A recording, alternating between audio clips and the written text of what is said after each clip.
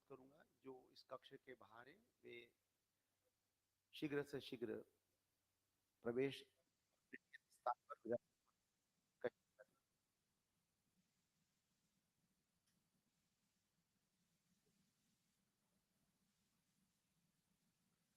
विषय है आज एक दिवसीय इस बायनियल कन्वेंशन में भारत यूएस और हम इस में इस के प्रथम जो नेतृत्व में मैं सभी अतिथियों से पुनः अनुरोध करूंगा कि वे अपने नियत स्थान पर विराजित होने की कृपा करें।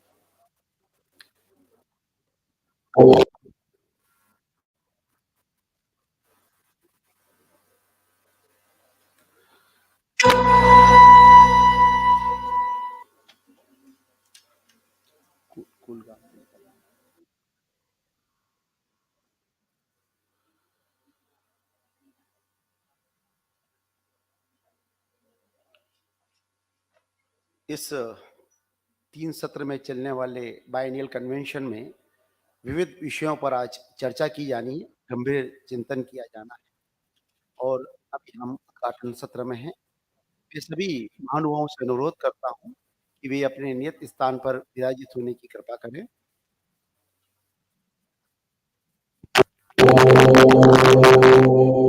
सभी महानुभावों से, अतिथिदयों से कि वे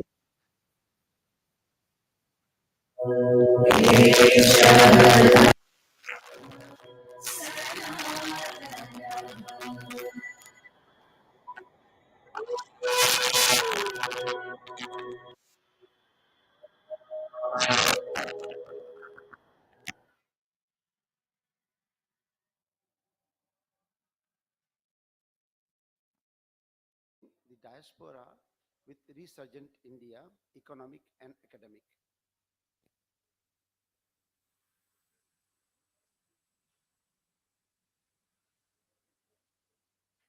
आज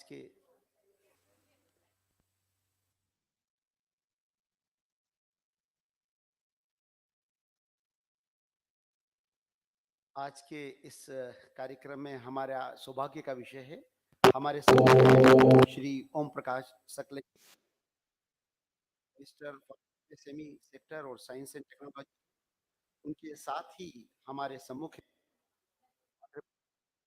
Prakash ji, member of parliament, साथ में हमारे परिवार की मुखिया, हमारी सबकी आदरणीय दीदी उषा ठाकुर जी, जो कि honourable minister of culture, tourism and अध्यात्म है मध्य प्रदेश शासन में, और हमारे साथ में मौजूद रहेंगे honourable Suresh Prabhu ji, member of parliament.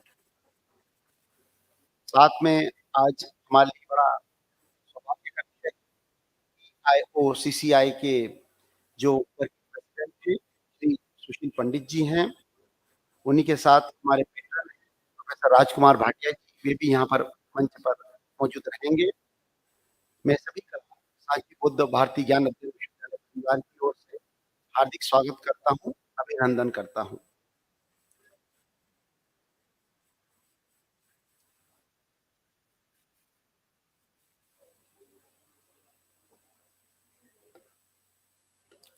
मैं सभी अतिथियों से पुनः अनुरोध करूंगा, महानुभावों से अपने स्थान पर विराजित रहें।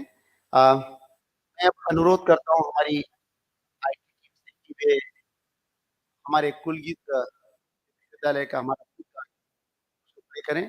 सभी महानुभावों से अनुरोध है अपने स्थान पर खड़े हो जाएं और हमारा गान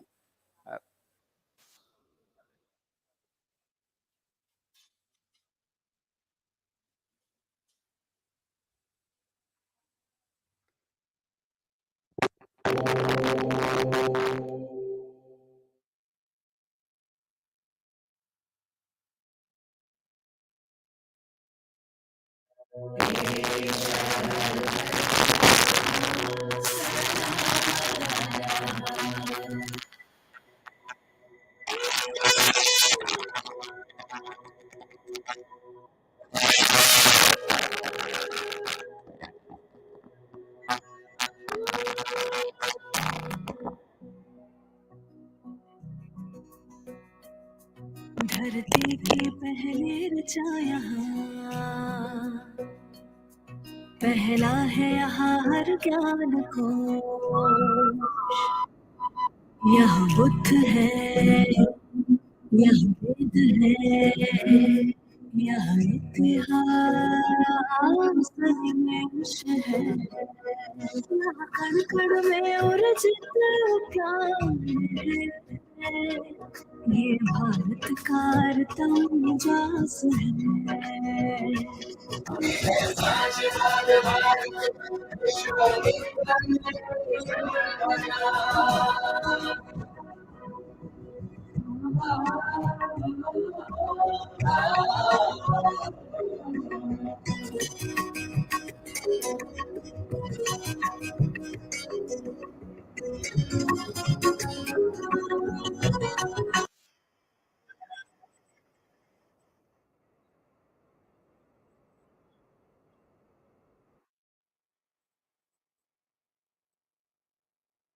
शोध का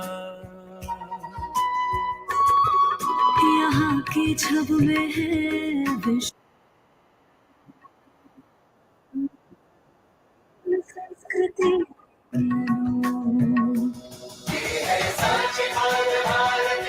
विश्वविद्यालय की श्रवण कला।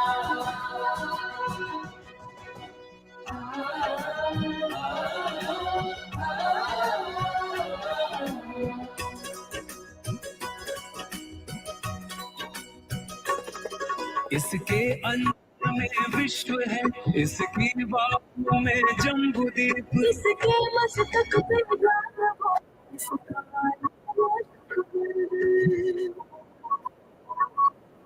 ये लोग भूमिगे रंग धरा, ये विश्व का ये है साझीदार भारतीय विश्वविद्यालय की श्रवण कला। सर्वेषां स्वस्तिर्भवतु, सर्वेषां शान्तिर्भवतु, सर्वेषां पूर्णं भवतु, सर्वेषां मङ्गलं भवतु।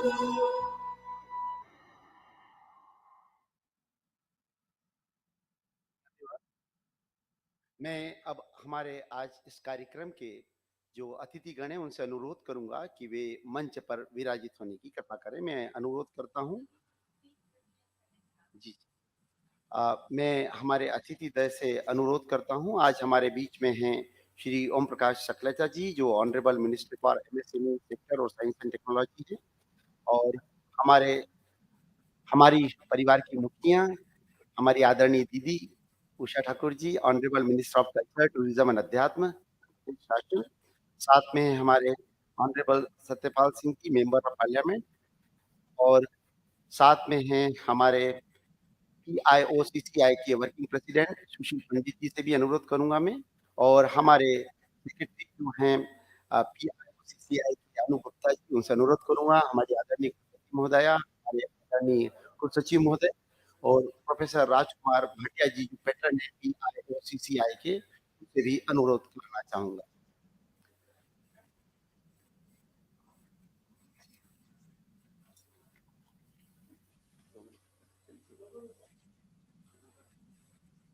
गजान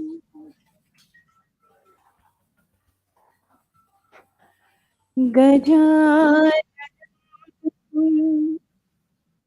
भूत गणादि सेवितं जन्म फला चारु भाषणम्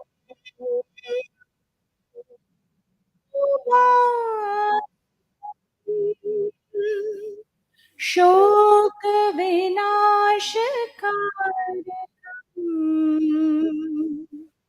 नमामि विघ्नेश्वर पदपङ्कजम्। मैं सभी अतिथि दल से अनुरोध करूंगा कि वे मंच पर विराजित होने की कृपा करें।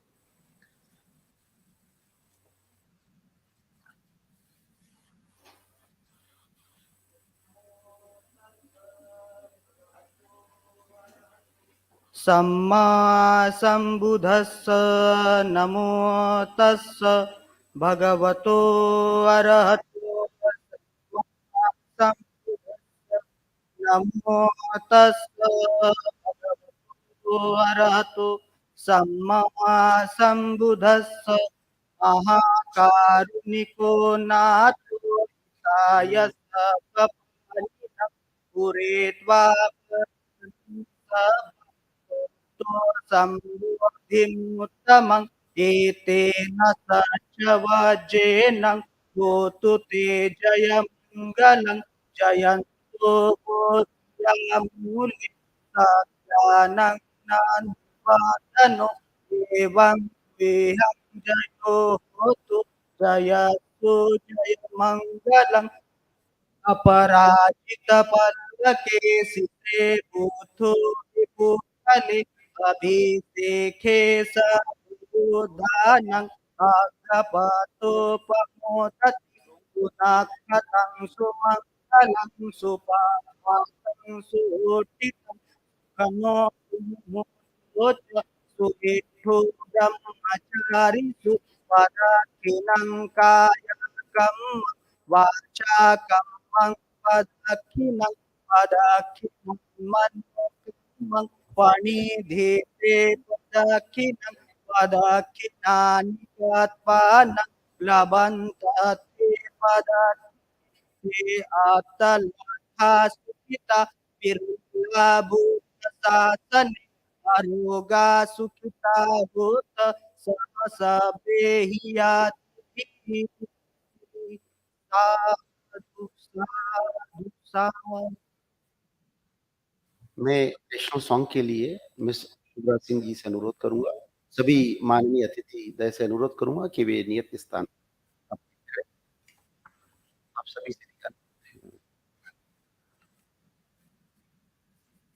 वन्दे मातरम् वन्दे मातरम् सुजलां सुफलां मलयजशीतलाम्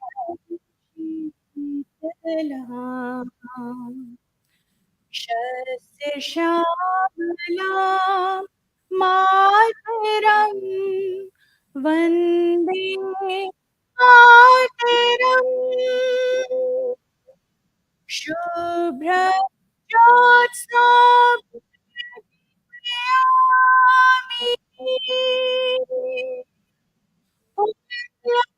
सुमिता धनुषोभिः सुहासिनी सुमधुरभाषिणी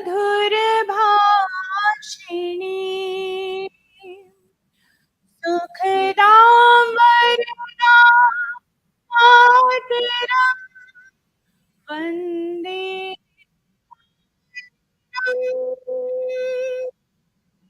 वन्दे मातरम् वन्दे मातरम्। भारत माता की धन्यवाद।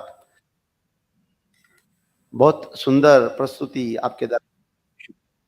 धन्यवाद आपको। अतिथि देवो भव हमारे आज हमारे लिए सौभाग्य का विषय है। ये परम आनंद का विषय है। हमारे बीच में आज हमारे अतिथि मौजूद हैं। मैं अब अतिथियों के सर्वप्रथम अनुरोध करना चाहूंगा हमारे श्री अनूप गुप्ता जी से, जो सेक्रेटरी हैं PIO के। वे हमारे आदरणीय ओम प्रकाश सकलेचा जी, जो कि मिनिस्टर हैं सेक्टर और साइंस एंड टेक्नोलॉजी का, उनका स्वागत करें, अभिनंदन करें। आप सभी से अनुरोध है, करता ध्वनि आप भी स्वागत करें।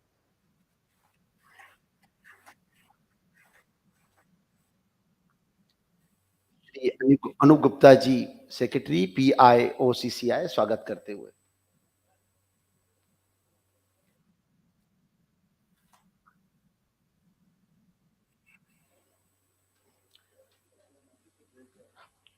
हमारे बीच में कई विदेशी यहाँ पर जो भारतीय मौजूद हैं, उन्हीं में से एक हमेशा मुस्कुराने वाले ऐसे श्री डॉक्टर राजीव गुप्ता जी, जो यूके से आए हैं। सेक्रेटरी पीआईओ सीसीआई के मैं करूँगा कि वे हमारे श्री आदरणीय सत्यपाल सिंह जी का जो मेंबर ऑफ पार्लियामेंट है, उनका स्वागत करेंगे।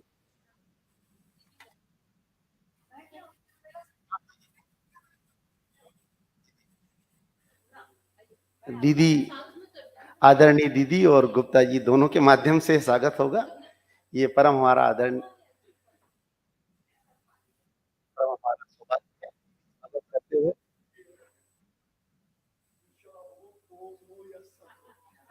वरिष्ठ सांसद श्री सत्यपाल जी का, डॉक्टर सत्यपाल सिंह जी का स्वागत करते हुए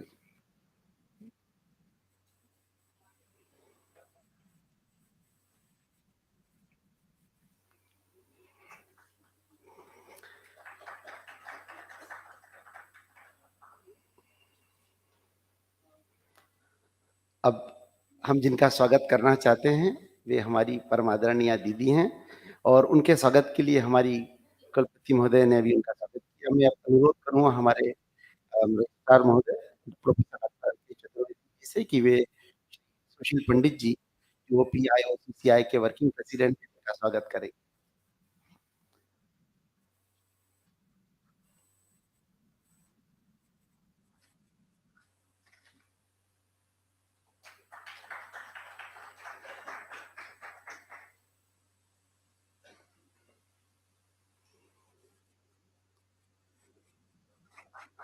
भारतीय मीडिया की जानी-मानी शख्सियत हमारे बीच में हमारे आदरणीय श्री उमेश उपाध्याय जी मौजूद हैं। मैं उनसे अनुरोध करूँगा कि वे प्रोफेसर राजकुमार भाटिया का स्वागत करेंगे। शायद कोई यहाँ पर मंच में यहाँ पर या सभागार में कोई ऐसा व्यक्ति नहीं होगा जो श्री उमेश उपाध्याय जी और राजकुमार भाटिया जी से परिचित न हो। दोनों का हम करतल ध्वनि से स्वागत करते हैं।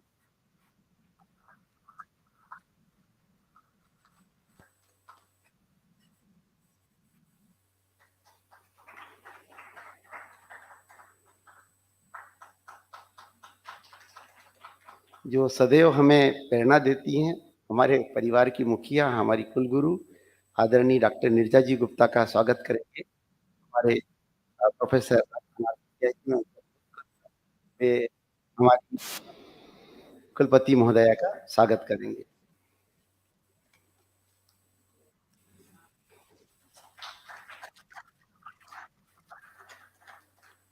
पुष्पों से और श्री शाल से स्वागत के बाद मैं अब अनुरोध करूँगा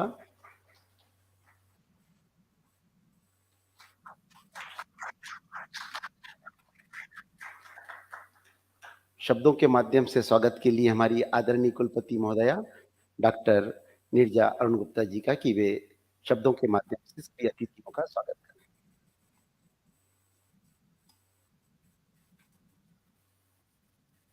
सादर सादर वंदन। सादर वंदन।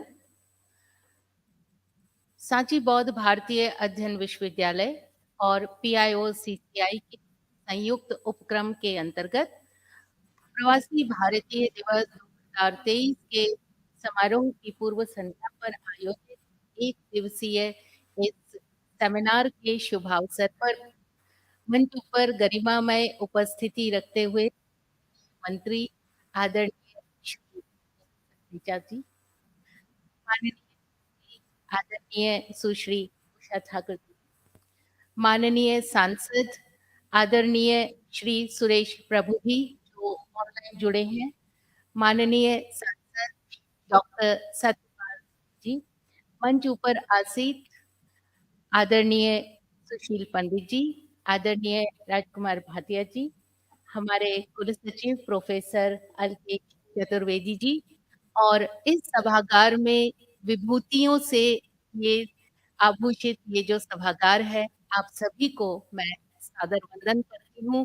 बहुत दूर से पद्मश्री विष्णु पंड्या जी, पद्मश्री शोभा घोष जी, आदरणीय उमेश उपाध्याय जी और पीआईओ के हमारे बहुत बहुत आदरणीय डेलीगेट्स और साथी परिवार।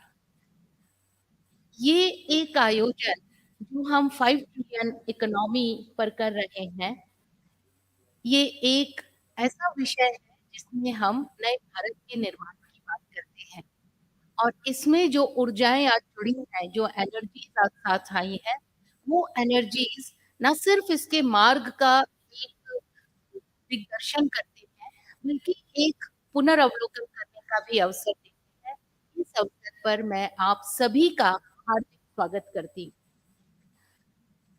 My sojourn with Indian diaspora started in 2003. The ex-secretary Shri J.C. Sharma, he asked me to write a history on the migration. I thought it would be an easy task because I just have to map out, okay, the prehistoric and religious journey, and then there is the brain drain, and but oh God, what a task he has given to me. Because I found that one area we migrated because like the indentured laborers. The other area we migrated because of the First World War and Second World War. In the third area we ventured because of the religious span of our culture. And at the fourth area we ventured as the businessman.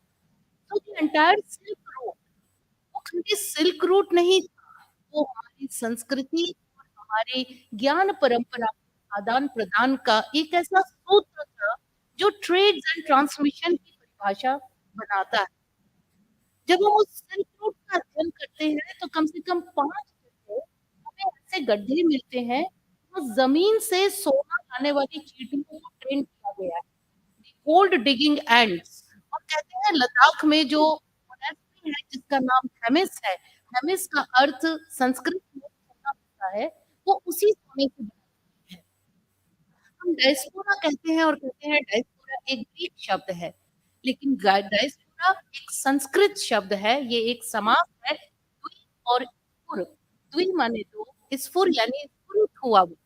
और Greek कैसे हो सकता है? Greek से तो बहुत पहले भारतीय जा चुके हैं, न जाने कितने अनजान क्षेत्रों में। और हम जिस भी क्षेत्र में गए, उस क्षेत्र का न सिर्फ हमने विकास किया, बल्कि अपनी भारत माता का जो एक मुकुट है, उसको भी उज्ज्वल किया।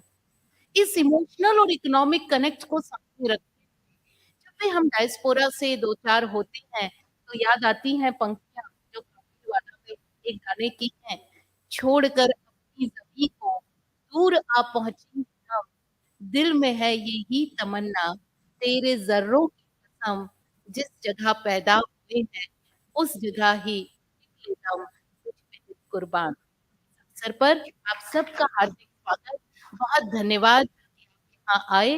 Let us take this journey ahead and create a trillion economy with industry and culture together. Thank you so much.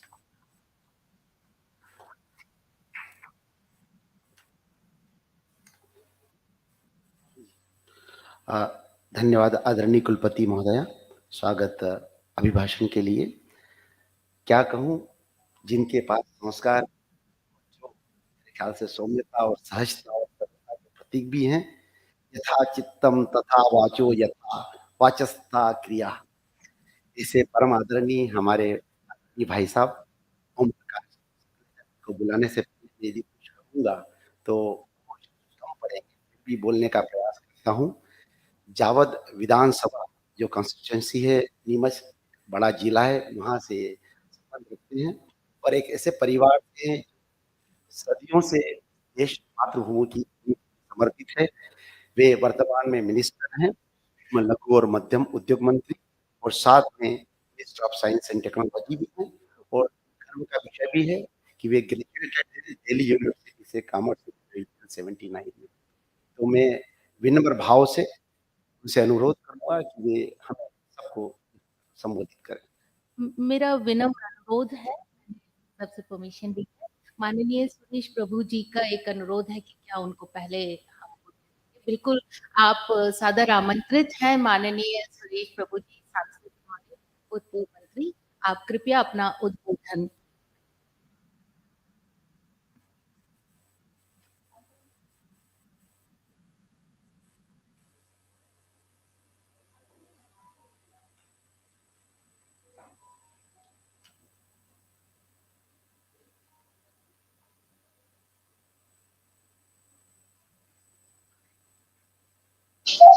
Hello,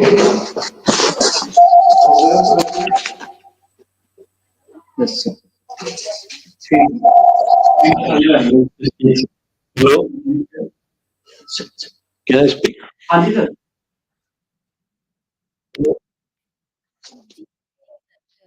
We can hear you.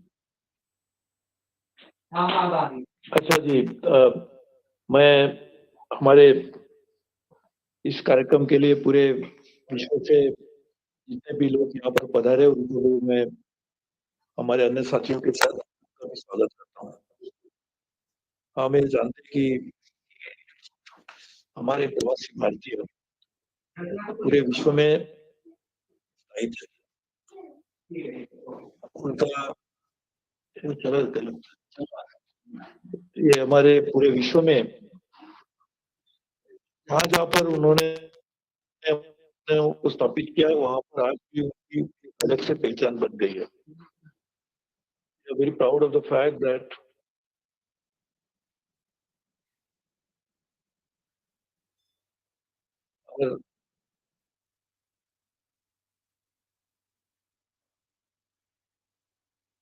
facing for themselves as well as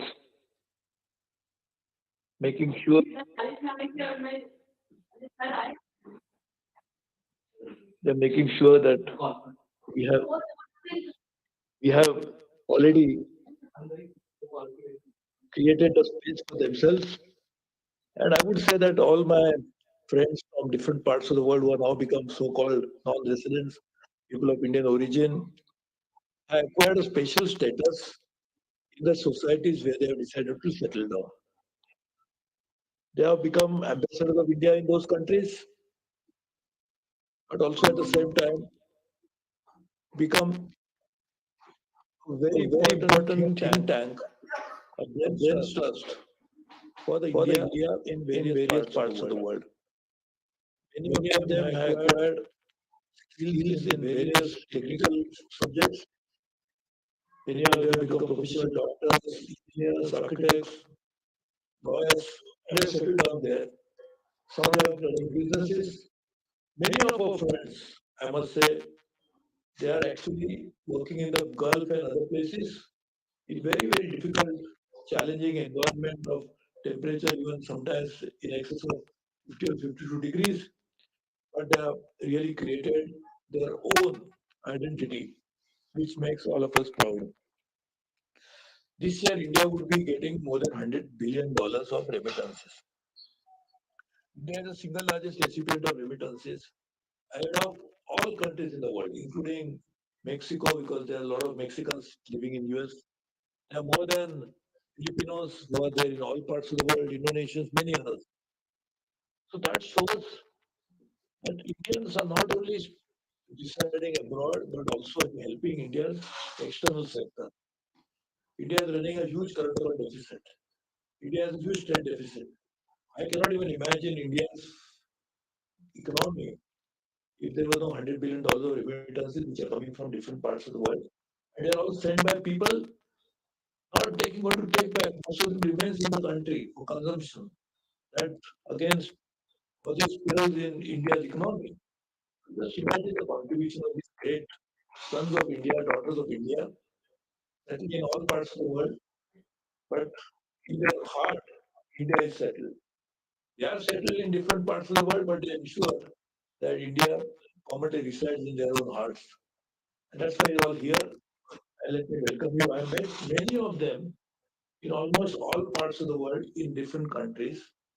And I've already interacted with them and I realized their love, affection, commitment towards the cause of development of India. Why India? India is a country, India is a geography, but India is a culture. India is a repository of civilizational wisdom. India is a country which ensures that longest living civilization imposes responsibilities, ensures that we can work in with a lot of responsibility to address global issues. India believes, and that's the Indian thought, which believes we are all, a world is a family. Then we call a family, that means any member of the family suffering from any challenges, he needs to be taken care of, protected. That was all the Hindu undivided family was all for. The Karta was had a responsibility to take care of all the poor personas. I think in that context, we are very happy that you are coming here to a very important place of learning of civilizational values which tries to promote in university, which is headed by a very eminent scholar, my dear friend Mr. Gupta, and I'm very happy that this is now hosting our great Pravasi Bharatiyas on this very auspicious day. I am very sure that we all will move forward, keeping in our heart a burning flame of ensuring that not only we have to develop ourselves, but we have to develop all others who need our help. And also the very fact that our ancient thought of Vasudhaiva Kutumbakam, why it must have been thought like this, can you imagine? Today we realize that we cannot address global challenges like climate change unless we all work together. During pandemic, we realize that unless everyone is safe, no one is safe. So this is a realization which has come to us lately as a global community. But that thought that originated from India, from Bharat, we said that Vasudhaiva Kutumbakam means the whole world is family because the world is not treated as family. No one in the family can ever be happy. You cannot be happy unless climate change is addressed globally. You cannot address climate change by sitting in one village. But this is a problem which is manifested and which is caused by global action. We have to take care of all these issues in a way that we can all live in harmony, in peace, in happiness. To do that, we must realize that we are all part of a same generational entity. Now, the science has proved that any part of the world, anything happening, other get affected. Oceans are united by some form. The sky is the same; it goes from one part of the world to another.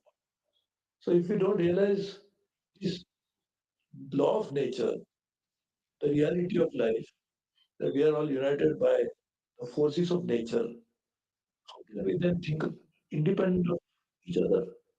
And that's why I personally feel that Pravasi Bharat Divas is one idea to reunite our own thought processes. It again brings together the beating of hearts, which happens in different locations, but is united by this very important thought. Heart beats are caused because of normal movement of body, but heart also beats because it has sentiments, it has certain ideas, and that idea is how to make sure that this ancient thought, which originated from India, from Bharat, from Vedic philosophy, from ancient ideas, how can we make that thought all pervasive and ensure that all will benefit from this thought? How do you make sure that we all we live in different parts of the world not forget that we are all united, a common thread of humanity, of ensuring we all work in a way that causes harm to others. And therefore, I'm very happy that we are meeting in University, Sun University. Where this university is a seat of learning, wherein we try to bring together all these ideas together. Gautam Buddha was born in Nepal. I always say that Siddhartha was born in Nepal, Gautam Buddha was born in India. But Nepal, where he born is not important. He was born in human form in a body. The thought was born with him. The idea was born. And therefore, idea is of how to promote, sure that we all will benefit from our traditional knowledge and ideas. Today we have a responsibility to prosper in a way that will cause damage to others.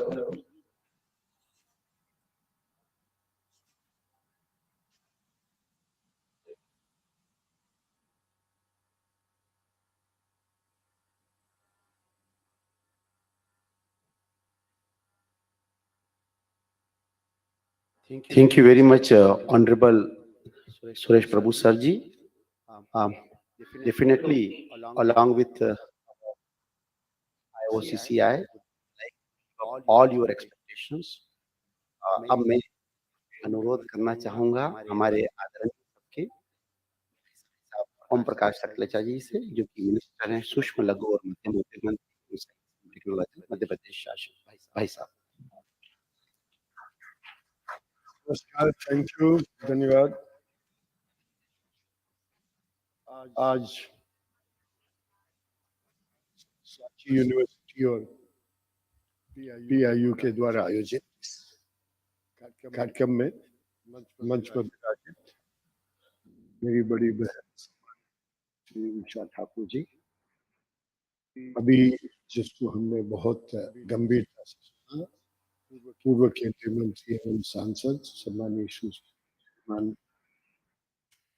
प्रभु जी, हमारे साथ एक और सांसद विराजित है इस मंच पे, सम्मानीय श्री सतपाल मलिक जी, हमारे इस कार्यक्रम के अध्यक्ष श्री सुशील पंडित जी, हमारी डॉक्टर जो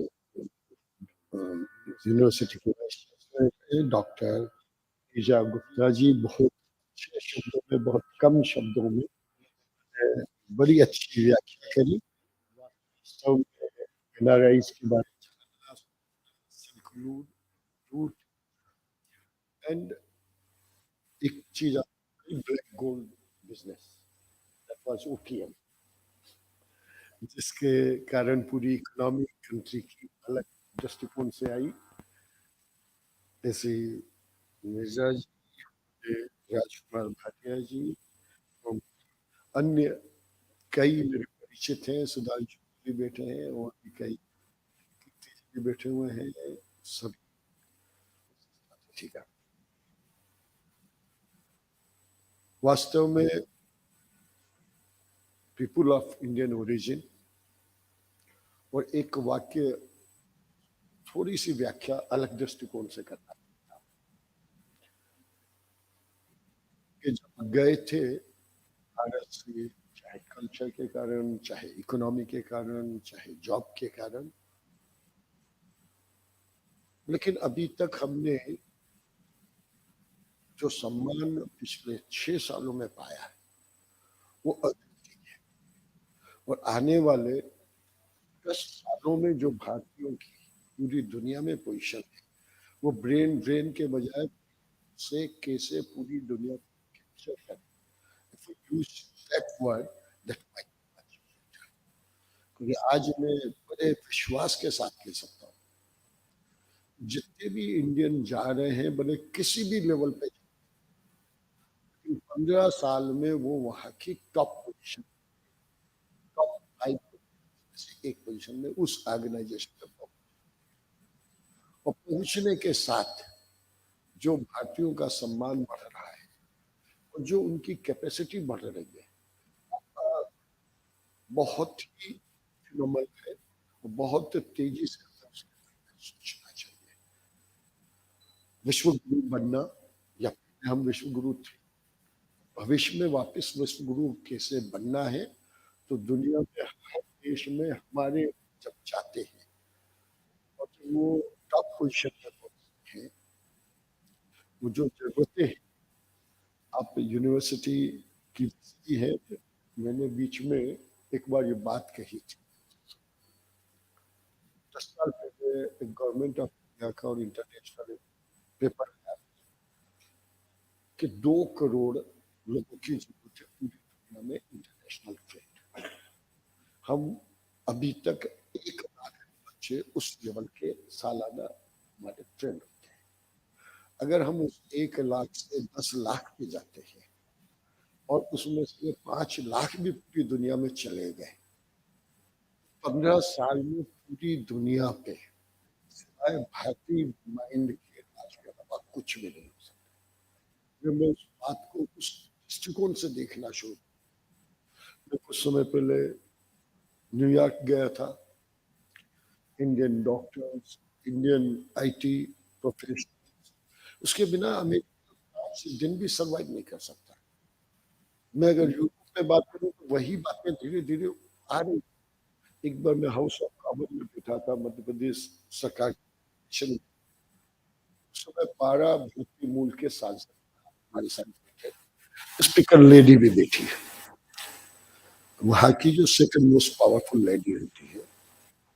और एक दिन की चर्चा के बाद ये कंक्लूड हुआ, we are afraid of Asians और इंडियंस, ऐसा ना हो हमारे देश में वो राज करने, क्योंकि जिस तरीके से वो उनकी ग्रोथ और कैप्चर कर रहे हैं, लेकिन वो by heart, because by heart, because यहाँ की पार्टी ने उनको पाल पोस के बड़ा किया, वो वापस भारतीय परंपरा को निभाए। इसलिए जब ये बात आई, आज बहुत मुश्किल था मेरे आना। मैंने कई बार कोशिश की इस कार्यक्रम से बचने, सुधांशु जी ने अड़े के नहीं आना पड़ेगा, मेरे में 2 बजे ग्वालियर में कार्यक्रम है, कल फिर आप स्टार्टअप आईटी की कार्यक्रमों सेशन में रहना है। तो लेकिन वास्तव में यहाँ आने के बाद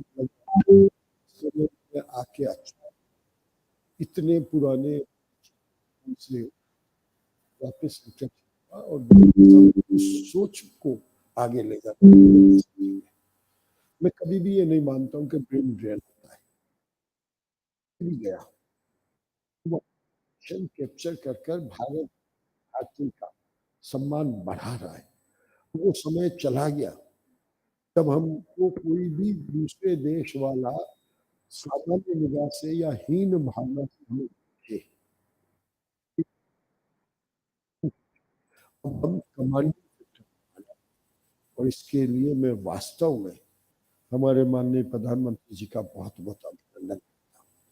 और मैं केवल अपनी बात समाप्त करना चाहूंगा, ये जो अपॉर्चुनिटी आने वाले समय आ रही है, वो कैसे कैप्चर करना, कैसे 1 लाख की जगह 5 लाख बच्चे हमारे पूरी दुनिया में जाकर हमारी हर वहाँ की पोजीशन को कैप्चर करें, उसके बारे में कुछ सोचें। चाहे वो वहाँ की पावर हो, चाहे वहाँ की इकोनॉमिक पावर हो, चाहे सोशल पावर हो, चाहे पावर। मैं देख रहा था 20 साल पहले मैं जब जापान था, लास्ट 45 years, आज जापान सोच रहा है कि उन्हें 8 लाख लोगों की जरूरत है, नहीं तो उनका देश स्टिल हो जाएगा। अभी पीछे जर्मनी का आया, 4 लाख लोगों की जरूरत है। अभी इससे कई कंट्री जो आ रही है, उस पोजिशन में हम अपने कल्चर, अपने एजुकेशन के, जेनेटिक साइंस का अगर थोड़ा सा मैं जानता नहीं हूँ, अगर ऑब्जर्व करूँ तो ये इंडियन ब्रेन इंडिया का वन ऑफ द बेस्ट, कहीं पे भी जाएगा कैप्चर करेगा। रियली जितने भी यहाँ रीजन बैठे हैं उनको सलाम करता हूँ के कारण, उनके से वहां से बैठने के कारण आज वो जो नई टीम आई, माननीय प्रधानमंत्री जी ने जो बैलेंस किया, ना वो इसी कठिन परिस्थिति में वहां लेके भारत का धीरे धीरे सम्मान बढ़ाया, और हम सबको वहां पोजीशन कैप्चर करने में उनकी बड़ी थी। इसीलिए मैंने सोचा कि आज कम में बैठकर आपसे चर्चा करूं। मुझे अभी थोड़ा सा निकलना पड़ेगा क्योंकि 12 बजे की मेरी फ्लाइट है and I have to reach there before 11:30 to Gwalior, इसलिए आप लोगों के साथ भी ज़्यादा समय बिता पा रहा हूँ। लेकिन विश्वास है कि कल परसों में अपन अलग-अलग प्लेटफॉर्म पे मिलकर अन्य कई विषयों पर चर्चा करेंगे। पुनः आप सबका मध्य प्रदेश की इस पवित्र धरा पर बहुत स्वागत एवं अभिनंदन करता हूँ, इस विश्वास के साथ कि आने वाला समय मध्य प्रदेश में भी आप सबका आपके माध्यम से आपके मित्रों का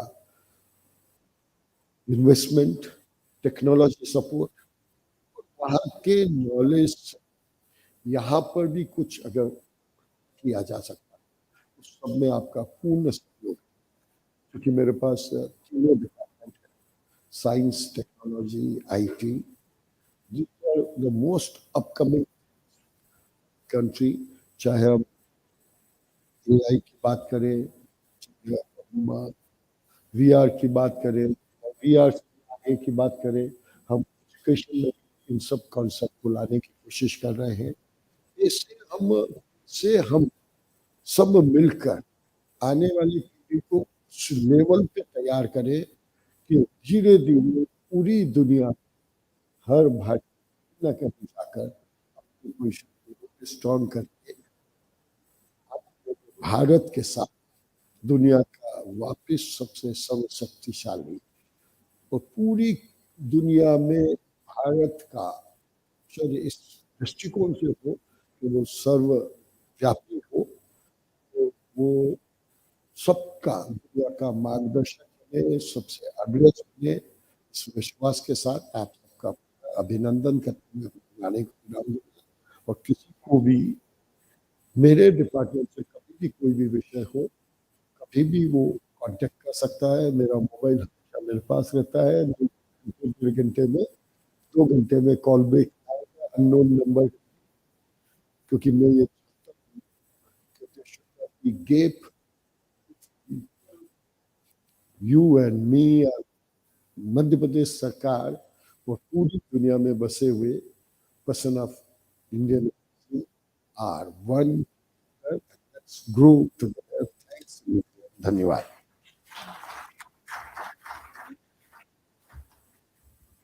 नाम जिनका यहाँ उल्लेख करना अत्यंत आवश्यक है वो अभी पिछले दिनों एक एक्सीडेंट को उन्होंने किया और यहाँ नहीं आ पाए। आदरणीय हमारे मनीष गुप्ता जी PIO टीवी नहीं आ सके हैं, लेकिन पूरा प्रोग्राम वो वहाँ लाइव देख रहे हैं। हम उनको यहाँ ना सिर्फ मिस कर रहे हैं, लेकिन उस स्थिति में भी उन्होंने संचालन सूत्र उसका संभाला रखा है। उनका भी मैं हार्दिक स्वागत और धन्यवाद करती हूँ। आदरणीय भाई साहब का बहुत-बहुत धन्यवाद।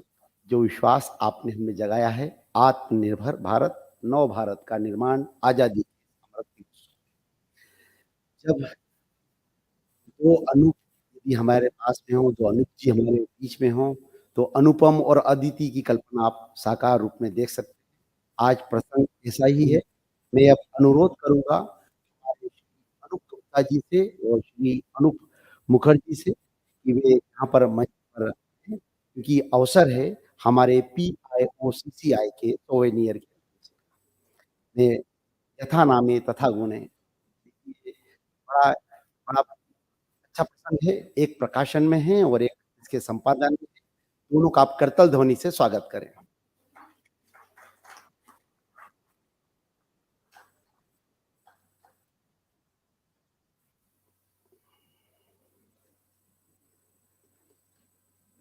PIO CCI के ये 100वें ईयर का लॉन्चिंग समारोह है। मैं अनुरोध करूँगा श्री अनु गुप्ता जी से भी, राजीव गुप्ता जी से भी, हम अन्य मंच पर इस अवसर पर उपस्थित हों। सभी सदस्यगण से अनुरोध है।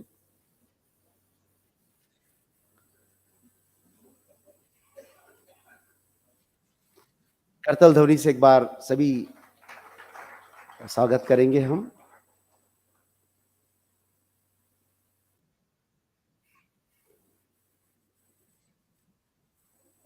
धन्यवाद। अच्छा, एक और प्रसंग है जिसमें हमारा विश्वविद्यालय और उसकी कुलगुरु हमारी डॉक्टर नीरजा गुप्ता जी की एक किताब है जो महात्मा गांधी पर आधारित है। सभी अतिथि हृदय से अनुरोध करूंगा कि वे इसका भी यहाँ पर रिलीज करेंगे। महात्मा गांधी के प्रसंगों को लेकर लिखी गई विभिन्न खंडों में विभाजित यह पुस्तिका पठनीय है, संग्रहणीय है और ऐसे समय में जब हम स्वच्छता अभियान के माध्यम से देश में स्वच्छता की अलग जगह है, ऐसे में महात्मा बापू के पुण्य प्रसंगों को प्राप्त करना अपने आप में एक अविस्मरणीय प्रसंग है।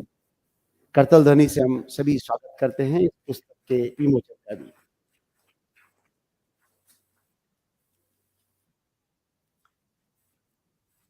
सभी अतिथियों को धन्यवाद हृदय से।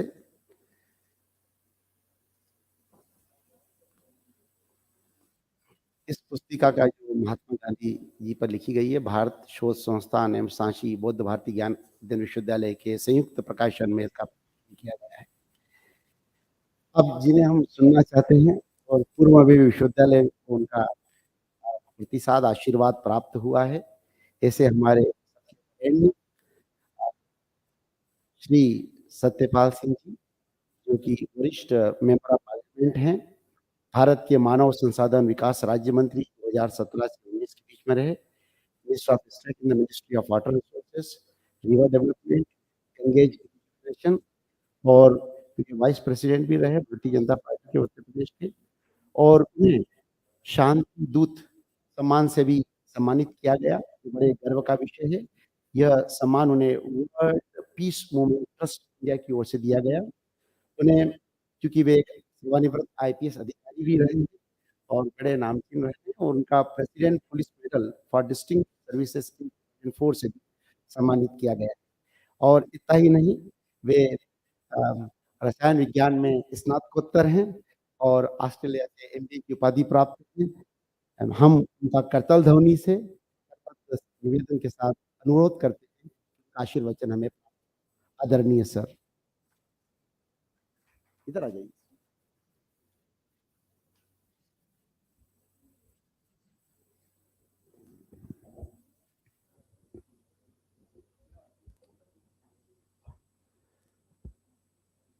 ओम विश्वानि देव सवितर दुरितानि परासुव यद्भद्रम तन आसुव शांति शांति शांति।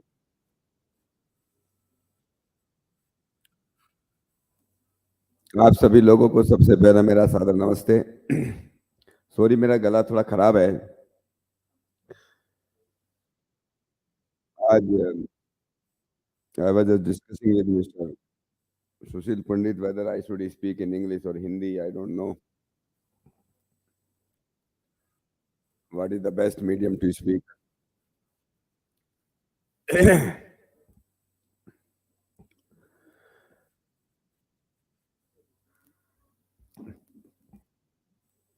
आज मंच पर उपस्थित जिनको हम अभी सुन रहे थे आदरणीय श्री ओम प्रकाश सकलेचा जी, आदरणीय सुश्री उष्मा ठाकुर, प्रोफेसर राजकुमार भाटिया जी, जिनको हमने अभी सुना आदरणीय श्री सुरेश प्रभु जी, आदरणीय श्री सुशील पंडित जी और जिनके कारण मुझे यहाँ आने का आज मौका मिला। Very dynamic and visionary vice chancellor, very distinguished scholar हमारे बहन डॉक्टर गुप्ता जी, श्री अल्केश चतुर्वेदी जी, बहन सोमा घोष जी भी दिखाई दे रही हैं, श्री विष्णु पंड्या जी, all the guest delegates coming from PIO, CCI and other parts of the country, all the brothers and sisters who have joined here from different parts of the world and making Mother India proud of their contribution. Since time immemorial,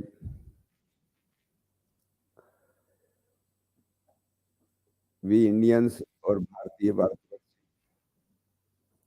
we always believed in Vasudhaiva Kutumbakam.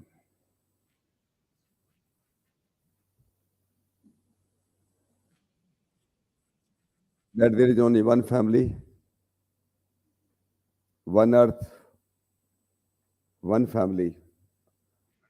Presidency of this G20 has again echoed this question. One earth, one family, and one future. As the Honorable Suresh Prabhuji was telling, unless we realize that we are all one, we are the children of one nature and one code, we cannot progress. Perhaps in the last about few years, the kind of opportunity have been created. The world is converging on so many emergent issues like COVID-19 and becoming one, fighting as one strategy, we became victorious. If we want to have prosperity, if we want to have the peace in our lives, there is no alternative but to believe, and not only to believe, but to work unitedly that this earth belongs to us. This world is ours. That is why in our Vedic culture, we always sang the song, Mata Bhumi Putra Divya. This earth is our mother, and we are all her children. Sarve loka sukhino bhavantu. The whole world should become happy and prosperous. And how to create this peaceful and prosperous? We have heard and we have read, this repeats itself. Thousands of years before, if you don't believe millions of years before, I believe for one, millions of years before. If we are all faithful in the religion, if you go to Hardwar, you go to Rishikesh, you go to Banaras, you go to Ujjain nearby. Our Pandit Brahmins, they recite one mantra, we call it Sankalpa Path. And in the Sankalpa part, they have been counting each and every day. Om Tat Ditya Prarde, Vyavastu Manmanvantre, Ashtavin Kali Yuge, Kali Pratham Charne. And they count, there have been 1,097 crore years have passed by.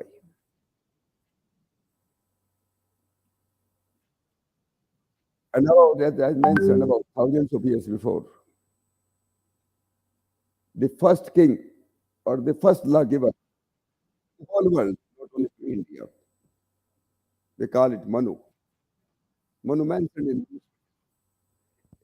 Etate Deshe Prasutasya Sakasat Agrijanmane Swam Swam Charitram Srim Prathivyam Sarumanva. O people of the world, of the entire globe, come to Bharat, the land of knowledge and learning, if you really want to be happy. thousands of years before. Because this Manusmriti has been quoted even in the Valmiki Ramayana, even in Valmiki Ramayana, even in Mahabharata. It predated before Mahabharata. Then again, in the recent past, we have heard Maharshi Dyananda Saraswati. And Maharshi Dyananda Saraswati very emphatically stated that until about 5,000 years before, this country had emperor of emperors, Chakrabarti Samrat. Till Yudhishthir, this land was having Chakrabarti Samrat. This land was full of all the pleasures. We used to call it Sone ki Chidiye. And that is why all these plunders, they came from outside to loot this country. This country was too prosperous. And that is why Ishidyanand gave us the mantra. What is the mantra? Let us reinvent ourselves. Reinvent this India, reinvent this country. Let us know how great this country was. And many of our, especially our students, I would like to remind them that after reading Dayanand Saraswati, before Maharshi Dayanand, he used to criticize India. He criticized or misinterpreted our Veda. But after studying the Rig Veda, Bhashya Bhumika, after reading the commentary of the Vedas of Rishi Dayanand, this Max Miller, many of you must be knowing, he wrote one book, and this book is, though he had delivered lectures at this Cambridge University, and he wrote one book, the book named India, What It Teaches. I would like to quote from that book. In order to make our life more perfect, more comprehensive, more universal, in fact, more human, a life not for this life only, but a transfigured and eternal life. Again, I should point to India. This great scholar, if you want to learn, we have to come to India and we have to learn from India. And now, our charismatic leader, our tallest Prime Minister, Sri Narendra Modi, has become the harbinger of new prosperity. Visionary policy, his decisions of financial inclusion more than 1 billion people outside this country, perhaps they would not be able to believe. Transforming basic infrastructure, highways, waterways, airways,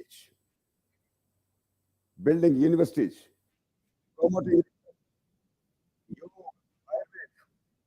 creating skilling, upskilling, reskilling facilities for our youth, and justice for all.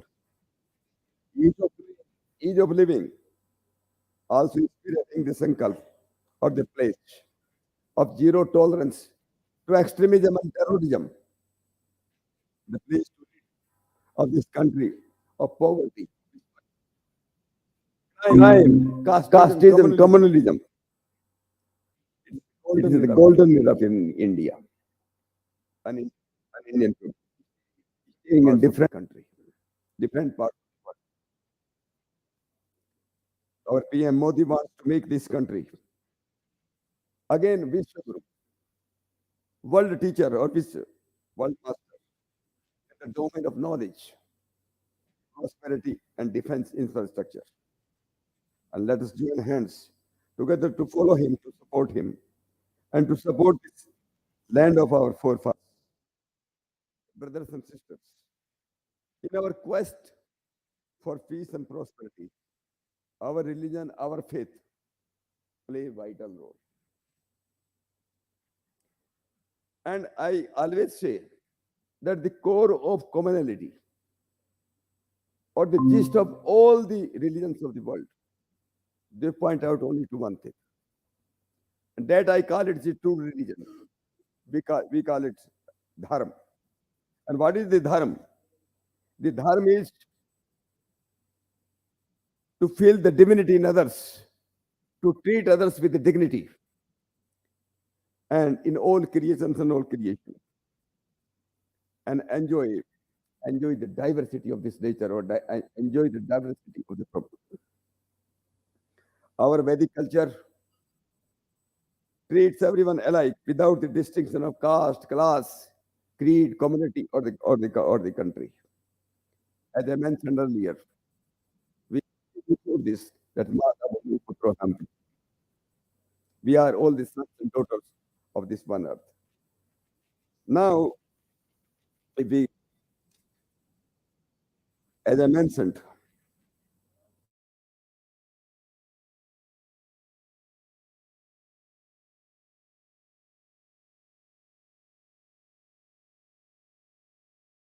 Mahakal, Mahakal in Ujjain.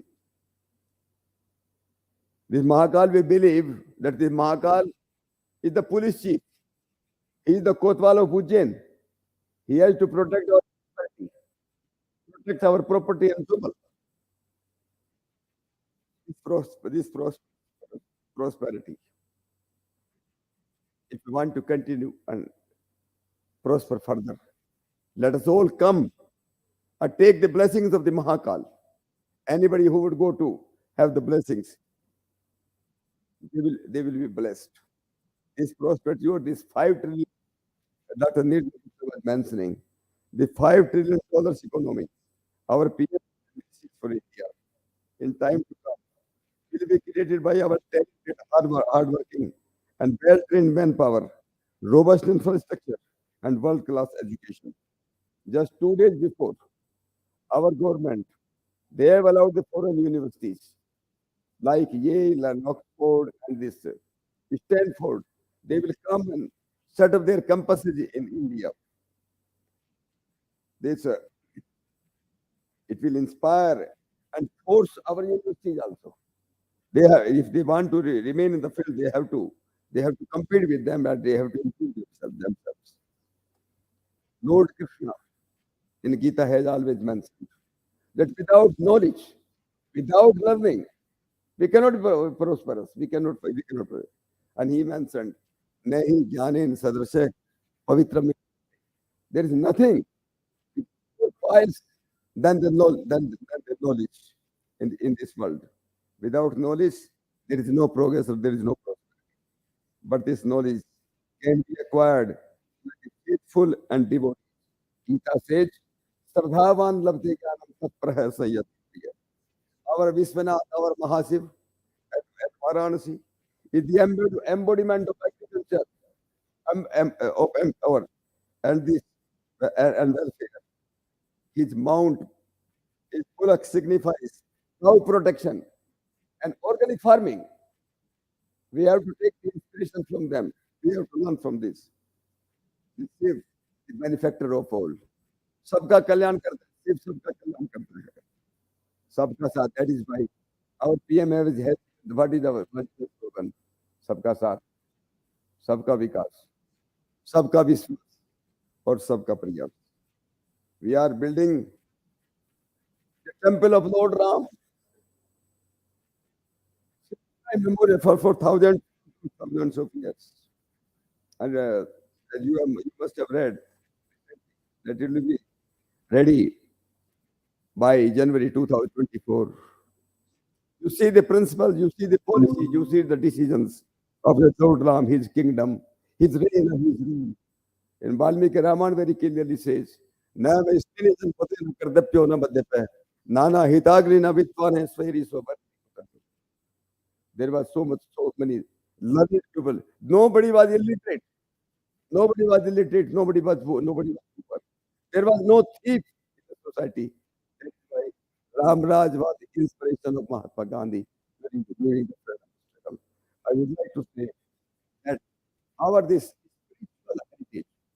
spiritual heritage, our cultural heritage, is also important, because culture is spiritual, and the combination of the both is our culture, is our culture. or we call it Vedic culture. If we really want to have this 5 trillion economy, you know that there are so many things which is required, and this requires that we must have the political stability. Unfortunately, after 30 years, in 2014, this country got that political stability under the leadership of our visionary Prime Minister. Narendra. As I mentioned, I don't know how much I have to speak. I will. You have to finish now. Mr. Secretary has to go. So, I just wanted to say that there are, I can quote, our very culture has always believed in ten Tayyaktin Punjita. We have to enjoy the fruits of our hard labor, but with renunciation, taking care of everyone else around us. This is the culture, this is the message of nature. And that is why we have to build universities. We have to build the universities of the world standard. World standard. We have to develop our cultural and spiritual corridors. And we can inspire others. That is why the thousands of the foreigners they are coming to India for seeking. This country can give peace. This country can give prosperity. This country can give that kind of the culture. It can make our life, we want life is a combination of four things: body, mind, intellect, and soul. If you really want to be fulfilling in life, really want to succeed in life, we have to cater to the requirements of these four things. That is why our culture, our Vedic culture, provides for all these things. I think with these things, I stop here, and I'm really grateful to Dr. Nirjo Gupta ji for allowing or giving me the opportunity to share my views. I wish you all the best. Thank you very much.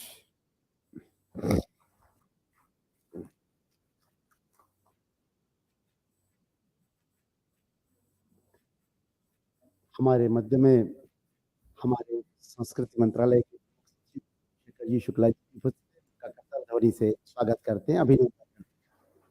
ये हमारे लिए बड़े गर्व का विषय है। Once Vivekanand ji said that India will be raised with the power of the spirit, that too with the flag of peace and love. So, sir, you are very rightly remarked that we should feel pride about our spiritual and heritage. And we are very lucky to have, strong leadership in the form of Honorable Prime Minister Narendra Modi ji. Now, I think हमारे लिए ये समय है गर्व का, जिनको हम हमेशा सुनते हैं और करीब पाते हैं, हमारी परम आदरणीय दीदी का, जिनका परिचय मेरे ख्याल से सभी भारत के कोनों में, भारत की जो संस्कृति का पताका जो है संस्कृति में और अध्यात्म में अभी जारी है और आगे भी जारी रहेगी। इसकी सम्माननीय सर से अनुरोध कर दिया करने के लिए। हाँ जी, आपका सर स्वागत कर। हाँ जी जी। तो मैं जिनका जिक्र कर रहा था, क्षमा चाहूँगा, वे एक मध्यम वर्गीय परिवार से संबंध रखती हैं और बड़ी सहज और सुलभ है। 3 बार ये मेंबर ऑफ लेजिस्लेटिव असेंबली रही हैं, अभी हैं, और बचपन से ही साहित्य और सृजन में उनकी रुचि है। हिंदी साहित्य पे बड़ी अच्छी पकड़ है और इतिहास विषय की भी वे बड़ी हैं। एमए धार्मिक समारोह हो या कोई सांस्कृतिक समारोह हो, उसमें ना हो ऐसा हो ही नहीं सकता।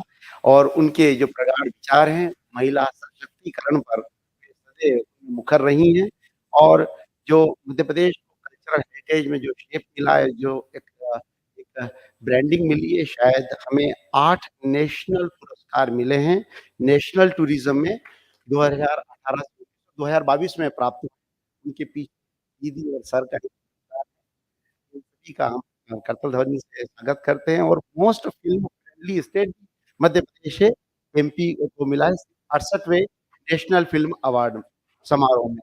Best value destination world category में मध्य प्रदेश को सम्मान दिलाने वाले ऐसी परम आदरणीय दीदी का हम स्वागत करते हैं, अभिनंदन करते हैं। उनके आशीर्वचन के लिए आमंत्रित दीदी। सांची विश्वविद्यालय और PIOCC के इस संयुक्त कार्यक्रम में मंच पर विराजित परम आदरणीय हमारे अभी ओम प्रकाश तकलेचा जी जो हमारे बीच से गए, सुरेश प्रभु जी को हमने सुना। हम सौभाग्यशाली हैं कि सतपाल जी का बहुत ही प्रामाणिक उद्बोधन हमें यहाँ सुनने को मिला, जिसने भारत और भारतीयता के को दुनिया में स्थापित करने का महत्वपूर्ण हमारे अध्यक्ष सुशील पंडित जी, परम आदरणीय वैचारिक अधिष्ठान के प्रणेता राजकुमार भाटिया जी, हमारे प्रमुख सचिव शिवशेखर शुक्ला जी और परम विदुषी हमारी कुल गुरु आदरणीय निर्जा गुप्ता जी, हमारे रजिस्ट्रार अल्केश चतुर्वेदी जी और देश दुनिया से पधारे आप सब भाई बहनों का भारत के हृदय प्रदेश मध्य प्रदेश की इस पावन धरती पर मध्य प्रदेश सरकार संस्कृति विभाग की ओर आप सबका कोटि कोटि अभिनंदन करती हूँ कि आप सब यहाँ पधारे और हमारे राष्ट्र नायक प्रधानमंत्री माननीय नरेंद्र भाई मोदी जी इस $5 ट्रिलियन इकोनॉमिक अपेक्षा राष्ट्र के हर व्यक्ति से कर रहे हैं, उसको सफलता की चरम तक आप और हम सब मिलकर कैसे ले जाएं, कैसे आत्मनिर्भर भारत पूरी दुनिया में अपनी इस प्राचीन साख को पुनः स्थापित, क्योंकि अनादिकाल से हम विश्व गुरु थे, सोने की चिड़िया थे। जब हम अपनी मौलिक परंपराओं वेदों पर आधारित सत्य सनातनी परंपराओं से चलते थे, लेकिन कालांतर में हजारों साल की गुलामी ने हमारे सारे वैशिष्ट्य से हमको पृथक कर दिया और नई शिक्षा पद्धति ने हमारी सर्वश्रेष्ठ मान्यताओं नेस्त नाबूद करने में कोई कसर नहीं छोड़ी।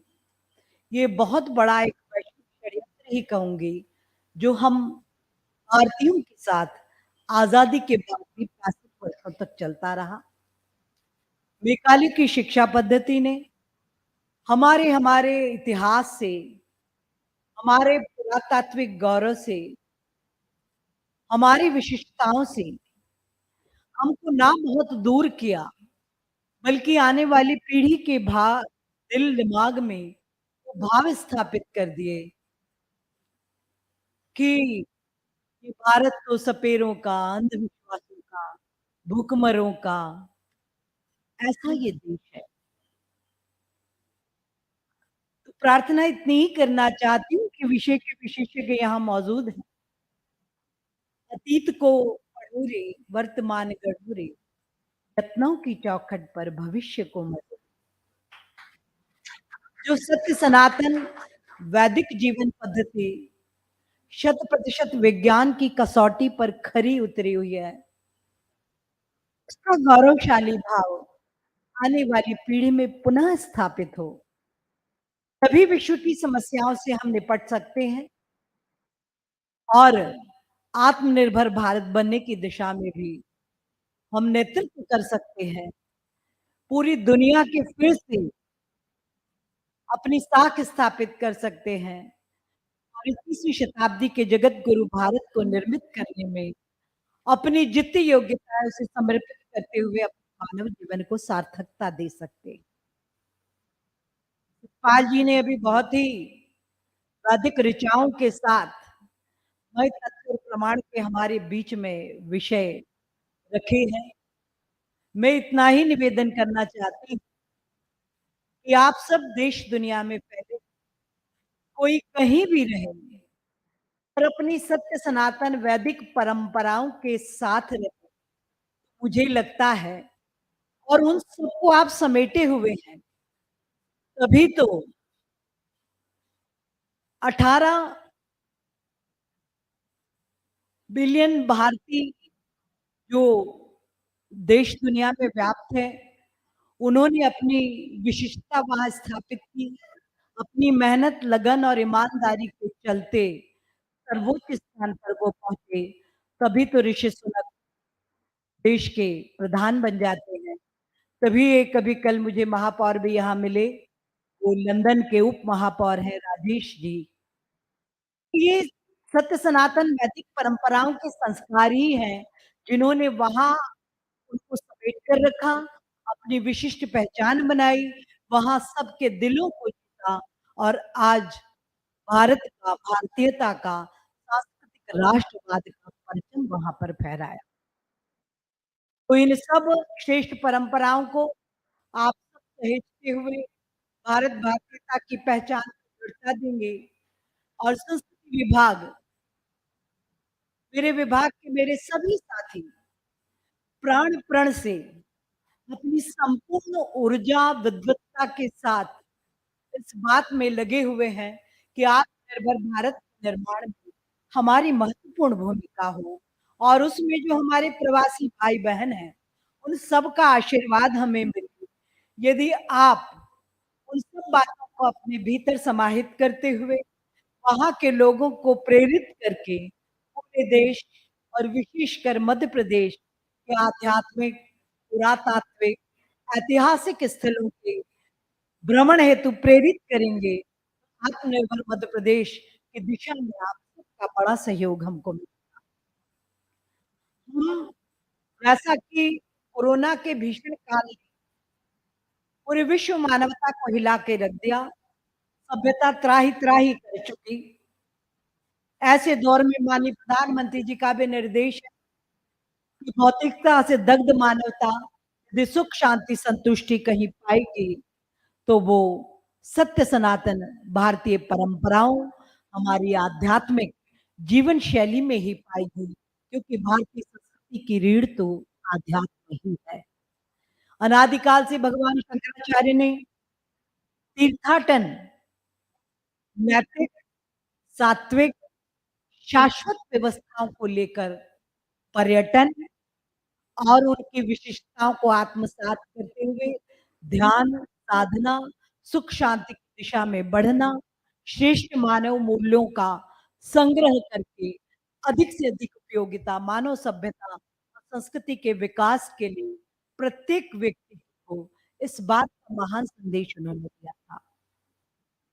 और शंकराचार्य जी, जैसे कि अभी बताया, हमारी देशभक्ति और हमारा धर्म दोनों का कुल मिलाकर यही कहना है कि हमें अपना मिला हुआ काम, अपना कर्तव्य यदि हम मेहनत, लगन और ईमानदारी से करें तो इससे बड़ा ना तो कोई धर्म है और ना तो कोई देशभक्ति है। भगवान शंकराचार्य जी ने भी कहा, आत्मा तुम गिरजामति सचराहा प्राणाहा शरीरम ग्रह पूजा ते विषयोपभोग रचना निद्रा समाधि स्थिति संचारः पदयोः प्रदक्षिणावधि स्तोत्राणि सर्वा गुरु यद्यत् कर्म करोमि तत्तत् दखिलम शंभो तव आराधनम। यदि हम हमारे कर्तव्यों को समर्पित भाव से करते हैं, वही हमारा आध्यात्म और वही हमारी देशभक्ति है। मध्य प्रदेश की सरकार आध्यात्मिक पर्यटन को विकसित करने के लिए समर्पित भाव से काम कर रही है, और अभी पूरे देश, पूरी दुनिया ने देखा कि महाकाल महालोक विश्व के इस नाभि स्थल को अद्भुत तीर्थाटन क्षेत्र के रूप में हमने परिवर्तित किया। हमारे विभाग को इस सेवा का माध्यम बनाया गया। हम बहुत सौभाग्यशाली हैं। और महालोक, महाकाल के बाद मुझे आपको बताते प्रसन्नता होती है कि लगभग 1 लाख भाई बहन प्रभु महाकाल के दर्शन को रोज पधार रहे हैं। हमारे पास एक ज्योतिर्लिंग और है, ओंकारेश्वर महादेव। वहां भी हम भगवान शंकराचार्य के सिद्धांतों को लेकर अद्वैत का एक विराट संस्थान स्थापित करने जा रहे हैं, ताकि आने वाली पीढ़ी भी वेदों को, वैदिक जीवन पद्धति को, सनातन परंपराओं को वैज्ञानिक कसौटी पर कसते हुए अभी के जीवन में उतारे और दुनिया में उसे विस्तारित करे। क्योंकि हमारा कोई भी कामकाज विज्ञान से पृथक है। एक छोटा सा उदाहरण आपके सामने रखना चाहती हूँ कि कोविड के महाकाल में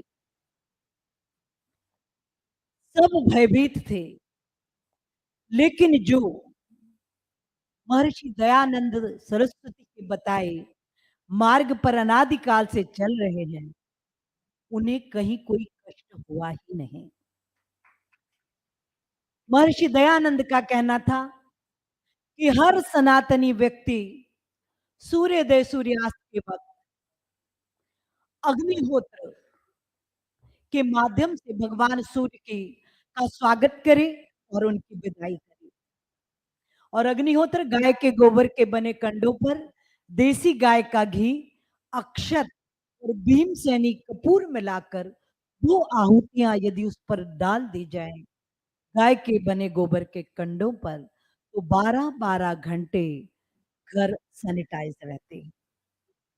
और ये जो धुआं उठता है, गहरी सांसें या जब हम प्रार्थना पढ़ते हैं नाभि से उच्चारित करके, तो ये हमारी सांसों के भीतर प्रविष्ट होते हुए हमारी रोग प्रतिरोधक क्षमता को बढ़ाता है। ये केवल कर्मकांड नहीं है, उस वक्त एथिलीन ऑक्साइड बनता है, मैथिलीन बनता है, कोपाइल बनता है और इसके नैनो पार्टिकल्स हमारे भीतर जाकर हमारी रोग प्रतिरोधक क्षमता को बढ़ाते हैं। तब दुनिया का कोई विषाणु, रोगाणु हमारी तकलीफ नहीं दे पाता। और आपको विश्वास से कह सकती हूँ, पूरा मध्य प्रदेश गवाह है, पूरे कोरोना काल में बगैर मास्क लगाए मेरे प्रमुख सचिव मुझे कई बार टोके भी, बड़े भाई होने के नाते कि आप क्या करती हैं, डांटे भी। और मैंने कहा मैं वैदिक जीवन पद्धति का उपयोग पूरे दिनचर्या में करती हूँ, मुझे कोरोना बिल्कुल तकलीफ नहीं दे सकता। और आप यकीन मानिए मैंने मरीजों की सेवा की, उनको भोजन कराया, जब उनके आत्मीय भी उनके पास जाने से भयभीत हो रहे थे, तब उनको संबल दिया। मैं महू से प्रतिनिधित्व करती हूँ। आप जानते हैं, वह राष्ट्रीय स्मारक डॉक्टर भीमराव अंबेडकर का बना हुआ है। वहाँ के मध्य भारत अस्पताल में हमने मरीजों की बेहतर स्वास्थ्य के लिए यज्ञ कुंड बाहर स्थापित किया। और जब उनको बताया कि आप शीघ्र ठीक हो, इसलिए यज्ञ हो रहा है, इस एक सकारात्मक भाव से जो दवाएं उन्हें मिल रही थी, उन्होंने 100 गुना इफेक्ट किया। और 3 दिन 4 दिन में गंभीर से गंभीर मरीज ठीक हो, स्वस्थ होने की ओर बढ़े। क्योंकि साहित्यकार प्रेमचंद जी ने कहा कि रोग दिमाग में पहले आता है, शरीर में बाद में जाता है। यदि दिमाग ये तय कर ले कि मुझे कुछ नहीं हो सकता और दृढ़ संकल्प कर ले, तो कोई तकलीफ हमें कष्ट नहीं दे सकती। इसलिए वैदिक जीवन पद्धति को आने वाली पीढ़ी के दिमाग में सम्मान से स्थापित करना हम सबकी सामूहिक जिम्मेदारी है। और ये करते हुए ही विश्व की सबसे मजबूत अर्थव्यवस्था हम बन पाएंगे, इसमें कहीं कोई दो मत नहीं है। भारत में मिट्टी और गोबर के घर गरीबी के कारण नहीं बनते थे, वैज्ञानिक दृष्टिकोण के कारण बनते थे। क्योंकि वो वातानुकूलित थे, ठंड में गर्म थे और गर्मी में ठंडे थे। हमारे स्वास्थ्य को बेहतर रखते थे। कभी आप देखिए 50 साल पीछे आप जाएं तो घुटने की, कमर की, पीठ की कोई तकलीफ कहीं नहीं होती थी। आज हर व्यक्ति इन रोगों से पीड़ित है। तो लौटना होगा वेदों की ओर। यदि मानव श्रेष्ठ सुख शांति के साथ जीवन जीना चाहता है, तो वेदों की ओर हमें लौटना ही होगा। वेदों की ओर लौटने से हमारी अर्थव्यवस्था भी मजबूत होगी और हम भी अपनी ये जो सत्य सनातनी परंपराएं हैं, उनको दिग दिगांत तक फहरा पाएंगे। और मानव मात्र को सुखी कर पाएंगे, क्योंकि पूरी वसुधा को कुटुंब मानते हुए सर्वे भवन्तु सुखिनः की प्रार्थना विश्व में यदि कोई करता है तो वो आप और हम ही करें। गाय जो हमारी अर्थव्यवस्था की रीढ़ थी, ऋग्वेद ने उसे महिमा मंडित करते हुए कहा, गावो विश्वस्य मातरः मातरः सर्वभूतानां गावः सर्व सुख प्रदा। सारे सुखों को देने वाली आपकी हमारी माँ ने 2 साल 3 साल दूध पिलाया होगा, पर वो गौ माता जो मनुष्य मात्र को आजीवन अमृत तुल्य पेय दूध देती है, उसका संरक्षण संवर्धन प्राकृतिक खेती की ओर बढ़ना। और गाय भी हमें देसी गाय चाहिए, जिसका गौमूत्र जिसका गोबर औषधि है। जर्सी गाय के दुष्प्रभावों से जिन विकारों ने जन्म लिया, आप सब तो शोधार्थ बहुत ही रिसर्च करने वाले लोग हैं, आप जानते हैं कि किस प्रकार की बीमारियों ने जर्सी गाय के दूध ने भी उनको बढ़ावा दिया है। इसलिए देसी गाय, देसी जीवन पद्धति और माननीय प्रधानमंत्री जो बात लाए वोकल फॉर लोकल, तो हम सारी अपनी देसी, अपनी स्वदेशी इन सब परंपराओं को अपने व्यक्तिगत कार्य आचरण व्यवहार में लाते हुए विश्व के लिए सर्वाधिक सदुपयोगी बनते हुए अपनी अर्थव्यवस्था को मजबूती प्रदान करेंगे। मध्य प्रदेश का संस्कृति विभाग आपसे इतनी ही प्रार्थना करता है कि आप अपने इष्ट मित्रों सहित बड़ी संख्या में हमारे 2 ज्योतिर्लिंग, हमारे 3 शक्तिपीठ, हमारे राष्ट्रीय उद्यान, हमारे जितने भी वर्ल्ड सेंचुरीज हैं, उस सब में आप पधारें और मध्य प्रदेश को आत्मनिर्भर भारत होने की दिशा में अपना महत्वपूर्ण योग प्रदान करें, क्योंकि ये मध्य प्रदेश अद्भुत है, अनूठा है साथियों। आप जानते हैं कि भारत का जो संपूर्ण वांग्मय है, विश्व के सारे मौसम एक वर्ष में यहाँ देखने को मिलते हैं। ये पावन भूमि वो है जहाँ भगवान सूर्य नारायण चंद्रदेव सर्वाधिक दर्शन देते हैं। सौर ऊर्जा का अखंड स्रोत यदि कहीं स्रोत है तो वो हम भारतीयों के पास है। हम सौर ऊर्जा के माध्यम से ओंकारेश्वर में सबसे बड़ा फ्लोटिंग सौर ऊर्जा का केंद्र भी स्थापित करने जा रहे हैं। इन सब नवाचारों को आपका आशीर्वाद मिले। हमारा पर्यटन विभाग होम स्टे साधना जो केंद्र है हमारे अमरकंटक माँ नर्मदा की जन्म स्थली है। अभी अभी उनकी उम्र 35 करोड़ वर्ष यहाँ नापी गई।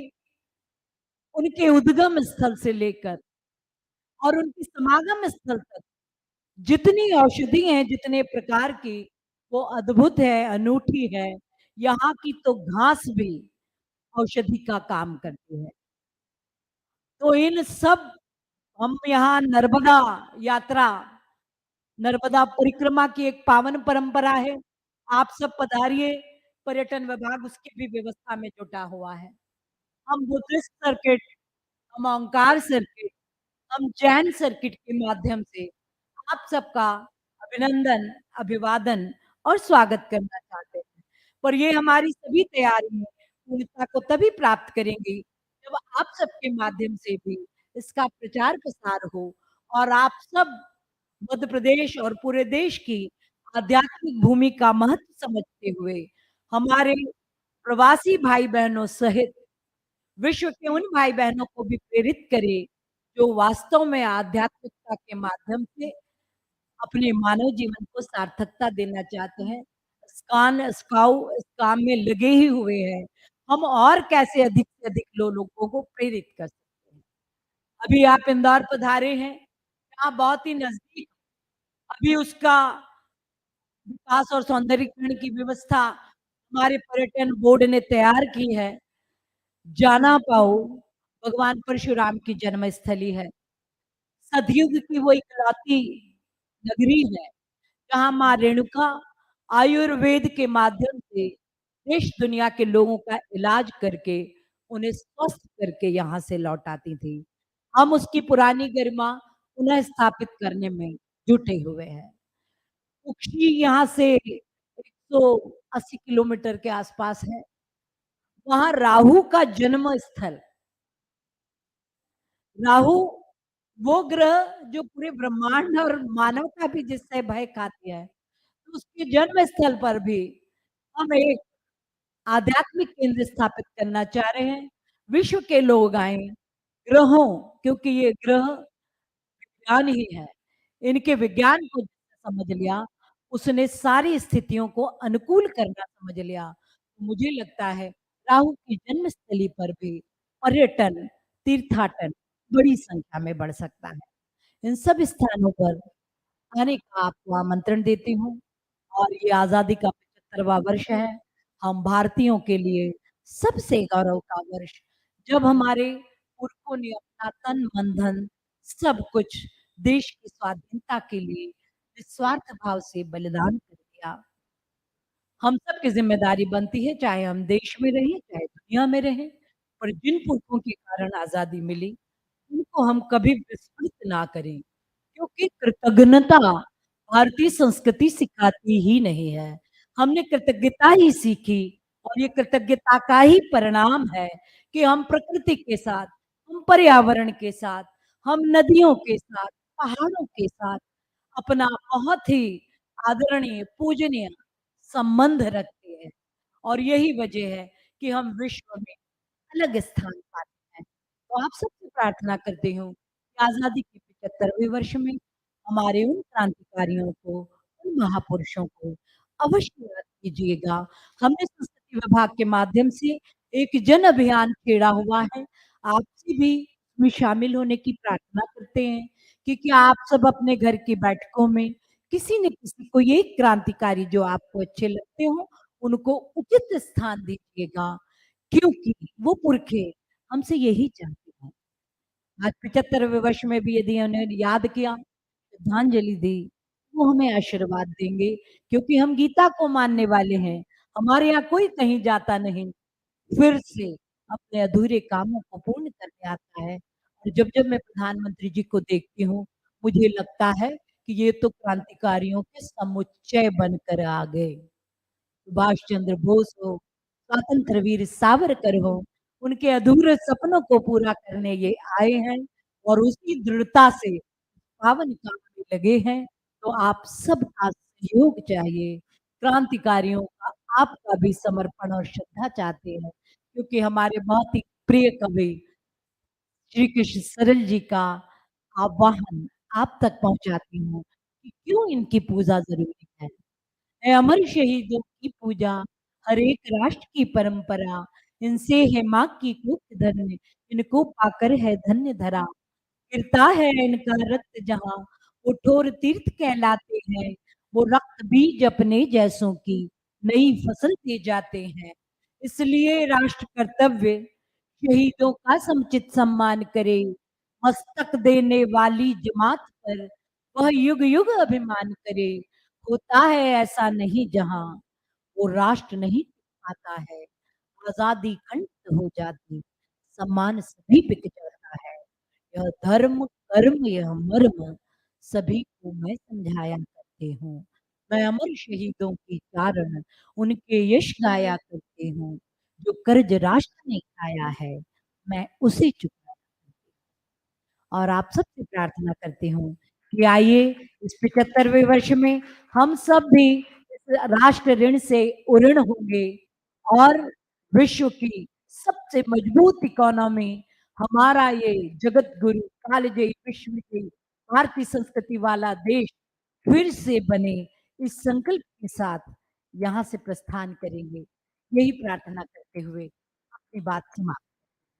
भारत माता की जय। परम आदरणीय दीदी, आपने जो संकल्प लिया है, उसमें सांची बुद्ध भारती ज्ञान विश्वविद्यालय परिवार आपको आश्वासन देता है, भरोसा बताता है कि हम ज़रूर आपकी उम्मीदों पर खरे उतरेंगे और पीआईओ, सीसीआई श्रेणी की संस्थाओं के साथ मिलकर भविष्य में इस आज़ादी के अमृत महोत्सव की जो कड़ी है उसको आगे बढ़ाएँगे। क्योंकि जो आपसे सकारात्मक ऊर्जा मिलती है दीदी, उस पर तो यही कहा जा सकता है कि साँसों पर अवलंबित काया, जब चलते-चलते चूर हुई, 2 स्नेह के शब्द आपके मिल गए, मिली नव स्फूर्ति, नव चेतना जागृत हुई। तो दीदी आपको अगर हम धन्य हुए, अभिभूत हैं। मैं अब कार्यक्रम की अंतिम कड़ी के रूप में आभार प्रदर्शन के लिए हमारे परम वरेण्य श्री सुशील पंडित जी से अनुग्रह करता हूँ। मुझे जो PIO CCI के प्रेसिडेंट हैं, वे आभार प्रदर्शन व्यक्त करेंगे। आदरणीय सुशील पंडित जी।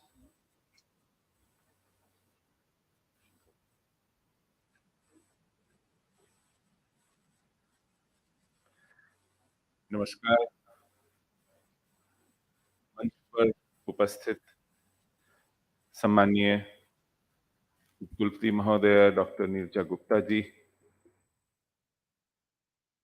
मध्य प्रदेश प्रशासन में मंत्री सुश्री उषा ठाकुर जी, हमारे साथ ऑनलाइन जुड़े हुए सांसद व पूर्व मंत्री श्रीमान सुरेश प्रभु जी, मंच पर उपस्थित डॉक्टर सत्यपाल सिंह, सांसद एवं पूर्व मंत्री। मैं इनसे बात कर रहा था तो मैं कह रहा था आपका सबसे बढ़िया परिचय तो है कि आपने बागपत में चरण सिंह जी की 2 पीढ़ियों को लगातार हराया। ये अप्रत्याशित अप्रतिम परिचय है। मुझे बहुत खुशी हुई थी उन परिणाम। साथ ही हमारे मार्गदर्शक PIO CCI के अभिभावक प्रोफेसर राजकुमार भाटिया जी, डॉक्टर अंकेश चतुर्वेदी जी, सभा में उपस्थित मेरे बहुत से आत्मीय हैं, मनोहर जी हैं, प्रसाद जी हैं, मुकेश जी, उमेश जी हैं, कीर्ति जी, अनूप जी, मैं किसी का नाम लूं, अगर नाम भूल रहा हूं तो उन्हें मुझे क्षमा किया जाए। आज के कार्यक्रम गरिमामयी बनाने में आप सबने बड़ा योगदान दिया है। हमारे लिए उत्साहवर्धन की बात है। भारत बदल रहा है।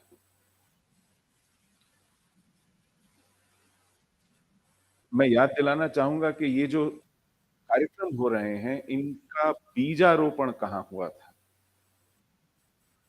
आपको याद होगा 1998 में 11 मई के दिन तत्कालीन सरकार अटल बिहारी वाजपेयी जी के नेतृत्व में उन्होंने निर्णय लिया कि हम परमाणु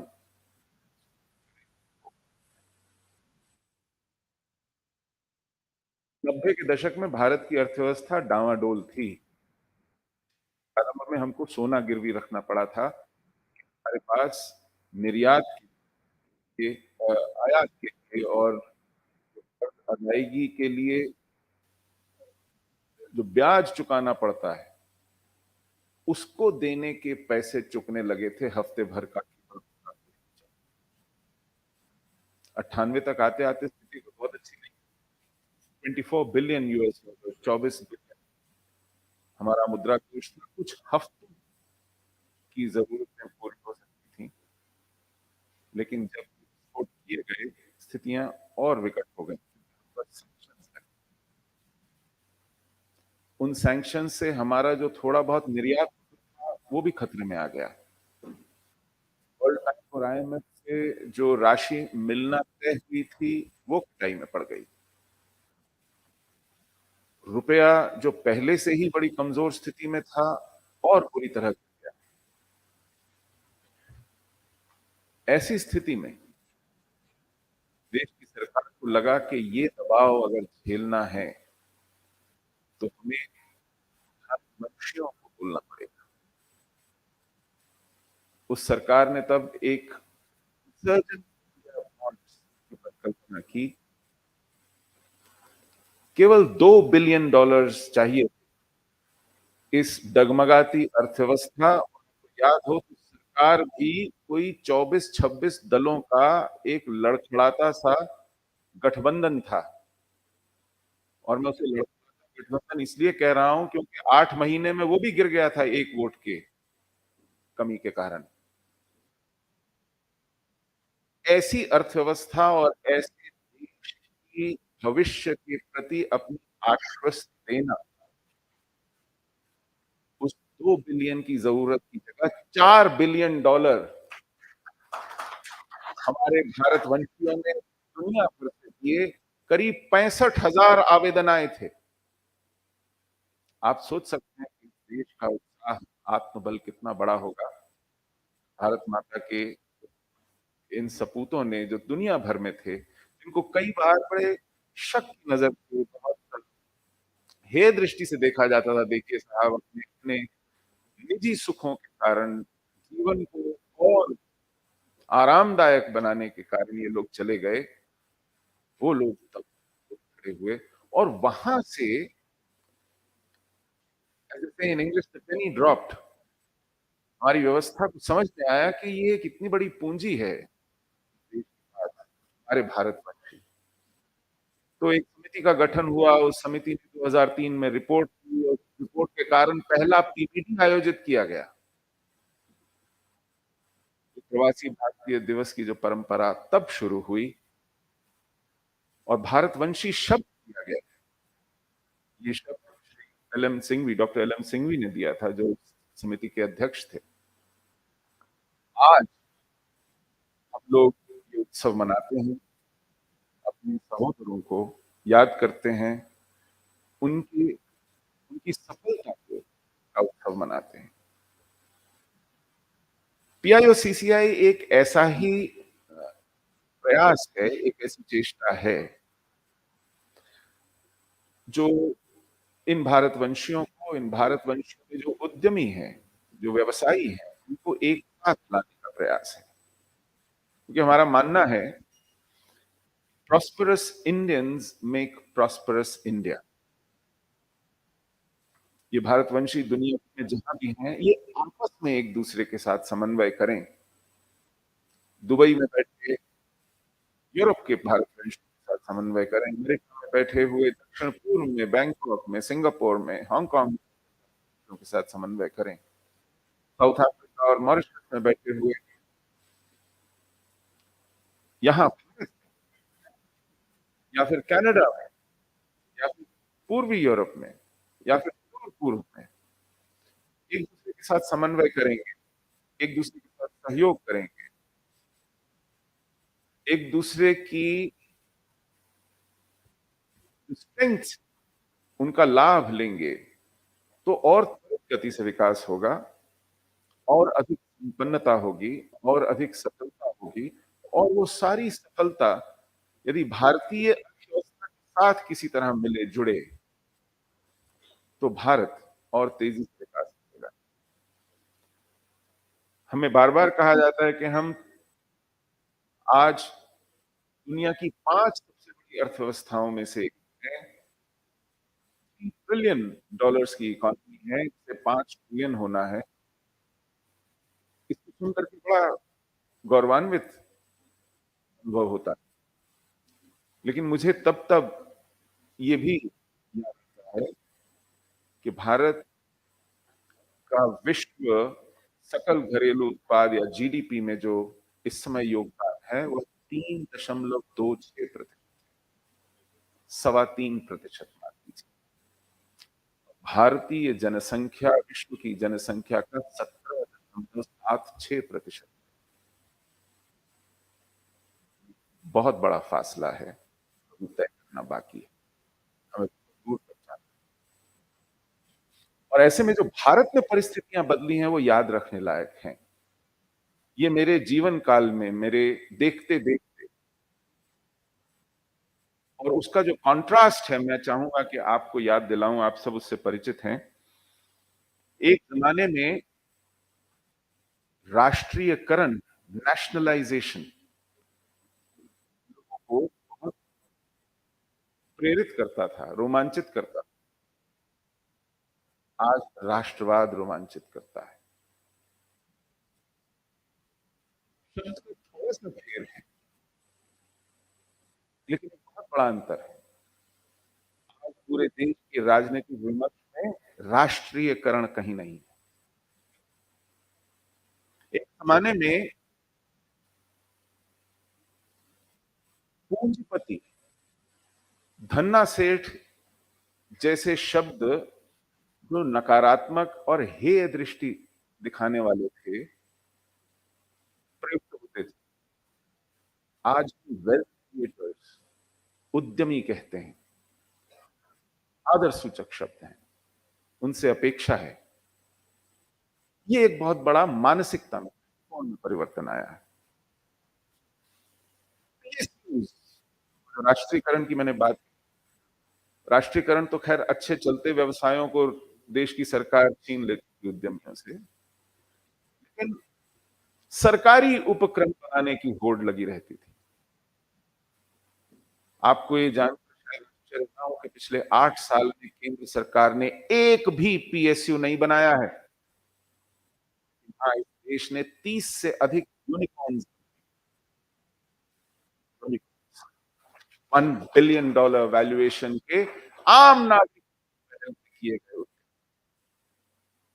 ये एक क्वालिटी चेंज है, एक गुणात्मक परिवर्तन आया है जो हमारी अर्थव्यवस्था में ही नहीं, हमारी सोच में, हमारे दृष्टिकोण में है। एक समय में हम ट्रेडिंग ब्लॉक्स में घुसने की याचना किया करते थे कि हमें भी ले लीजिए। आज हम मना करते हैं कि यदि हमारे पक्ष में, हमारे हित में वो नहीं है, हमारे उद्यमियों के, हमारी कृषि के, हमारे सर्विस सेक्टर के, हमारी अर्थव्यवस्था के नहीं है, तो चाहे कितना ही दबाव क्यों ना हो दुनिया पर। आपको याद होगा हम WTO में अपना अहित करके आए। आज हम ट्रेडिंग ब्लॉक से अपनी शर्तों तय करते हैं, जाएंगे कि नहीं जाएंगे। मुझे याद पड़ता, करीब 10-12 साल पहले यूपीए सरकार के कुछ मंत्रियों ने कहा था, we have missed the manufacturing बस।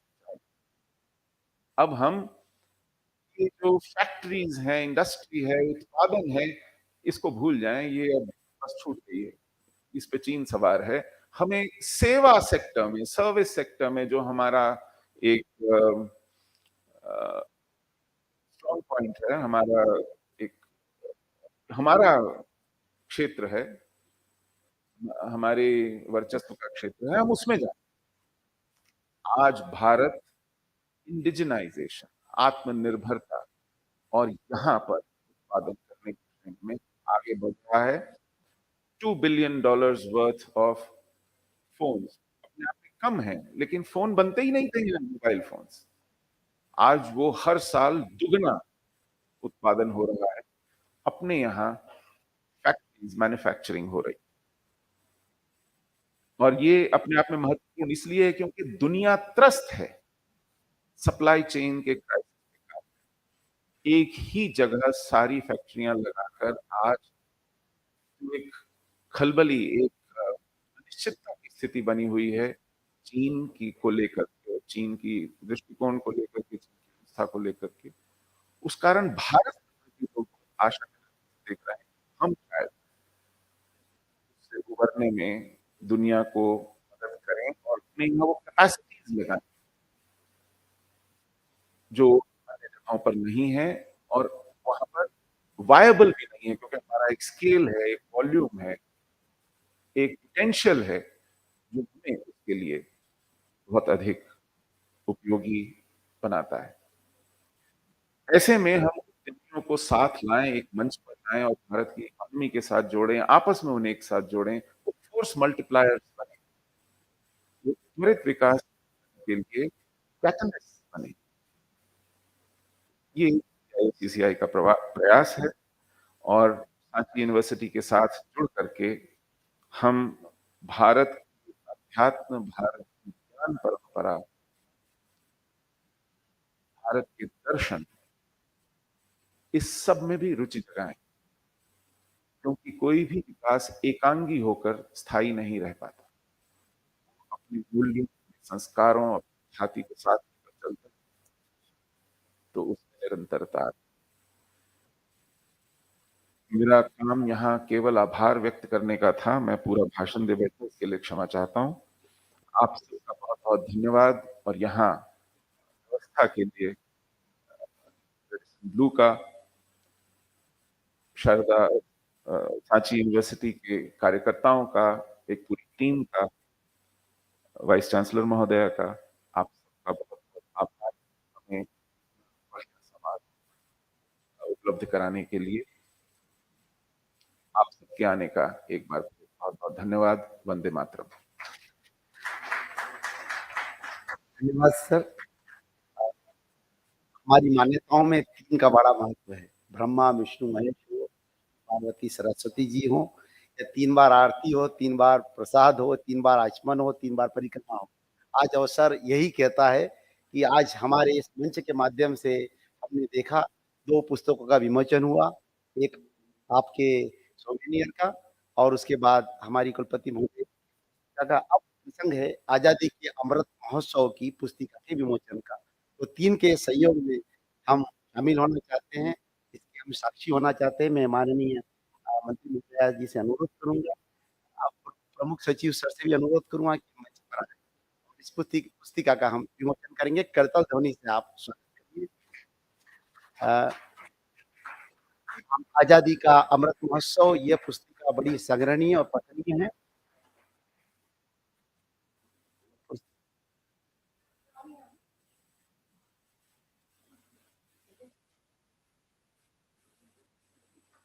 करताल ध्वनि से हम एक बार पुनः स्वागत करेंगे। सभी को हृदय से धन्यवाद, नमन। और अब हम सब जलपान के लिए अग्रसर होंगे और उसके पश्चात 10 मिनट का ब्रेक के बाद हमारी जो सेशंस हैं वो लगातार जारी रहेंगे। प्रथम सेशन, द्वितीय और तृतीय, अंत में हमारा वैलेडिक्टरी समारोह है। समय सीमा को ध्यान में रखते हुए हम पुनः यहाँ पर एकत्रित होंगे। सभी को पुनः इस मंच के माध्यम से धन्यवाद, हृदय से आभार।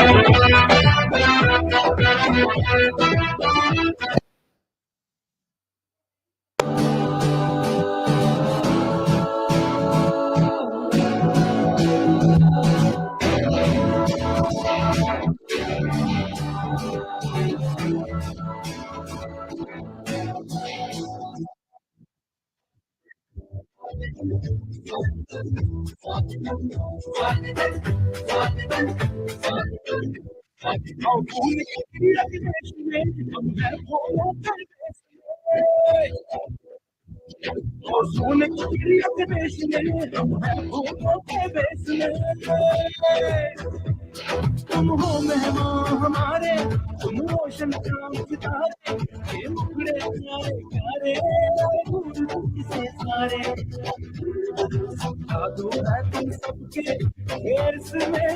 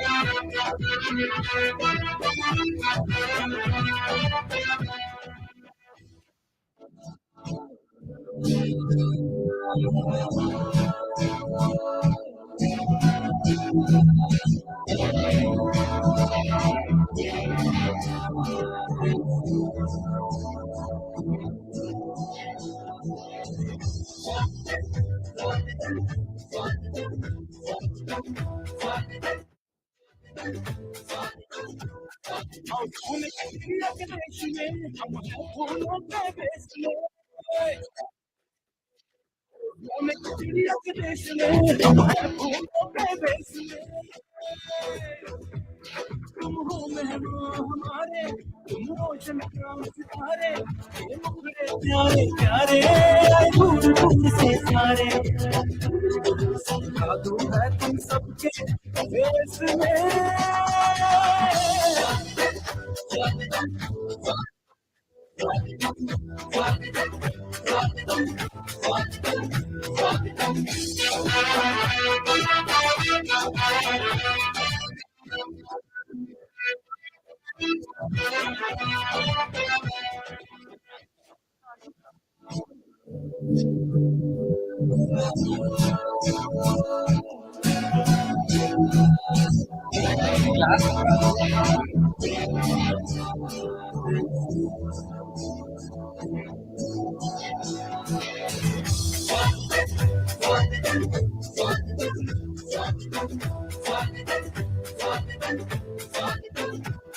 और धूल के देश में हम हैं फूलों के देश में,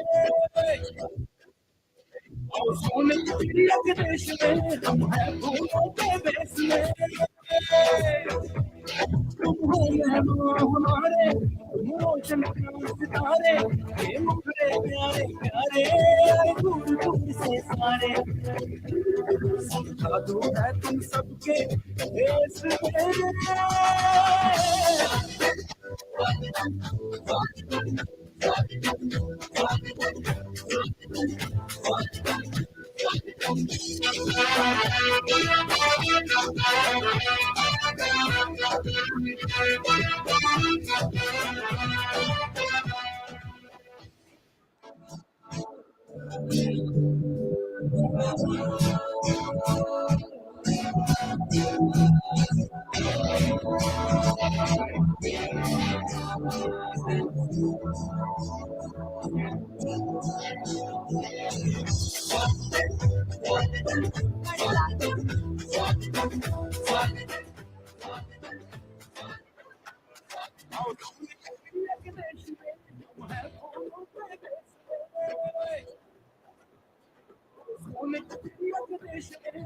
तुम सबके देश में।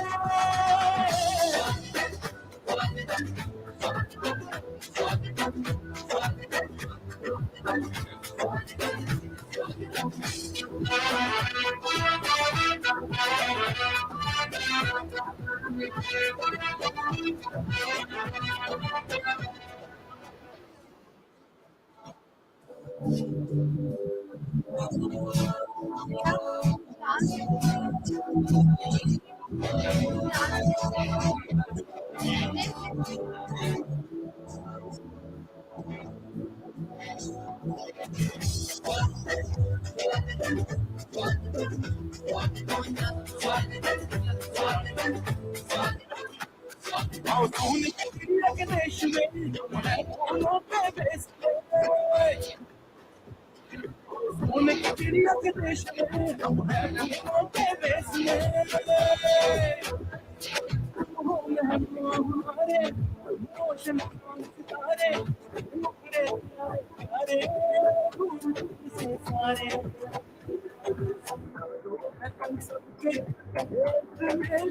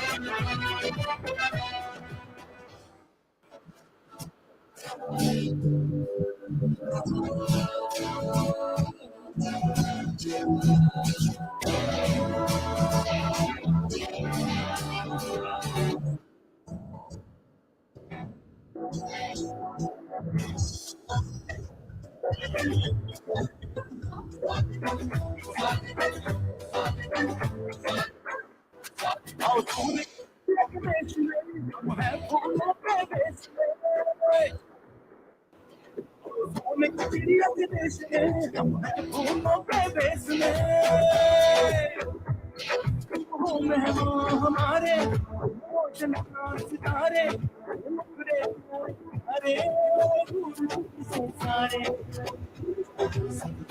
तुम सबके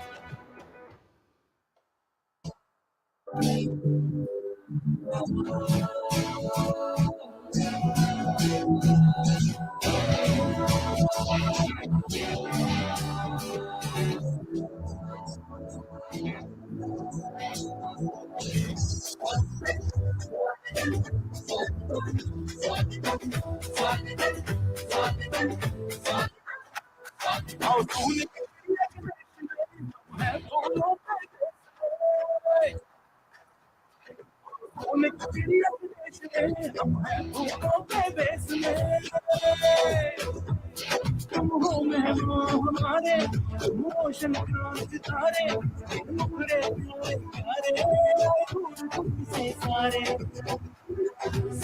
दो है तुम सबके केस में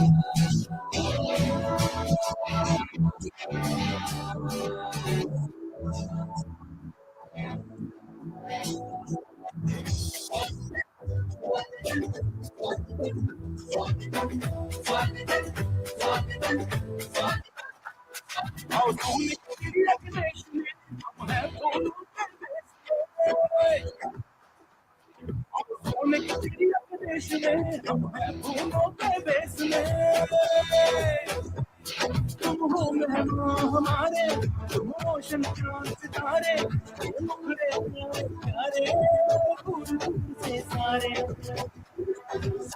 दो है तुम सबके केस में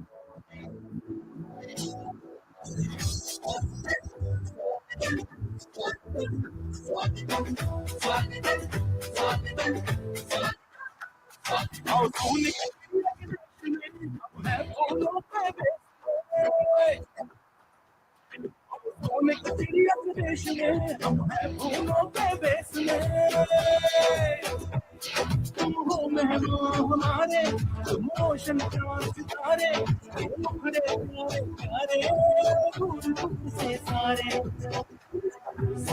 दो है तुम सबके केस में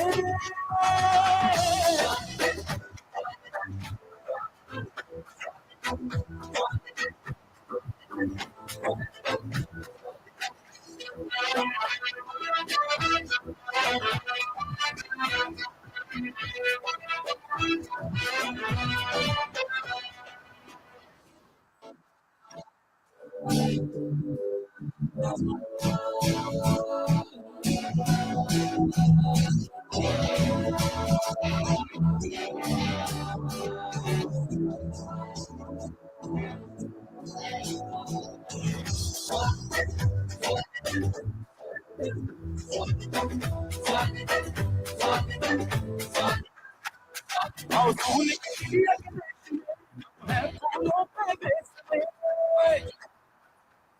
और सोने की चिड़िया के देश में हम है फूलों पे बेचने। तुम हो मेहमान हमारे, तुम ओशन चांद सितारे, टुकड़े प्यारे से सारे, जादू है तुम सबके देश में।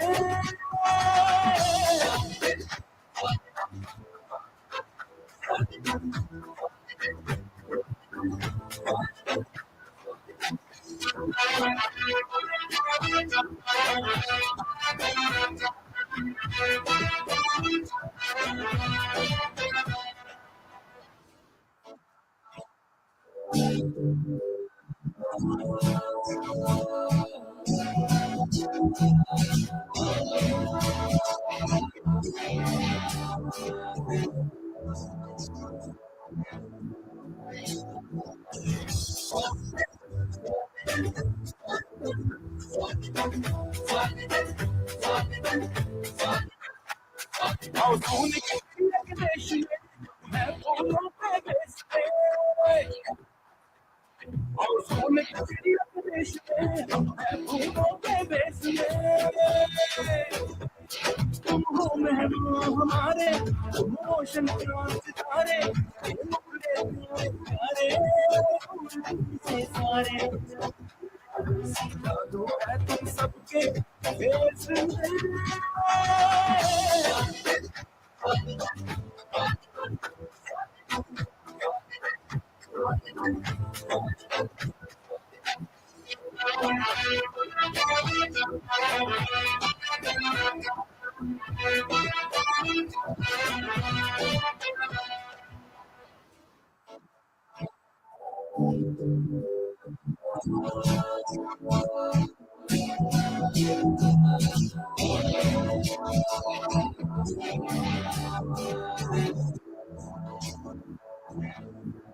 हेलो, नमस्कार। अगले सत्र की शुरुआत हम शीघ्र करने जा रहे हैं। सभी सम्मानित अतिथियों से आग्रह है कि कृपया वे हॉल में आने का कष्ट करें।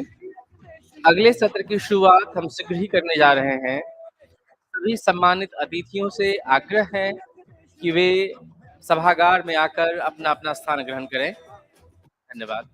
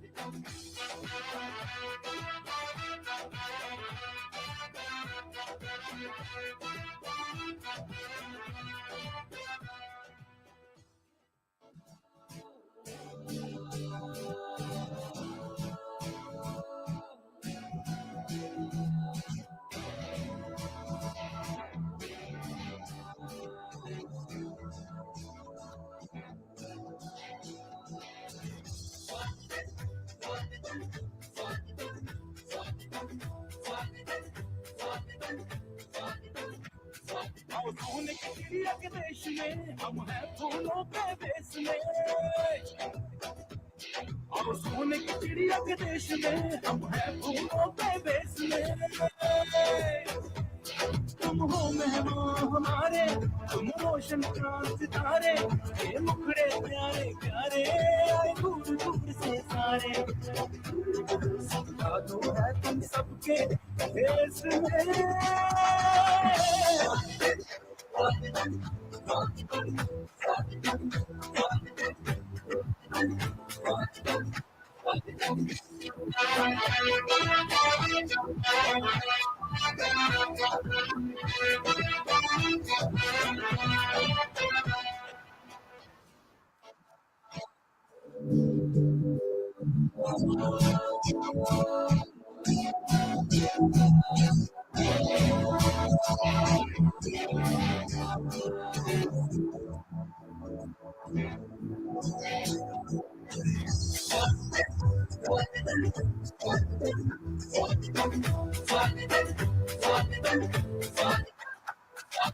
सोने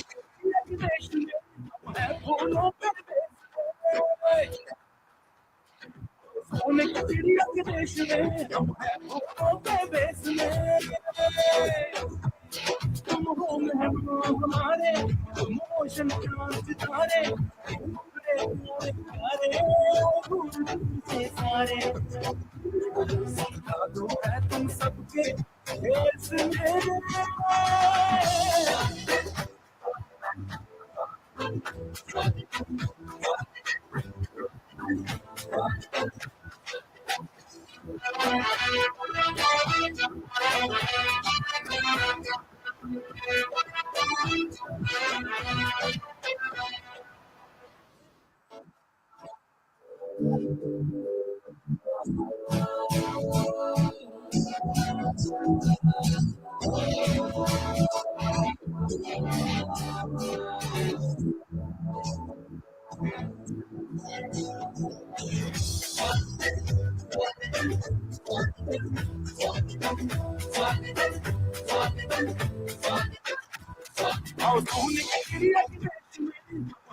नमस्कार, हम लोग तैयार हैं अगले सेशन की शुरुआत करने के लिए। उम्मीद है आप सभी ने अपना अल्पाहार और चाय ले लिया है। आप सभी महानुभावों से निवेदन है कि कृपया अपना-अपना स्थान ग्रहण कर लें।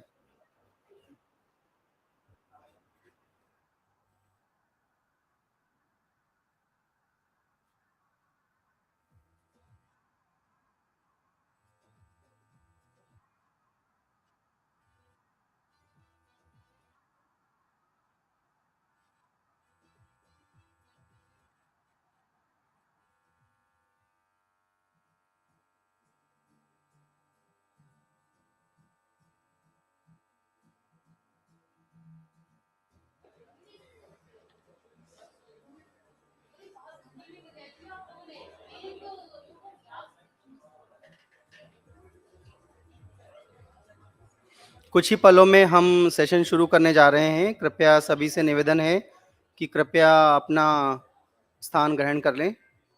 हमारा ये सत्र जो है mainly spiritual corridors, cultural heritage और मध्य प्रदेश की जो सांस्कृतिक ऐतिहासिक विरासत है और जो मल्टीकल्चरलिज्म है हमारा देश में, उस पर केंद्रित है और उससे हम किस तरह से लेवरेज कर सकते हैं।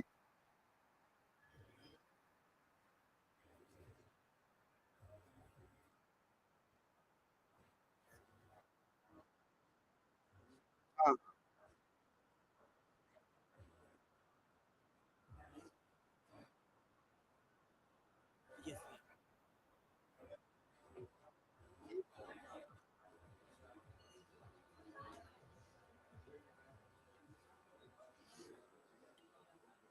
ये हमारा कार्यक्रम पूरी दुनिया में लाइव वेबकास्ट हो रहा है पीआईओ टीवी के माध्यम से और telecast on PIO TV affiliates worldwide on broadcast, cable, and satellite. So those who are not physically present here can watch it on piotv.com.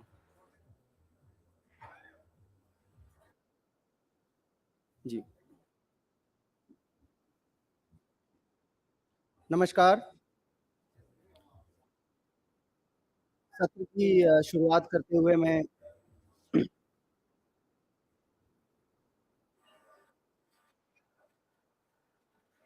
हमारा ये सत्र कल्चरल हेरिटेज और टूरिज्म और स्पिरिचुअलिज्म को मिला के क्या संभावनाएं हो सकती हैं उस पे केंद्रित है।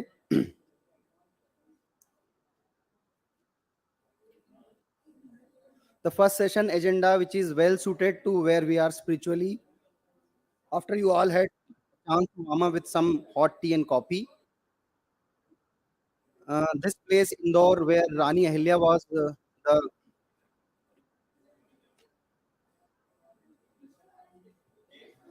Rani Ahilya Bai was well known for her business ventures as well as for her charitable and spiritual endeavors.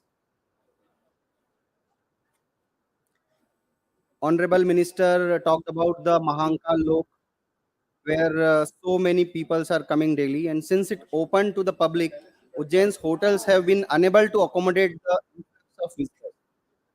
The rich and long-standing tourism of India provided us many possibilities to open up spiritual corridors and cultural legacy.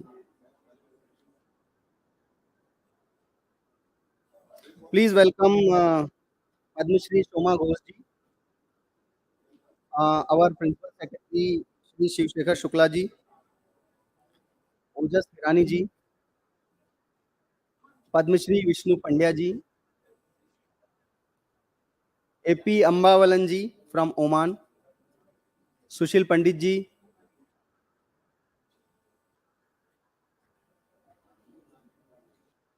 and our Kul Guru Dr. Neerja Gupta ji and Professor Alpesh Chaturvedi.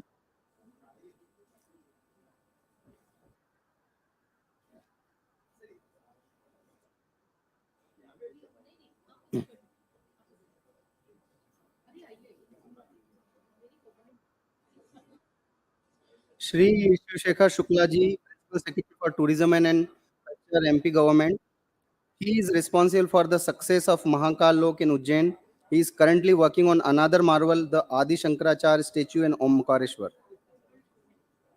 Sanchi University is near and dear to his heart, and he is always eager to assist us in realizing our ambitions.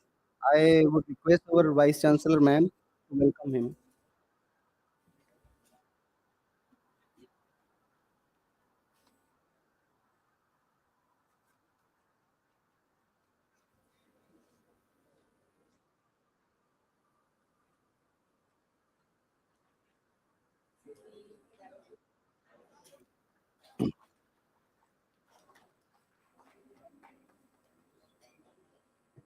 विश्वविद्यालय को कभी भी कोई आवश्यकता होती है तो sir हमेशा मौजूद होते हैं.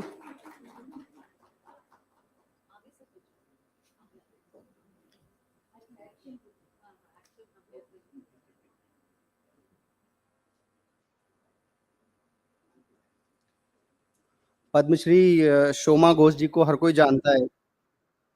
हिंदुस्तानी क्लासिक बुक में उनका जान पहचान किसी की नाम की मोहताज नहीं है.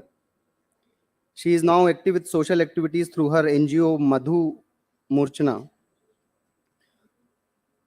Mrs. Ghosh is a master of ghazal singing in addition to Kajri Tappa.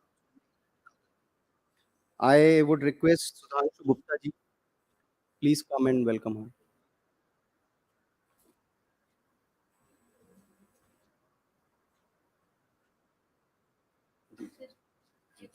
जी जी. देवेंद्र सिंह.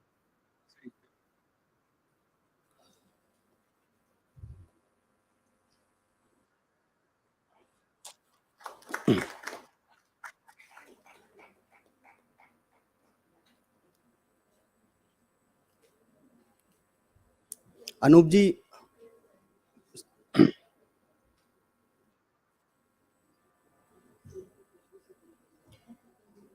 अनूप गुप्ता जी को मैं आमंत्रित करूंगा पद्मश्री विष्णु पंड्या जी के स्वागत के लिए. पंड्या जी साहित्य अकादमी के गुजरात साहित्य अकादमी के 2017 से चेयरमैन हैं और वो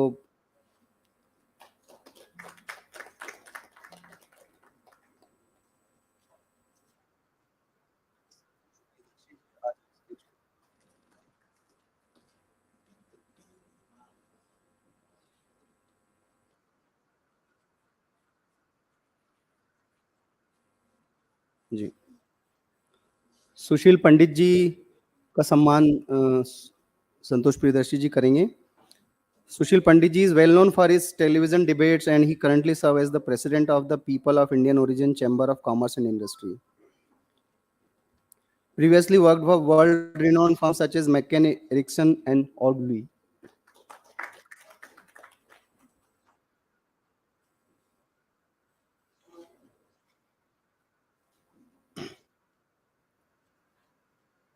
देवेंद्र जी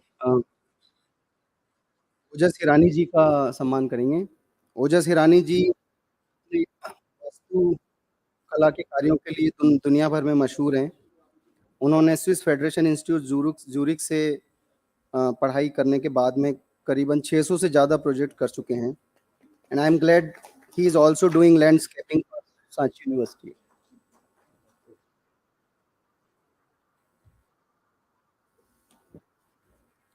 एपी अंबल वनन from Oman, Naveen Mehta ji.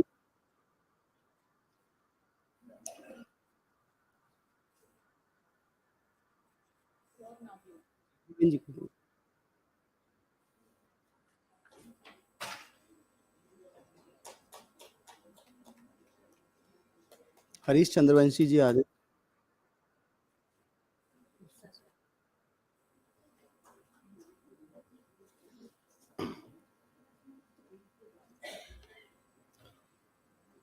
Professor Alkesh Chaturvedi is a renowned history scholar and currently serving as a registrar in Sanchi University.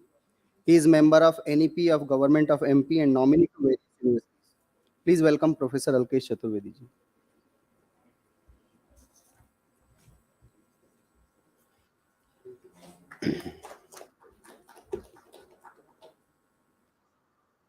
This program in its entirely is being webcast locally live on POTV.com and telecast on PIO TV affiliates worldwide, broadcast, cable and satellites. Those who are not physically present here can watch it.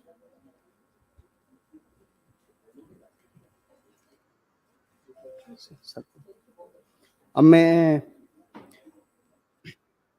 इस session में सबसे पहले प्रमुख सचिव शिवशेखर शुक्ला जी को आमंत्रित करूंगा कि वो आए और अपना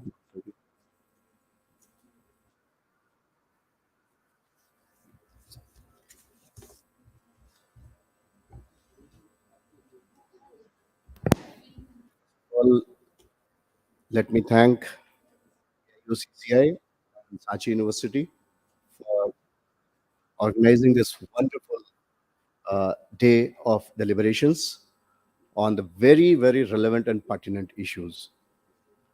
I'm also thankful to all my brothers and sisters who have come all the way from various countries just for the love of the nation, motherland. And they have gone through a number of hassles also, but they withstood everything and they are here today. More of them are coming. They are on the way. I'm very sure this PBT is going to be one of the most successful events so far held in the country. Today, sitting on the dais with me, Padma Shri Soma Ghosh, Padma Shri Shri Vishnu Pandya ji, Shri Ojas Hirani ji, Shri Sushil Pandit ji, Shri Amba Valanan जी, कुमार भाटिया जी यहाँ पे नहीं है अभी, सामने बैठे हुए हैं, vice chancellor Sanchi university and registrar Sanchi University. So thank you so much for organizing this session. I would like to start my talk, try to compensate the delay in the programs and try to make it very short. So can we play that film which I just handed over to Alkesh ji? और आप एक film मैंने भेजी अल्केश को, वो आपको pass on किया है उन्होंने?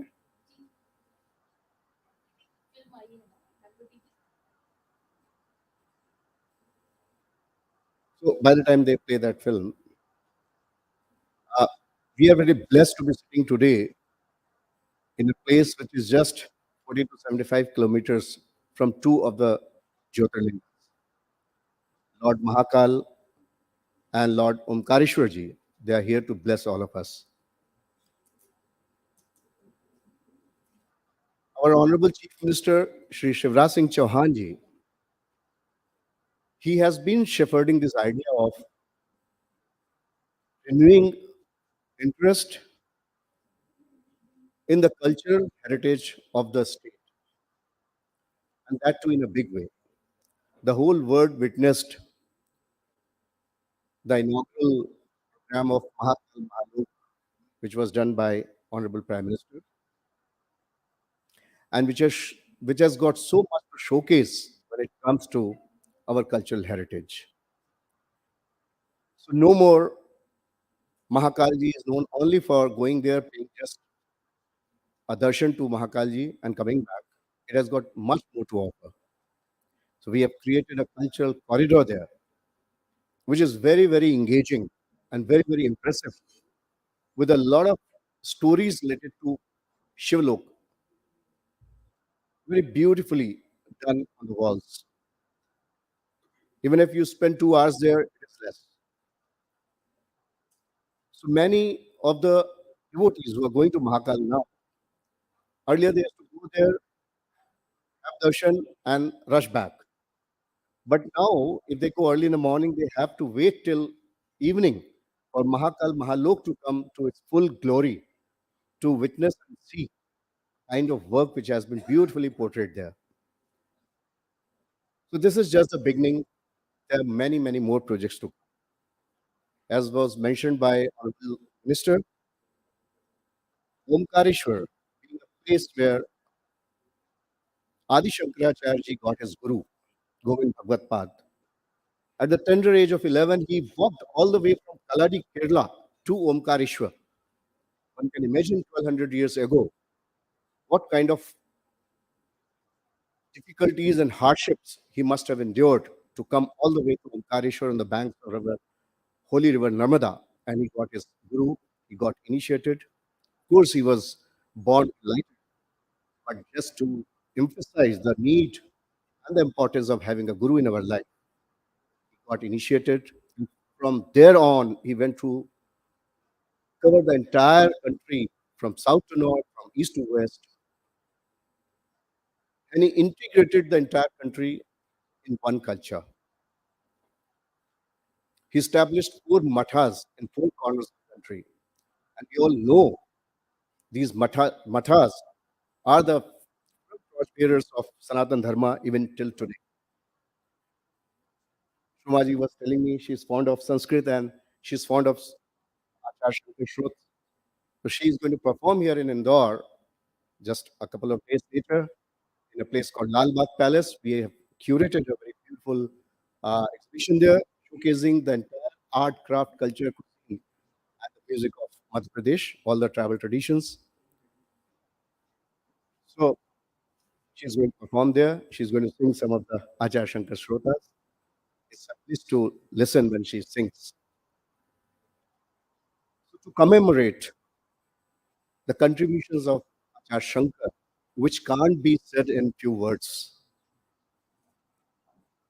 Madhya Pradesh government and our Honorable Chief Minister is committed to create a center of excellence, center of oneness, to give this message of oneness, non-duality, Advait to the whole world. When you people visit again after a year, you will have 108 feet glorious statue of Acharya Shankar standing tall on the Omkareshwar Mandata Parvat, just above the cave where he got his guru, just above the temple, Omkareshwar temple.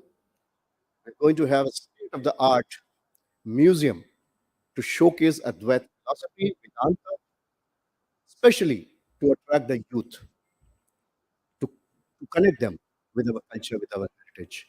We'll use the latest, most modern technologies to showcase what Advaita taught us thousands of years ago is coming to notion in the most modern scientific discoveries now. We are also going to have an international institute of Vedanta studies established there, which will be one of its kind in the whole world for research, for disseminating the thought process, the philosophy of Advaita and our Vedant to the whole world.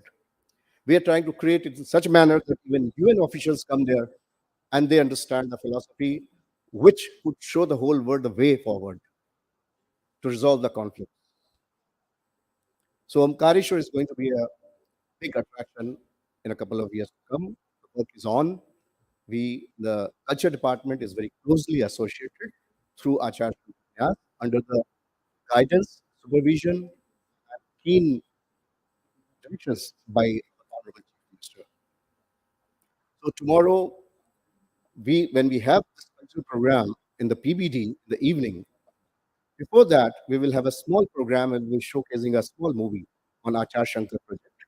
Honorable Chief Minister will also be releasing a booklet on Advait over there. So I invite all my PBD colleagues, delegates who are here to come and join us tomorrow in the evening, and it will be followed by dinner hosted by Honorable Chief Minister. So before I proceed further, I'll just request to play uh, the movie. I've sent two. One is the inaugural of Mahakal Mahalok. Please play that.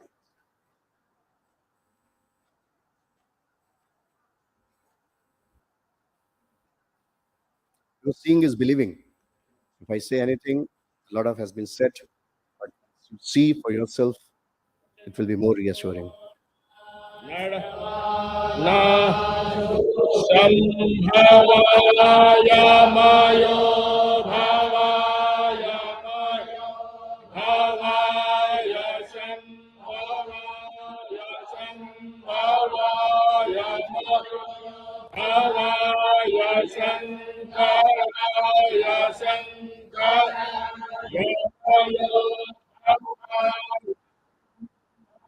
This is Mahakal Mahalok.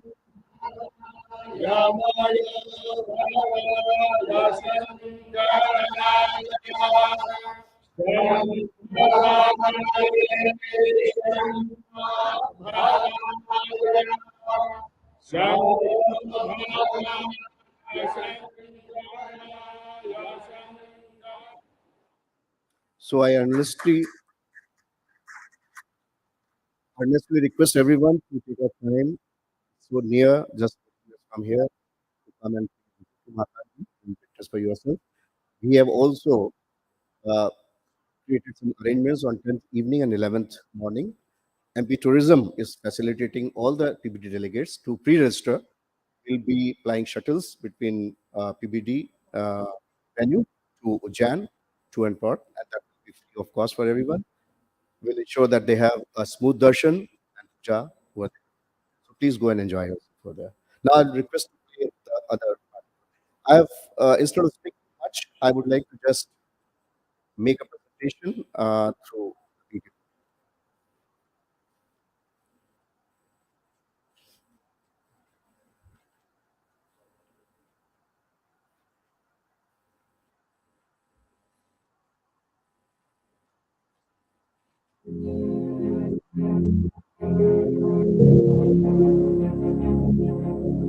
Historical events, stories of bravery, divinity, and natural wonders are engraved on the stones of Madhya Pradesh.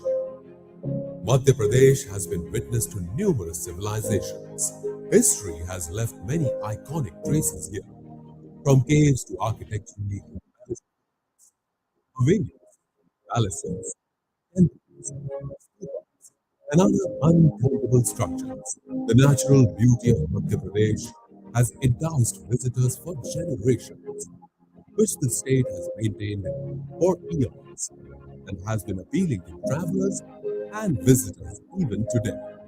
The state has it all: spectacular mountain ranges, hills, valleys, trickling rivers, and miles of lush forests that provide a unique and fascinating wildlife panorama, and the majestic roar of the tiger.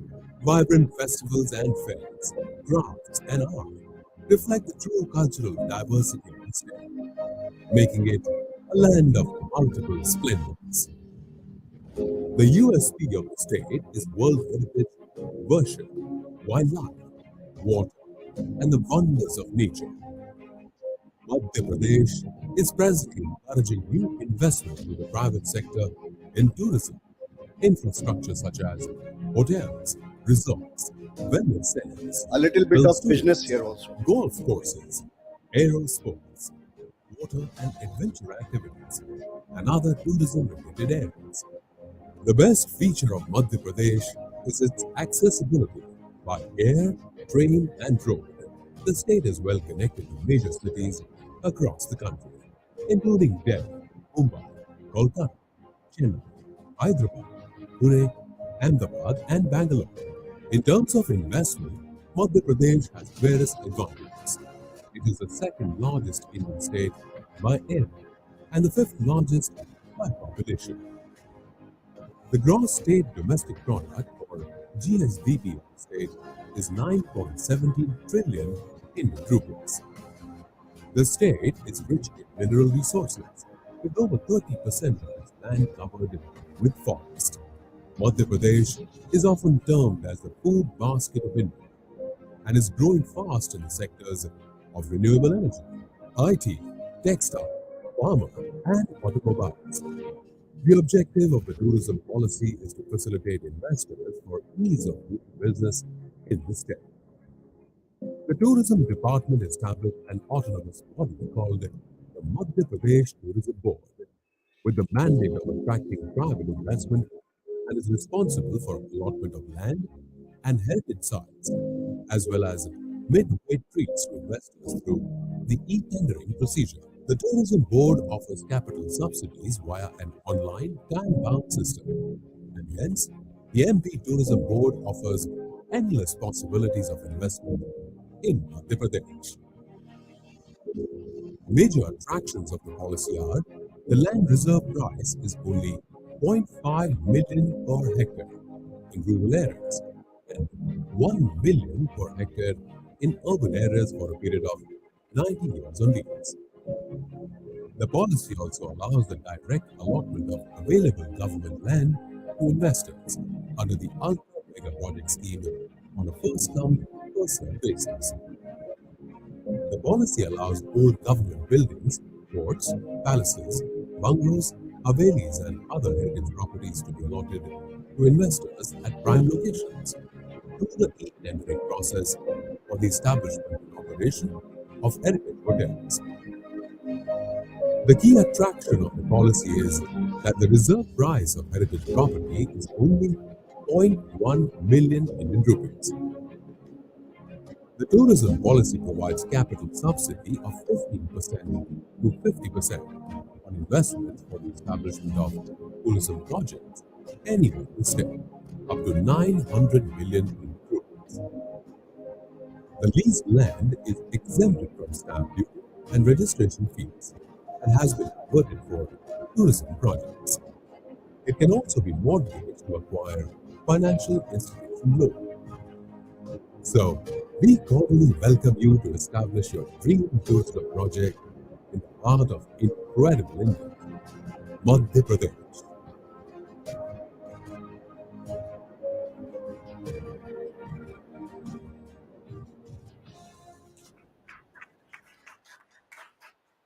Thank you.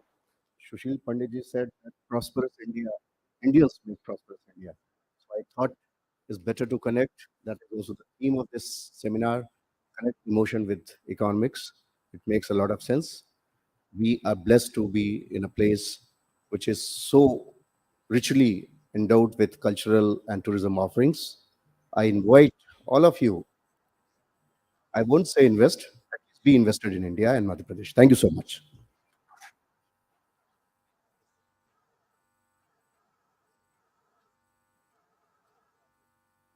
धन्यवाद sir, जैसा आपने कहा B invest और ये story की अभी शुरुआत ही हो रही है, अभी बहुत आगे जाना है हमें।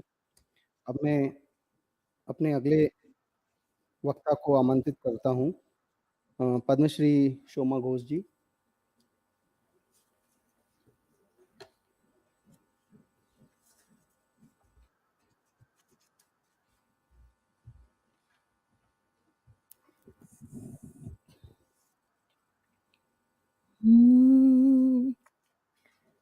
सबिंदु सिंधु सुस्खलत्तरंग भंग रंजितम् दिशत्सु पाप जात जात कारिबारि संयुतम् कृतांत दूत काल भूत भीतिहारी वर्मदे त्वदीय पाद पंकजं नमामि देवी नर्मदे नमामि देवी नर्मदे नमामि देवी नर्मदे नमामि देवी नर्मदे नमामि देवी नर्मदे।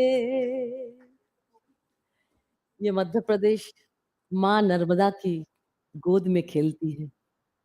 ये सांस्कृतिक राजधानी है, पावन भूमि है। इस भूमि को मैं प्रणाम करती हूँ। इस भूमि में बड़े-बड़े संत आदि शंकराचार्य जैसे इतने बड़े महापुरुष अपना साधना स्थल बनाए थे। इसलिए सबसे पहले इस भूमि को मैं और बंचासी सभी को प्रणाम करती हूँ। क्योंकि अभी सुशील जी ने कहा ना, कोई भी महानुभाव की अगर हम नाम नहीं लेते हैं तो उनको बहुत बुरा लगता है। इसलिए मैं सभी को प्रणाम करती हूँ और सांची विश्वविद्यालय और पीआईओ सीसीआई का जो संयुक्त प्रयास है, उस प्रयास को हम अभिनंदन करते हैं और प्रणाम करते हैं। ये प्रयास आसान काम नहीं है और मैं नीरजा जी की नाम लेती हूँ क्योंकि उन्होंने मुझे बुलाया है। उनको मैं हृदय से धन्यवाद देती हूँ कि इतनी सुंदर जगह पे इतने लोगों के साथ हमारे जो एनआरआई भाई हैं, वो हमारे ही हैं। लेकिन वो आज आए हैं हमारे संस्कृति जो इससे दूर नहीं। मैंने मॉरिशस गई, फिजी यूनिवर्सिटी में मैं विजिटिंग प्रोफेसर रही। मैं देख के दंग रह गई कि आप लोग जिस तरह से भारतीय संस्कृति और संस्कार को हृदय में के रखते हैं, वो शायद हम नहीं कर पा रहे हैं। इसलिए आप लोग को प्रणाम क्योंकि आपको मैं एक बार बता दूँ जब आप सभी को मालूम है कि मैं भारत रत्न बिस्मिल्लाह खान साहब की पुत्री हूँ। जब हमारी जुगलबंदी चल रही थी पहली, तो नौशाद जी सामने बैठे हुए थे। वो रोते थे, तो वो भूल गए कि वो इतने बड़े संगीतकार हैं। मेरे पास आके उस समय मैं मेरी उम्र बहुत कम थी, कुछ भी नहीं थी। तो उसने आके कहे कि शोमा जी रेगिस्तान में उस पानी की तरह आपका आना है। आप हमारे संगीत को बचा लीजिए क्योंकि अगर नहीं बचाएँगे तो कल अमेरिका में जाके, मॉरिशस में जाके सीखना पड़ेगा, वो बचा रहे हैं। हमारे माननीय प्रधानमंत्री जी कितना चाहते हैं कि हम लोग अमृत वेला से गुज़र रहे हैं, जिसमें उन्होंने 5 प्रण लिया। उस प 5 प्रण का इनॉग्रेशन मैंने ही गा के किया था, जिसमें एक था कि विरासत बचाना और अपनी ज़िम्मेदारी निभाना। हमारे पास ऐसे मंत्री हैं उषा जी जैसे, सत्यपाल जी जैसे जो दिलो-जान से चाहते हैं, मोदी जी जैसे कि हमारी संस्कृति बचे, लेकिन हमारी भी तो कोई ज़िम्मेदारी है, वो हमें तो पिला नहीं सकते उसको। हमारे जो हम एज़ अ पेरेंट शायद नहीं दे पा रहे हैं अपने बच्चों को, ये हमारी ज़िम्मेदारी है, उस ज़िम्मेदारी को निभाना है। आप लोग विदेश में रह के निभा रहे हैं, हम लोग शायद नहीं कर पा रहे हैं। मैं बीएचयू की विज़िटिंग प्रोफ़ेसर हूँ, एकेडमिक काउंसिल मेंबर हूँ। तो मैंने वीसी साहब को कहा कि एक चेयर बनाते हैं म्यूज़िक में, क्योंकि हर विद्या से बढ़कर संगीत की विद्या, वो खाली पढ़ने से नहीं चलता, उसमें ये गुरु शिष्य परंपरा में चलता है। वहाँ पर गुरु को देखना ज़रूरी है स्टूडेंट्स को। तो उन्होंने वक़्त की कमी है। आप समाज अपने फ़ेसबुक में डालिए हमारे जो एनआरआई स्टूडेंट्स हैं, स्टूडेंट वो आर्थिक सहयोग दें तभी हम ये चेयर बना सकते हैं। तो आप लोगों से निवेदन है कि मध्य प्रदेश सांची यूनिवर्सिटी में, बनारस हिंदू यूनिवर्सिटी में आप लोग आर्थिक सहयोग दें। संगीत के लिए हम संगीत की बात कर रहे हैं, संगीत की विरासत की, जिससे कि हम लोग उस डिपार्टमेंट में एक चेयर बना सकें और बड़े-बड़े गुरुओं को उन स्टूडेंट्स के साथ इंटरेक्शन करा सके, तो हमारी परंपरा बचेगी। ये हमारी ज़िम्मेदारी है, उस संस्कृति को बचाना क्योंकि education is incomplete without music and culture. तो मैं विरासत के लिए छोटी-सी मैं बताऊँगी हमारे भारत की संगीत की इतिहास जो है, पूरा सृष्टि से पहले ओंकार ध्वनि था। उस ओंकार जो नाद ब्रह्म संगीत में 3 ब्रह्म है, सुर ब्रह्म, नाद ब्रह्म और शब्द ब्रह्म। तो ओंकार से पूरी सृष्टि हुई, फिर ऋषि मुनियों ने ओंकार को बेस करते हुए प्रकृति के ध्वनि से, नदी के कलकलाहट से, पक्षियों के चहचहाट से 7 सुर बनाए और पूरा वर्ल्ड में म्यूज़िक इज़ यूनिवर्सल, पूरा वर्ल्ड में 7 ही सुर हैं। सा रे गा मा पा धा नि सा, डो रे मी फा सो ला सी डो और कुछ नहीं है। In music we are one. जिन लोग विदेश में रहते हैं, वो अगर संगीत को लेके चलेंगे, तो आप पूरे विश्व में एक हो सकते हैं। ये मेरी बात नहीं है, भारत रत्न बिस्मिल्लाह खान साहब कह के गए थे कि अगर संगीत लेके चलोगे तो इंशाल्लाह झगड़ा नहीं होगा। क्योंकि उसमें हम लोग एक है। तो पहली गायकी जो मिलती है, सात सुर जब बन गया, सामवेद से। सामवेद की कृपा मैं एक लाइन पढ़ के सुनाती हूँ, जो पहली गायकी हमारे संगीत की सामवेद से, ये बिफोर क्राइस्ट 1200 सेंचुरी। अमित्ताशुरननोमो दुग्धा इव धेनवः ईशानमस्य जगतः स्वरदिशम् ईशानम् इन्द्रतन्यूषः। उसके बाद बिफोर क्राइस्ट 800 सेंचुरी में प्रबंध गान हुआ सामवेद के बाद। वो जो आज के ख्याल की तरह है, उसमें 4 पार्ट्स होते थे। उसके बाद आफ्टर क्राइस्ट प्रबंध ध्रुपद धमार गायकी हुई। उसमें शब्द की बड़ी प्रधानता थी। अकबर के दरबार में तक चला। भस्म अंग गौरी संग जटा में विराज गंग, ये हमारी बहुत ही इंपॉर्टेंट गायन शैली, वो 17th सेंचुरी तक रही अकबर के दरबार में। फिर ख्याल गायकी बनी अकबर के दरबार में ही, मोहम्मद शाह रंगीले के दरबार में सदारंग अदारंग ने ख्याल गायकी को ये किया। फिर जब वो दरबार गया, तो छोटे-छोटे स्टेट में, जैसे बनारस में, लखनऊ में, उत्तर प्रदेश में, ग्वालियर में, उनके राज्यों में संगीत की संरक्षण होती रही। तो उसको हम फ्यूजन कह सकते हैं। जैसे पंजाबी टप्पा बनारस में आ गई, बनारस की ठुमरी चली गई ग्वालियर में। वहाँ की मिट्टी के अनुरूप हम लोगों ने उन लोगों ने बना लिया उस गायकी को। ठुमरी, फिर लोक संगीत। लोक संगीत हमारे जीवन की गाथा है। हमने अभी शुक्ला जी को रिक्वेस्ट किया कि हमें मॉरिशस भेजिए, कि वो देश वो उसी को पकड़े हुए है उस संस्कृति को। 150 साल पहले जिस तरह से लोक संगीत गाई जाती थी, लेकिन आज ज़माना बदल रहा है। हमें भी बदलना पड़ेगा। जैसे बुद्धदेव ने अग्नि उपदेश में कहा कि हम लोग डिज़ायर के अग्नि में जल रहे हैं, हमें मध्यम पथ लेना पड़ेगा इसके लिए। उसी तरह संगीत में भी मध्यम पथ लेना पड़ेगा, क्योंकि हमारे बच्चे एकदम विदेशी संगीत में रमे हुए हैं। हमें ज़रूर विदेशी संगीत लेना पड़ेगा, लेकिन हमारी हेरिटेज को लेते हुए हम चलेंगे। आजकल देखिए शिव-तांडव लोग गाते हैं, कितना सुंदर उसमें लय है, सब कुछ है। लेकिन शिव-तांडव ही है। ये बच्चों को भी अच्छा लगेगा। हमारे जैसे ठुमरी के अंग में कितनी सारी जो लोक संगीत है, ठुमरी अंग में हम लोग गाते हैं। बच्चा जन्म, क्योंकि लोक संगीत हमारे जीवन की गाथा है। जब बच्चा जन्म होता है, तो हम लोग सोहर गाते हैं। यशोदा के भय नंद लाला बधावले मालिनिया। जब शादी होती है तो हम लोग बंदा गाते हैं। राम पहिरे दुल्हन का सेहरा, राम पहिरे।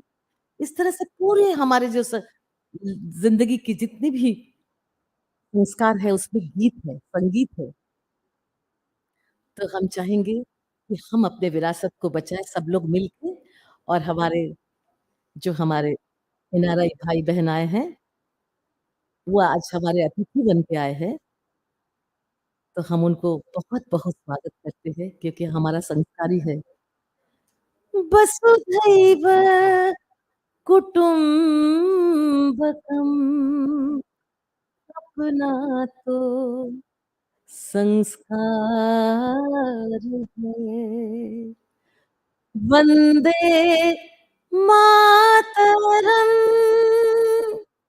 धन्यवाद।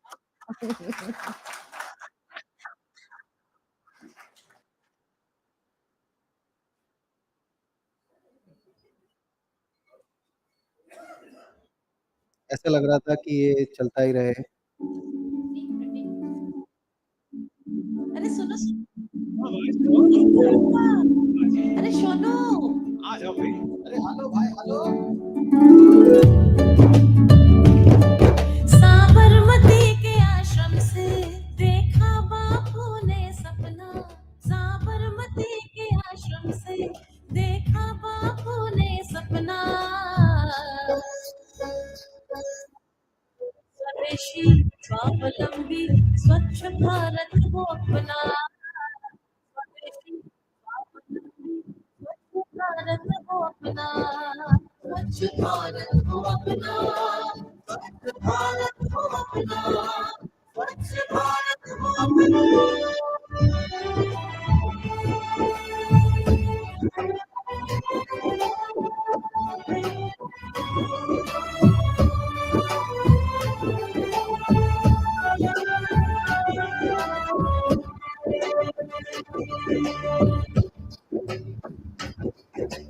फिरंगियों से मांगा था बस हक अपना, आंखों ने दांडी में रचा इतिहास अपना।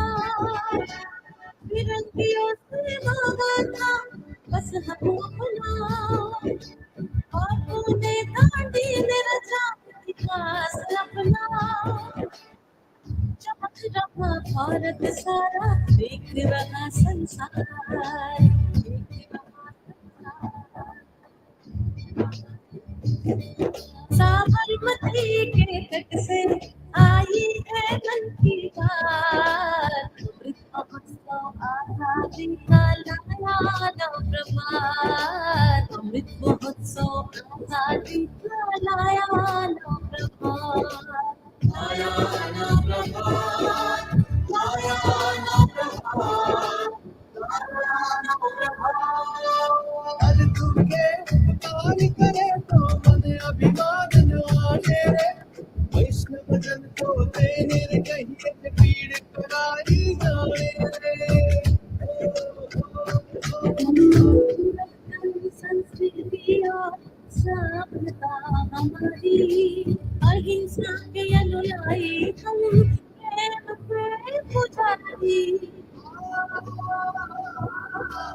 आत्मनिर्भर के पथ पर हम विश्व गुरु के रथ पे, स्वाभिमानी सपना अब हो रहा साकार, आत्मनिर्भर भारत को अब मिल रहा आकार।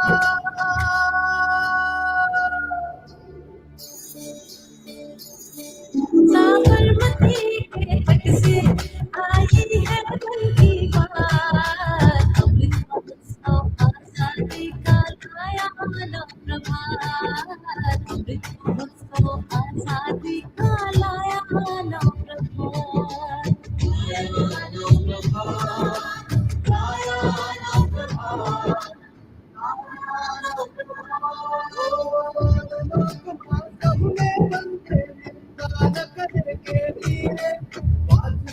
मन निश्चय राखे धन धन जननी के वीरे हो।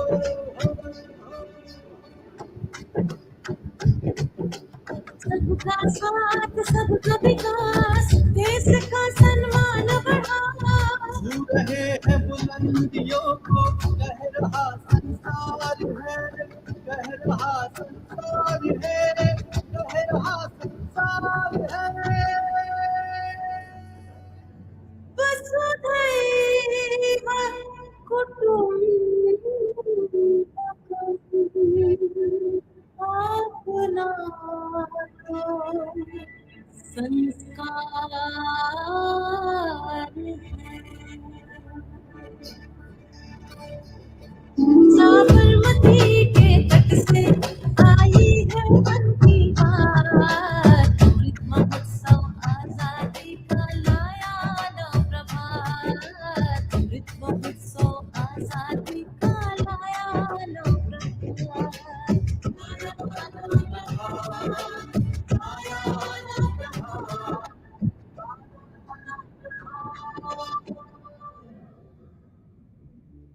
वंदे मातरम्।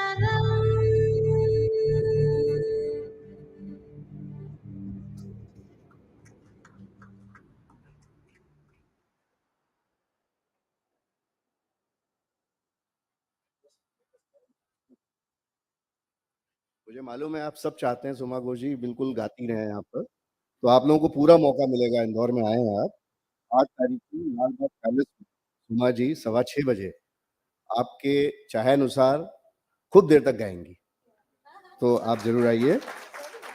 और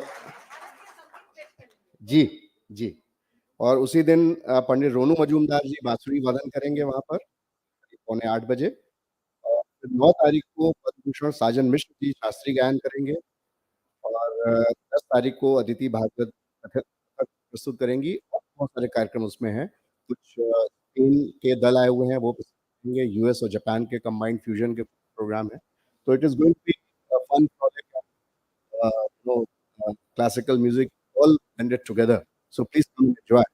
And regarding the investment opportunities in Madhya Pradesh, please join us tomorrow in our session at PPT at 4 o'clock. We will have a detailed presentation over there and we'll have opportunities to take things forward. And further, very specific sessions for investment will be done during the Global Investor Summit on 11th on the tourism sector. Please do join us for that. Thank you so much.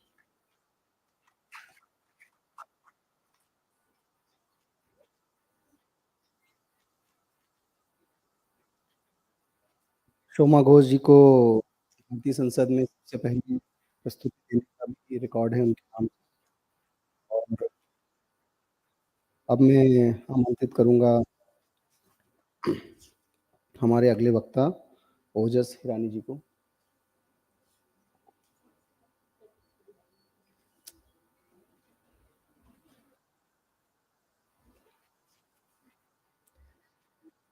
सबको नमस्कार। मंचस्थ महानुभाव, देश विदेश से आए।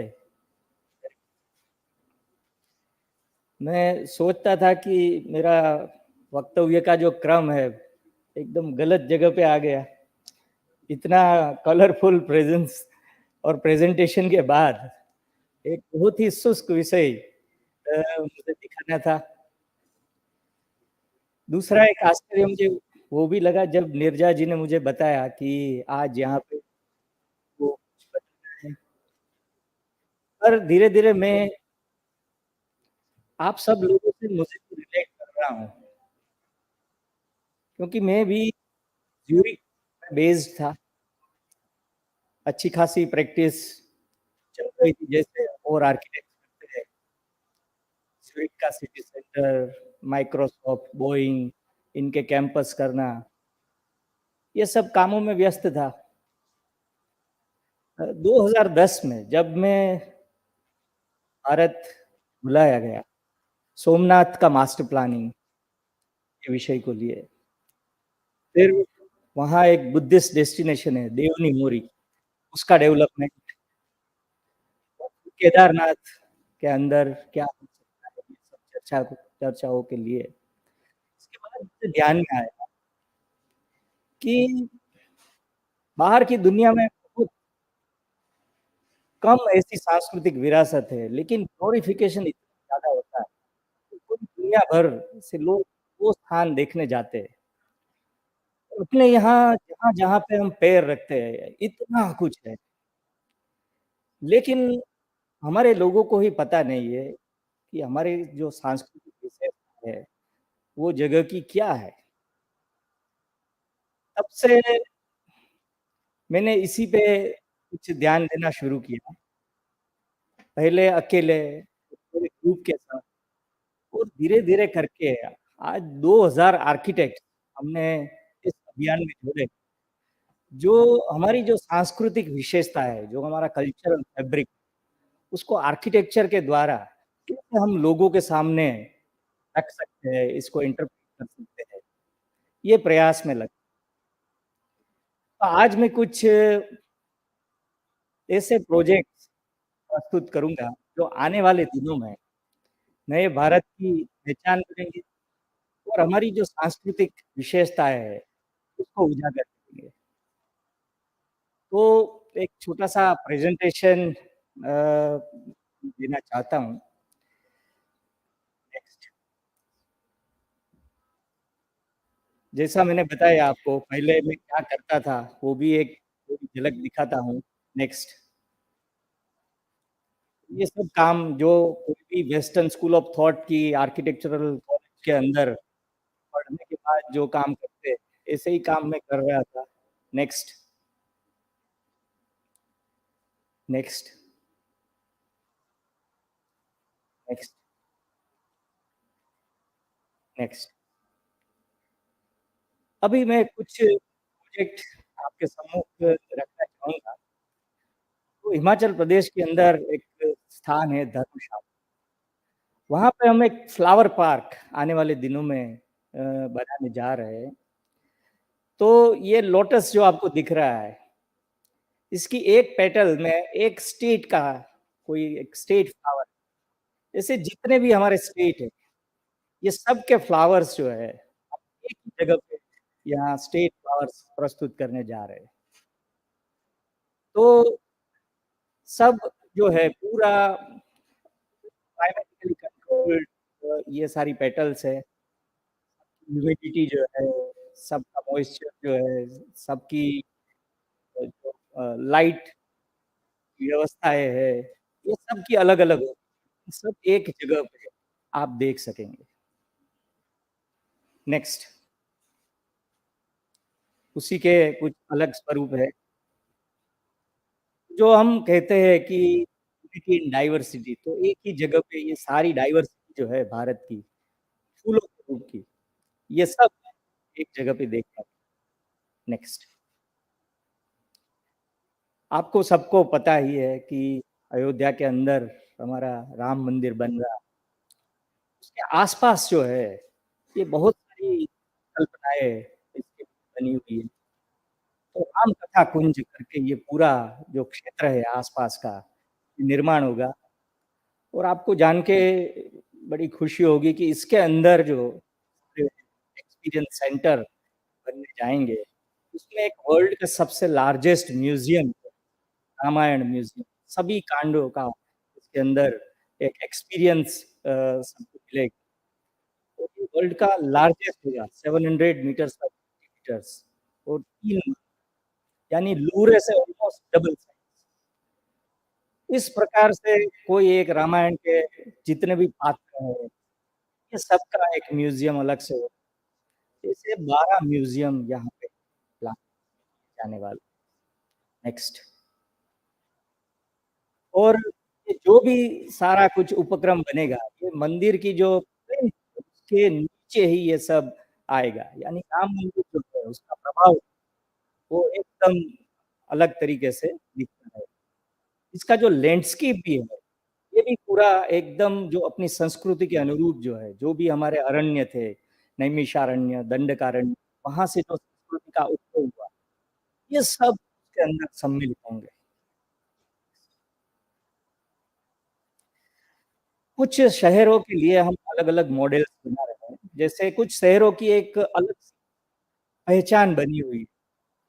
दिल्ली हम जब सोचते हैं तो कोई मुगल इन्फ्लुएंस वाला शहर या कॉलोनियल इन्फ्लुएंस वाला शहर, ऐसा ही ध्यान में आता है यूजुअली। पर इसके पहले महाभारत समय, इससे पहले चौहान वंश, तोमर वंश, इसके राजाओं ने क्या किया? तो जो भी टेंजिबल और इनटेंजिबल हेरिटेज एक ही जगह अगर देखना है, तो कैसे देख, तो ऐसा दिल्ली का एक हेरिटेज पार्क, इसकी एक प्रपोज़ल पूरी कोरोनेशन पार्क करके एक जगह है। इसमें एक दिन के अंदर आप पूरा जो है दिल्ली क्या था, उसके बारे में सारी चीज़ जान सकेंगे। ऐसा ही अहमदाबाद के साबरमती रिवर फ्रंट पे अहमदाबाद का पूरा 1000 साल का इतिहास, बल्कि उसकी तो टैगलाइन हमने रखी है, वहाँ तो स्टोन एज टूल्स, तो stone age tools to satellites. ये पूरा जो हेरिटेज है, वो एक ही जगह पे कैसे देखने को मिलेगा। तो इसको एक न शहरों को अपनी जो पहचान है, जो खो गई थी बीच में, वो सही पहचान फिर से मिले, सब लोग शहरों को अच्छे से जानें। तो ये सारा काम ये सारे हेरिटेज के अंदर किया जाएगा। नेक्स्ट,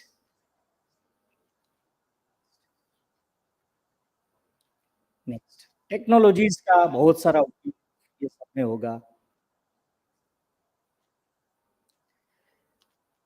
हिमाचल प्रदेश में ही मंडी करके एक जगह है, जिसको छोटी काशी के रूप में एक प्रोजेक्शन देना था। उसके लिए एक शिवधाम करके एक वहाँ तंगनीधार करके पर्वत है। इसकी टॉप पे ये एक कैंपस अभी बन रहा है। It's in process. Next, next, next. जैसे हमारा गिरनार है, उसके है, इस तरह के पर्वतों के ऊपर जैसे तीर्थ है, ऐसा ही एक तीर्थ स्थान एक और प्रयोग हम कर रहे हैं, जितनी भी इंडियन आर्ट्स, क्राफ्ट, ट्रेडिशन इसमें से बहुत सारी ऐसी है कि जो खत्म हो गई, बहुत सारी ऐसी है कि जो खत्म होने पे है। तो ये सारी जो ट्रेडिशंस है, उसका शिक्षण देने के लिए लाहौल स्पीति के अंदर ग्लेशियर्स के बीच में एक बहुत बड़ा कैंपस 10,000 विद्यार्थियों के लिए एक बन रहा है। और इसके अंदर जितने भी अपनी ट्रेडिशंस जो है आर्ट्स, क्राफ्ट, ये सारी रिवाइव होगी और 10,000 विद्यार्थी एक साथ गुरुकुल पद्धति से इसके अंदर शिक्षा ले पाएंगे। जैसे पहले के समय में लोग अरण्य में जाके अपना सब ज्ञानवर्धन करते थे, ऐसे ही एक कल्पना के अनुरूप प्रोजेक्ट भी बन रहा है। नेक्स्ट। तो ये आप देख रहे हैं क्योंकि वहाँ बहुत एक्सट्रीम क्लाइमेट है, तो ये पर्वत के अंदर पूरे बायोम्स क्लाइमेटिकली कंट्रोल बायोम्स जो 10-10 स्टोरी तक के बड़े हैं, ये सारे वहाँ पे रहेंगे, यहीं पे शिक्षा प्राप्त कर सकते हैं। और जो एक कल्चरल रिस्पॉन्स भी है अपना कि और देश और हाईवेज बनाते हैं अपनी बॉर्डर पे, लेकिन हम जो है कल्चरल हाईवेज बनाते हैं। तो बामियान के अंदर जो एक बुद्ध का स्टेच्यू था जो तोड़ा गया, ये हम पूरा यहाँ पे रिक्रिएट कर रहे हैं। इसके साथ पूरा बुद्धिस्ट आर्ट्स एंड क्राफ्ट्स का एक म्यूजियम भी यहाँ पे बनने जाने वाला है और उसकी भी एक स्कूल अलग से Buddhist arts and craft traditions की यहाँ पे तैयार होने वाली है। नेक्स्ट। चंद्रा नदी के तट पे थीनन वैली के अंदर ये। नेक्स्ट। केदारनाथ आप सबको मालूम है, आप सब जानते हैं क्या हो रहा है। नेक्स्ट। नेक्स्ट। नेक्स्ट। अभी बहुत सारे ऐसे स्थान हैं भगवान बुद्ध के, उसके ऊपर भी काफी कुछ काम चल रहा है। जैसे गुजरात के अंदर देवनिमोरी, जहाँ से भगवान बुद्ध के अस्थि प्राप्त हुए, वहाँ 400 हेक्टेयर का पूरा एक डेवलपमेंट चल रहा है। और ऐसे रेलिक्स जो है ये जितने भी है दुनिया भर के अंदर, उसको फिर से अच्छे से प्रस्थापित करना, लोगों के सम्मुख इसको एक्सपोजिशन करना, ये भी एक प्रयत्न अभी चल रहा है जोरों शोरों से। तो जो नेशनल म्यूजियम दिल्ली के अंदर कपिल वास्तु के जो रेलिक्स, उसको एक्सपोजिशन करने के लिए दिल्ली के अंदर आस्था कुंज में एक ग्रैंड रेलिक स्तूपा का निर्माण आने वाले दिनों में होने वाला है। उसकी कुछ नेक्स्ट। नेक्स्ट। इसका एक इंटरप्रिटेशन सेंटर भी इसके साथ ही रहेगा, जिससे लोगों को पता चले कि ये बुद्धिज्म जो है पूरी दुनिया के अंदर कैसे गया और कैसे कौन सी ऐसी चीजें हैं जो हमें ये सिखाता है, ये सब चीजें। तो कोई भी बुद्धिस्ट पिलग्रिम के लिए, Buddhist researcher, scholars, opinion maker, सबके लिए ये एक अच्छा स्थान दिल्ली के अंदर। नेक्स्ट। अभी अभी प्रधानमंत्री जी ने इसका भूमि पूजन किया है लुम्बिनी के अंदर। जो भगवान बुद्ध की जन्मस्थली है वही जगह पे वर्ल्ड हेरिटेज साइट पे ये एक India international centre for Buddhist art and cultural heritage, ये हम पूरा बना रहे थे। और ये एक आध 1.5 साल के अंदर पूरा तैयार हो जाएगा। नेपाल को ये भारत सरकार की ओर से भेंट के रूप में। तो जैसे भगवान बुद्ध ने जन्म के समय 7 स्टेप्स लिए और हर स्टेप पे एक कमल खिल गया, इसी तरह ये बिल्डिंग का शेप भी ऐसा है, 7 स्टेप्स और ये लोटस हो रहा है। नेक्स्ट।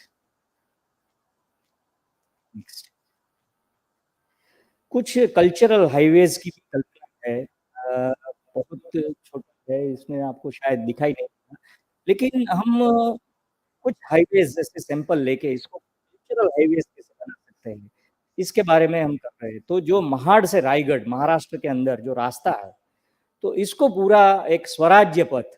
तो छत्रपति शिवाजी महाराज के मन में बचपन से एक ऑब्सेशन था कि स्वराज्य चाहिए। तो सामान्य आदमी से लेके तो इनकी हिंदू पथ पातशाही की स्थापना की, यहाँ तक का जो सफर वो कैसा रहा। तो ये जो है ये दर्शन ये 23 किलोमीटर के पेज के अंदर लोगों के सम्मुख प्रयोग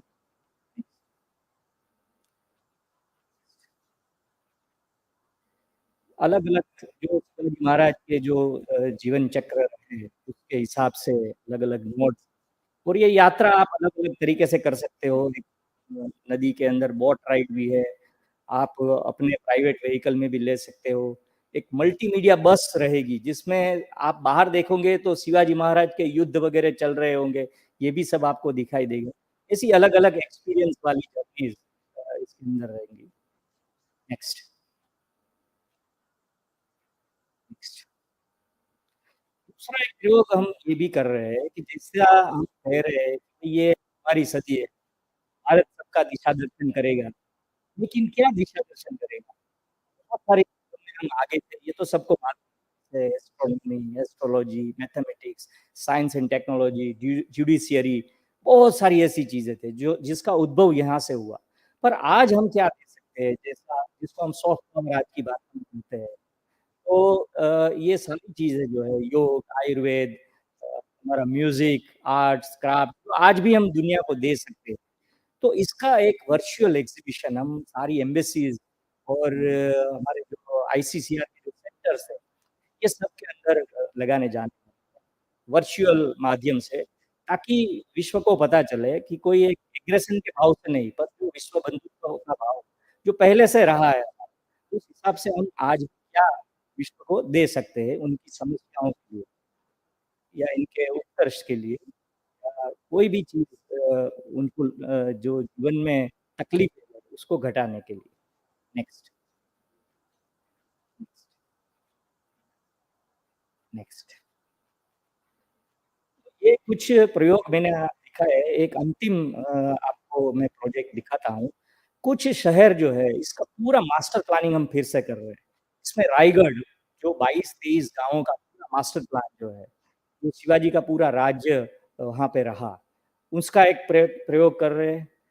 एक श्रावस्ती करके स्थान है उत्तर प्रदेश के अंदर, भगवान सबसे ज़्यादा प्रीचिंग्स वहाँ पे हुए, सबसे ज़्यादा वर्षावास उनके वहाँ पे हुए। उसका पूरा मास्टर प्लान कर रहे हैं। इसकी कुछ नेक्स्ट कुशीनगर जहाँ भगवान बुद्ध का महापरिनिर्वाण उसका पूरा मास्टर प्लानिंग और ये तीनों जो जगह है उसमें एक ऐसा थीम पार्क भी रहेगा कि भगवान बुद्ध के ऊपर या छत्रपति शिवाजी महाराज तो इस तरह के कुछ प्रोजेक्ट्स आने वाले नए भारत के नए प्रोजेक्ट्स मुझे लगता है कि जो हमारा थीम है उसके अनुरूप ये विषय को मैंने थोड़ा सबके सम्मुख रखने की कोशिश की कि आप लोग भी आने वाले दिनों में ये सब जगहों पे आए और देखें कि जो हमारी पहले से जो महत्ता रही आज के दौर में भी हम कैसे देख सकते हैं और लोग को कैसे ये हम दिखा सकते हैं। सबको धन्यवाद, नमस्कार।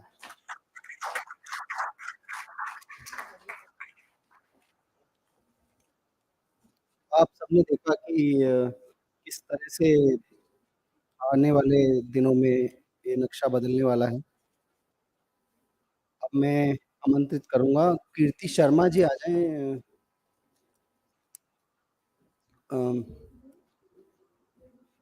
कभी-कभी ऐसा होता है कि जो बुरी होती है उसको ही लोग भूल जाते हैं। मुझसे भी ये गलती हुई और माननीय कुलपति महोदया का स्वागत नहीं हो पाया।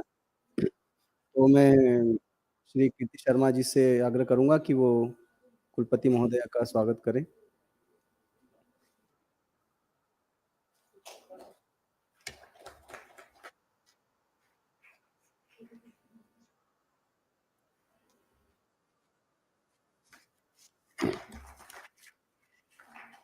Our Vice Chancellor is an avid promoter of Indian knowledge system and commands authority on the issues of diaspora studies. Dr. Nirjay Gupta specializes in English and yet is a diligent scholar of Indian art, literature, and Natya Shastra. Her work in Jammu and Kashmir received accolades from the top governing authorities of India. She is the powerhouse behind the research of Ranchi University and has been the torchbearer of revival of ancient knowledge system. I welcome her. to give the speech.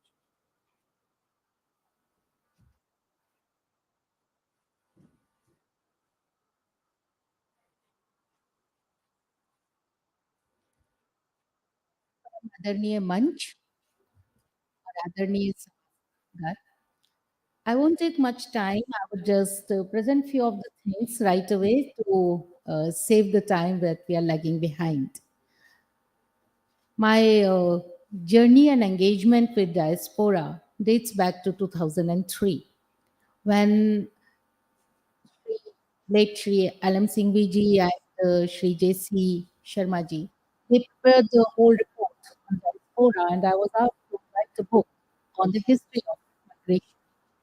And as I said, I don't want to repeat my morning statement, but I started writing. And while writing, I came across to such, I would say, very astonishing and very, very amusing details in my journey. And उसको हम कैसे 5 trillion economy से relate करते हैं, इसके मैं 2-3 सिर्फ आपके सामने केस स्टडीज़ रखूँगी और धन्यवाद करूँगी भारत सरकार का कि उन्होंने हमारी बहुत सी केस स्टडीज़ पे आज कम से कम 3 भारतीय हमारे व्हाइट पेपर पे बनाए। पहली बात है, जो खास करके गुजरात जैसे राज्यों में जहाँ की बहुत ज़्यादा माइग्रेशन होता है, वहाँ जो मंदिर होते हैं, वो मंदिर जातियों के होते हैं। वो अंदर कोई भी देवता का प्रतिस्थापन करे, पर उस मंदिर का पूरा संचालन कुछ जाति करती है। और वहाँ की प्रथा है कि जैसे ही उस जाति का कोई या लड़की ग्रेजुएट हो जाता है, वो मंदिर उसको 25 से 30 लाख रुपया दे देता है, माइग्रेट करने को अमेरिका। उस जाति के जितने लोग बाहर रह रहे हैं, उनको एक मैसेज फ्लैग है कि ये लड़का आ रहा है, लड़की आ रही है और इसको हमने इतना असिस्टेंस नहीं दी है। और शाम तक $500, $1000, $100, $50 जिसकी जितनी क्षमता है, वो उस मंदिर की हुंडी में वापस आ जाता है, जिसे हम बड़ा सिस्टमैटिक कम्युनिटी माइग्रेशन सिस्टम कहते हैं। और ये बच्चा जब वहाँ जाता है तो उसकी जाति के समूह के लोग उसको वहाँ पे स्थापित होने में उसकी सहायता करते हैं, which is a and they don't trust the governments, they don't trust the banks, but they do trust the temples. So when we call for the spiritual migration or when we call the temple migration, this has a huge investment in the economy. क्योंकि वो जो गाँव होते हैं, वो आप देखेंगे जहाँ से ज़्यादा माइग्रेशन हो रहा है, उन गाँवों का इंफ्रास्ट्रक्चर, उन गाँव में मिलने वाली सुविधाएँ, वो सब अद्यतन होती हैं। They are of the 5th generation settlement.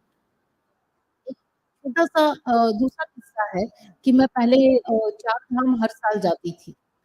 तो एक बार मुझे कुछ पैसे चाहिए थे, मैंने ड्राइवर को कहा ज़रा किसी एटीएम से रोक दे, तो उसने घनसाली डिस्ट्रिक्ट है एक बड़ा आपको गूगल करेंगे तो मिल जाएगा। घनसाली डिस्ट्रिक्ट में एक सड़क किनारे एक झोपड़पट्टी जैसा एक एसबीआई का सो कॉल्ड ब्रांच, उस जगह उसने गाड़ी रोकी, बोला यहाँ एटीएम है, आप निकाल लीजिए। यहाँ लाइट वाइट आ रही होगी, आप निकालिए और मुझे जितना चाहिए था उतना एटीएम से मुझे पैसा मिला। और जब मैं बाहर आ रही थी तो मैंने एक छोटी-सी पट्टी लिखी देखी। उस पट्टी पे लिखा हुआ था इंडियाज़ रिचेस्ट एसबीआई। अब वो जो पट्टी थी उसने मुझे रोकी और मैंने कहा कि मुझे मैनेजर साहब से मिलना है, बोले वो तो गाँव गए हुए हैं, शाम को आएँगे। ठीक है, शाम को मिलते हैं, मैं वेट करने लगी वहीं, शाम को आए। मैंने कहा सर व्हाट इज़ दिस? ये क्या इंडियाज़ रिचेस्ट एसबीआई ब्रांच? बोले हाँ, ये भारत की रिचेस्ट एसबीआई ब्रांच है। मैंने कहा सर समझाइए। बोले ये कंसाली डिस्ट्रिक्ट है, इसमें लगभग 500 गाँव हैं और 500 गाँव की 95% जनसंख्या जापान माइग्रेट गई हुई है और वो वहाँ डेली वर्कर की तरह काम करते हैं और हर रोज़ यहाँ येन जो येन का वहाँ जो क्रेडिट हो रहा था, उसने उस छोटी-सी झोपड़पट्टी की एसबीआई ब्रांच को भारत की सबसे ज़्यादा एक रिचेस्ट एसबीआई ब्रांच बनाया हुआ था। We don't know what is tangible and what is intangible. When we get entangled into the data and we start research, we try to find out and locate the businesses. But actually, the contribution is so subtle, so silent, and it's so solid that actually when we do the academic research, we try to find out these spaces where the actual investment is seen. मुझसे कई बार प्रश्न होता है, मैं लगभग 2006 से ऐसे conferences का आयोजन कर रही हूँ प्री पीबीडी, कि एक यूनिवर्सिटी का पीबीडी के आयोजनों में क्या योगदान है, क्या योगदान। हमने 3 व्हाइट पेपर भारत सरकार को दिए। पहला व्हाइट पेपर था हमारा हॉलिडे मैरिजेस पर। बाहर से बच्चे आते हैं क्योंकि मम्मी-पापा बुलाते हैं या शादी करते हैं, अपनी पत्नी को यहीं छोड़ जाते हैं। वो बच्ची सारी ज़िंदगी अपने माँ-बाप की, लड़के के माँ-बाप की सेवा करती है और वो लड़का बाहर जाके दूसरी शादी करके सेटल होता है। इस पर पूरा एक हॉलिडे मैरिजेस करके हमने डाटा के साथ हैदराबाद में क्या हो रहा है, पंजाब में क्या हो रहा है, दूसरे स्टेट्स में क्या हो रहा है, जब डाटा दिया गया तो अब ये भारत सरकार ने नियम बनाया कि कलेक्टर हर पासपोर्ट पर एक स्टैम्प लगाता है, वो लड़का विवाहित है या अविवाहित है, और इससे श्योरली उनके संख्या नहीं है। दूसरा व्हाइट पेपर हमने दिया के ऊपर स्टडी करके, केरल में जो ज़्यादातर महिलाएँ स्किल जाती हैं, वो टीचर्स या नर्सेस बनती हैं अरबिक कंट्रीज़ में, और वो इन हाइजीनिक उनका रहने का हमारा स्टडी का सिस्टम था। एक-एक कमरे में 25-25, 30-30 थी। जाते ही उनके पासपोर्ट्स ले लिए जाते हैं, उनके पास कोई तरीका नहीं है, वो उसका भी शिकायत करें, एंड द डिप्लोरेबल कंडीशन। और फिर हम भारत में गर्व से कहते हैं, सबसे ज़्यादा रेमिटेंस केरल में आती है, और किस कॉस्ट पे आती है? क्या हमने उनकी मेंटल हेल्थ, क्या हमने उनकी फिजिकल हेल्थ, क्या हमने वो कंट्रीब्यूट किया जो अपनी जान को दाँव पे लगा के भारत को दे रहे हैं? तो इसकी स्टडी थी, फॉर्च्यूनेटली सरकार ने उसे, और अब ये कानून बना है कि एजेंट्स रजिस्टर्ड होंगे, तो रजिस्टर्ड होंगे, बल्कि 5 से ज़्यादा लड़कियाँ, महिलाएँ एक रूम में नहीं रहेंगी, इस एश्योरेंस के साथ उनका माइग्रेशन करवा सकते हैं। तीसरा हमारा जो एक स्टडी थी, सीरियस स्टडी, वो एक पर्सनल एक्सपीरियंस के ऊपर थी। एक बहुत धनाढ्य एनआरआई गुजरात में आए, और हम जैसे ही आयोजन करते हैं, हम उनको बुलाने ले गए। बोले, "तुम मुझे तो एक जवाब दो, तुम मुझे क्या समझती हो? मैं एनआरआई हूँ कि मैं गुजराती हूँ कि मैं भारतीय हूँ? किस कैपेसिटी में मैं इस कार्यक्रम में आऊँगा?" मैंने बोला, "आप एनआरआई आई हैं।" मैं नाम भी बता देती हूँ, यूएस के राम गढ़वी जी, राम भाई पूछ होती, whether I am an NRI or a Gujarati or an Indian. I said, "Well, I invite you as an NRI." He said, "लेकिन आपकी सोसाइटी मुझे एनआरआई नहीं मानती।" मैंने बोला, "क्यों?" बोले, "आपके यहाँ एक मिनिस्ट्री है एनआरआई की, और जब मैं वहाँ गया मिनिस्टर से मिलता हूँ या लोगों से मिलता हूँ और पूछता हूँ, एनआरआई मिनिस्ट्री माने क्या? मुझे क्या सुविधा मिलेगी?" तो वो कहते हैं, "आपके लिए नहीं है ये, हम सिर्फ़ एक डेटाबेस बना के रखते हैं, बस उतने के लिए है।" बोले, "क्या मैं डाटा का हिस्सा हूँ?" तब हम लोगों ने एक रिसर्च की कि क्या चाहिए? आप हमसे क्या अपेक्षा रखते हैं? भारत जब एनआरआई आते हैं तो उन्हें भारत से क्या चाहिए? और उसके अंतर्गत उनको एक डेडिकेटेड कार्ड दिया जाए। उस कार्ड के पे बैंक्स में उनके रेट्स अलग हों, या उनके लिए कुछ ऐसी सुविधाएँ हों जो उन्हें डायरेक्टली बेनिफिट कर सकें। ये प्रपोज़ल हम लोगों ने जब दिया 2009 में, उसके ऊपर now today I am happy that it has evolved into an OCI card, and then it has waived off the visa hassles and so many other hassles. So, what an educational institute can do, of course, from the olden days, from trades and transmissions to the modern days, how we can have a smooth path between this emotional and economic connect, as Honorable Principal Secretary was also mentioning, that एक synergy level हमें combined लाना है, और लाना होगा, मैं नहीं कह रही हूँ, क्योंकि भविष्य की बात हम दूसरे पे नहीं छोड़ सकते हैं। We have to work together, and then economy is not only money. Economy is first of all emotion. जहाँ इमोशंस होंगे वहीं पैसा आएगा। अगर इमोशनल कनेक्ट नहीं होगा तो कोई भी पैसा वहाँ नहीं आएगा। We have to assure our overseas Indians that we are emotionally connected, and then only we can aspire for the 5 trillion economy. Thank you so much for everyone to be here and gracing this occasion. Thank you.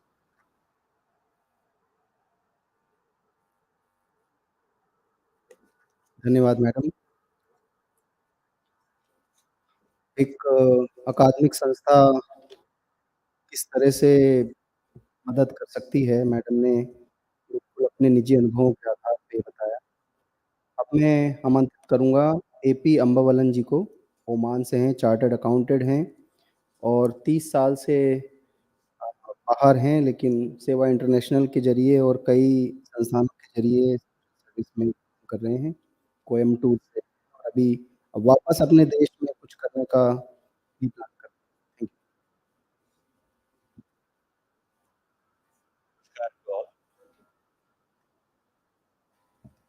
Respected Principal Secretary, Kulapati of Sanchi University, and Padma Shri awardees who are present at the stage, and our PIO President Sushil Pandit ji,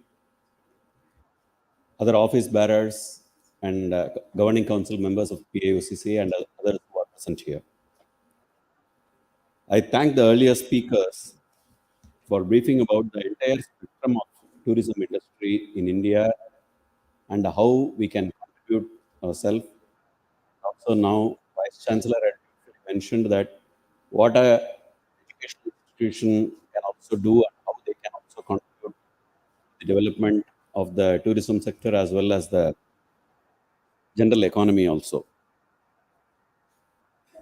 From the words of Swami Vivekananda, each nation has a main current in it, that is the Atma. And for India, it is the religion, the spiritualism. So we could see that India is becoming a spiritual hub. More and more tourists are coming to India for spiritual experience.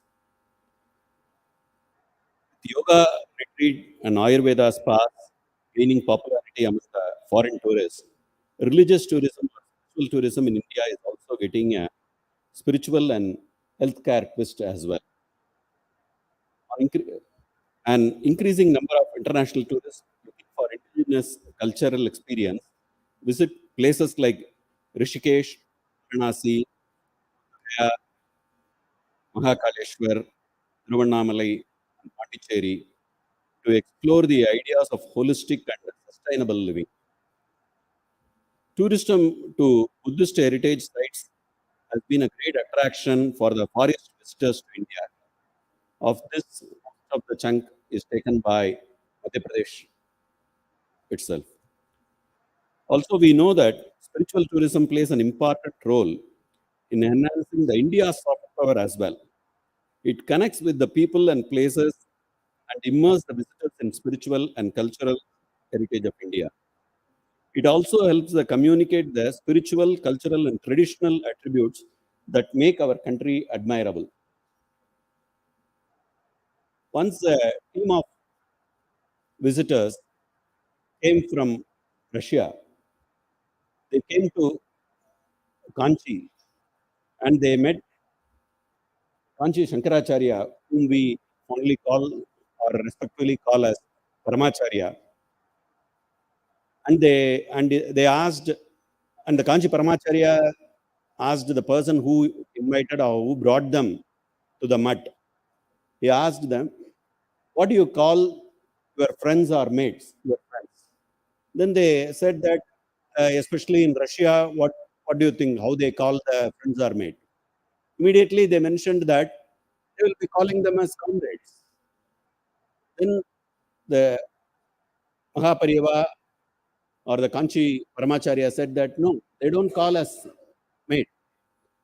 They don't call us comrades. They call us Tavarishi. You can Google and see. They don't call us friends. And he also said that how the Russia name came, he said that initially it was called Rishi Varsha. Then it has become Russia. That is how it has come. So what I'm telling is there is no need for us to go and spread the spiritual aspects to the other parts of the world. It is already there.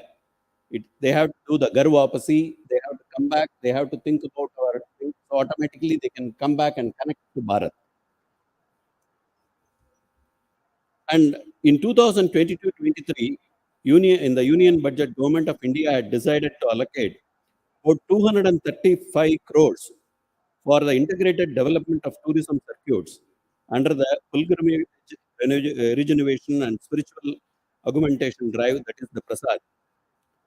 And this has created a big moment to develop the spiritual sites at various locations all over the Bharat. You might have seen that till there is a last month also, our Honorable President Srimati Draupadi Murmuji had inaugurated the work at sites at Sri Sailam and Bhadrachalam in Telangana. You might have noticed during the last 1 year or so, Honorable Prime Minister Sri Narendra Modi ji had opened two mega projects. That is the Kashi Vishwanath corridor in Uttar Pradesh and Mahakal corridor project in Madhya Pradesh. Both had given a big uplift for the cities as well as the spiritual centers in and around the location. After the after the renovation and opening of the corridors in Kashi Vishwanath Mandir, had received more than 7.35 crores of people during the last year. And it was about only 2 crores the year before or the pre-pandemic period also. You can see the number of increase. Similarly, after the opening of Mahakal corridor, from the 1.5 crores, the normal tourism pilgrimage who visits the place, now they are expected to get doubled over the thing. Other spiritual centers are also seen as in the visit of pilgrims and also their monetary contribution to the deities. Tirupati Balaji Temple had an annual contribution in the Hindi had touched 1,651 crores. It is 25% increase over the previous highest. That was the last year's contribution. Similarly, you might have seen the yoga or the Mahashivratri conducted at Isha Yoga and all. More than 10 million people attended the last Shivaratri, which was held in 2022.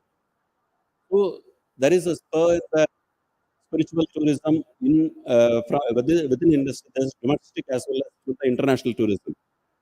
And the report says that there is an increase of 35% in the spiritual tourism from outside the country, the foreign tourists coming to India compared to the pre-pandemic period. Also, the data suggests that there are 11 Buddhist destinations which contribute to a considerable share of about 7% in the nationwide foreign tourists uh, coming to India. Not only that, the visits of spiritual tourists and dignitaries to various spiritual sites contribute towards the building strong people-to-people and state-to-state relation. Religious tourism leads to the diffusion of Indian culture and creates a special place for India in the minds of foreign tourists. Through better people and people connectivity, India can also reach out to larger audience, create influences for better political and traditional relations. Above statistics and information shows that there is a huge potential of the PIOs, that is the people of Indian origin, to be part of the growth of the spiritual tourism in India as well. Currently, India's religious tourism destinations may not be fully and means to deal with the challenges thrown up by the high footfall, suddenly increased footfall. There are challenges that the government is looking to tackle about the religious tourism. Meanwhile, they offer opportunity for the Indian and foreign firms to innovate and contribute to the solutions. Once, when a minister visited UAE, he was amazed by the way the desert safari was organized. So he had asked the local tourist operator to come and open a similar one or a similar kind of facilities and arrangements in India also, in places like Rajasthan and other things. Similarly, we might have noticed some good things around that is abroad also. So that can be brought into the country as Ojasji has mentioned that even though he might have done other projects, he is doing now a lot of projects which are sustainable as well as in line with the Bharatiya culture. The improved management will open up the new investment opportunities in the vast religious and tourism space, with millions visiting pilgrimage sites around India each year. Investment in hospitality, transport infrastructure, as well as technology uh, employment among the other facets have become necessary. This opportunity has come despite the fact that most religious centers in the country have short but intense seasons. Various traditions and cultural practices instigate increased footfall of tourists, which means an increased load of transport, city infrastructure, waste management, and site management as well. Government has identified various circuits to develop the spiritual tourism through schemes with the help of public funding and corporate social responsibility initiatives of central public sector undertakings and private sector. As people of Indian origin, we can also participate in the development of various circuits, which may not only turn to be monetarily lucrative, but also give us an opportunity to be part of the wonderful journey to showcase India's spiritual cultural heritage to the whole world. As diaspora members, we can spread the message about the spiritual tourism in the places where we live and be part of the as a service provider to the community, can participate in the public-private partnership programs developed by the government also. In the process, PIO can play an important role as that of a nodal agency and connect the diaspora with the officials and organizations in India. As Modi had mentioned, the diaspora can contribute to India by sparing some time and energy to implementing our flagship programs and staying connected. The new era belongs to India, and the country is set to become the Guru. I wish we diaspora can make our contribution and be part of this glorious journey. Dhanyavad, Vishwa Dharma ki Jai.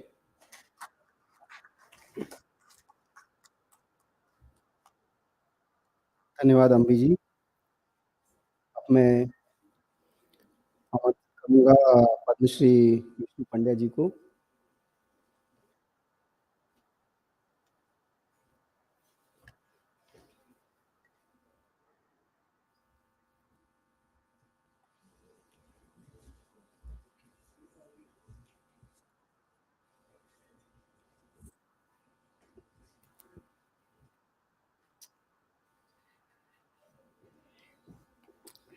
मंच पर शोभित हमारे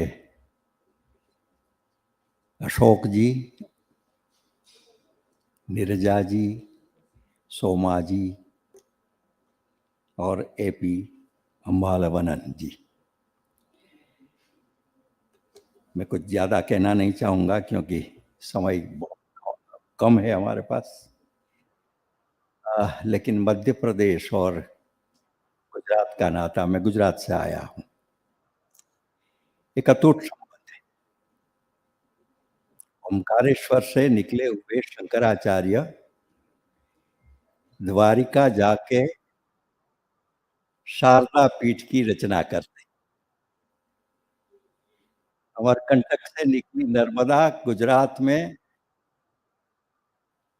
समस्त प्रजा की सिंचाई और पानी की माता बनी।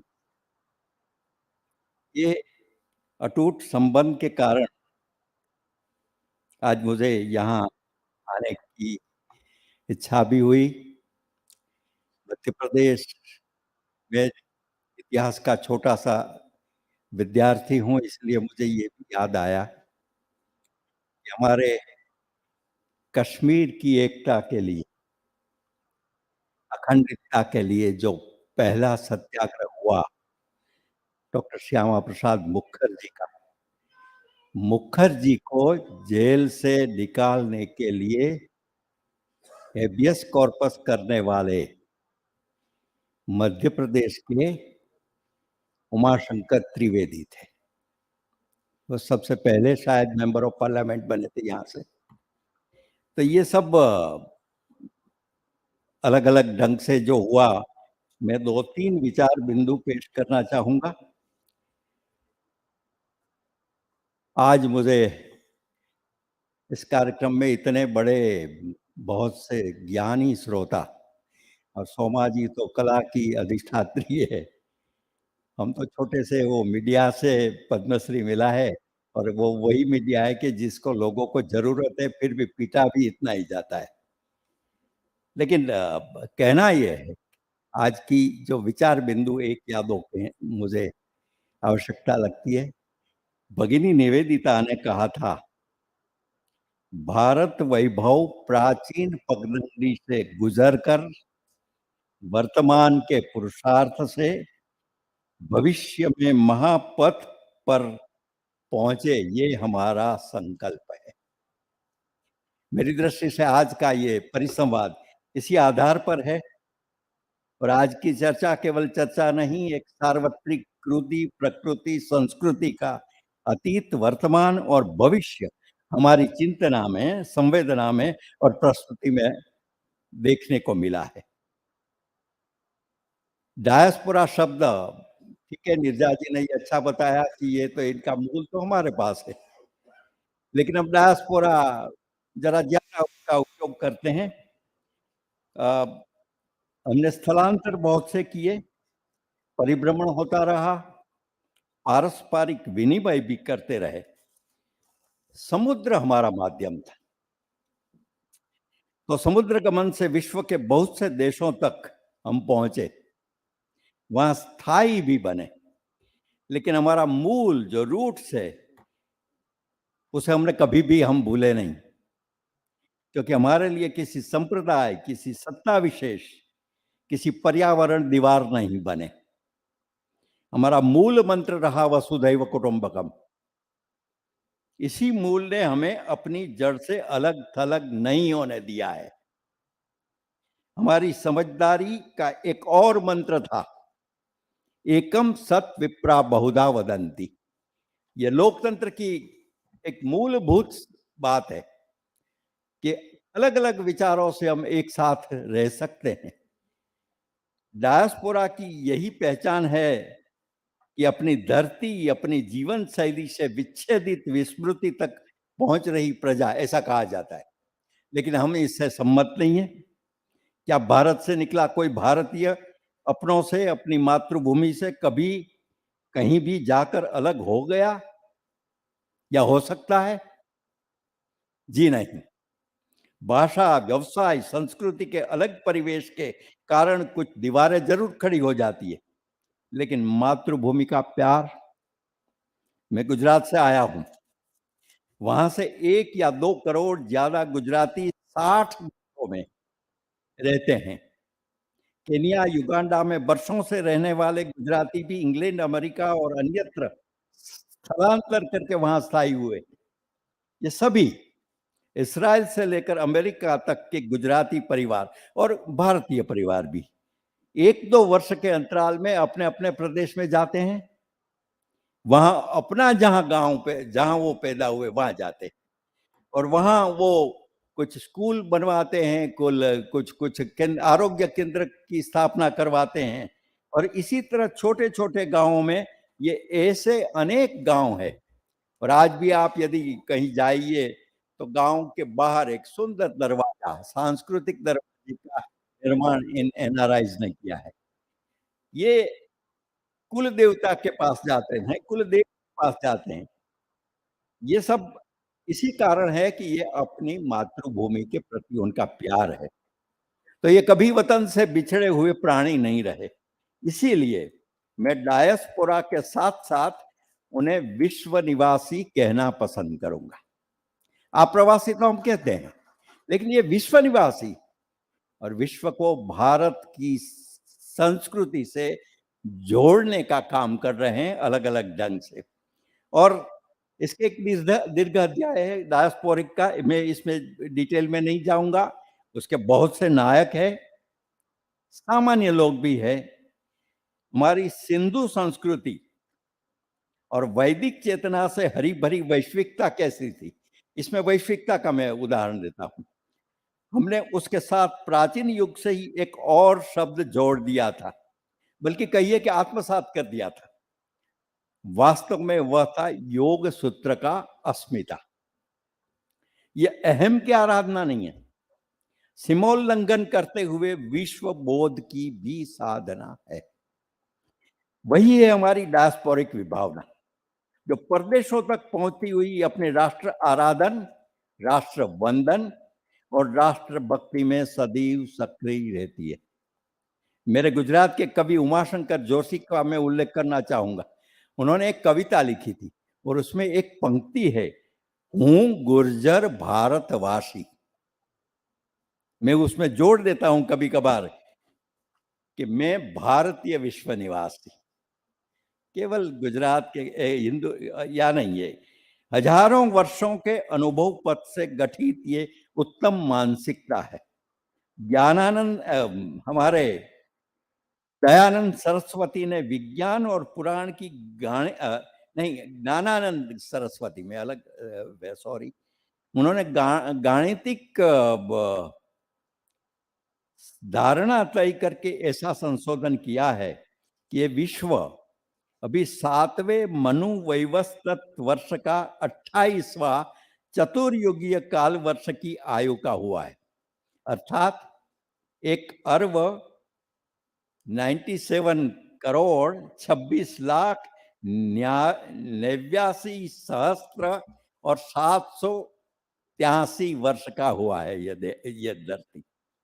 उनका कंप्यूटराइज संशोधन तर्क ये भी है कि भगवान श्री कृष्ण जिनकी जन्माष्टमी में हम उनका जन्म मानते हैं, ईस्वी सन पूर्व 3228 वर्ष में उन्होंने तो तारीख भी दी है कि 21 जुलाई को वो अवतरित हुए थे। आने वाले दिनों में हम ऐसी जन्मतिथि मनाएंगे। विदेशों तक का हमारा जो डायस्पोरा क्यों अलग है, और वो ये भी देखना होगा, हमारे रंग सूत्र में, डीएनए में विनाश से निर्माण का दृढ़ संकल्प है। हम 4 स से अविभिन्न रूप से जुड़े हुए हैं। स संकल्प, स सामंजस्य, स संवाद और स संघर्ष। फिर सिद्धि के शिखर तक हम 5वां स आता है। प्राच्य संस्कृति के स्थान लोथल, जिनका आपको पता है, 4 बार सुनामी में नष्ट हुआ और 4 बार लोगों ने खड़ा कर दिया। अभी अभी कच्छ में भूकंप हुआ था तो वो भी दोबारा खड़ा हो गया है। तो ये विनाश से निर्माण, आपत्ति से अवसर, ये हमारे प्रधानमंत्री कहते थे कि हम आपत्ति में भी अवसर खोज देते हैं। तो ये हमारी मूलभूत हमारी धारणा है, और इसको बहुत से ऐसे घटनाएं हैं, मैं इससे डिटेल में नहीं जाऊंगा, लेकिन काफी बातें हैं जो कभी समय मिलेगा तो कहेंगे। लेकिन इस बार डायस्पोरा के साथ जुड़ी 3 घटनाओं के साथ हम अपने डायस्पोरा का चिंतन करते हैं तो लगता है हमने परिवार, देश और वैश्विकता के जिस प्रकार शीर्षस्थ रखा था, वही हमारे वर्तमान और भविष्य का मानचित्र होना चाहिए। मुझे पूरा विश्वास है कि भाषा, इतिहास, विज्ञान, समाज दर्शन, जीवन दर्शन के सभी आयामों का विश्लेषण होगा यहाँ, इसका सार तत्व निकलेगा। देश विदेश में जब इस विषय पर चिंतन होगा तो हमारे इस परिसंवाद से वे दिशा एवं ऊर्जा भी प्राप्त करेंगे। यहाँ अशोक जी और निर्जा जी दोनों की संस्थाओं ने ये इतना बड़ा अच्छा कार्यक्रम किया। एक रहस्य भी बता दूं कि निर्जा जी हमारे गुजरात का मध्य प्रदेश को उपहार है। वो पहले शिक्षा क्षेत्र में गुजरात में थी, ऐसे अभी भी हम उनको गुजराती भी मानते हैं, लेकिन अब तो वो राष्ट्रीय हो गई है, एकेडमिक कक्षा की। तो इनके लिए और कुछ कहना अभी जरा अतिशयोक्ति होगी। मैं केवल आभार मानूंगा और एक पंक्ति के साथ मेरी बात पूरी करूंगा, क्योंकि ये विचार बिंदु की बात थी, इसीलिए मैंने जरा चैतसिक या चेतना की बातें कुछ की और कुछ रहा होगा। लेकिन कभी कभार हम देखते हैं कहाँ-कहाँ छोटे-छोटे गांवों में भी हमारी सांस्कृतिक धरोहर कैसे आगे बढ़ती। तो स्वामी विवेकानंद का उदाहरण लेते हैं। स्वामी विवेकानंद सौराष्ट्र के एक छोटे से जेतलसर नाम के एक गांव में असिस्टेंट स्टेशन मास्टर ने उनको, रात को ठंड में सोए हुए थे, पोरबंदर जाना था, लेकिन ट्रेन तो सुबह की थी, 1892 का ये समय है। असिस्टेंट स्टेशन मास्टर उनको अपने घर ले गए, घर में बैठकर खाना खाना खिलाया, फिर चर्चाएं हुई, और चर्चा के बाद असिस्टेंट स्टेशन मास्टर ने उनको कहा कि स्वामी जी, मैं तो छोटा सा आदमी हूँ, लेकिन मुझे आपको कहना है। क्या कहना है? आप इतने विद्वान हो, आप सांस्कृतिक प्रतिनिधि हो, कि मैंने अखबार में पढ़ा है कि कुछ शिकागो में कोई विश्व धर्म परिषद होने वाली है, आप वहां जाइए, आप सुनाइए सभी बात। और जब पश्चिम आपसे एकदम आपका वो आपके वक्तव्य को, आपके विचार को स्वीकृत करेगा, तो फिर देश भी करेगा आपके पास। हमारी ये भी पश्चिम से जुड़ा हुआ होता है, हम यहाँ आते कि फिर तो स्वामी जी को शिकागो धर्म परिषद में जाने का बीज एक छोटे से गांव हुआ। हम कहते हैं कन्याकुमारी में उनका भारत दर्शन हुआ। इससे 1 साल पहले वो खंडित सोमनाथ के धरोहर में वहां बैठकर दोपहर में उन्होंने भारत दर्शन किया था समुद्र के सामने। ये बहुत सी घटनाएं, लेकिन ये सब हमें एक साथ हमने, हमारे ईरानी जी ने जिस प्रकार कहा कि बहुत बहुत कुछ भूल गए हम, वो जो भूला नहीं जाना चाहिए, ये नहीं भूलने की परंपरा, भूलने की परंपरा के बजाय नहीं भूलने की परंपरा, विस्मृति के अभिशाप के बजाय स्मृति के वरदान तक पहुंचने की हमारी आकांक्षा हम पूरी करें। धन्यवाद।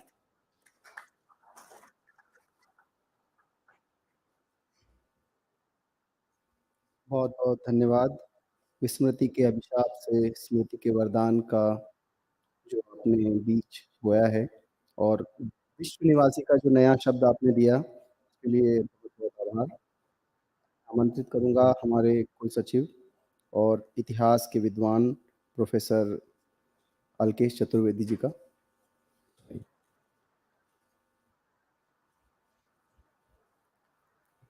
Thank you Vijay ji. जैसा कि अभी श्री विष्णु पंड्या जी ने कहा कि हमारी कुलपति महोदया मध्य प्रदेश के लिए उपहार है, हम सब इसके लिए अनुभव भी करते हैं इस बात का। आज के इस कार्यक्रम में हमारे समक्ष हमारे विश्वविद्यालय की कुलगुरु प्रोफेसर नीरजा अरुण गुप्ता जी उपस्थित हैं। श्री AP अम्बा बालान जी हैं, पद्मश्री पंड्या जी हैं, सुशील पंड्या जी हैं, अशोक जी, राजकुमार भाटिया जी हैं, रजत ईरानी जी हैं, और हमारे समक्ष उपस्थित सभी विद्वत जन, उमेश जी। और चूंकि अब समय भी बहुत हो गया है, इसलिए संक्षिप्त मैं 5 मिनट में अपनी बात को पूर्ण करूंगा। क्योंकि अभी इतिहास की बात भी बहुत हुई है, और पूर्व वक्ताओं ने अपनी जो भारतीय संस्कृति है उससे संबंधित बहुत सारी चीज़ों को बताया। तो इससे और भी रिलेटेड होना चाहेंगे कि जो हमारा डायस्पोरा है, या जो हमारा प्रवासी बैंक है, वो एक आधुनिक परिप्रेक्ष्य में हम सभी ने देखा, और हमारी कुलगुरु महोदया ने बताया था इसको, सिल्क रोड तक लेके गए, और वहाँ पर इसके हमारे बहुत सारे मिलते हैं कि जो भारत का डायस्पोरा है वो आधुनिक परिप्रेक्ष्य में, आधुनिक काल के परिप्रेक्ष्य में देख ठीक होगा, लेकिन प्राचीन काल से भारत की जो संस्कृति है और जो भारत के प्रवासी हैं, वो पूरे विश्व में जाते रहे हैं, और उसके प्रमाण हमको टेंजिबल और इंटेंजिबल दोनों उसमें मिलते हैं।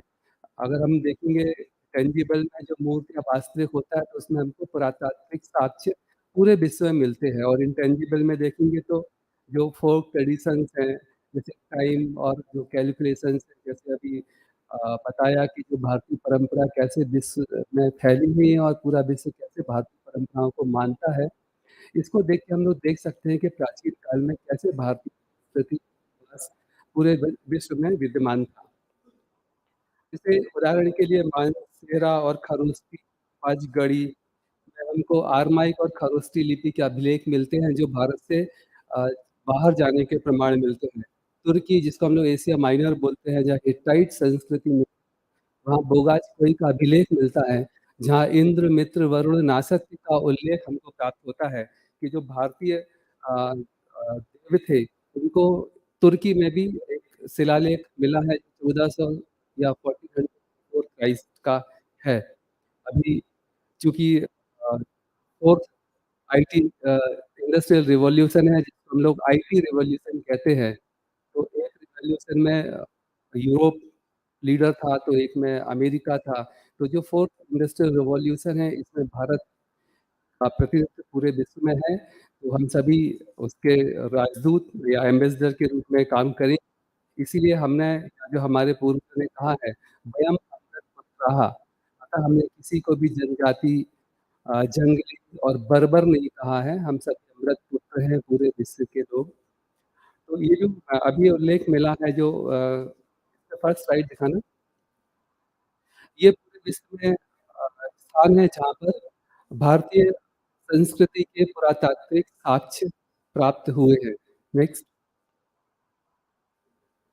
तो ये वाली स्लाइड है, इसमें जो रूट्स थे, कैसे भारतीय संस्कृति में प्राचीन काल में विभिन्न स्थानों पर नाव या नाविक के द्वारा भारत में प्रस्थान किया था। ऋग्वेद में अश्विनी कुमार का उल्लेख मिलता है, जो नौकायन या शिपिंग बिल्डिंग के बहुत बड़े जानकार थे और उनका उसी समय के हमको लोथल, अर्का, मेडु, लोथल सिंधु घाटी सभ्यता, अर्का, मेडु, दक्षिण भारत, मुजिरिस, ताम्रलिप्ति, बेरी, गाजा, हरुकच्छ, सुत्केत, इंडोर, जिसको आजकल लोग ग्वादर या चाबहार के रूप में जानते हैं, के भी उल्लेख हमको मिलते हैं, जहाँ से पूरे विश्व में भारत के लोग प्रवास करते थे।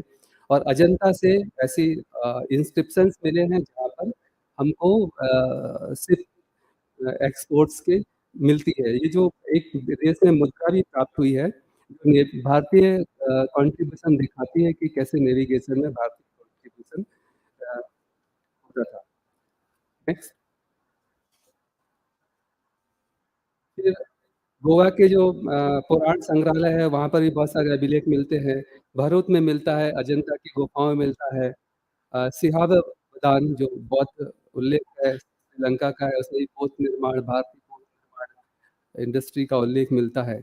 इंटेंजिबल में देखेंगे तो कैसे सऊदी अरब के लोग भारतीय काल गणनाओं को, पहाड़ा को हिंदुस्तान बोलते हैं, और अरब से जब यूरोप गया तो वहाँ के लोग अरेबिक बोलते हैं, और जब अरब से भारत में आए तो उसको भी हम अरेबिक बोलते हैं। इसी प्रकार महाकाल की जो काल गणना थी, जो रात को 12 बजे होती थी, उस समय ग्रीनविच में 5:30 बजता था, या जो यहाँ 5:30 बजे जब प्रहर चेंज होता था तो ग्रीनविच में 12 बजता था। इसलिए 12 बजे वो टाइम चेंज करते थे। जब अंग्रेज भारत में आए तो हमने भी 12 बजे टाइम चेंज करना करना चालू कर दिया। ये इंटेंजिबल है। नेक्स्ट। सूर्य प्रतिमा नाजी सिंबल है, जो स्वास्तिक है, सूर्य पूजा का और सिंबल है। और जो अभी हमको सूर्य प्रतिमा जर्मनी में भी उसके अभिलेख मिलते हैं, और जो वहाँ पर एक मैन्युस्क्रिप्ट है, उसमें भी सूर्य प्रतिमा के या स्वास्तिक की पूजा के उल्लेख मिलते हैं। नेक्स्ट। फिर बाली में सीता की अग्नि परीक्षा से संबंधित मूर्ति शिल्प, जो सांची विश्वविद्यालय द्वारा ये पेंटिंग्स बनाई गई है, एविडेंस के अकॉर्डिंग यहाँ अंकित है। उन्होंने इस प्रतिमाओं को बनाया हुआ है, पेंटिंग्स को बनाया हुआ है। चीन में कार्तिकेय को कैसे दिखाते हैं, उसका भी इसमें उल्लेख है। लाओस में नेक्स्ट, लाओस में करुणा, संपाति और जटायु का उल्लेख है। नेक्स्ट। ये अगस्त की मूर्ति मिली साउथ ईस्ट एशिया से। वहाँ कौंडिन्य की भी एक प्रतिमा मिली है। कौंडिन्य का वहाँ की सोमा रानी को वस्त्र देते हुए एक प्रतिमा का उल्लेख है कि जब कौंडिन्य कंबोडिया जाते हैं तो वहाँ की जो नाग रानी थी सोमा, और वो वस्त्र, अभी वहाँ पर वस्त्र पहनने का प्रचलन नहीं था, इसलिए प्रकृति प्रदत्त अवस्था में जब कौंडिन्य को वो वहाँ की रानी प्राप्त मिलती है, तो कौंडिन्य उनको एक वस्त्र देते हैं, और इसकी सुलभ लज्जा के कारण वो उस वस्त्र को लेके ढक लेती है। तो ये प्रतिमा में वहाँ पर वर्णन है। तो इससे भी प्रमाणित होता है कि कैसे भारतीय प्रवासी या जो हमारे ऋषि मुनि थे, वो वहाँ पर जाते हैं अगस्त स्तंभ कौंडिन्य जो है और भारतीय संस्कृति का वहाँ पर प्रसार करते हैं।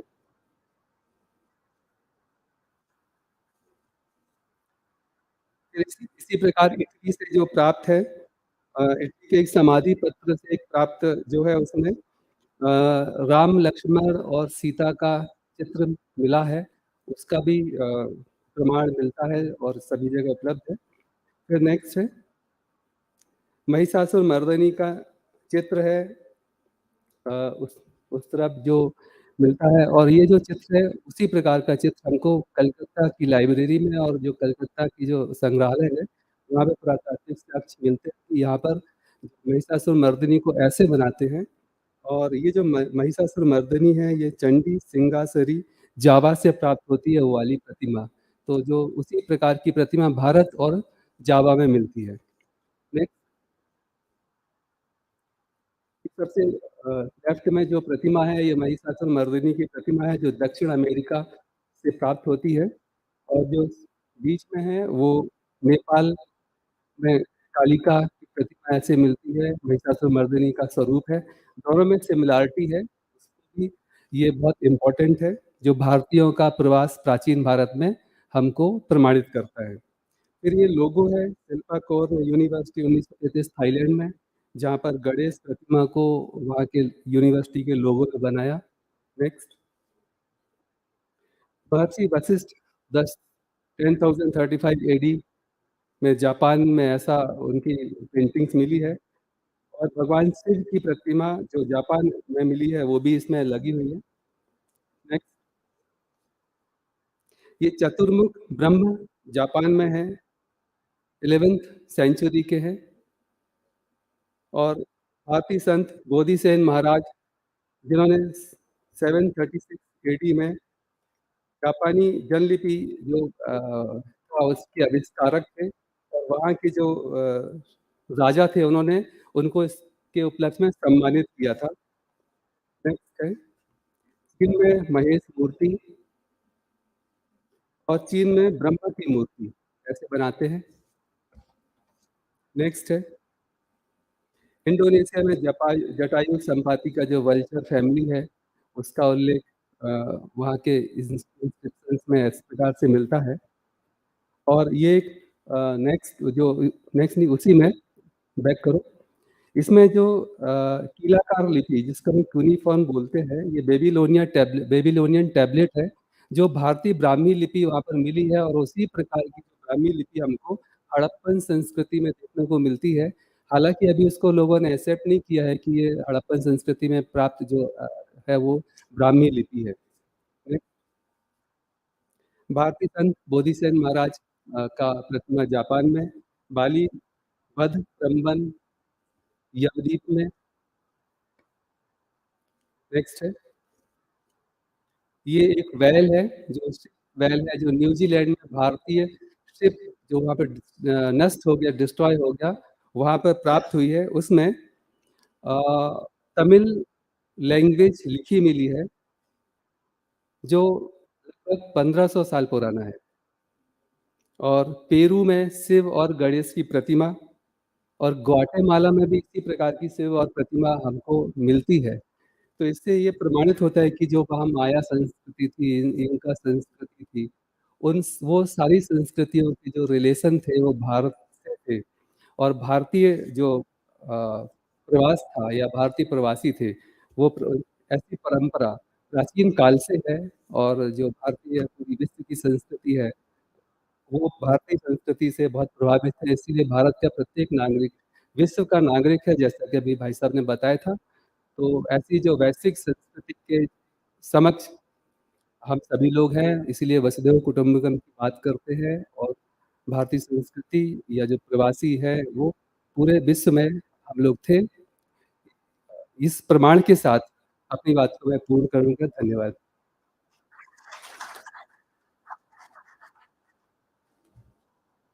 धन्यवाद सर, इंडियन डायस्पोरा को एक नई दृष्टि और ऐतिहासिक परिप्रेक्ष्य में समझाने के लिए। और अब मैं इस सेशन के अंतिम वक्ता सुशील पंडित जी को आमंत्रित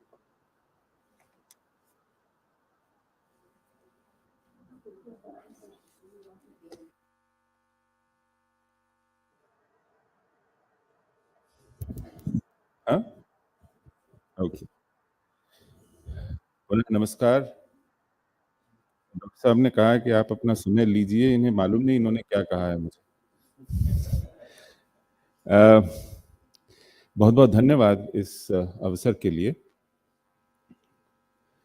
अभी हम सब लोग देख रहे थे कि हमारी संस्कृति के अवशेष हमें विश्व के कोने-कोने में आज भी मिलते हैं। और उन अवशेषों को देखकर हम ये अनुमान लगाते हैं कि हम विश्वव्यापी रहे होंगे। और कितनी खुशी मिलती है कि हम कभी विश्वव्यापी थे। इन अवशेषों को ढूँढ कर, उनको छान कर, बीन कर, उन्हें किसी तरह पढ़कर आज हम उस संस्कृति के अवशेषों से ये निष्कर्ष निकाल रहे हैं। और फिर कभी-कभी ये भी गुमान करते हैं कि ये संस्कृति अक्षुण्ण है, सनातन है, निरंतर रहने वाली है। मैं आज संस्कृति के क्षय का प्रतिनिधि बनकर आपके समक्ष आया हूँ। मैं जिस भूमि से आया हूँ, वहाँ अब इस संस्कृति के केवल अवशेष बचे हैं। और वह भूमि भारत ही है। कश्मीर वो स्थान है जहाँ के बारे में अधिकांश संस्कृत विद्वान ये मानते हैं कि यदि संस्कृत के पूरे वाङ्मय में से कश्मीरियों द्वारा रचित संस्कृत साहित्य या कश्मीर में रचा संस्कृत साहित्य निकाल दिया जाए, तो क्या बचेगा? ये सोचकर भी सिहरन होती है।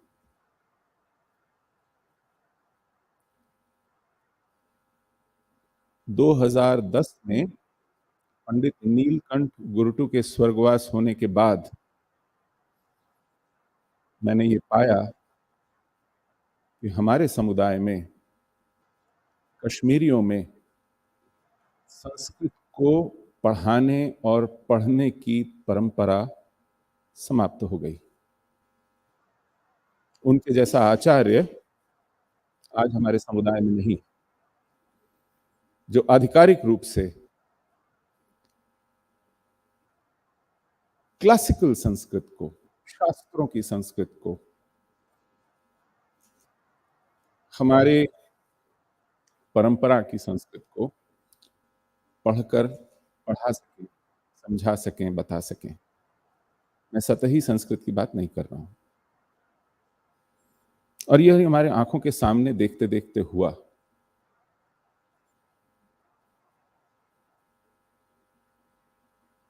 पाणिनि, जिन्होंने संस्कृत का व्याकरण लिखा, अष्टाध्यायी लिखी, वो कश्मीर से बहुत ज्यादा दूर नहीं थे। स्वात वैली एक है जो आजकल पाकिस्तान में है, वहां उनका जन्म हुआ था। कश्मीर घाटी से मुश्किल से 100 किलोमीटर दूर है, एज द क्रो फ्लाइज। उस स्वात घाटी का प्रतिनिधित्व कौन करते हैं आज आप जानते हैं? अगर आप स्वात का नाम लें तो 2 नाम आते हैं दिमाग में। एक है मुल्ला फजलुल्लाह, जो तहरीक तालिबान पाकिस्तान के हैं। उनको मुल्ला रेडियो भी कहते हैं क्योंकि वो उनका एक अपना निजी रेडियो स्टेशन है इस बात। और दूसरी मलाला यूसुफज़ई आती हैं। उनको कुछ वर्ष पहले 8वीं कक्षा में स्कूल जाने की जिद न छोड़ने के कारण सिर पे गोली मार दी गई थी। स्वात पाणिनि की भूमि है, और क्योंकि पाणिनि संस्कृत के हैं इसलिए मैं ये कह सकता हूं कि वो गार्गी की भी भूमि है।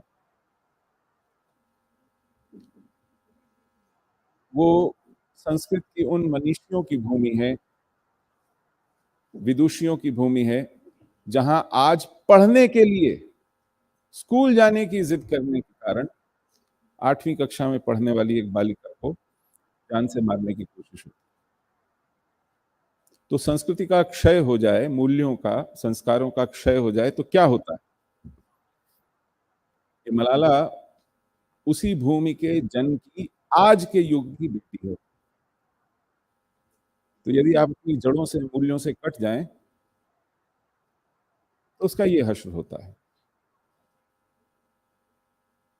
ये वही भूमि है जहां भरत मुनि के नाट्य शास्त्र पर एक टीका लिखी गई, जिसको अभिनव भारती कहते हैं। नाट्य शास्त्र इतना महत्वपूर्ण ग्रंथ है कि संस्कृत के बहुत से विद्वान उसे पांचवां वेद तक कहते हैं, उसे नाट्य वेद कहते हैं। इतना महत्वपूर्ण,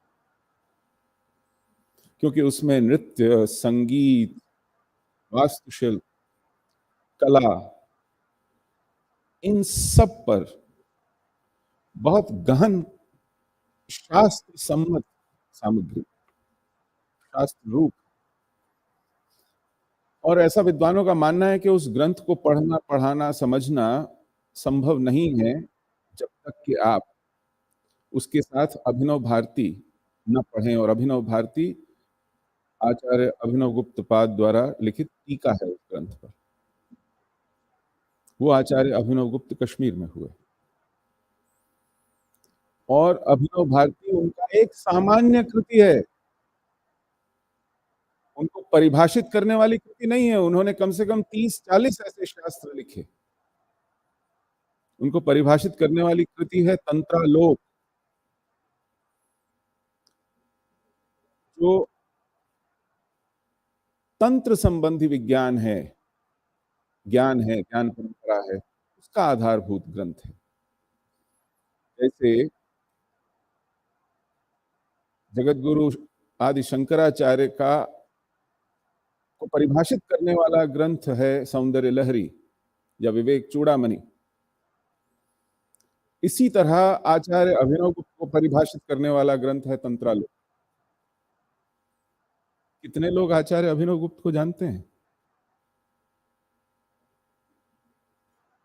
देश के किसी विश्वविद्यालय में पढ़ाया नहीं जाता है उन्हें। ऐसे 20 विश्वविद्यालय हैं विश्व भर में जो उसे पढ़ाते हैं। आज अगर आप आचार्य अभिनव गुप्त पर विद्वानों को ढूंढने जाएं तो आपको इटली जाना पड़ेगा। वहां एक राफाएल तोरेला है जिन्होंने अपना जीवन खपा दिया आचार्य अभिनव गुप्त को पढ़ने के लिए। आपको जर्मनी जाना पड़ेगा, वहां एक महिला है पेटिना बॉमर, अब उन्होंने अपना नाम रख लिया है पेटिना शारदा बॉमर। बिंदी लगाती हैं, साड़ी, अधिकांश समय भारत में मिलती हैं। ये प्रभाव डाला है आचार्य अभिनव गुप्त ने उन लोगों पर जिनका उसकी परंपरा से कोई लेना देना नहीं, जो उस कश्मीर से हजारों मील दूर पैदा हुए। वो आचार्य अभिनव गुप्त आज हमारी परंपरा में होते हुए भी हमसे कटे हुए हैं, हमसे लुप्त। उसी कश्मीर में आचार्य पतंजलि ने योग सूत्र लिखे। वह योग जो दुनिया में आज भारत वंशियों का कॉलिंग कार्ड है। अगर आप किसी विदेशी से कहें कि आप भारतीय हैं तो उसके दिमाग में अगर कोई पहला शब्द आता है तो वो है योग। हमारे यशस्वी प्रधानमंत्री ने इसको दुनिया में घर घर पहुंचा दिया है। वो कश्मीर में जन्मा शास्त्र है, अष्टांग योग है, केवल आसन नहीं है।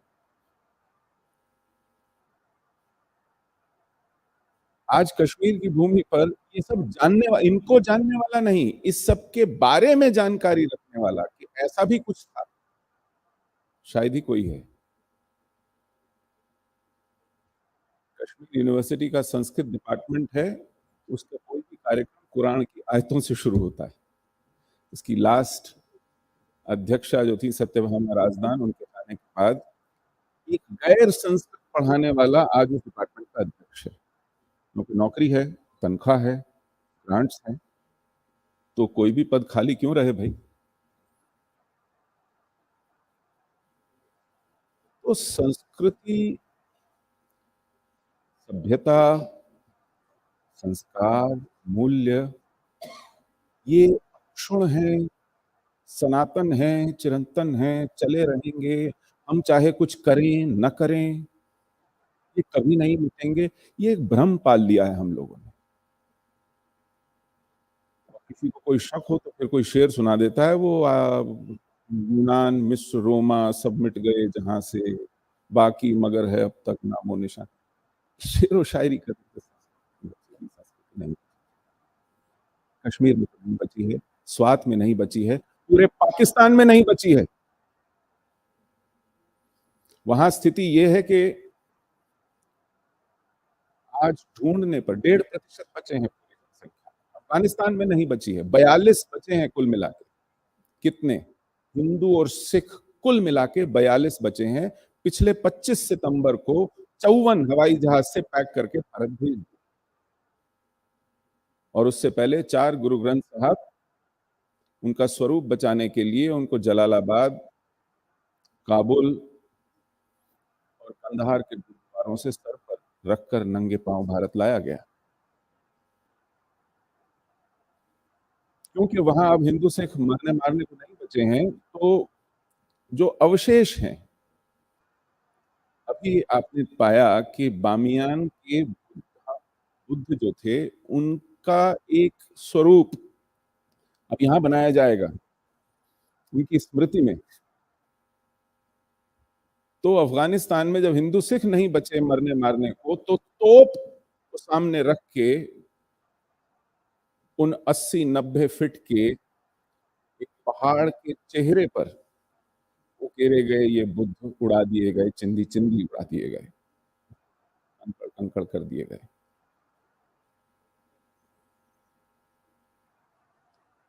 ऐसी घृणा से वास्ता है, ऐसे द्वेष से, ऐसी हिंसा से वास्ता है इस संस्कृति का, कैसे बचेगी?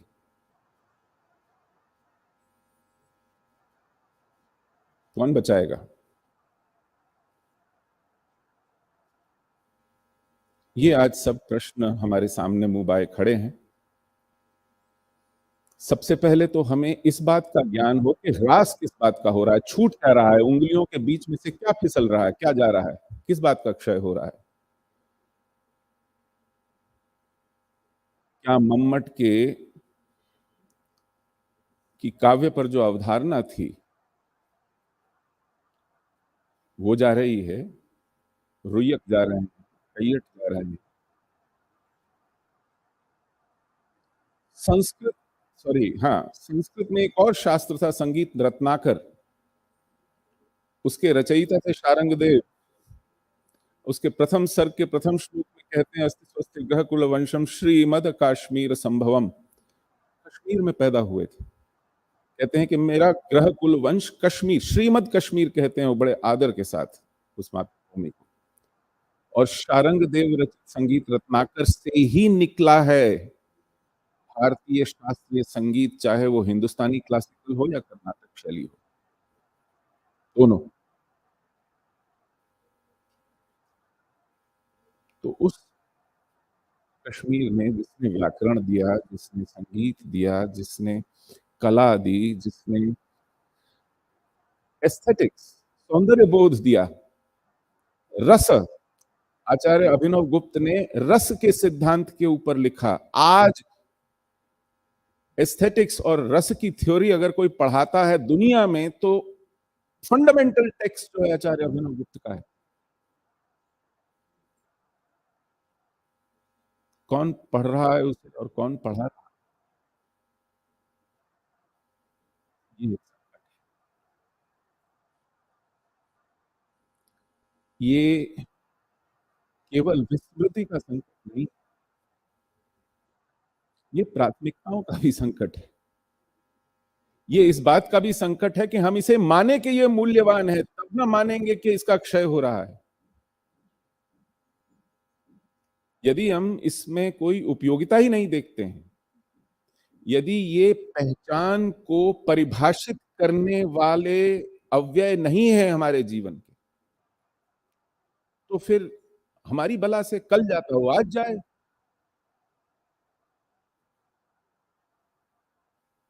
तो हमें इस बात का भी बोध हो कि हमसे छूट क्या रहा है, हमारा खो क्या रहा है। अगर वही बोध नहीं है तो फिर उस खोने का दर्द भी क्यों हो।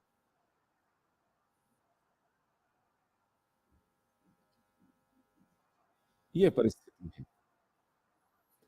इसलिए जब मैं पाता हूं कि सांची विश्वविद्यालय ऐसी ही ज्ञान परंपराओं को चुन चुनकर पुनर्जीवित करने के संकल्प के साथ आगे बढ़ रहा है, बहुत खुशी होती है।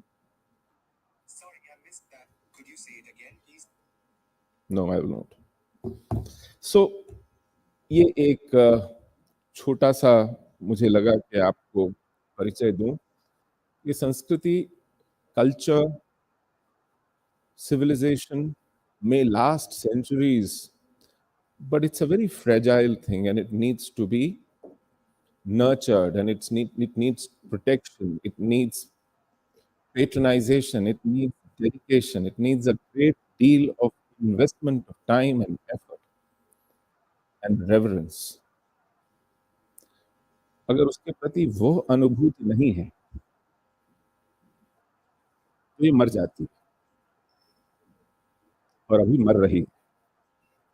बहुत बहुत धन्यवाद।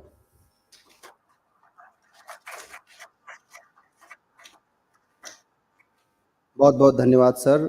आपको ये बताते हुए खुशी होगी कि सांची विश्वविद्यालय जब शुरू हुआ था तो कश्मीर शैविज़्म पे आचार्य लक्ष्मण जू की शिष्या बेटना बामर जी ने 1 महीने का कोर्स हमारे यहाँ लिया था, और आपने जो हम पे भरोसा जताया है उसे आगे बढ़ाने की कोशिश करेंगे। समय बहुत हो गया है, इस सत्र का समापन है, और अगले आधे घंटे में आप लोग लंच से फारिग होकर अगले सेशन के लिए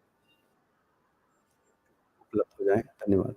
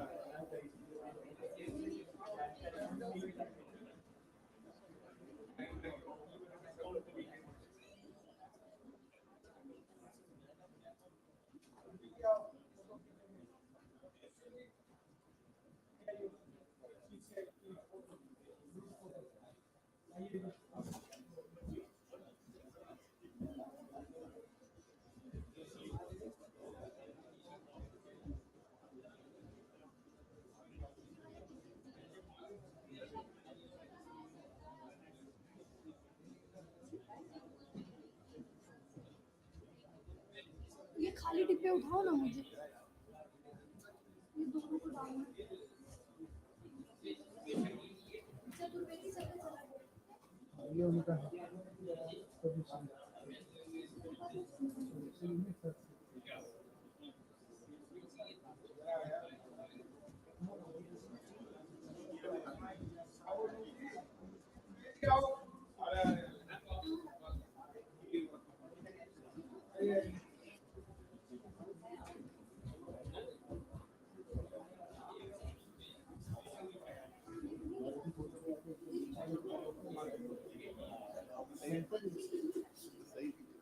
कौन खींच रहा है फोटो भाई?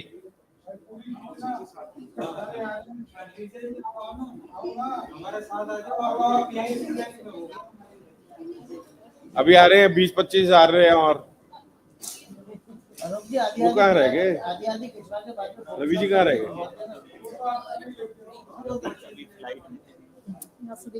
आइए। आप नीरजा जी हैं, वाइस चांसलर है सांची यूनिवर्सिटी की।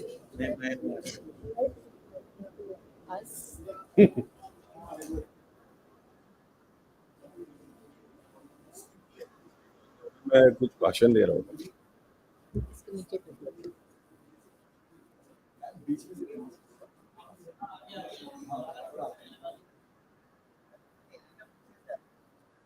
नहीं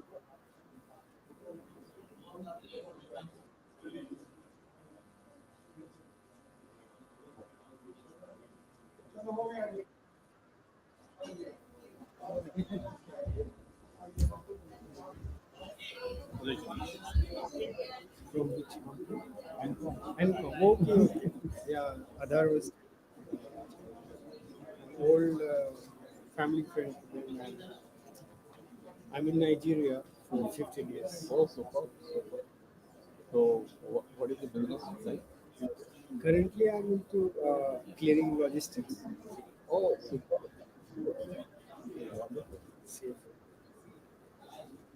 So basically, I'm the group CFO. Okay. And I'm for financial consultant currently. I'm just not. So we do financial services. What financial services you have for this for Nigerian business? So, in what aspect you are asking this question? Whether you want the fund there or you want to invest funds in India? We want the fund. You want the funds there? So, honestly, I'll have to work on that because throwing the funds to here, so we targeting the funds coming into it. If you have certain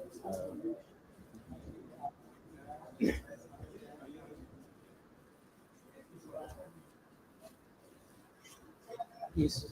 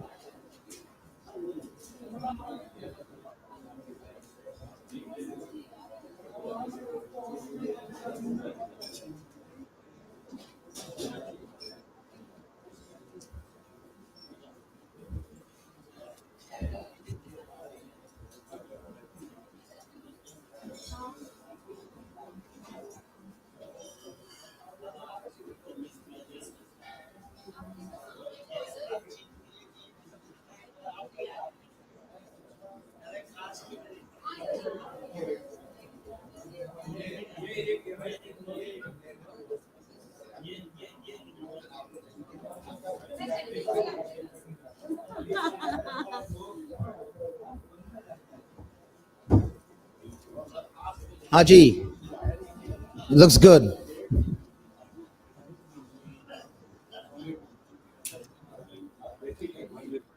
Okay, go ahead.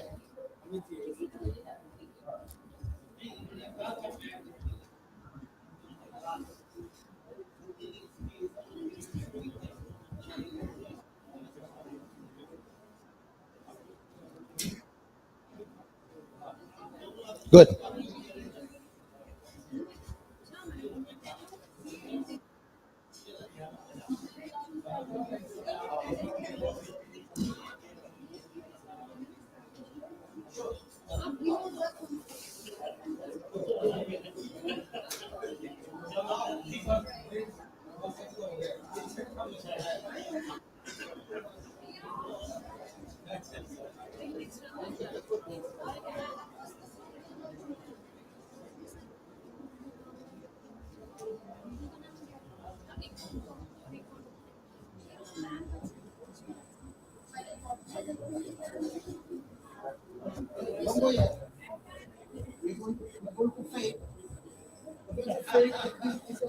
Pan-India, our rich portfolio in various sectors like lubes, aviation, gas, and international trade puts a seal on our widespread national and global reach. For greater good, we are committed to the environment and society with the motto of energizing lives. Bharat Petroleum, a Fortune 500 company, is one of India's leading energy producers and proud Maharatna company. A robust network of over 19,000 fuel stations and over 6,600 LPG distributors ensures happy customers pan-India. Our rich portfolio in various sectors like lubes, aviation, gas, and international trade puts a seal on our widespread national and global reach. For the greater good, we are committed to the environment and society with the motto of energizing lives. The financial year 2021-22 started with the re-emerging challenges of the second wave of COVID. To support the healthcare system, BPCL upgraded its facilities at refineries to supply free gaseous oxygen, set up PSA oxygen plants, and supplied life-saving equipments to hospitals. Despite challenges, we continue to serve the growing fueling needs of the nation. In a far-reaching strategic move, Bharat Oman Refineries Limited, our 100% subsidiary, was amalgamated with Bharat Petroleum, which brings us substantial logistics, operational, and talent pool synergies. With the changing global energy landscape, BPCL is stepping up its diversification into 6 strategic growth areas to create additional revenue streams.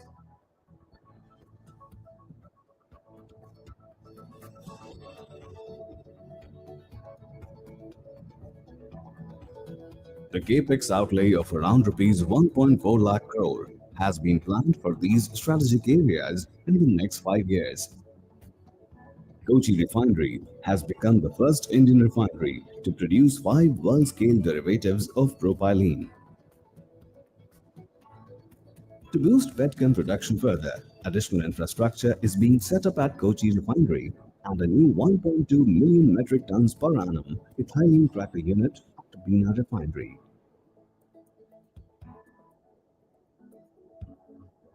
Expanding its natural gas footprints, BPCL stands among the top 3 CGD players in the country and is poised to become a significant player in the growing Indian natural gas market. BPCL is among the first corporates in India to announce the goal to achieve net zero in Scope 1 and Scope 2 emissions by the year 2040 to curb carbon footprint. To realize this aspiration, target to reach 1 gigawatt of renewable energy by 2025 and then 10 gigawatt by 2040 has been taken. Ensuring greater energy security and a cleaner environment through usage of biofuels, blending of more than 10% ethanol achieved in petrol as per the government roadmap. BPCL is dovetailing the fuel and non-fuel offerings through in and out stores, focusing on small towns and rural areas, enrolling rural women folk entrepreneurs called Ruja Devis. With a novel concept of creating fast-charging highway corridors, BPCL has adopted the Chennai-Trichy-Madurai highway on a pilot basis, which will be expanded to other major highways. The expansion of fuel retailing network and transforming fuel stations into energy stations with a plethora of offerings has been the focus of this year. With these strategic initiatives, BPCL marches forward on the path of growth and sustainability, energizing lives, energizing the planet.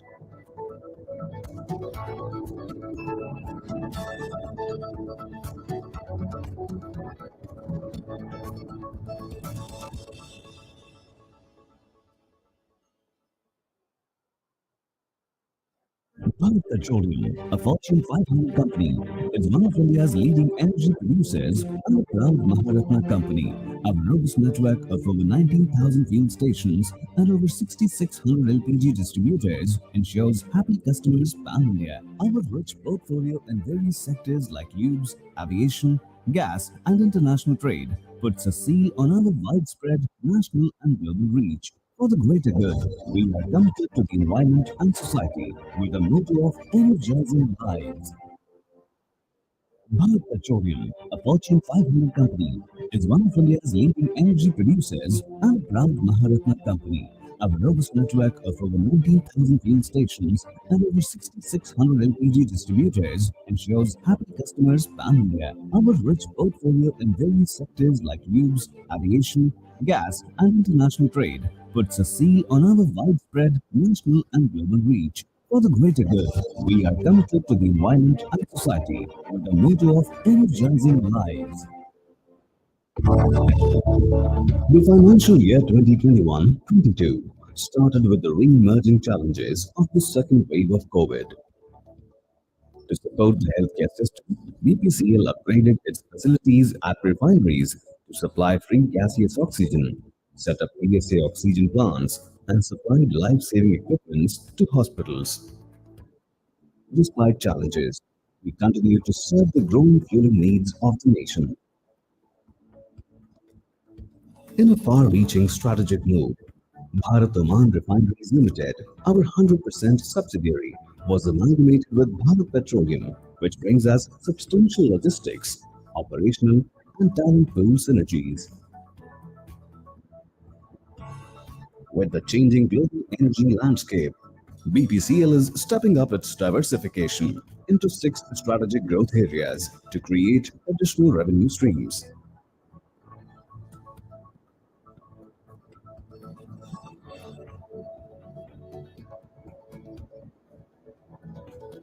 The capex outlay of around rupees 1.4 lakh crore has been planned for these strategic areas in the next 5 years. Kochi Refinery has become the first Indian refinery to produce 5 world-scale derivatives of propylene. To boost petchem production further, additional infrastructure is being set up at Kochi Refinery and a new 1.2 million metric tons per annum ethylene cracker unit at Biennial Refinery.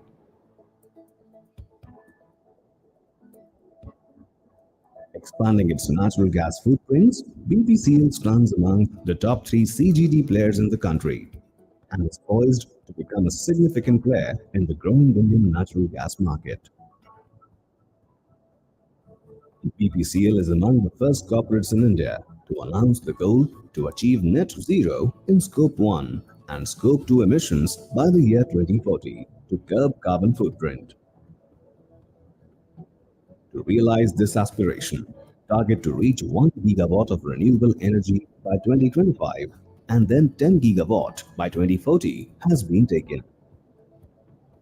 Ensuring greater energy security and a cleaner environment through usage of biofuels, blending of more than 10% ethanol achieved in petrol as per the government roadmap.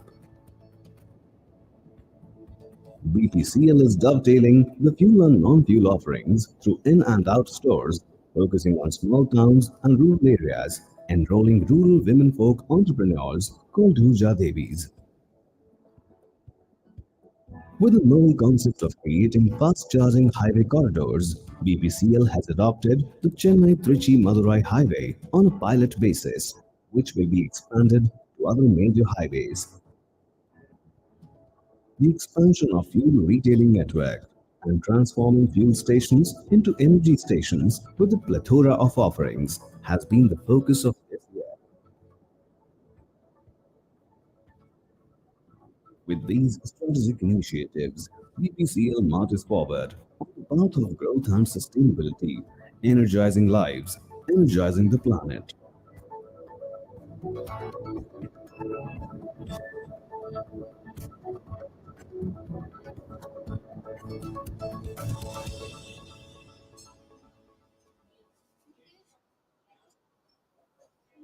Bharat Petroleum, a Fortune 500 company, is one of India's leading energy producers and a proud Maharatna company. Our robust network of over 19,000 fuel stations and over 6,600 LPG distributors ensures happy customers pan-India. Our rich portfolio in various sectors like lubes, aviation, gas and international trade puts a seal on our widespread national and global reach.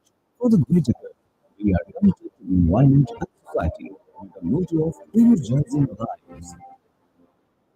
Bharat Petroleum, a Fortune 500 company, is one of India's leading energy producers and a proud Maharatna company. Our robust network of over 19,000 fuel stations and over 6,600 LPG distributors ensures happy customers pan-India. Our rich portfolio in various sectors like lubes, aviation, gas, and international trade puts a seal on our widespread national and global reach. For the greater good, we are committed to the environment and society with the motto of energizing lives.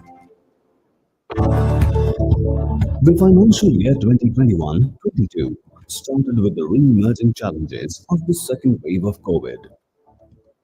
To support the healthcare system, BPCL upgraded its facilities at refineries to supply free gaseous oxygen, set up PSA oxygen plants, and supplied life-saving equipments to hospitals. Despite challenges, we continue to serve the growing fuel needs of the nation. In a far-reaching strategic move, Bharat Oman Refineries Limited, our 100% subsidiary, was amalgamated with Bharat Petroleum, which brings us substantial logistics, operational, and talent pool synergies. With the changing global energy landscape, BPCL is stepping up its diversification into 6 strategic growth areas to create additional revenue streams.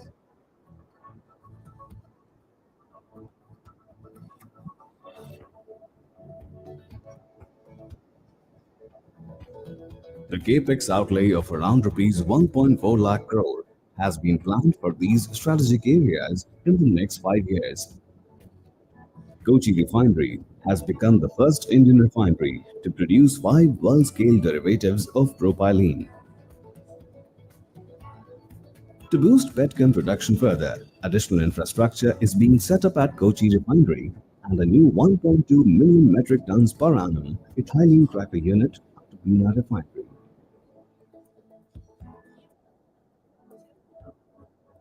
Expanding its natural gas footprints, BPCL stands among the top 3 CGD players in the country and is poised to become a significant player in the growing Indian natural gas market.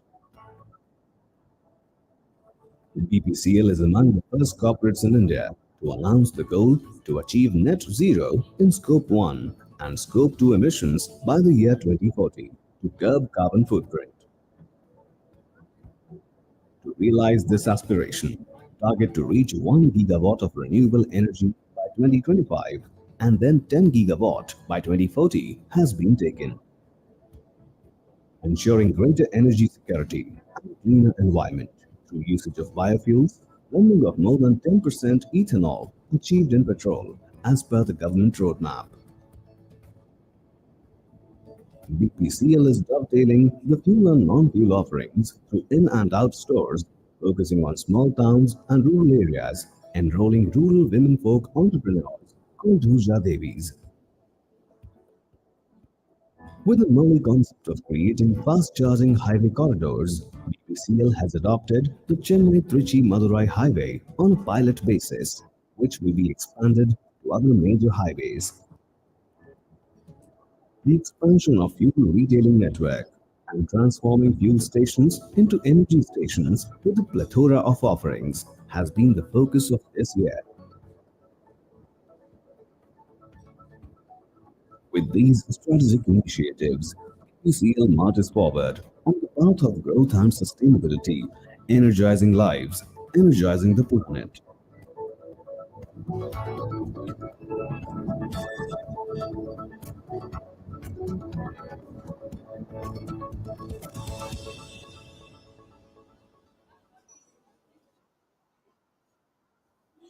Bharat Petroleum, a Fortune 500 company, is one of India's leading energy producers and proud Maharatna company. Our robust network of over 19,000 fuel stations and over 6,600 LPG distributors ensures happy customers pan-India. Our rich portfolio in various sectors like lubes, aviation, gas, and international trade puts a seal on our widespread national and global reach. For the greater good, we are committed to the environment and society with the motto of energizing lives. Bharat Petroleum, a Fortune 500 company, is one of India's leading energy producers and a proud Maharatna company. A robust network of over 19,000 fuel stations and over 6,600 LPG distributors ensures happy customers pan-India. Our rich portfolio in various sectors like lubes, aviation, gas, and international trade puts a seal on our widespread national and global reach. For the greater good, we are committed to the environment and society with the motto of energizing lives. The financial year 2021-22 started with the re-emerging challenges of the second wave of COVID. To support the healthcare system, BPCL upgraded its facilities at refineries to supply free gaseous oxygen, set up PSA oxygen plants, and supplied life-saving equipments to hospitals. Despite challenges, we continue to serve the growing fueling needs of the nation. In a far-reaching strategic move, Bharat Oman Refineries Limited, our 100% subsidiary, was amalgamated with Bharat Petroleum, which brings us substantial logistics, operational, and talent pool synergies. With the changing global energy landscape, BPCL is stepping up its diversification into 6 strategic growth areas to create additional revenue streams.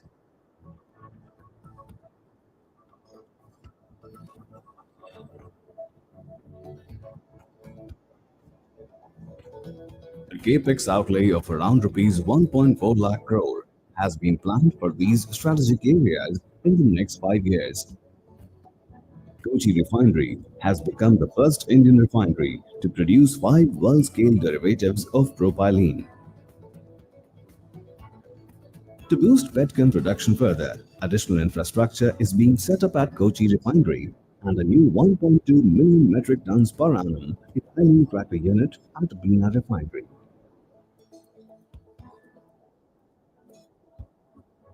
Expanding its natural gas footprints, BPCL stands among the top 3 CGD players in the country and is poised to become a significant player in the growing Indian natural gas market. BPCL is among the first corporates in India to announce the goal to achieve net zero in Scope 1 and Scope 2 emissions by the year 2040 to curb carbon footprint. To realize this aspiration, target to reach 1 gigawatt of renewable energy by 2025 and then 10 gigawatt by 2040 has been taken. Ensuring greater energy security and a cleaner environment through usage of biofuels, blending of more than 10% ethanol achieved in petrol as per the government roadmap. BPCL is dovetailing the fuel and non-fuel offerings through in and out stores, focusing on small towns and rural areas, enrolling rural women folk entrepreneurs called Huja Devis. With a novel concept of creating fast-charging highway corridors, BPCL has adopted the Chennai-Trichy-Madurai highway on a pilot basis, which will be expanded to other major highways. The expansion of fuel retailing network and transforming fuel stations into energy stations with a plethora of offerings has been the focus of this year. With these strategic initiatives, BPCL marches forward on the path of growth and sustainability, energizing lives, energizing the planet.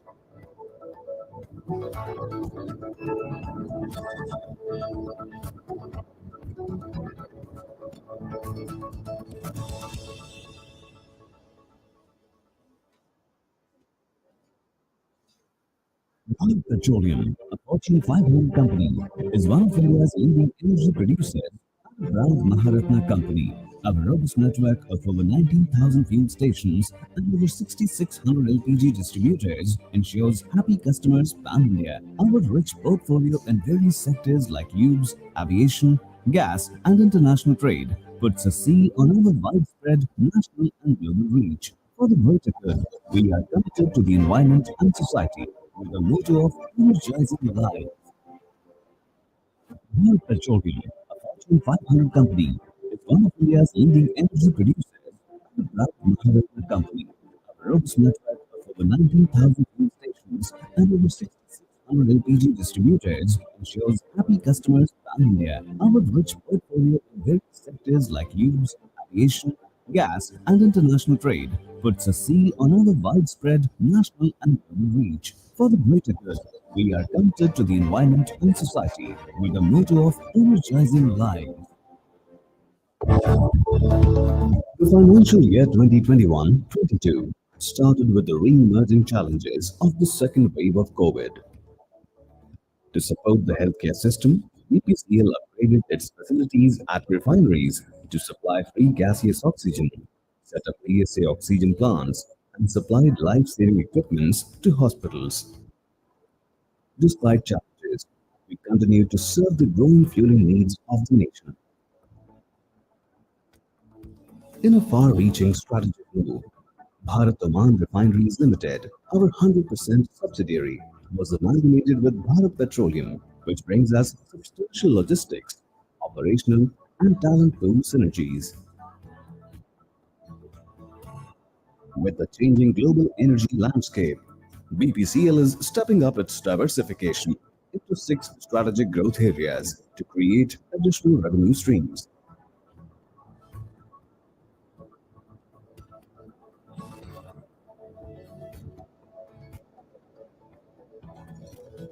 The capex outlay of around rupees 1.4 lakh crore has been planned for these strategic areas in the next 5 years.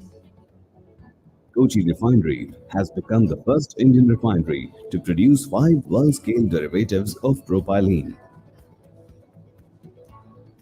To boost petchem production further, additional infrastructure is being set up at Kochi Refinery and a new 1.2 million metric tons per annum ethylene cracker unit at Biennial Refinery.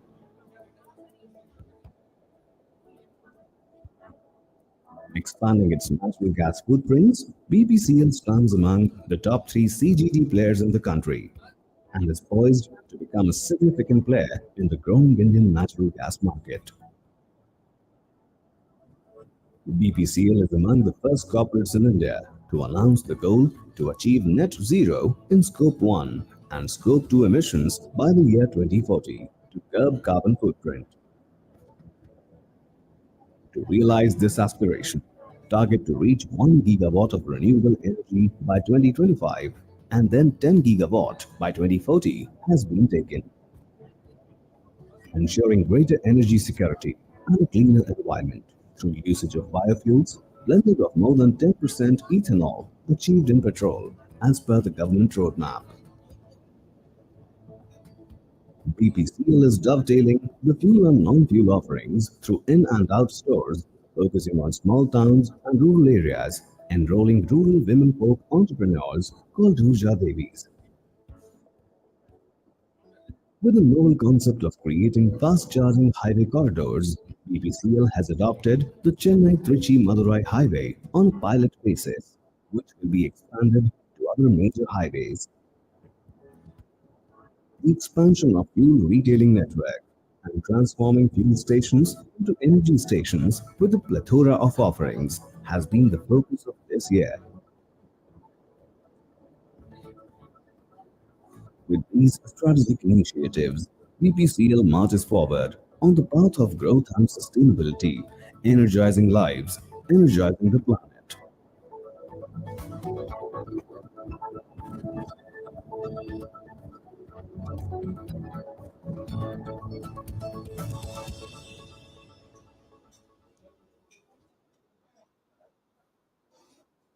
Bharat Petroleum, a Fortune 500 company, is one of India's leading energy producers and a proud Maharatna company. Our robust network of over 19,000 fuel stations and over 6,600 LPG distributors ensures happy customers pan-India. Our rich portfolio in various sectors like lubes, aviation, gas and international trade puts a seal on our widespread national and global reach. For the greater good, we are committed to the environment and society with the motto of energizing life. Bharat Petroleum, a Fortune 500 company, is one of India's leading energy producers and a proud Maharatna company. A robust network of over 19,000 fuel stations and over 6,600 LPG distributors ensures happy customers pan India. Our rich portfolio in various sectors like lubes, aviation, gas, and international trade puts a seal on our widespread national and global reach. For the greater good, we are committed to the environment and society with the motto of energizing lives. The financial year 2021-22 started with the re-emerging challenges of the second wave of COVID. To support the healthcare system, EPCL upgraded its facilities at refineries to supply free gaseous oxygen, set up PSA oxygen plants, and supplied life-saving equipments to hospitals. Despite challenges, we continue to serve the growing fueling needs of the nation. In a far-reaching strategic move, Bharat Oman Refineries Limited, our 100% subsidiary, was amalgamated with Bharat Petroleum, which brings us substantial logistics, operational, and talent pool synergies. With the changing global energy landscape, BPCL is stepping up its diversification into 6 strategic growth areas to create additional revenue streams.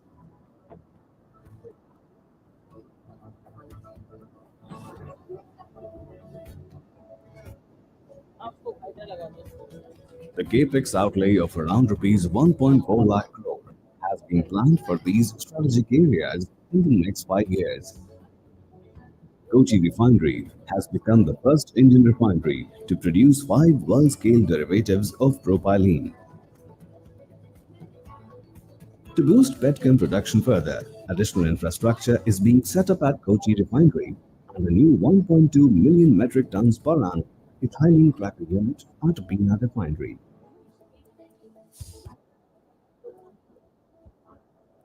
Expanding its natural gas footprints, BPCL stands among the top 3 CGD players in the country and is poised to become a significant player in the growing Indian natural gas market.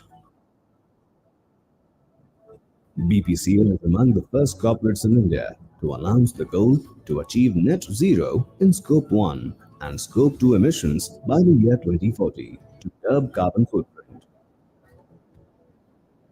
To realize this aspiration, target to reach 1 gigawatt of renewable energy by 2025 and then 10 gigawatt by 2040 has been taken. Ensuring greater energy security and a cleaner environment through usage of biofuels, blending of more than 10% ethanol achieved in petrol as per the government roadmap. BPCL is dovetailing the fuel and non-fuel offerings through in and out stores, focusing on small towns and rural areas, enrolling rural women folk entrepreneurs called Huja Devis. With a novel concept of creating fast-charging highway corridors, BPCL has adopted the Chennai-Trichy-Madurai highway on a pilot basis, which will be expanded to other major highways. The expansion of fuel retailing network and transforming fuel stations into energy stations with a plethora of offerings has been the focus of this year. These strategic initiatives, BPCL marches forward on the path of growth and sustainability, energizing lives, energizing the planet.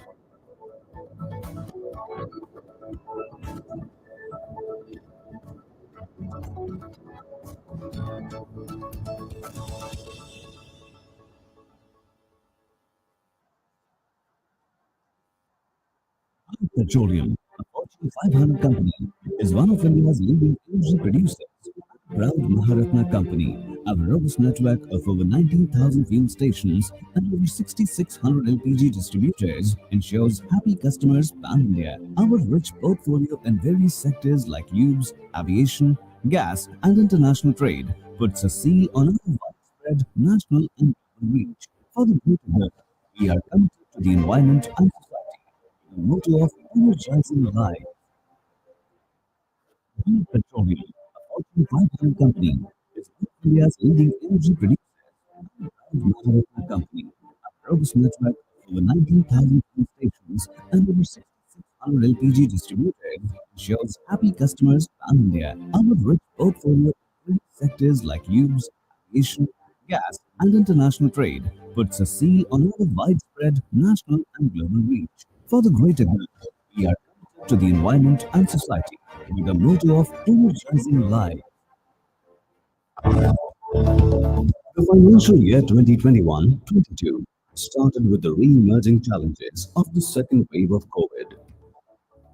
To support the healthcare system, BPCL upgraded its facilities at refineries to supply free gaseous oxygen, set up PSA oxygen plants, and supplied life-saving equipments to hospitals. Despite challenges, we continue to serve the growing fueling needs of the nation. In a far-reaching strategic move, Bharat Oman Refineries Limited, our 100% subsidiary, was amalgamated with Bharat Petroleum, which brings us substantial logistics, operational, and talent pool synergies. With the changing global energy landscape, BPCL is stepping up its diversification into 6 strategic growth areas to create additional revenue streams.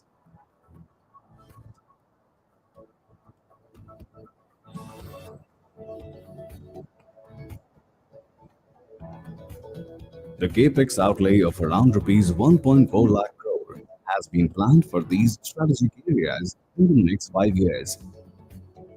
Kochi Refinery has become the first Indian refinery to produce 5 world-scale derivatives of propylene. To boost petchem production further, additional infrastructure is being set up at Kochi Refinery and a new 1.2 million metric tons per annum ethylene cracker unit at Biennial Refinery.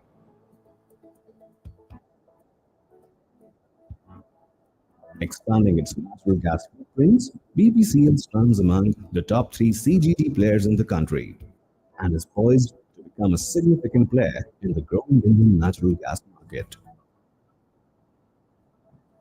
BPCL is among the first corporates in India to announce the goal to achieve net zero in Scope 1 and Scope 2 emissions by the year 2040 to curb carbon footprint. To realize this aspiration, target to reach 1 gigawatt of renewable energy by 2025 and then 10 gigawatt by 2040 has been taken. Ensuring greater energy security and a cleaner environment through usage of biofuels, blending of more than 10% ethanol achieved in petrol as per the government roadmap. BPCL is dovetailing the fuel and non-fuel offerings through in and out stores, focusing on small towns and rural areas, enrolling rural women folk entrepreneurs called Durja Devis. With a model concept of creating fast-charging highway corridors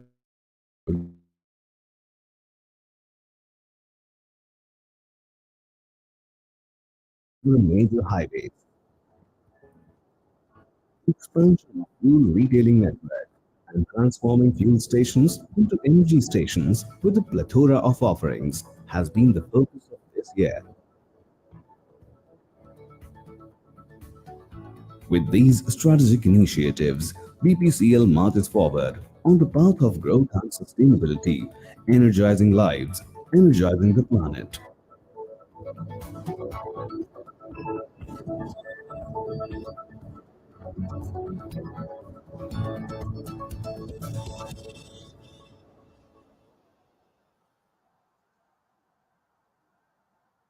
Bharat Petroleum, a Fortune 500 company, is one of India's leading energy producers and a proud Maharatna company, a robust network of over 19,000 fuel stations and over 6,600 LPG distributors ensures happy customers in India. Our rich portfolio in various sectors like lubes, aviation, gas, and international trade puts a seal on widespread national and global reach. For the greater good, we are committed to the environment and society. The motto of energizing lives. Bharat Petroleum, a Fortune 500 company, is one of India's leading energy producers and a proud Maharatna company. A robust network of over 19,000 stations and over 6,600 LPG distributors ensures happy customers in India. Our rich portfolio in sectors like lubes, aviation, gas, and international trade puts a seal on our widespread national and global reach. For the greater good, we are committed to the environment and society with the motto of energizing life. The financial year 2021-22 started with the re-emerging challenges of the second wave of COVID. To support the healthcare system, BPCL upgraded its facilities at refineries to supply free gaseous oxygen, set up PSA oxygen plants, and supplied life-saving equipments to hospitals. Despite challenges, we continue to serve the growing fueling needs of the nation. In a far-reaching strategic move, Bharat Oman Refineries Limited, our 100% subsidiary, was amalgamated with Bharat Petroleum, which brings us substantial logistics, operational, and talent pool synergies. With the changing global energy landscape, BPCL is stepping up its diversification into 6 strategic growth areas to create additional revenue streams.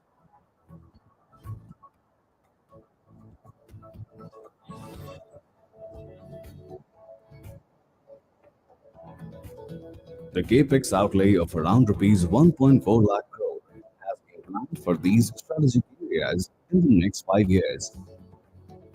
Kochi Refinery has become the first Indian refinery to produce 5 world-scale derivatives of propylene. To boost petchem production further, additional infrastructure is being set up at Kochi Refinery. A new 1.2 million metric tons per annum ethylene cracker unit at Biennial Refinery.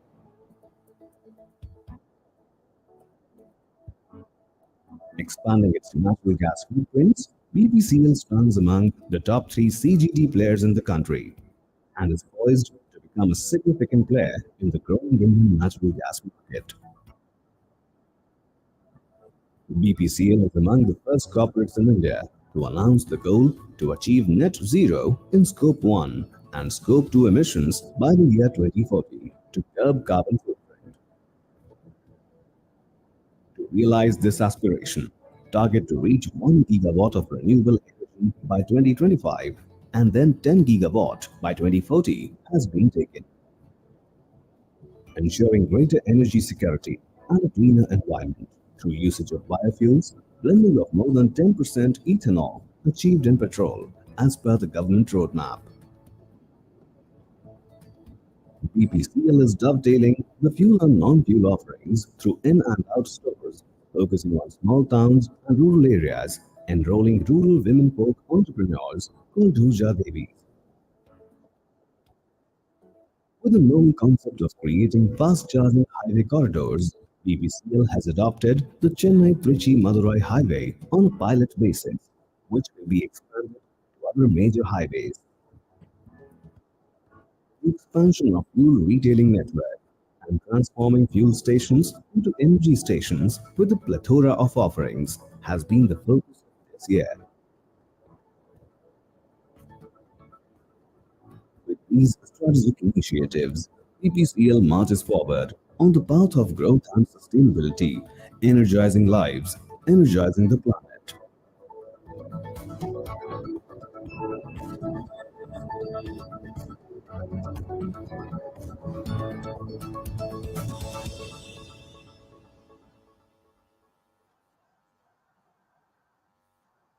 Bharat Petroleum, a Fortune 500 company, is one of India's leading energy producers and a proud Maharatna company.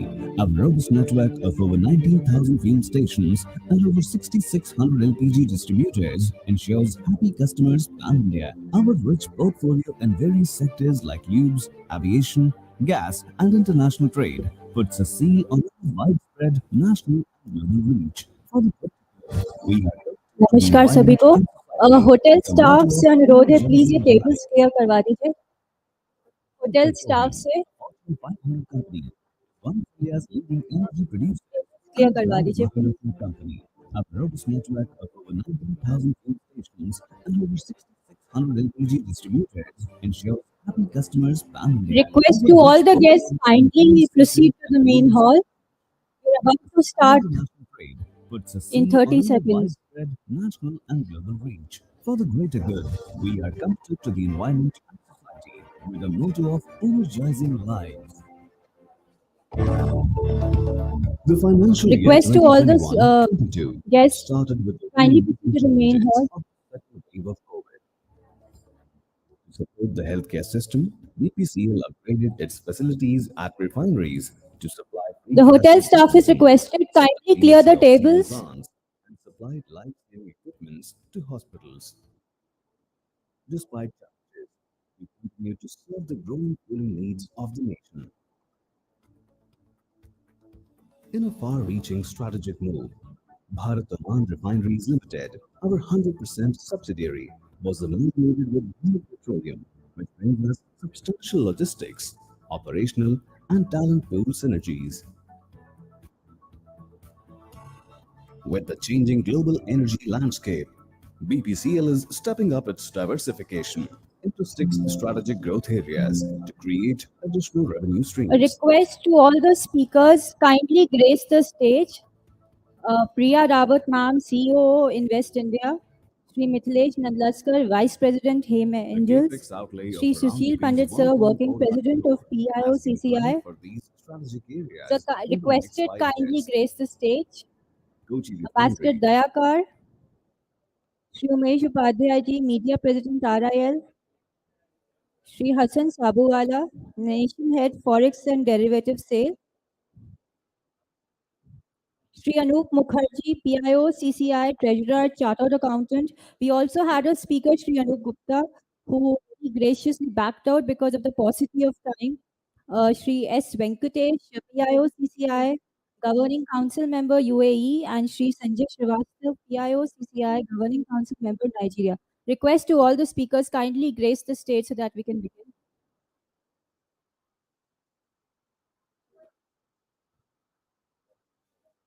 Thank you, Priya ma'am. Shri Mitlesh Nandlaskar, Vice President, Hem Angels. Sir, please kindly grace the stage.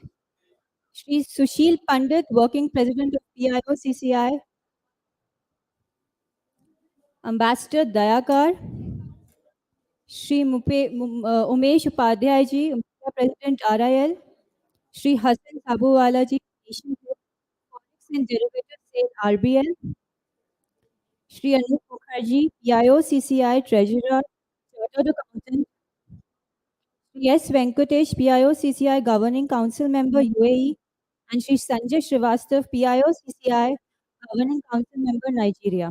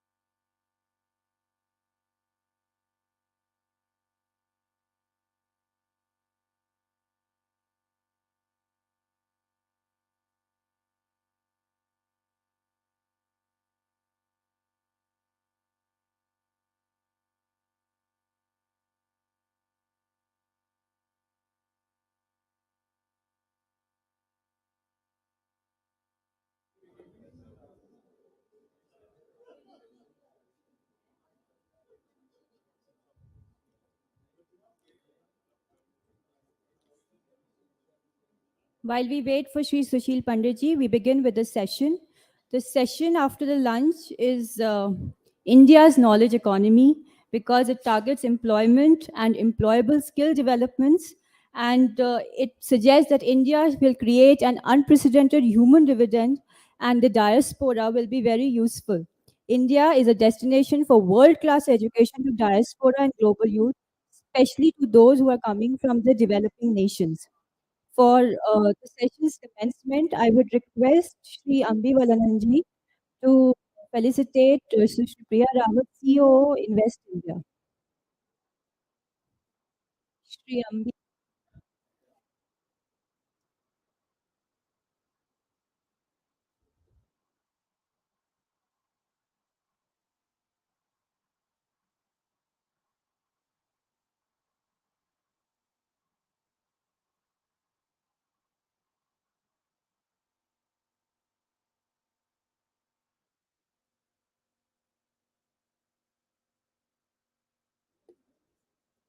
For the felicitation of Shri Mitesh Nandlaskar ji, Vice President, Hem Angels, I request Dr. Santosh Priyadarshi, Sanchi University, to kindly felicitate sir.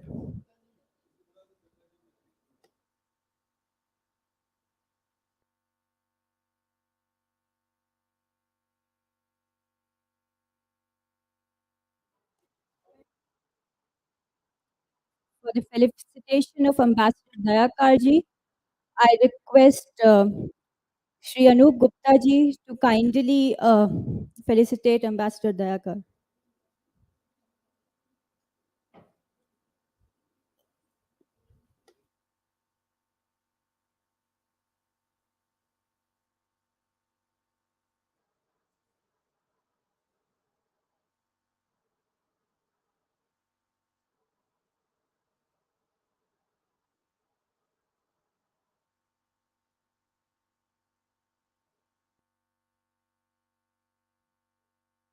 Ambassador Dayakar sir के लिए वो भी Shri Umesh Upadhyay ji media president आ रहे हैं।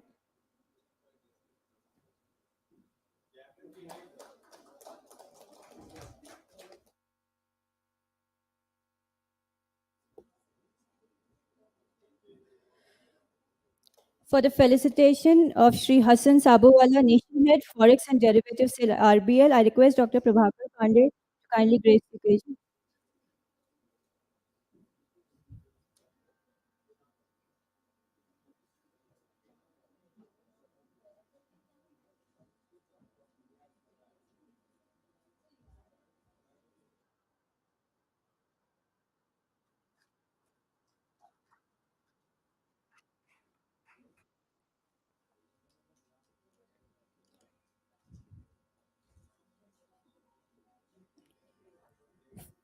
Shri Anup Mukherjee PIO CCI treasurer chartered accountant के felicitation के लिए I request Shri Rajiv Gupta ji kindly come on stage sir.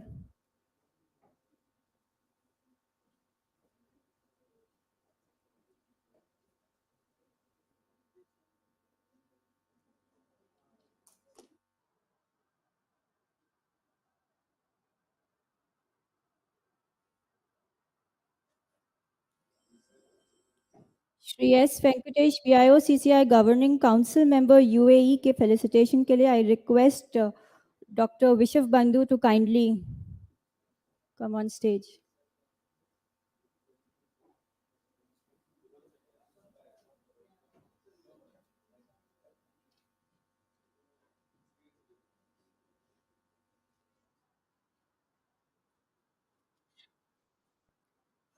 For the felicitation of Ambassador Dayakarji, I request Dr. Amit Tamrakar to kindly come on stage.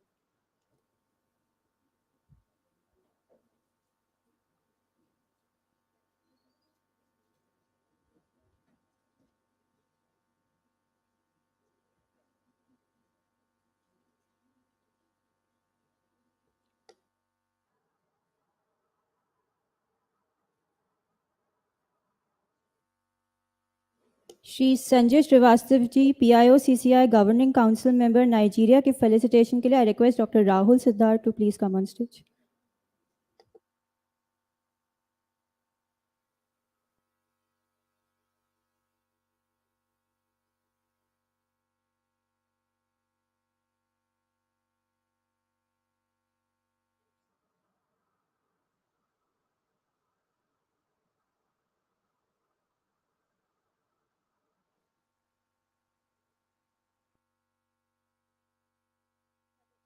For the commencement of this session, I request our first speaker, Shri Priya Rawat, to kindly grace the occasion.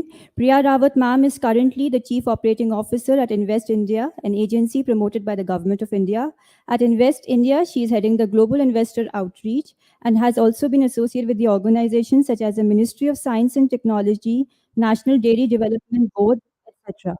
Priya ma'am has her educational background into both science and majors. This gives her a unique ability, which is aptly reflected in her functioning as the Chief Operating Officer of Invest India. I welcome you, ma'am.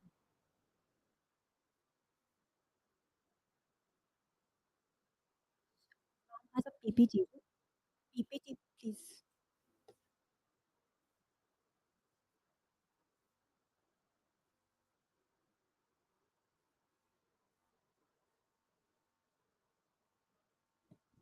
Thank you, Prachi. A very good afternoon to everyone.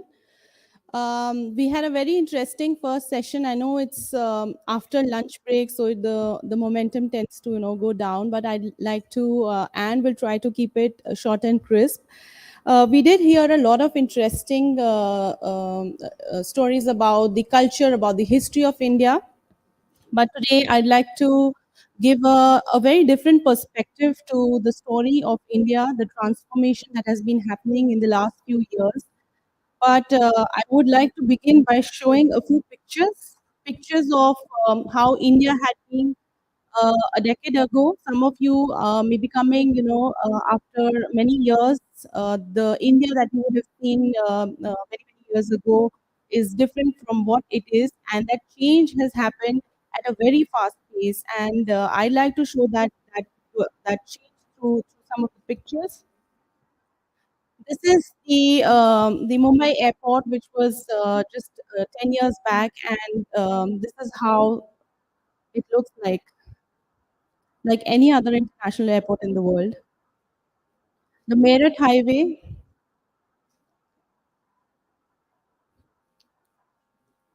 Varanasi Station,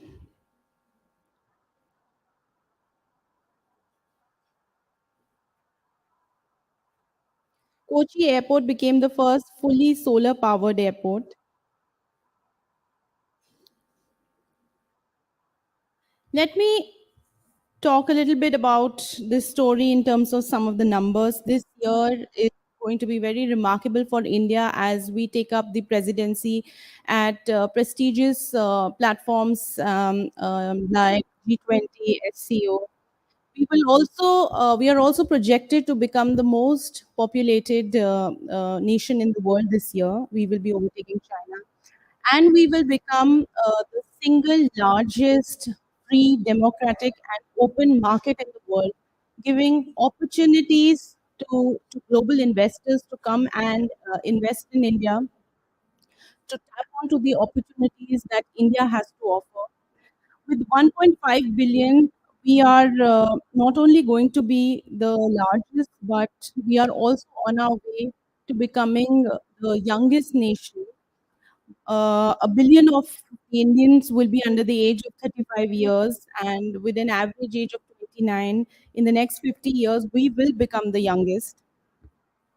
And in about 15 years, 20% of the global workforce will be from India. So that is the powerhouse that India is to offer to the world. We are the fastest growing large economy in the world. We become fifth largest. And what is interesting to note is that just a decade ago, we were the 11th largest. And it took us 10 years to come to the fifth largest position. We have recently overtaken countries like UK, France, Italy, and Canada. We are also number one in terms of smartphone data consumption. We are number two in terms of the internet users. And because of the kind of market that these mobile manufacturing companies are getting, they're also setting up their largest manufacturing facilities. Like you would have heard Samsung set up their biggest manufacturing in India. Apple is planning to is planning to triple its manufacturing in India. In fact, it is said that a quarter of its manufacturing of iPhone will be in India. So this gives a lot of opportunities to these companies. In terms of fintech adoption rate, we are ranked at number one. In fact, our fintech adoption rate is 23% more than the global fintech adoption rate. We are also ranked at number three in terms of the startup ecosystem. I have a lot more data with respect to startup, which is very interesting for you to know. But I would just firstly like to quickly touch on how the government has been focusing on building a strong and robust infrastructure for not just the businesses to get ease of doing business, but also for the citizens to get the ease of living. Infrastructure is the backbone of any economy, and so the government plans to focus on each and every aspect of infrastructure, from roads where we are setting targets. Pre-pandemic, the construction rate was at 40 kilometers a day, and we are now targeting at constructing road at a speed of 60 kilometers a day. In terms of energy, we have set ambitious targets for installing total energy capacity, and not just energy, but also clean and green energy. We are probably the only G20 nation which is on track to achieving its commitments towards green energy. And by 2030, we are targeting that 50% of our energy requirements will be met by clean energy sources. Uh, in terms of aviation, the government is planning to take flying to the masses by increasing connectivity and enhancing affordability. We have dedicated freight corridors to strengthen the railway network. The rail network is aimed at increasing its share of freight from 27% to 45% by 2050. We launched the National Infrastructure Pipeline, keeping in mind that if we want to become the $5 trillion economy by 2025, there will be a need for investment, and the investment will be to the tune of $1.4 trillion. So the government came up with the infrastructure need across all infra sectors, not just infra sectors, but also subsectors within infrastructure. And they came up with the projects wherein there will be a lot of opportunities for investors, for companies to come and partner. We are looking at private partnership in such projects. And India is known for the contribution of private sector in the infrastructure. As per a study of World Bank, India is ranked second amongst developing countries in terms of participation of the private sector in PPP projects. So, NIP, National Infrastructure Pipeline, is the first consolidated repository that the government launched, which includes both greenfield and brownfield projects, which are open for investments. Uh, 24 ministries together to build this pipeline and showcase the investment opportunities available in India.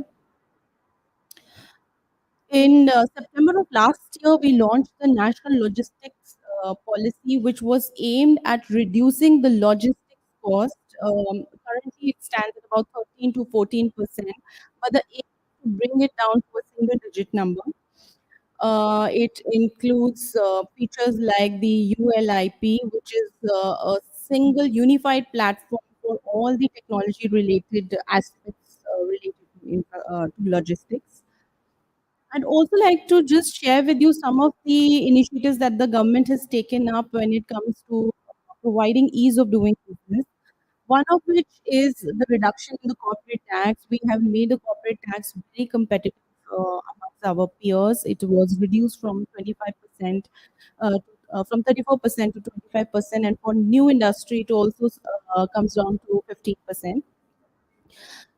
We launched two high-powered mechanisms called the Project Development Group as Project Development Cell and the Empowered Group of Secretaries. These high-powered mechanisms ensure that the central government line ministries come together and create a repository of investable projects for investors to consider.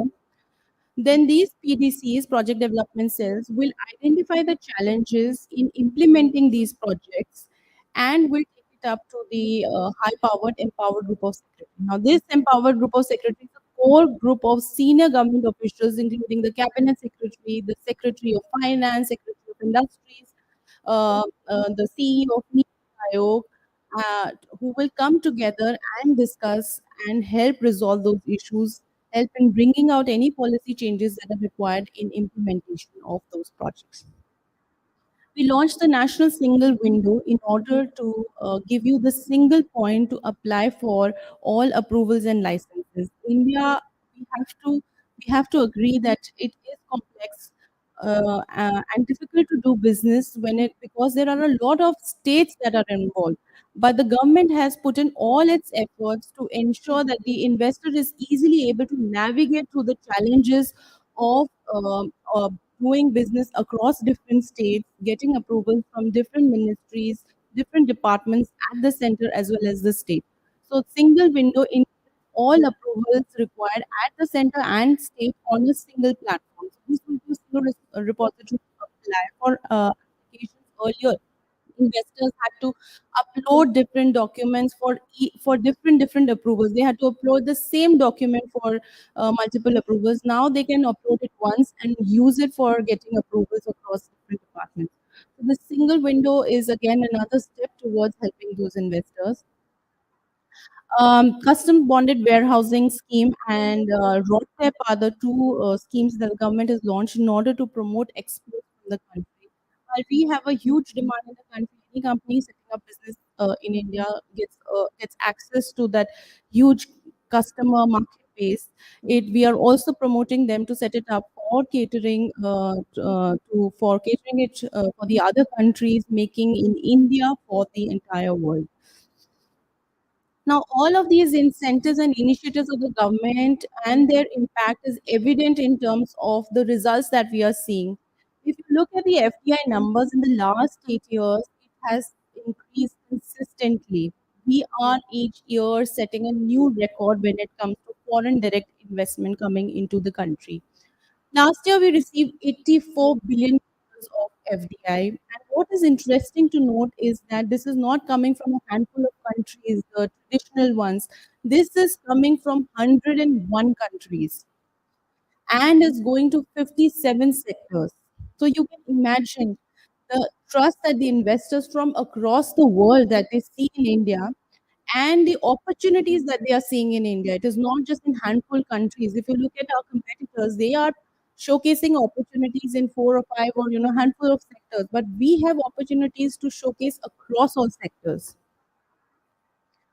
We also set a new record when it comes to trade.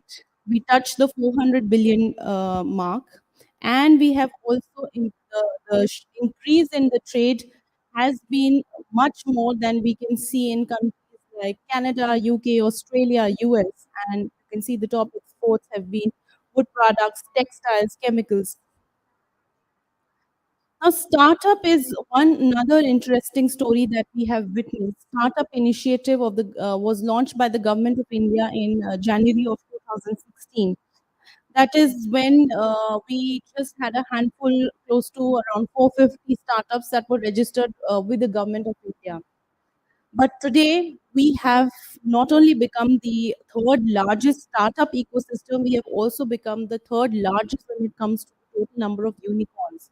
We have 87,000 startups that are registered with the government. There may be many more that have not come up for registration, but the kind of growth that we have seen in the startup ecosystem is unprecedented. There are 765 districts in India.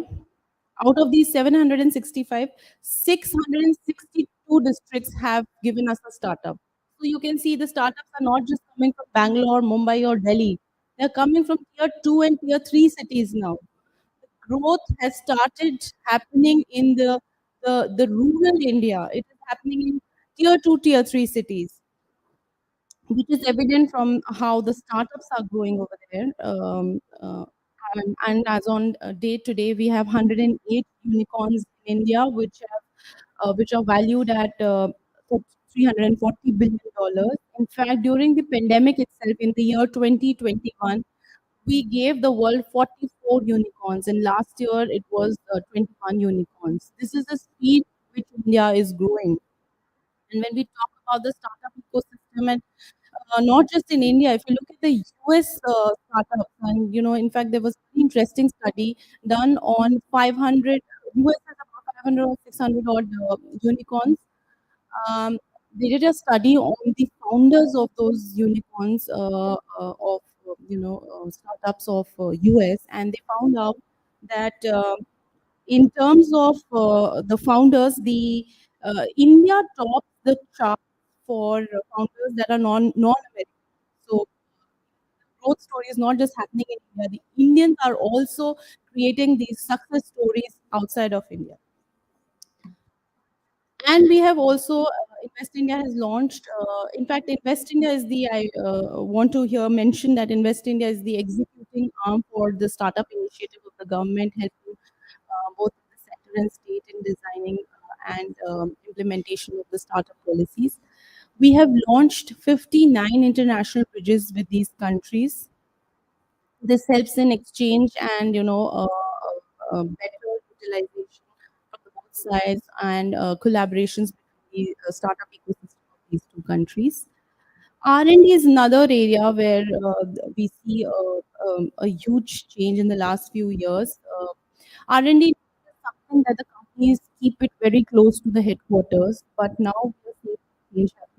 We are seeing that outside of their home country, they are setting up the largest R&D centers in India. These are some of the countries: Samsung, LG, Cisco, SAP, Qualcomm, Intel. All of them have set up their largest R&D centers in India.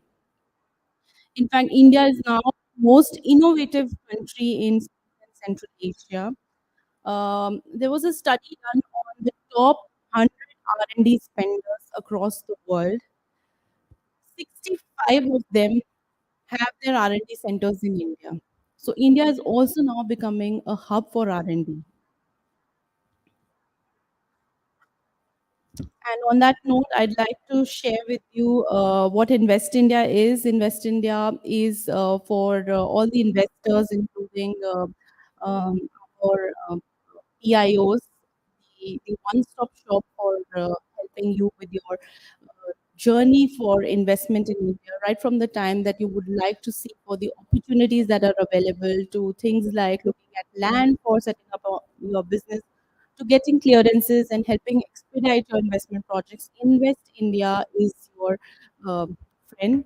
We are under Ministry of Commerce and Industry, and we are the National Investment Promotion Agency.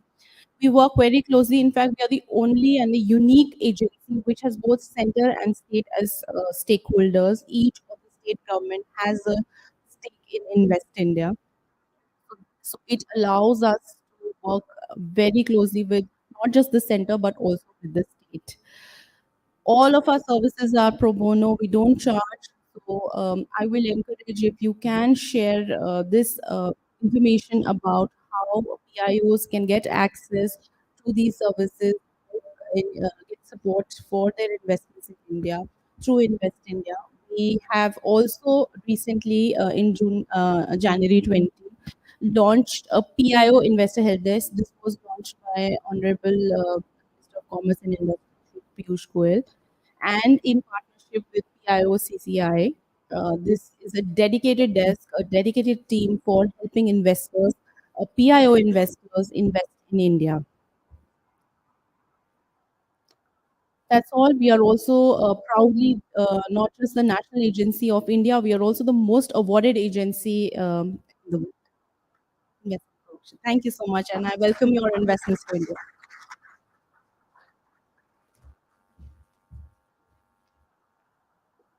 Thank you so much, ma'am. Sorry, due to paucity of time, because we have all speakers are requested to kindly stick to the schedule of 10 minutes for your speech, because we also have a question and answer round after that.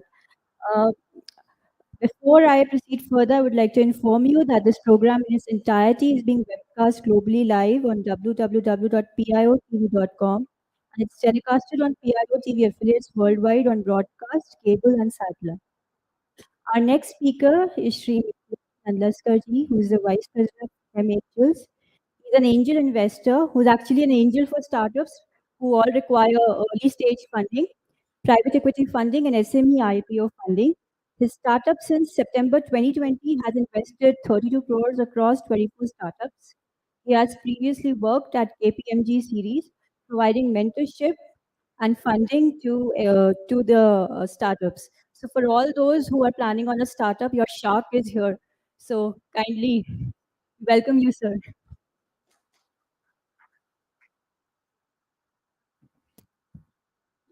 So thanks, Prachi, for the wonderful introduction. So just to add that overview a little bit. So basically, I'm a part of Hem Security Limited, and I handle investments, into startups as well as SME IPOs. So to talk more about my personal journey in terms of last 10 years, I've been keenly evaluating a lot of startups, SMEs, and helping them to raise funds across the investors ecosystem. So we personally also have a fund which actively invests into all the startups and SMEs across it. So to talk about Hem Securities journey a little bit, we are a 40-year-old financial organization completely into stockbroking business. Started with capital market business, and we are the top retail fund organizers in India. So we have almost 250 distribution centers, in 21 states where we actively mobilize a lot of funding. And in 2013, joint initiative of Ministry of Finance, SEBI, and both the stock exchanges, BSE and SE, they launched an SME IPO platform in India. So any SME company in India can come on this platform and raise good amount of funds from the IPO. So we have listed almost like 75 SME companies in India right now, with underwriting of more than 1,000 crores of funds for them. And surprisingly, all these SME companies has grown from a 20 crore market capitalization to more than 6,000 crore market capitalization in a very short period of 5 years, which has created a lot of lot of wealth for not only for the shareholders but also for the promoters. So to talk about the SME IPO concept a little bit, so hear me out. This 2 minutes is going to change the entire landscape for your business. So it has a very simple eligibility norms. So what SEBI has told all SME companies in India is that if your paid up capital is less than 25 crores, then you can come on the platform, you can raise funds. But BSE and NSE have their own hygiene checks. What they have told is that you need to at least have a 3 years of vintage. 3 years of audited financial statement should be filed. And the next criteria is that you should be operationally positive. You should have an operational positive business, and irrespective of your turnover and the size of your business, you can come on this platform and raise funds. So what HEM security role is basically we are a merchant banker. We are a securities merchant banker. We help the business to value, do the price discovery in the market, and within 3 months of time frame, we just list them on the stock exchange platform and raise IPO funds. So the idea is to unlock a lot of valuation for the company, and this basically creates a lot of visibility on the business, and help them to take on the next growth trajectory plan for the business. So that's our legacy business. We are the leaders in the IPO, and later on, post pandemic, we also started investing into technological startups. We formed our Hidden Angel network, which comprises a lot of technological angel investors as well as a lot of tech advisors, a community of broader set of investors which basically invest into startups. We also form our SEBI category angel fund, which actively invest directly into the startups. So in the last 2 years, we have invested around almost like 40 startups right now, and the investment thesis with regards to investing into startups is pretty simple. We when we call as a startup, it should be an asset light, inventory light business. A lot of technological factors should be in place. The description element should be there. When we define a startup, right? So that's the most important parameter. For funneling down various startup investment opportunities. Yes, certain investors have a specific stage, whether they invest in revenue, whether they invest into proof of concept businesses, or maybe early stage business where product fit, market fit is already achieved, and early traction either in terms of revenue or user bases available. So we also back pre-revenue stage startups, especially on the fintech sector. And other than fintech, we specifically come at a stage where the product fit, market fit is achieved. And yes, there should be some revenue generating, in the business. So that's the preferred stage for us to invest. We do a check size of almost like USD 100K to $2 million in startups, and we try to help those promoters wherever they require any mentorship in terms of improvising their business model, improving the technical architecture of the entire product. That's the expertise where we try to bring on. So over the years, if you see, there are almost like more than 800 accelerators and incubators in India, which are actively helping entrepreneurs to evolve their business, groom their business in such a way that it is fund ready. So yes, I think there are so many networks and growth mentors platform, where a lot of technological advisors are helping them to establish and validate their business in terms of prototyping and creating validation in terms of giving their connects in terms of various businesses are concerned, so that they become fund ready, and that's where after that we come into the picture and help these companies to raise funds. So yes, so that's all about HEM Angels and HEM Security. Every weekly or every monthly, we do a lot of investor pitch sessions. A lot of investors and our network of angel investors, all our limited partners comes on the platform and try to understand various pitch of various founders.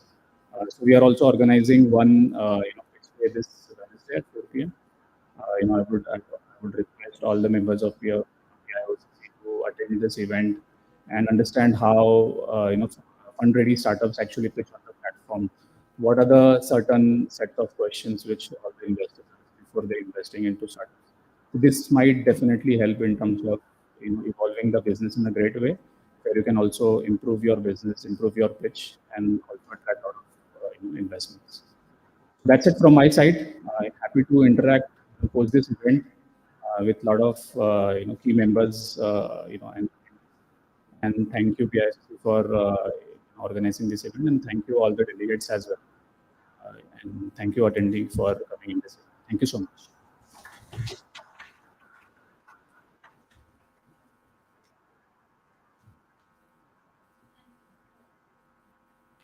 Thank you so much, sir. Our next speaker is Sri Sushil Pandit ji, who definitely needs no introduction. Prior to that, sir, आपका स्वागत रह गया था, तो इसके लिए request Dr. Devendra Singh to kindly come up on stage. This felicitation.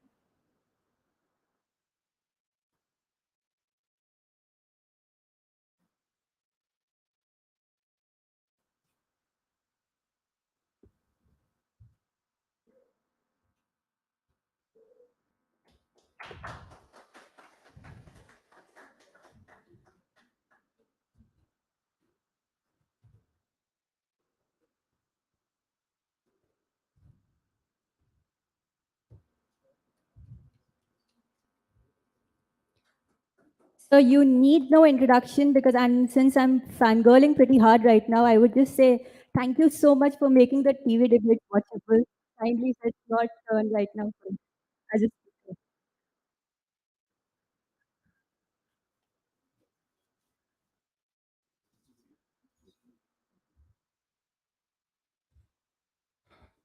Thank you for giving me this opportunity.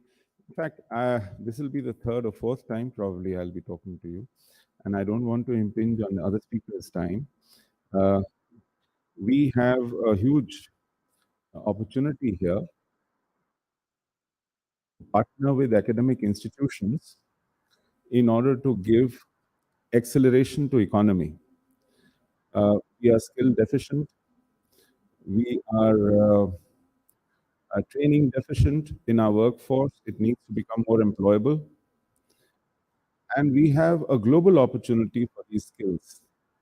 So if our universities have appropriate courses and they attract appropriate talent for these courses, we will have a huge opportunity in servicing these needs globally. I'll give you just one example. People say that IT is almost like a revolution that has happened in India. And I give you one example. I alternate between London and New Delhi these days, and I came across a Scandinavian IT company with an office in London. Remember, a Scandinavian IT company which has just opened its office in London, and they have all of 8 employees. 6 out of these 8 employees are Indians. And the other 2, one is Nepalese and another is a Sri Lankan, both of whom studied in India. That is the story of IT-enabled and IT-related services anywhere in the world. We have Indians all over. In fact, sometimes I wonder if the word diversity needs to be applied here, which was originally thought of in order to bring the people of color and ethnicity to white-only environments. You will now need to find non-Indians to man these functions for the sake of diversity. That is the level of dominance we have in the IT sector. And this happens no thanks to government. Most of us on this side of the event were building our careers 40 years ago in the 80s. And I remember at that time, no college almost no university, no school had a curriculum related to computer education. We had heard of computer. Information technology was still not so prevalent as an expression. And at that time, out of private initiative, in the neighborhood garages, in the shops, in the small little spaces, computer teaching shops emerged. We know how NIIT emerged, how Aptech emerged. And they started teaching young school dropouts, college graduates, certificate courses, diploma, senior diploma, because they couldn't give any degrees. And that got us started in the IT environment, which today has snowballed into such a huge workforce all over the globe. And much later, in late 90s, that the formal education system woke up to this opportunity. Till then, for the good 15, 20 years, formal education system had nothing to do, not even a nodding acquaintance with IT and computer-related education. So if only our formal system of training and education identifies skills and opportunities, imagine what an amazing catalyst it will be in our speedier economic development. Thank you very much. I promise I'll be short, and here I go. Thank you so much, sir. And you don't need to be short. We all love listening to you. Our next speaker is Ambassador Dayakar Ji, retired 1976 IFS officer. He served in Jordan, Iraq, USA, and various other places. He's also served at the headquarters in MEA in New Delhi, where he worked at the Consular Passport and Visa Division. He specializes in economic diplomacy and has also learned Arabic language at a West Asian university. He is often quoted in media for his views on strategic and diplomacy issues. Thank you so much. So you will.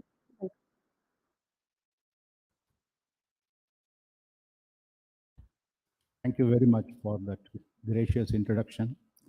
Let me begin by thanking Sanchi University of Buddhist and Indic Studies for this opportunity, along with the PIO Chamber of Commerce and Industry. No, today's theme, as I given to you, is knowledge economy, skill development, demographic dividend, and India as a destination for diaspora education. It's very important, and it also resonates very well with the theme, broad theme of the Pravasi 17th Pravasi Bharatiya Divas, which will start tomorrow. Their theme is diaspora, reliable partner for India's progress in Amrut Kaal. Very broad. These themes remind us a number of things. Well, in order to further speech on this, it's worth recalling some significant developments of recent years, both in the world and in India, because those developments have impacted in different ways different countries, including India, with a number of formidable disruptive challenges, and also by generating a set of creative opportunities. Everyone knows COVID disrupted the economic activity, diverted resources to non-productive ventures, and imposed a burden on the state to underwrite healthcare and feed hundreds of millions.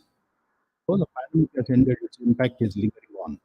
Supply chain disruption has affected production, range of services in several sectors. Food security and energy security have both a substantial brunt. As the COVID impact was contained, the Ukraine-Russia war broke out, weaponizing the trade through economic sanctions and creating again trade disruption and diversion, and affecting all the countries, including those who perpetrated the cause, who are the perpetrators of the situation. Oil, food grains, and fertilizers were most affected, again affecting negatively food and security, energy security of the world for the second time after the pandemic, and causing very high inflation, resulting in exchange rate increase, interest burden at all levels. There seems to be no end in sight for these economic hardships in the near future. While this is a global situation affecting all the countries, including There have been some unique positive developments in India compared to other foreign countries in investment, economic growth, and even in food and energy security. In GDP terms, India has overtaken the United Kingdom recently, and it also has entered into some comprehensive economic cooperation agreements with Australia. Similar agreements with UK and European Union are also in the pipeline. Particularly, the agreement with UAE is really a game changer for India. We have already, our biggest trading partner is UAE, and this particular agreement will really multiply benefit. Yeah, of course, Director Invest India has said that the incredible success in startups in a short time, including the creation of unicorns. And there is now gig economy, gig or gig, depending on British or American, gig economy that based on the digital platforms, IT-enabled services, and it is also on the upswing, creating what called employment in unorganized sector. Now, IMF has projected 7% growth for India, around 7%, whereas the global average would be 3%. And so that itself shows certain special status of India, thanks to the public policies of the government and its implementation. Surging domestic demand and consumption, and as reflected in the increased GST collection, is also the economy. Government has prioritized capital expenditure and infrastructure investment as part of economic development. All these act as catalysts to draw foreign investment. RBI's own beer money policy through increased interest rate adjustment to control inflation has given desired results, and hopefully that would be rolled back to facilitate the investment.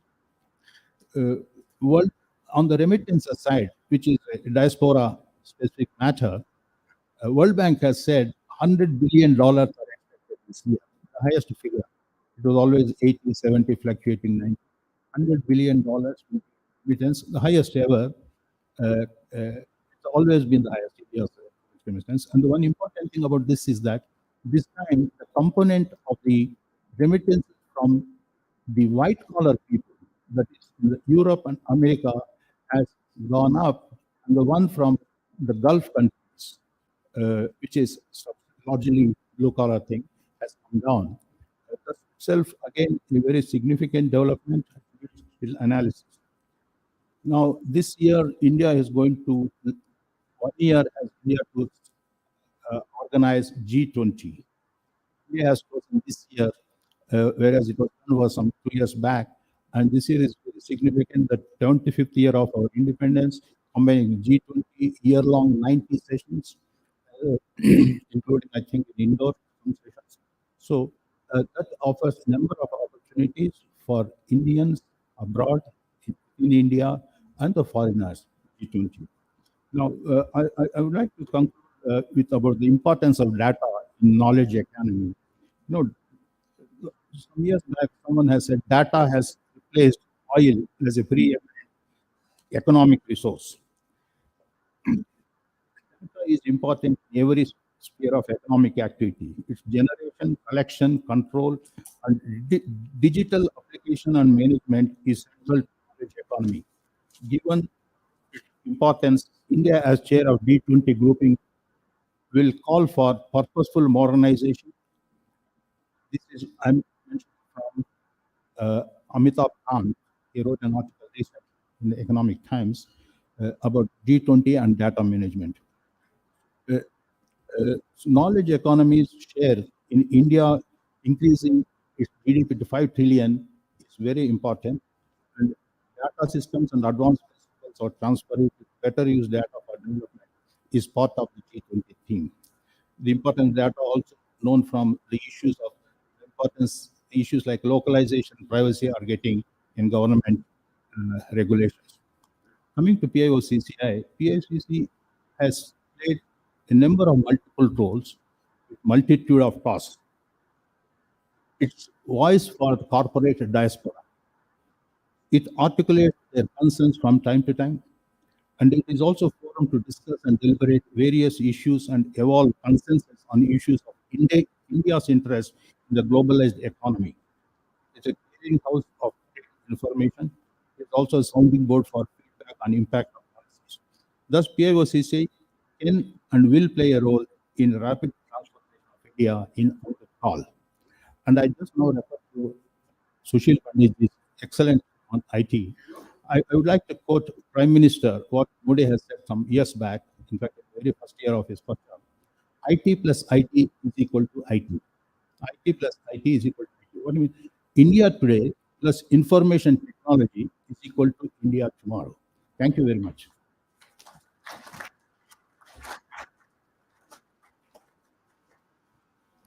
Thank you so much, sir. Our next speaker, Shri Umesh Upadhyay ji, has been a veteran journalist and media executive. He's currently the president and director of media at Reliance Industries, an alumni of Delhi University, JNU, and FTII. He has been awarded with the prestigious Ganesh Shankar Vidyarthi Award for lifetime contribution in the field of journalism. We welcome you, sir. Thank you very much. थोड़ा मुश्किल काम होता है lunch के बाद 2-3 speaker बढ़िया economic का data देकर दे जाएं आपको, तो लोगों को जगाना भी मुश्किल होता है. तो मेरा काम बड़ा मुश्किल है. मैं ये सोच रहा था कि आपसे बात क्या करूंगा. Knowledge economy, skill set, 5 trillion economy, Amritkaal, ये कई सारे कॉन्सेप्ट्स हैं जो हमारे दिमागों में घूम रहे हैं और बहुत जरूरी है. तो मुझे ध्यान आया जब महाभारत में समुद्र मंथन हुआ तो अमृत की उत्पत्ति हुई. अमृत के साथ साथ विष भी निकला. अमृत काल में अमृत की चर्चा करते करते विष को नहीं भूलना चाहिए, क्योंकि जो सभ्यता, जो संस्कृति विष को भूलकर सिर्फ अमृत का गान करती है, वो फिर विष का पान करती है. ये बात ध्यान रखने की है. वो जो विष निकला वो क्या है और उसकी चिंता क्यों करनी चाहिए, ताकि हम ये जो 5 ट्रिलियन की बात कर रहे हैं ये सच हो. मैं पढ़ रहा था एंगस मेडिसन ने कुछ लिखा है वर्ल्ड इकोनॉमी के बारे में, कुछ डेटा है. ब्रिटिश इकोनॉमिस्ट हैं, उनसे दुनिया की इकोनॉमीज के बारे में कुछ अध्ययन करने के लिए कहा गया, तो एंगस मेडिसन रिपोर्ट एक आई थी. 300 साल पहले दुनिया की जीडीपी का 30% भारत से आता था. विश्व व्यापार में 25% हमारी भागीदारी थी. 1947 में जब भारत का पॉलिटिकल कोलोनाइजेशन खत्म हुआ, क्योंकि कोलोनाइजेशन हमारा अब भी जारी है, तो हमारी अर्थव्यवस्था की दुनिया के अंदर जो स्थिति थी वो 3% से नीचे. अभी पहले सत्र में सुशील जी ने बताया था कि अभी हम कोई 3.2%, 3.25% दुनिया की जीडीपी का हिस्सा है. 5 ट्रिलियन को दुनिया की इकोनॉमी से आज अगर अनुपात देखें, अनुपात की बात कर रहा हूं, तो कितना होगा? 4-5% होगा. तो पहली बात तो मैं ये कहना चाहता हूं कि 300 साल के अंदर अगर हम 30% से 3% पर आए हैं,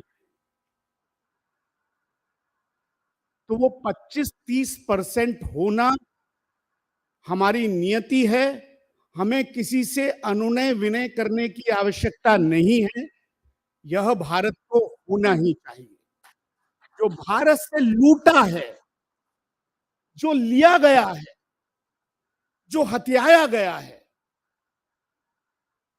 इसलिए अभी जब प्रिया जी बात कर रही थी, तो वो कह रही थी कि 80 बिलियन पिछले साल हमारे पास एफडीआई आया, और हम बड़े डरते डरते इन बातों को कहते हैं। भाई कोई एहसान कर दिया क्या? आप लूट कर ले गए हैं, और हम 100 बिलियन, इतना तो भारतवंशी हर साल हमें दे देते। हमें आपकी आवश्यकता नहीं है। इस बात का आत्मगौरव भारत को होना चाहिए। तो मैं जो विष की चर्चा कर रहा था, वो विष क्या है? एक तो हमारे साथ लूट खसोट हुई, दूसरा एक जो विष दिया गया वो है भारत के प्रति नैरेटिव का विष। एक घटना बताता हूं, हमने बहुत सारी कहानियां सुनी है सुबह से, स्टार्टअप कल्चर कैसा है, कैसे लोग हैं, क्या है। 2 साल पहले ब्राउन यूनिवर्सिटी में मुंबई के एक बहुत प्रतिष्ठित स्कूल से पढ़ी हुई लड़की, ग्रेजुएशन की परीक्षा के उसका एडमिशन हुआ। ब्राउन यूनिवर्सिटी आप जानते हैं, one of the elite universities. तो जब बच्चों का इंट्रोडक्शन हो रहा था, तो उसकी एक अमरीकी कलीग ने उससे पूछा, सहपाठी, बहुत सरलता के साथ, बहुत सहजता के साथ, do you still ride elephants to your school in India? ये सच है। आप भारतवंशी हैं, आपके बच्चों के सामने भी ऐसे उदाहरण आते होंगे। एक आम अमरीकी भारत के बारे में क्या सोचता है? हम सत्या नदेला, सुंदर पिचाई और ऋषि सुनाक, बहुत सारे नाम सुनते हैं, लेकिन आम दुनिया के अंदर क्या नजरिया हमारे बारे में है आज भी। एक और उदाहरण देता हूं, 2 दिन पहले आउटलुक में एक आर्टिकल आया, एक इटालियन पत्रकार हैं, उन्होंने लिखा, उससे कुछ दिन पहले एक डेटा आया था कि दिसंबर के अंदर भारत में डिजिटल ट्रांजैक्शंस कितने हुए? 7,82,000 करोड़। लेकिन उन पत्रकार ने लिखा, वो लिखती है कि मैं इटली में देख रही हूँ और सारा डिजिटाइजेशन होता है, उसमें बड़ी तकलीफ है, और भारत में तो अभी भी कैश का क्रंच है। ये परसों का आर्टिकल है।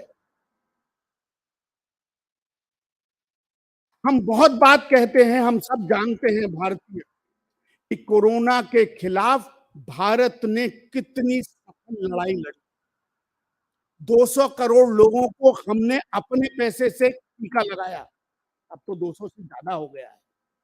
80 करोड़ लोगों को हमने अपने संसाधनों से रोज भोजन दिया। लेकिन 25 मई 2021 को न्यूयॉर्क टाइम्स ने लिख दिया कि हमारे यहाँ 4.2 बिलियन लोग मारे गए। दोस्तों, स्थिति ये है कि यही इटालियन पत्रकार, यही न्यूयॉर्क टाइम्स की बार बार सनद दी जाएगी, ये बताया जाएगा कि ये सही कह रहे हैं। तो असली लड़ाई और असली विष है भारत की कहानी।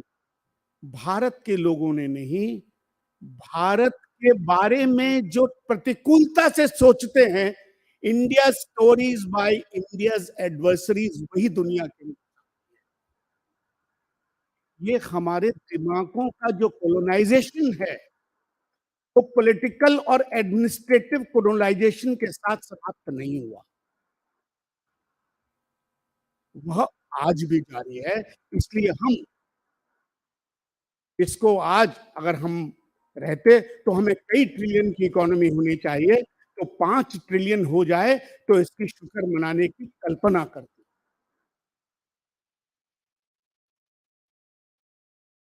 भारत की कहानी भारत के नजरिए से भारत के लोग कहें।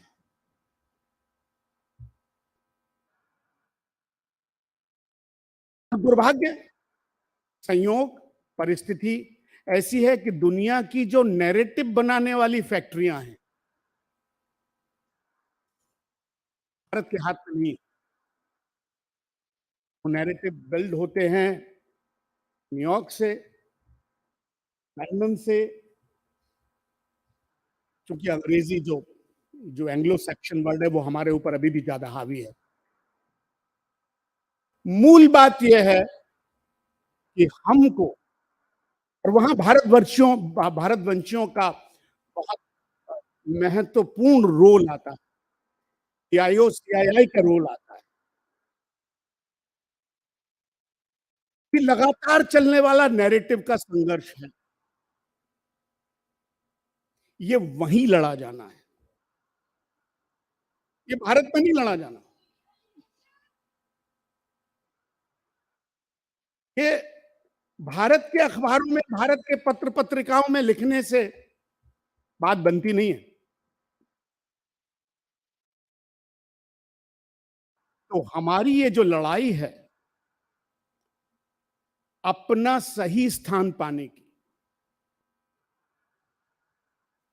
उस लड़ाई में हमारे एकेडमिक इंस्टीट्यूशंस, हमारे सोशल इंस्टीट्यूशंस, और एक और बात मैं बताता हूं कि ये लड़ाई, ये हम भारतीयों की, और इस बात को कहकर अपनी बात को मैं समझता हूं समय की सीमा है। हमारी एक और समस्या है, और वो समस्या ये है कि हम अपनी समस्याओं को आउटसोर्स कर देते हैं। भारतीय सवेरे सवेरे भगवान जी के पास मंदिर में जाते हैं, हे राम जी तुम मेरी समस्या दूर करना, मैंने ₹1.25 का प्रसाद चढ़ाया, फूल माला चढ़ाई, अब तुम्हारी समस्या, अब तुम लड़ो, और मैं आके चैन से सो जाता। हालांकि हमारे वांग्मय में लिखा हुआ है, उद्यमे नहीं सिद्ध्यन्ति कार्याणि न मनोरथ है, लेकिन वो तो इम्तिहान देने के लिए ना। चलिए, सो हनुमान जी ने नहीं की, राम जी ने नहीं की, फिर हम वोट दे के सो जाते हैं। अब मोदी जी आ गए, इनकी समस्या, यही लड़ेंगे। मैं घर में चद्दर तान के सोऊंगा, योगी नहीं तो योगी जी लड़ लेंगे।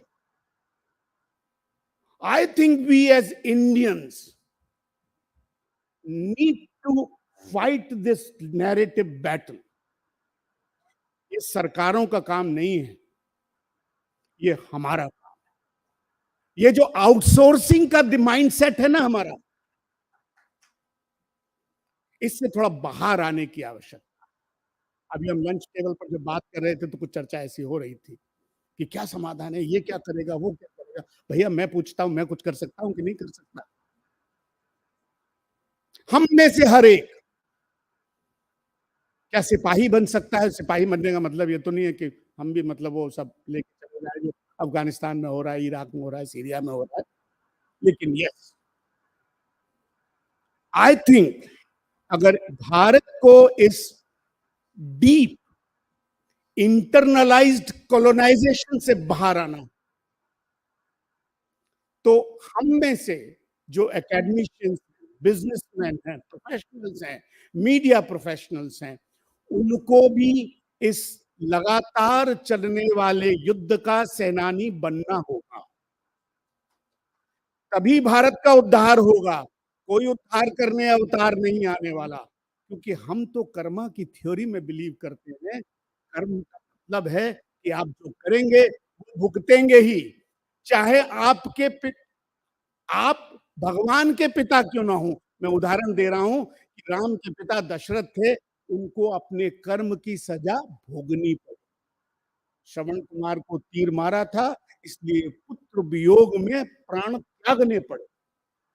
तो अगर हम कर्म में सिर्फ विश्वास करते हैं, अपने सारी विरासत में विश्वास करते हैं, जो सही भी है, तो मुझे लगता है कि हम विचारशील हैं, ज्ञानशील हैं, सब कुछ है, साथ में इस मामले में कर्मशील भी बनना पड़ेगा। और बहुत बहुत धन्यवाद मुझे आमंत्रित करने के लिए सांची विश्वविद्यालय और PIO CII।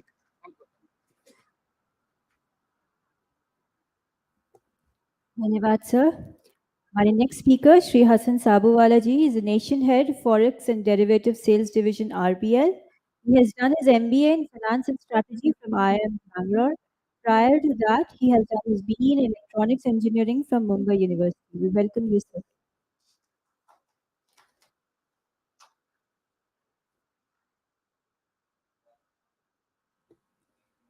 Thank you so much, PIO and Sanchi University for giving us this opportunity to come and speak and partner for this wonderful event.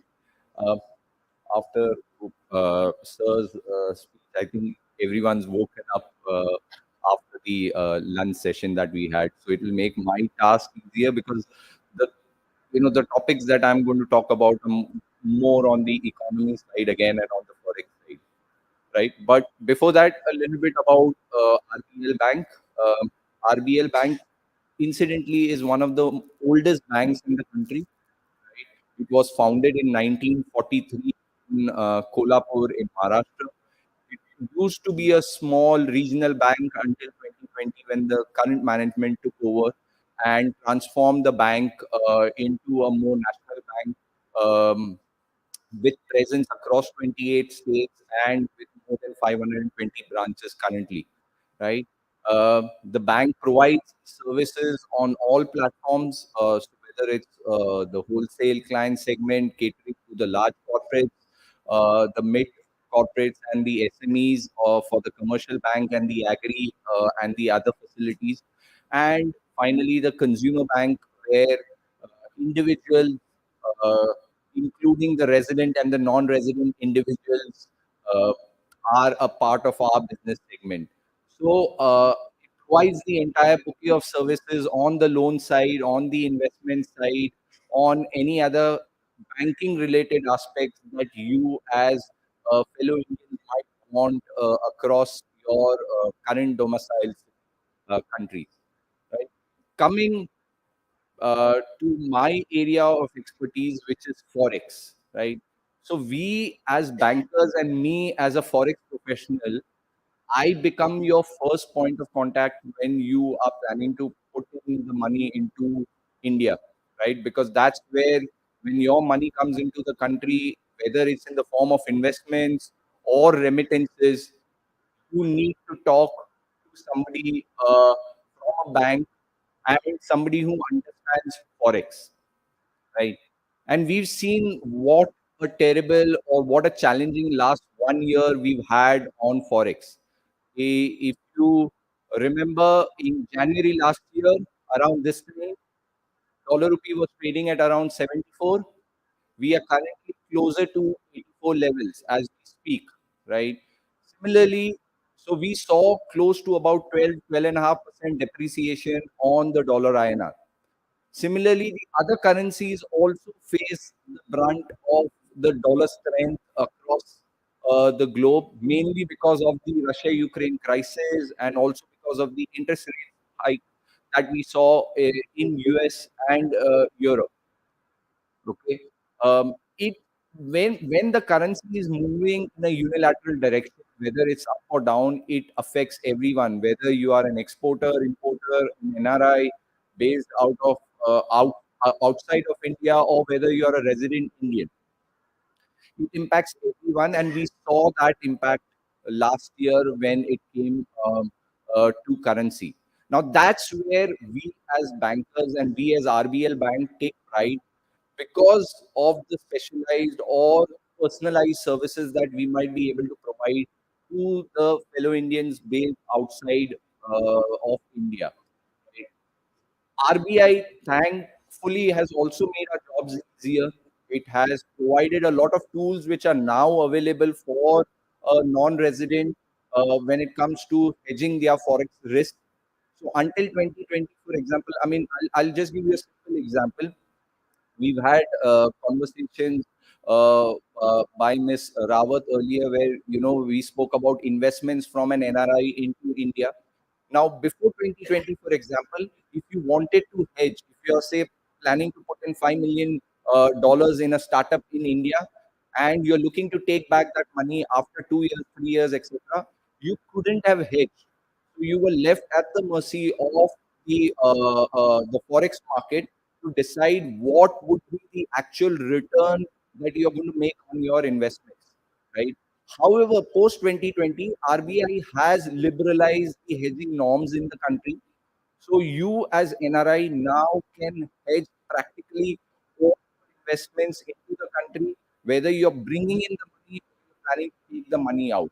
So another example, for a couple of years back, I think in 2013 or 2014, when the British pound was appreciating very sharply against the INR, there was a bunch of NRIs who were planning to buy houses in a residential complex somewhere in Gurgaon or Noida.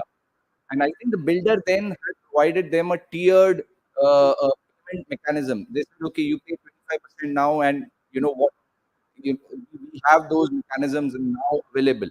But in 2013, 2014, at that point of time, GBP was very strong against the INR. So they said, okay, I'm going to make 25% payment right now, and the next payments are going to come in 1 year, 2 years, 3 years time. And they came to us as a bank and they said, boss, I want to hedge this. Okay, I want to block in the rate because I don't know 2 years later, 3 years later, where's the GBP going to be. And at that point, those clients or those non-resident Indians couldn't have done anything, right? They were not permitted to hedge as per the guidelines that existed in the market in 2013. But right now, as we sit in 2023, you as an NRI could practically hedge anything. So if you've got a similar requirement where you're putting in money into the country, you could walk up to a bank like RBL and say, I want to hedge. And we will be able to provide that facility to you within half an hour. That's the ease with which forex solutions have been rolled out for our fellow Indians across the world. So on the other side, uh, Sushil sir mentioned in the morning that whenever there's a crisis, when it comes to dollar rupee, and when it comes to forex reserves dwindling, India always looks at the non-resident Indians to pump in the dollars into the country. We did that in 98, 99 post-Pokhran. We did that in 2013 when rupee suddenly depreciated from 55 to 68 within a couple of months as soon as the qualitative tightening was announced by the US, right? And we've similarly done that in July just of last year, 2022, when rupee was depreciating very sharply against the dollar, and the Reserve Bank of India therefore liberalized the FCNR deposit rates again and permitted the banks in the country to raise the deposit rates and attract more foreign money into the country from the NRIs, right? So we as a bank, for example, provide 5.65% on your 1 year FCNR deposit. That's higher than even the INR savings account deposit rates or savings account rates in some of the other banks in the country. So that's the level of liberalization that has come in order to help, in order to attract more money from the non-resident folks, right? Similarly, there are structured products which are available. So you might want a high yield on your deposit, or you might want to, do something with regards to hedging when it comes to your investments here in India. You would want a tailor-made solution for yourself, and those tailor-made solutions could be provided on your forex side. Similarly, there are lots of other products which are available on the banking side, which are available with us as a bank, and we would be more than happy to engage with PIO CCI and you and the other members of PIO CCI during the course of the day. So thank you so much for your patient listening, and thank you for giving us this opportunity to becoming a part of this event today. Thank you so much.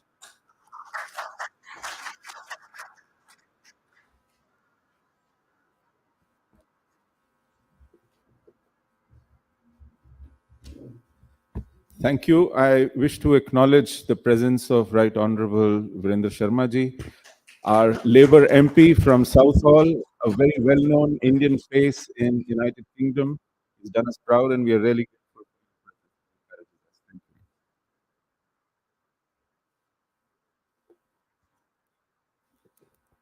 Thank you so much, Shri Hassan Sabawala ji. Our next speaker, Shri Anu Gupta ji, has very graciously backed out, claiming paucity of time. But behind, My apologies, I didn't see Sri Mukeshwar Chunni ji. He has been High Commissioner of Mauritius to India, has been a minister in Mauritius. Thank you so much for your presence here. It encourages us. Thanks a lot for being here.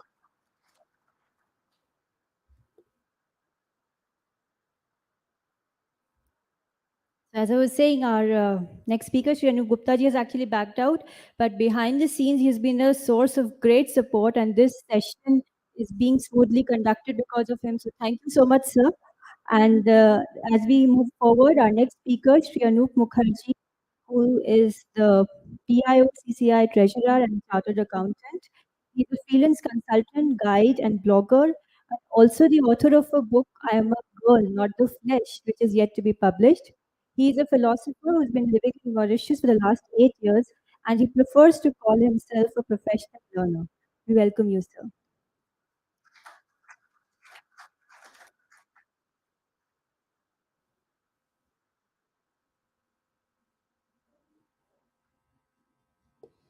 Thank you, Prachi, for this lovely introduction. And thanks to PIOCCI and Sanchi University for Buddhic and Indic Studies. My respect for the dignitaries on the stage and all the dignitaries in the hall who encourage the celebration of this event of Pravasi Bharatiya and holding of our biennial conference on the eve of Pravasi Bharatiya Divas by PIOCCI. Topic I come the knowledge and investment in India. I call India as the land of sustainable engagement. India was at its worst in its economics at the time of independence. 75 years since independence, we created our own way, and the world now looks for a space on our highways. Asia and Africa, which were treated as the basket cases when they freed themselves from the shackles, are now major players in the economic landscapes, and the West is competing for the spaces in these erstwhile baskets, and the baskets are not bottomless now. Indian diaspora is spread far and wide, and the days of genetic supremacy are gone. Diaspora is respected now with leaders in all spheres of life, and they lead the politics, the medical profession, the literature, the management, academics, research, the compliances, verifications, and whatnot.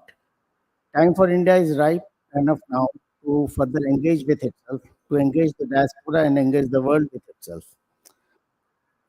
It has already projected itself as the leading country of the world in a couple of decades. India has to drive the world and show the way of sustainability, and it is only the overall engagement, development which is sustainable. Sabka Saath, Sabka Vikas, and Sabka Vishwas. And the sub here is Vasudhaiva Kutu, especially the diaspora, which got dispersed over decades and centuries. Now, the knowledge investment. We speak about education. We have IITs, IIMs, universities, where students from global students are coming for education. Simultaneously, we have got thousands of medical, engineering, and management institutions which are not that well managed, and the diaspora has the opportunity of investing in this knowledge. They can train the trainers and better the situation. And investment of funds, technology, and knowledge by the diaspora in these institutions will likely break the vicious circle of bad system, bad teachers, and bad students. Because I, as a professional, know that while IITs, IIMs, and some university graduates are being offered in the range of 1 crore per annum or 50 lakhs per annum, besides that, alongside that, we have students who are MBAs and BTech who are still looking for employment at 15 or 20,000 per month. This is something where the investment of knowledge, expertise, and funds are required. Then we have industrial projects and parks which are coming up all over. State governments inviting investments and technology. Diaspora has that scope to do the business in India. We know recently some of the state governments have established parks for foreigners, whether of Indian origin or others. There can be small or big ticket projects. It can be for manufacturing services, IT-enabled services, compliances, or just office processes. And India is excelling in them, and we have a lot of scope for these investments, which investment of knowledge and funds both. I draw the attention to another interesting area, which might be very interesting for investors, even not big ticket investors. The entrepreneurs who started their factories, their institutions 4, 5, or 6 decades ago, they are running them successfully, but some of the entrepreneurs are suffering what I call is the entrepreneur fatigue. One of the example we have in the news recently, the distillery, which is a profitable unit, which has been running profitably for decades, which is internationally known very well, is selling it out itself to Tata. Because of this entrepreneurial fatigue, they do not have a success plan. In absence of a success plan, they are selling out. We know there are several industries who are having turnover of 100 crores, 200 crores, or 50 crores, and they are up for these type of collaborations from diaspora. The diaspora has this opportunity to collaborate with them. Another sort of entrepreneurial fatigue, which I classify in two types. One is financial fatigue, and another is managerial fatigue. Some might have been classified as non-performing assets. These units are, some of them are certainly profitable. They have invested in capital, but they lack the attraction. They may not be that much attractive, or they have failed to make themselves attractive. They lack in the marketing themselves. Diaspora has that opportunity where to invest, to look for these type of units and invest in these type of units. And we at PIO CCI have plans to provide this knowledge, to share this knowledge with our members, with our well-wishers, with the diaspora investors who are willing to invest in India and make these units there. Take out the fatigue from these units and participate in them. We look forward for cooperation, and as before I close my statement, because there's not much time, I would like to quote Swami Vivekananda. Once more, the world must be conquered by India. This is the dream of my life, and I wish that each one of you who hear me today will have the same dream in your mind and stop not till you have realized the dream. I once again thank the participants of this seminar and welcome all of you. Thank you.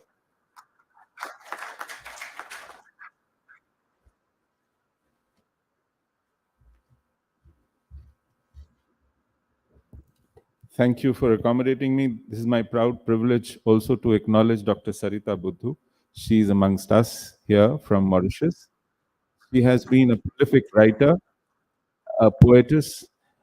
She's also been a force behind Vishwa Hindi Sammelan and the Sachivalaya. The secretariat of that Sammelan is in Mauritius now.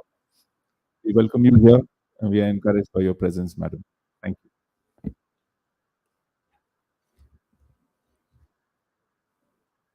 Our next speaker, Shri S. Venkatesh. He is a Governing Council member, PIO CCI UAE, and fellow member of the Institute of Chartered Accountants of India.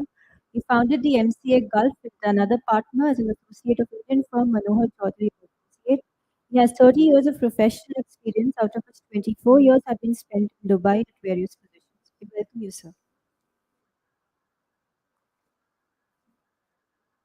Thank you. Respected people in the dais, and as well as the distinguished guests and other dignitaries, good evening to all of you. I'm the first speaker who is from an outside perspective to speak. Actually, all of them are from an Indian being here. I'm being outside India for the last 26 years. And also, we also do some a bit to the Indian economy. And as you all aware, we are a 3 million population of NRIs in UAE, whereas 9 million population in the Gulf country. In 3 million UAE alone, we have contributed around 15.86 billion remittances to India last year.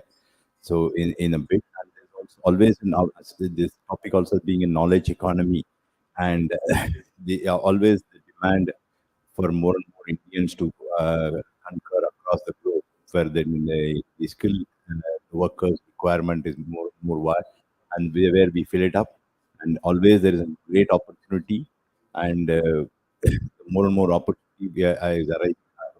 And even now, at present, many opportunities in across the sectors in the Gulf countries, and which can be filled with our people, and it can benefit the economy. And people were saying about the startups, uh, 87,000 plus startups. Actually, as you said, more and more startups and the under 120 unicorns. And we do our bit in UAE. The Consul General of India conducts Elevate, a startup pitch for many startups, and more than 1,000 startup people have come and presented in front of the investors and family houses, and many have benefited for the investment purposes as well as for the mm, market expansion. So, being a Dubai's global market platform, it gives an opportunity across the globe. And now there is an agreement with UAE and India about SEPA, the Comprehensive Economic Partnership Agreement. This also facilitates of many of the products between these two countries to become a 0% duty, and it become a very free 90% of the items will be. So it's a borderless really it will happen, and it's also increase the platform. Many Indian trading community to benefit out of this. I also want to mention, as Sumesh was saying about Indian pride and things, we would like to be in our bit. We are being a chartered accountant. We are created a platform called GION Association, Global Indian Origin Network, first of its kind, with all the Indians wherever practicing to come under one platform and take it forward. So I just wanted to conclude. Ayam nijaf paro vedi ganana vichedasam uthara charitranam tu vasudeva kudambagam.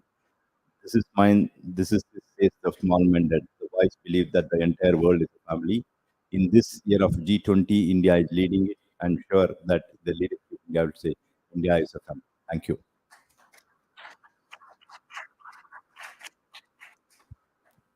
Thank you so much sir.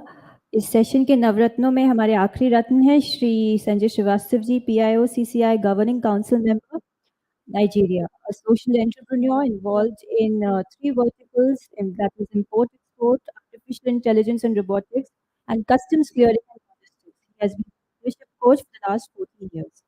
We welcome you, sir.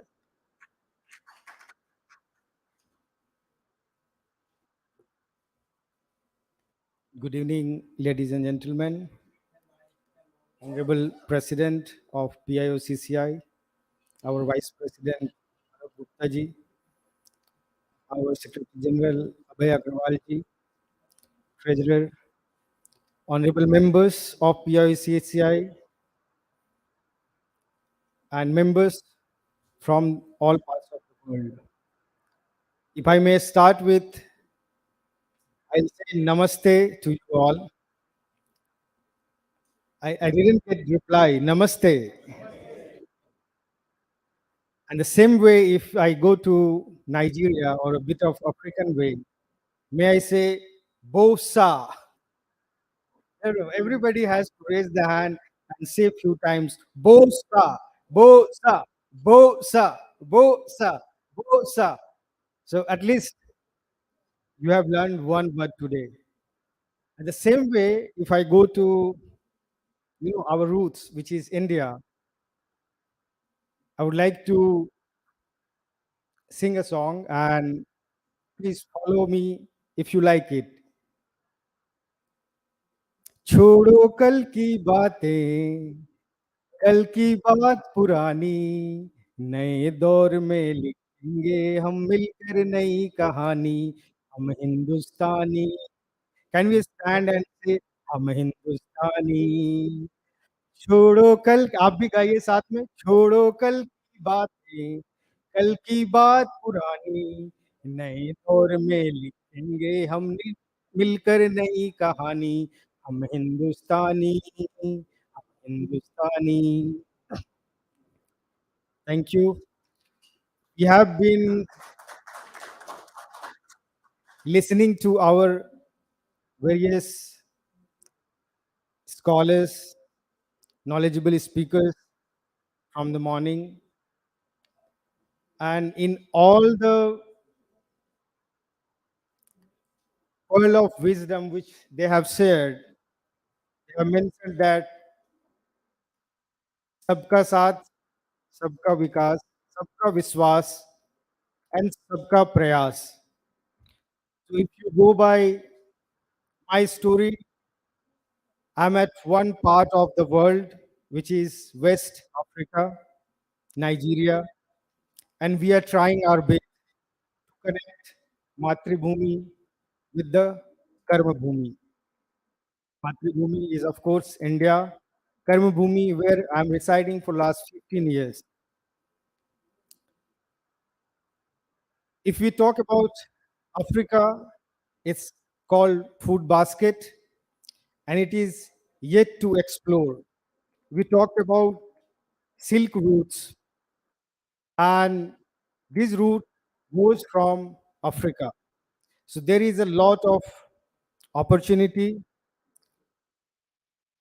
to do business through Africa and Nigeria. To be specific about Nigeria, let me say there are lots of trade, manufacturing, and service opportunities. For exports from Africa or Nigeria, we have a lot of agro products, oil and gas, and minerals. If you go by the importation from India, which is exported from India to Nigeria, the highest exports are into machineries and tools, minerals, organic chemicals, paper and paper boards, plastics and packaging materials, tires, batteries, solar panel, vehicles, and of course, fabrics and clothing are also being imported to Nigeria from India. These are some of the area where we have been working very closely with the country, and there is a lot of new opportunities. When we are in a business environment of India, which is very fast, growing, up to date with the technology, this is one of the emerging market. And the advantage of emerging market, anything that is successful, your successful success story of India, or of your success story of any part of the world can be prototyped in that country very easily. Being a developing country, the acceptance level of Indians are very high. Indians are very much regarded over there. We have approximately 200 big companies, big size companies in Nigeria who are almost catering, like it is being called, or it is a data in Nigeria that be the second largest employer of the country. So after the federal government, that is central government of Nigeria, Indians or Indian companies are the second largest employer. They generate this much of employment at least to feed so many families. We have manufacturing firms which is 100 years old. We have service companies which are like 20, 30 years. Finacle is there. So many IT companies are there. and more are required. So when you hear about Nigeria, please do not confuse it with South Africa or any other part of Africa. It is West Africa, and it is the future of world or Africa. It is being said that many things are negative, wrong, or bad in Nigeria, but one of the best thing there is the population, which is growing day by day, the paying capacity, and it welcomes all the Indian from the world by heart. They watch Indian TVs, they follow Indian professionals to upgrade their skills. With these words, I would like to conclude and be ready for any question and answer after the session. Thank you. धन्यवाद sir. आप सभी से क्षमा याचना रहेगी, प्रश्नोत्तर सत्र हम नहीं करा पाएंगे समय के अभाव के कारण। हमारा अगला सेशन जो है वो 5 बजे शुरू होगा। उससे पहले मैं धन्यवाद करना चाहूँगी हमारे सभी वक्ताओं को। Thank you so much sir for all your precious presence and as we break for high tea the session is concluded. Thank you so much to all the audience.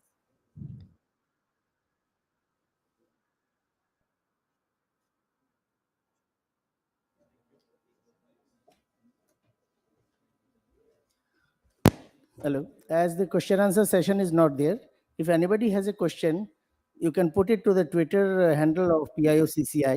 It will be addressed. Thank you.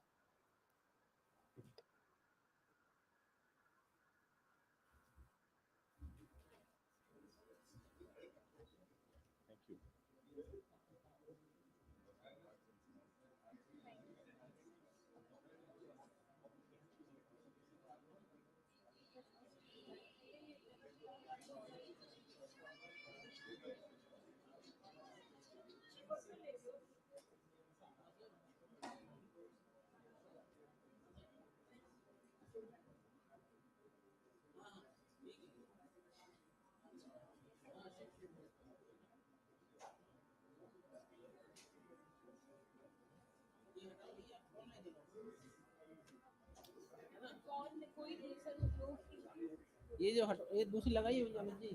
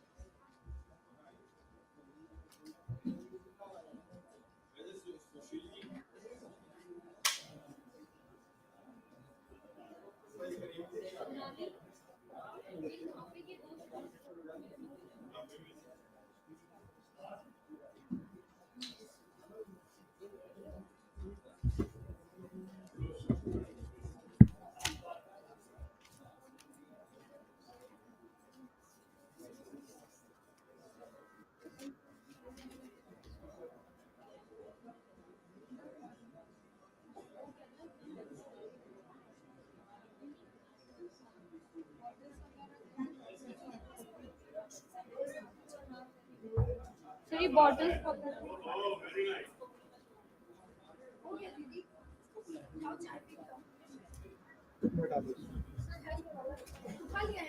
सब ले लिया। चाय P लेगा नहीं हम लोग नहीं जाते मतलब जान तो चले जाओ नहीं नहीं सर एक्चुअली अभी महादेव की क्लीनिंग वाले उनको भी बॉटल आपकी क्लास उसने पानी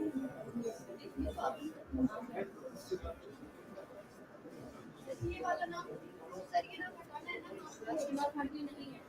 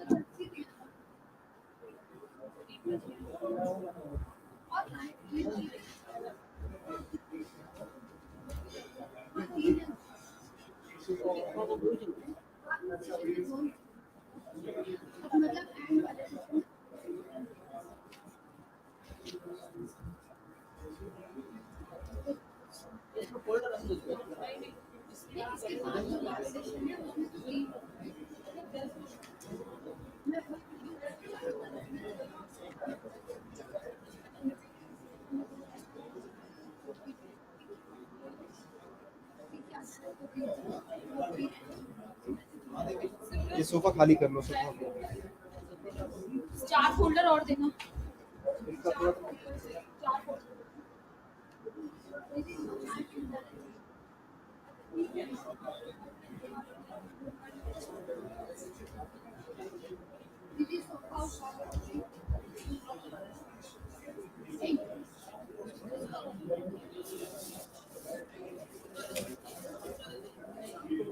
खाली है ना दीदी? खाली है।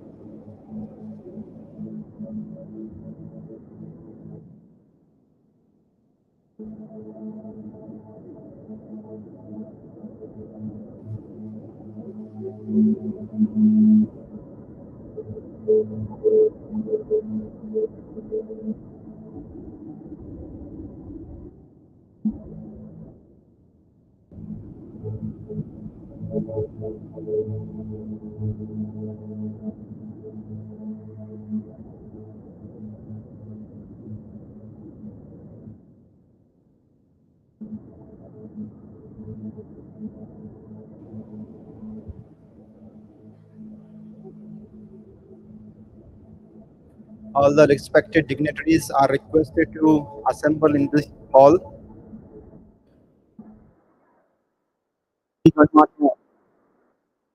विद्वानों से प्रतिभागियों से अनुरोध है कि सभागार में उपस्थित होने का कष्ट करें।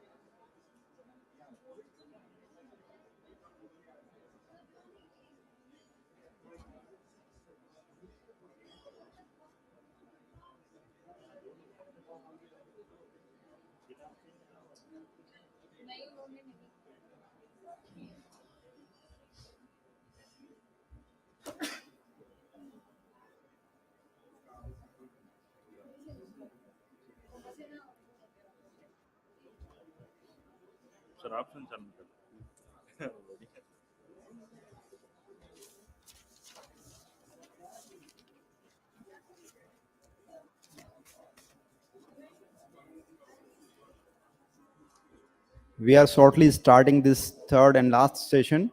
You are requested to please be seated.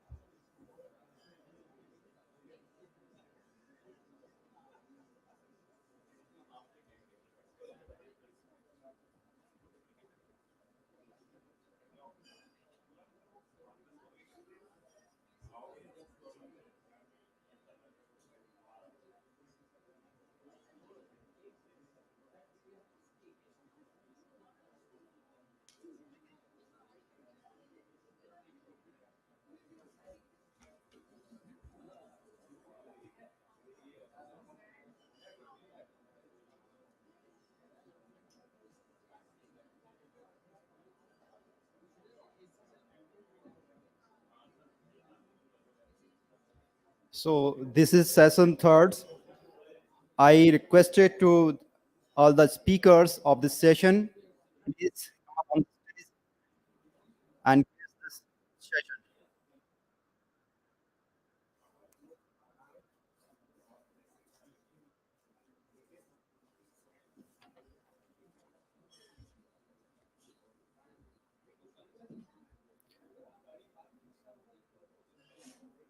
इस तीसरे सेशन के जो मुख्य वक्तागण हैं, मैं उनको स्टेज पर आमंत्रित करता हूं। Shri Virendra Sharma ji, Member of Parliament, United Kingdom, Sri Ambassador Birendra Gupta sir, Sushri Usha Saklecha ji, Sushri Dhansri Patil ji, Sri Rajiv Gupta ji, Sri Amit Nandalaskar ji, Sri Rajaram Mohan Muluswamy ji, Sri Sudhanshu Gupta ji, Sri Puran Jeswani ji, Sri Mukheshwar चोने जी,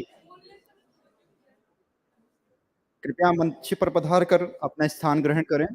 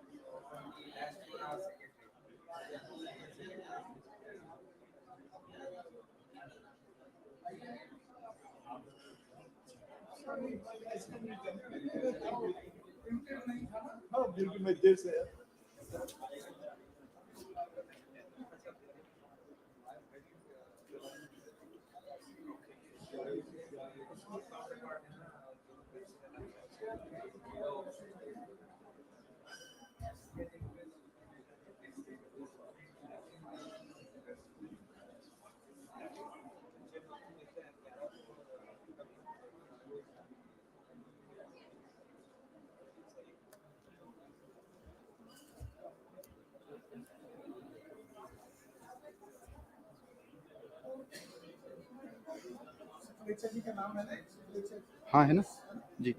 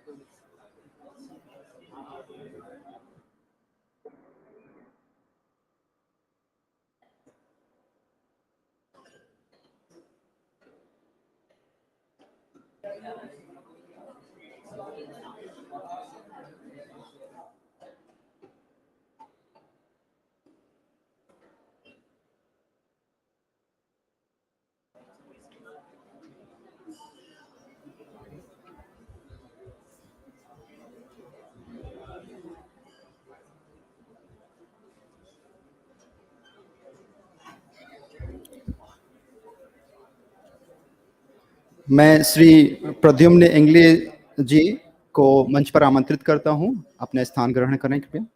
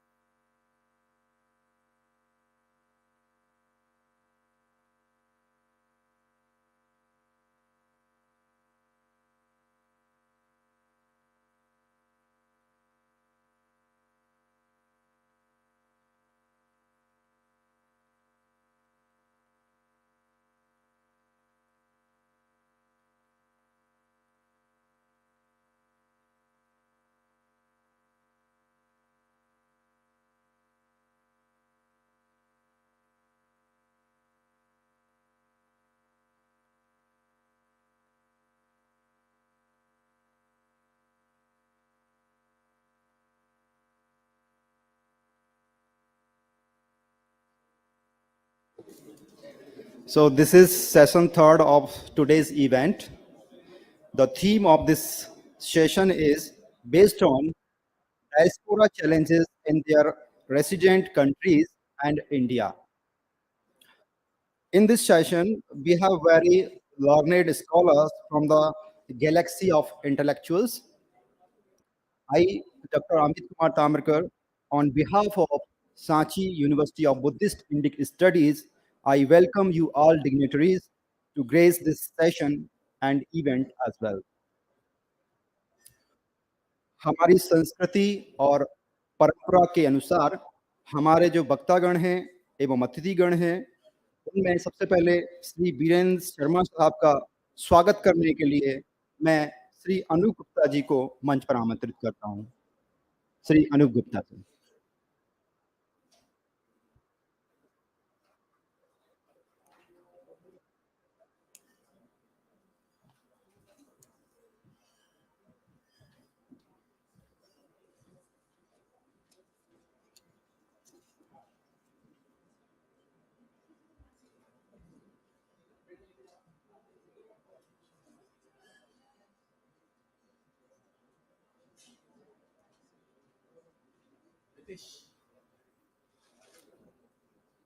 तालियों से स्वागत करेंगे श्री बीरेंद्र शर्मा जी का।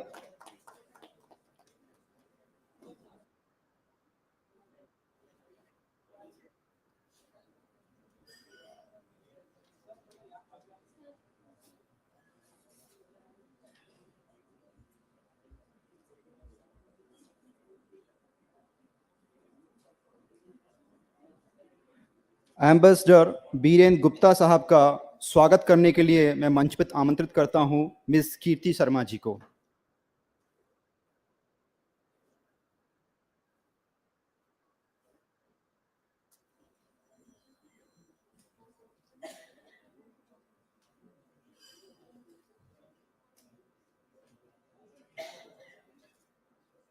सुश्री त्रिशा सकलेचा जी को सम्मानित करने के लिए मैं मंच पर आमंत्रित करना चाहूंगा क्षमा शर्मा जी।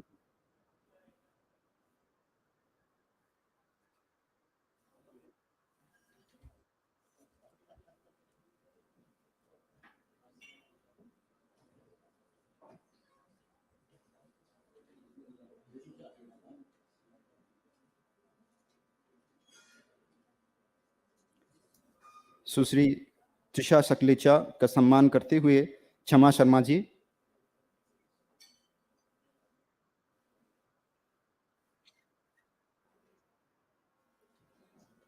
सुश्री धनश्री पाटिल सीईओ रेडियो, आपका सम्मान करने के लिए मैं मंच पर आमंत्रित करता हूं डॉक्टर प्राची अग्रवाल।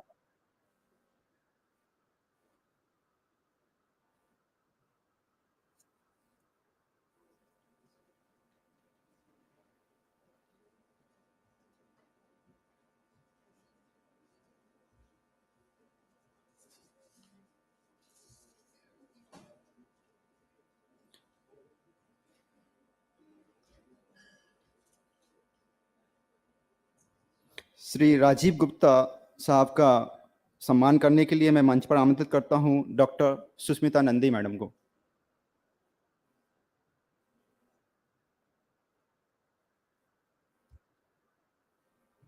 श्री राजीव गुप्ता सर, आप सेक्रेटरी हैं PIO CCI UK में।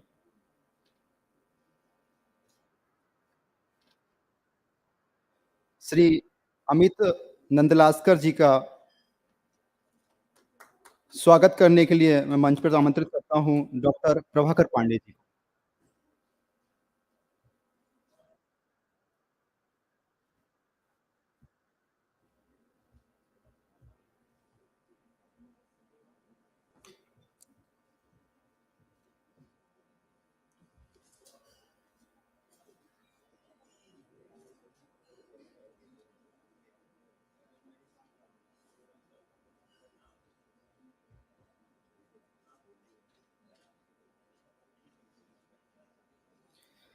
श्री राजाराम मोहन मनुस्वामी जी का स्वागत करने के लिए मैं श्री हरीश चंद्रवंशी जी को मंच पर आमंत्रित करता हूं।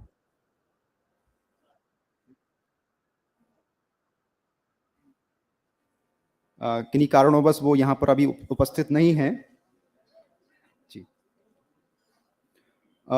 श्री पूरन जिसवानी जी, एडवाइजर रेडियो चाइना, उनका स्वागत करने के लिए मैं मंच पर आमंत्रित करता हूँ श्री हरीश चक्रवर्ती सर को।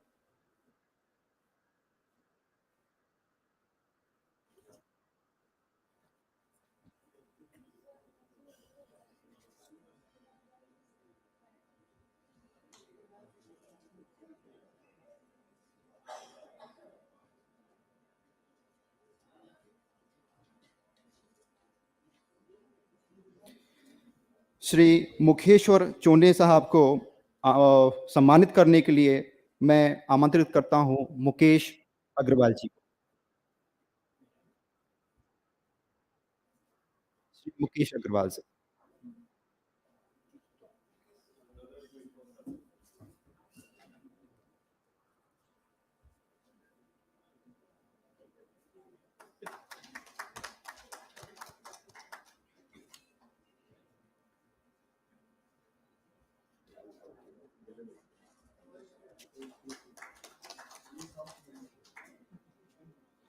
श्री प्रद्युम्न इंगले जी के स्वागत सम्मान के लिए मैं मंच पर आमंत्रित करता हूँ प्रोफेसर नवीन मेहता सर को।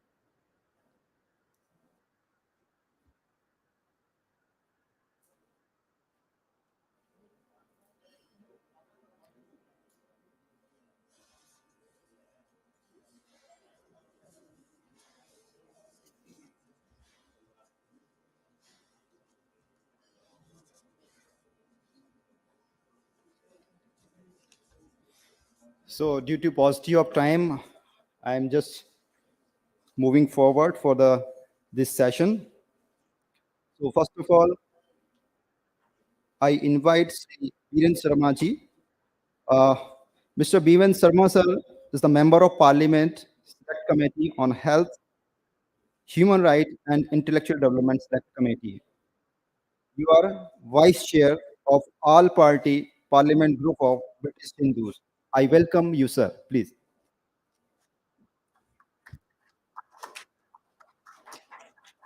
Thank you.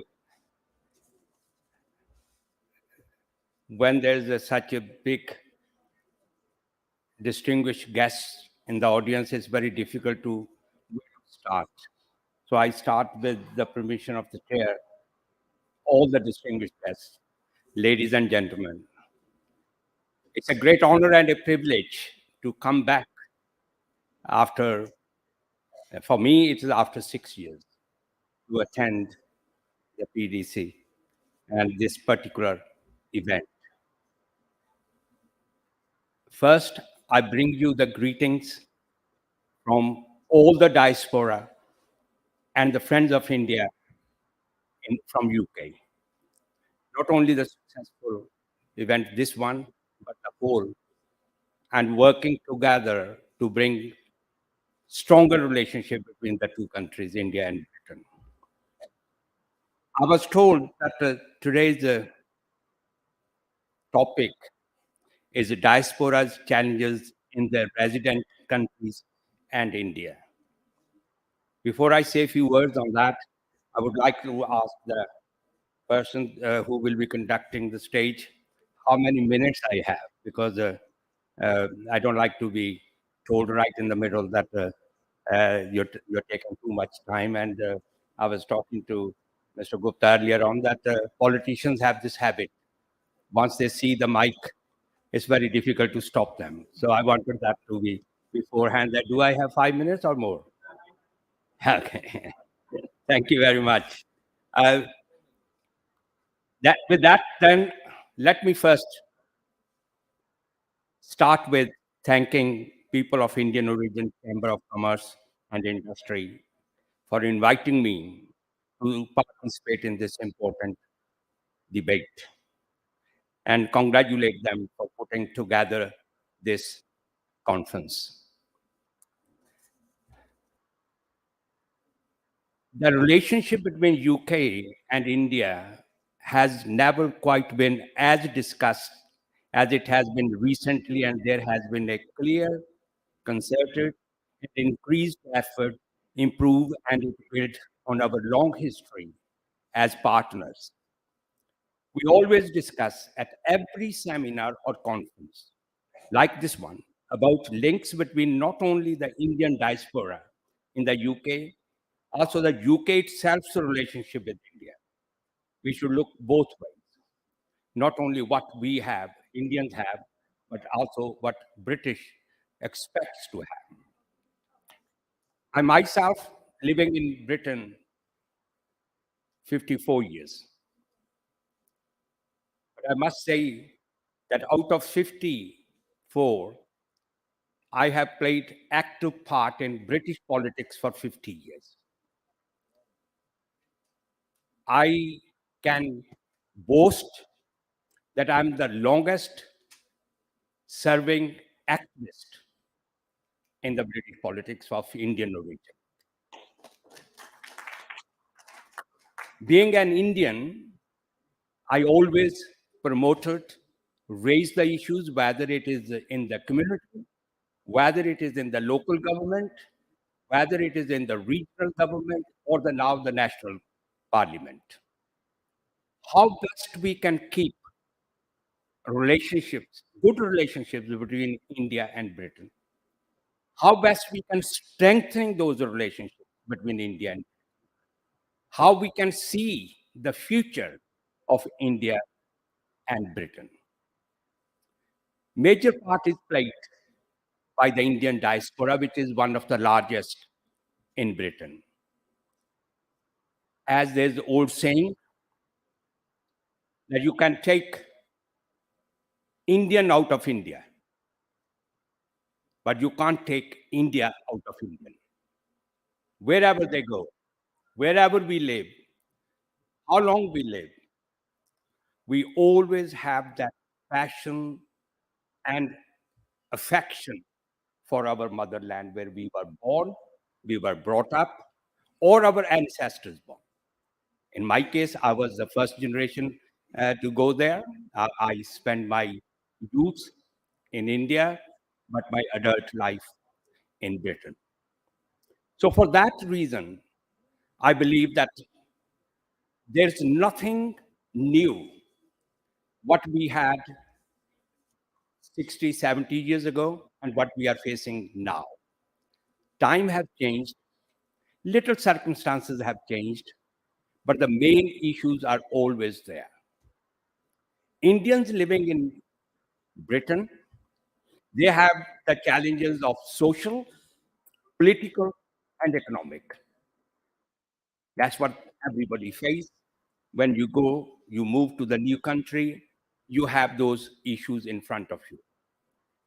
You come from a different culture, different environment, move to the new environment.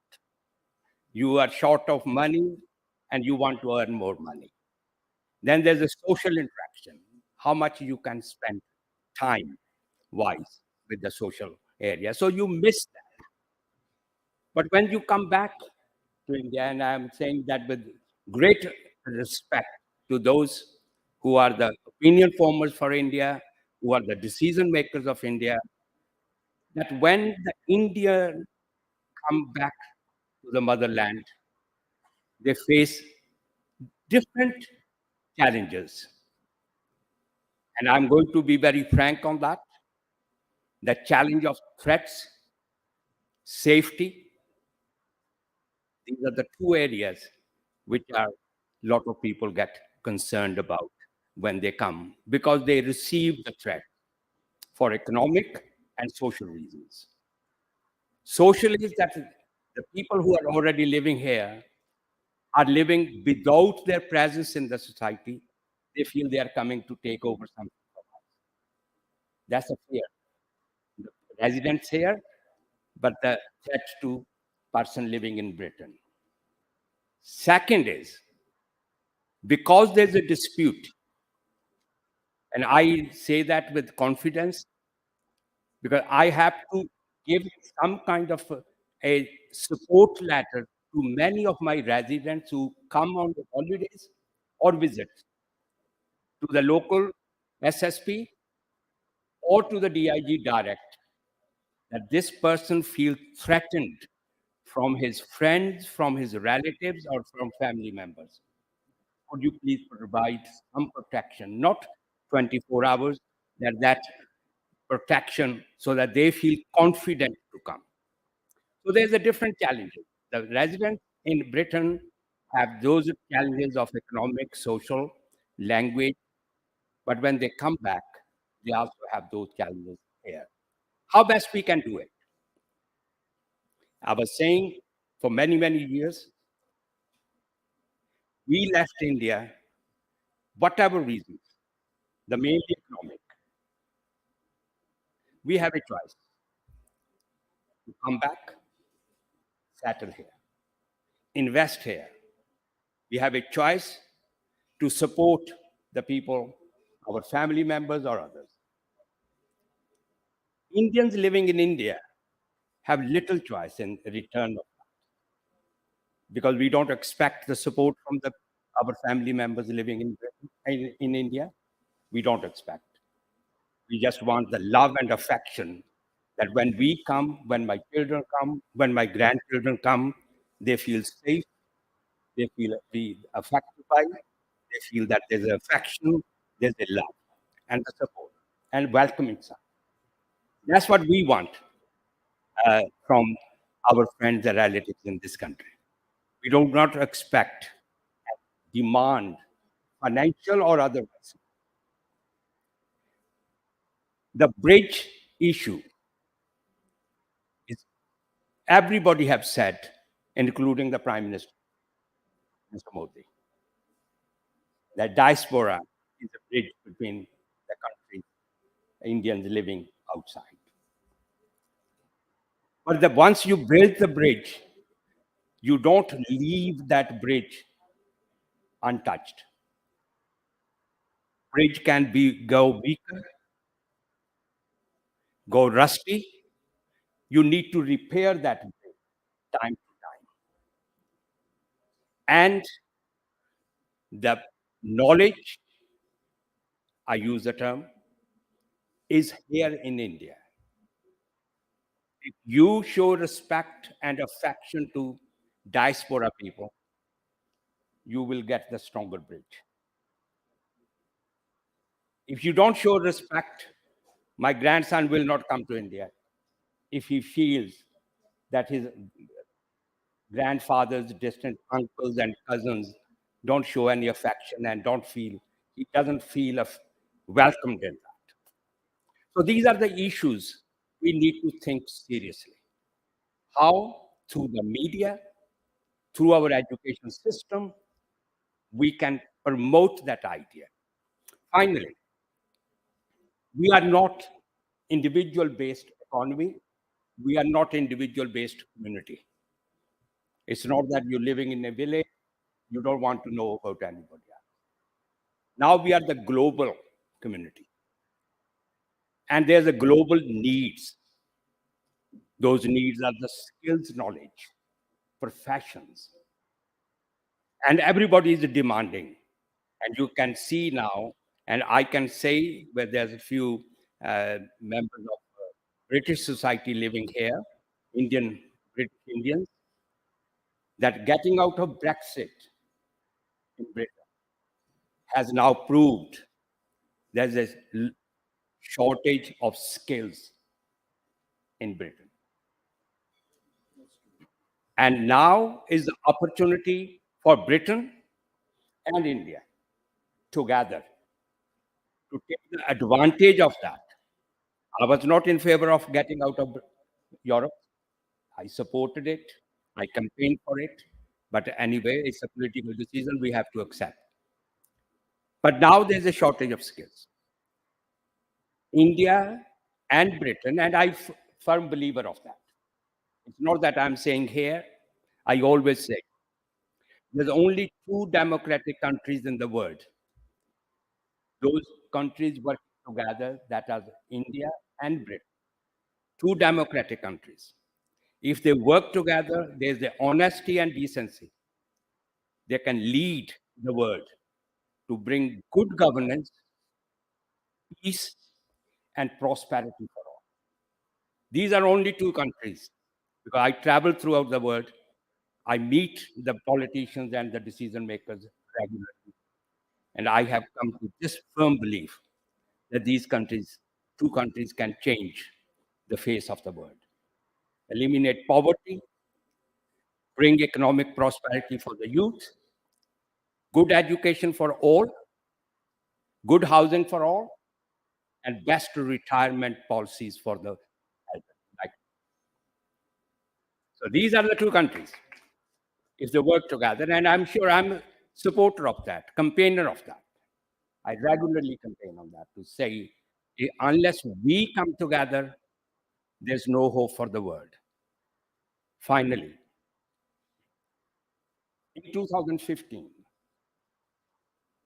the rest of the world came together and believed and just realized it when Obama was the president, David Cameron was the prime minister of Britain, and few others, including Mr. Modi, came that to New York. I was fortunate to be lucky enough to be sitting in the front row when they were signing the deal. That was the future of the world, SDGs. But I can tell you, majority Indians, even before that, believed in that. That's why they were investing in the charitable professions, in the education fields, in the skilled trade. So I hope that if nothing else, today and in the next 3 to 4 days, we take that further to promote those relationships between India and Britain on the ideas, not individually. What is good for me, good for my family? No. What is good for the rest of the world? Your own and your own family will get benefit out of it. If you get benefit and you don't think of the world, then even you won't get anything. So it's a partnership, collaboration, and that cooperation is the theme of the future. And I hope that the message from this conference will go beyond these four corridors, four walls in the rest of the world. And I request the media that that's the point they should be taking so that we can claim in the 20 years time, if I have a life, to say, this was the motto we decided that time. This is what we achieved. I wish you a successful conference. I wish you a successful future. And I look forward to working with you for the benefit of the society at large and see the future in a bright eyes. Thank you very much. Thank you so much, sir, for expressing your views towards relationship between India and globe. You have very much big research and experience towards diaspora. We will definitely benefited towards your experiences. Our next speaker is Ambassador Bikram Gupta ji. He is president of Antarrashtriya Sahyog Parishad under Indian Council for International Cooperation. He is well-known former diplomat. He served 37 years in Indian Foreign Services. You served ICCR as a General Director and as a Deputy General Director of Indian Security Studies Tank. I welcome you, sir. Please.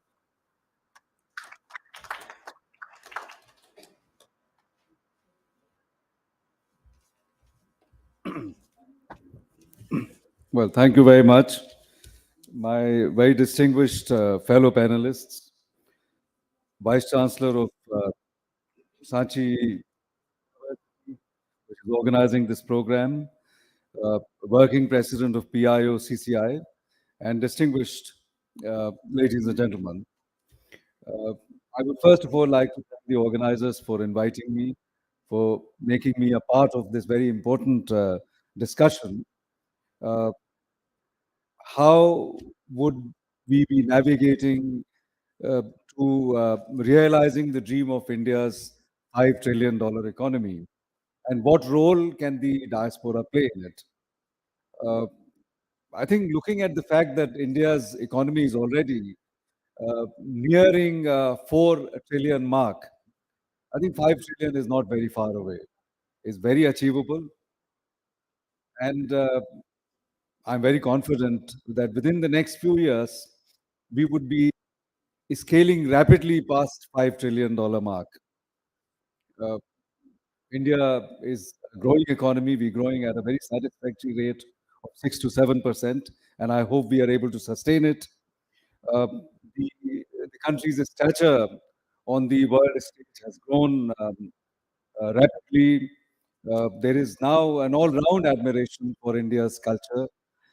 I think that's because India's brand equity has gone up, not because India's culture has changed in the last 30, 40 years. But there was a time when we were not counted for anything. And today we are counted on the world stage. Therefore, there is a recognition for India's culture, India's soft power. And I think this is the time. Uh, in India, of course, the diaspora has an important role. And we celebrate their many successes and accomplishments in their respective countries and even globally. But when we look at that, it is not transactional. It is not as if we admire their progress and look at what they can do for us.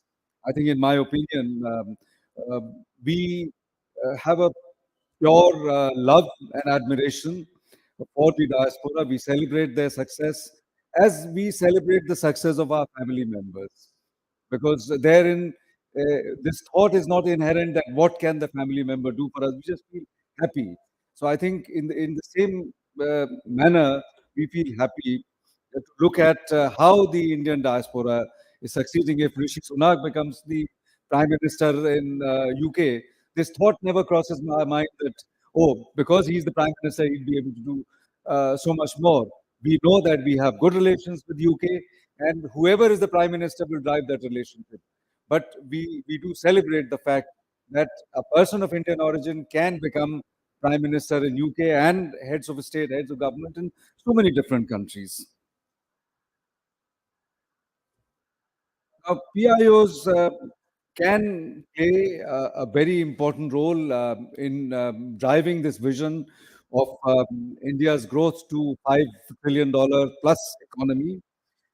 One is, of course, very direct role in terms of investment and remittances.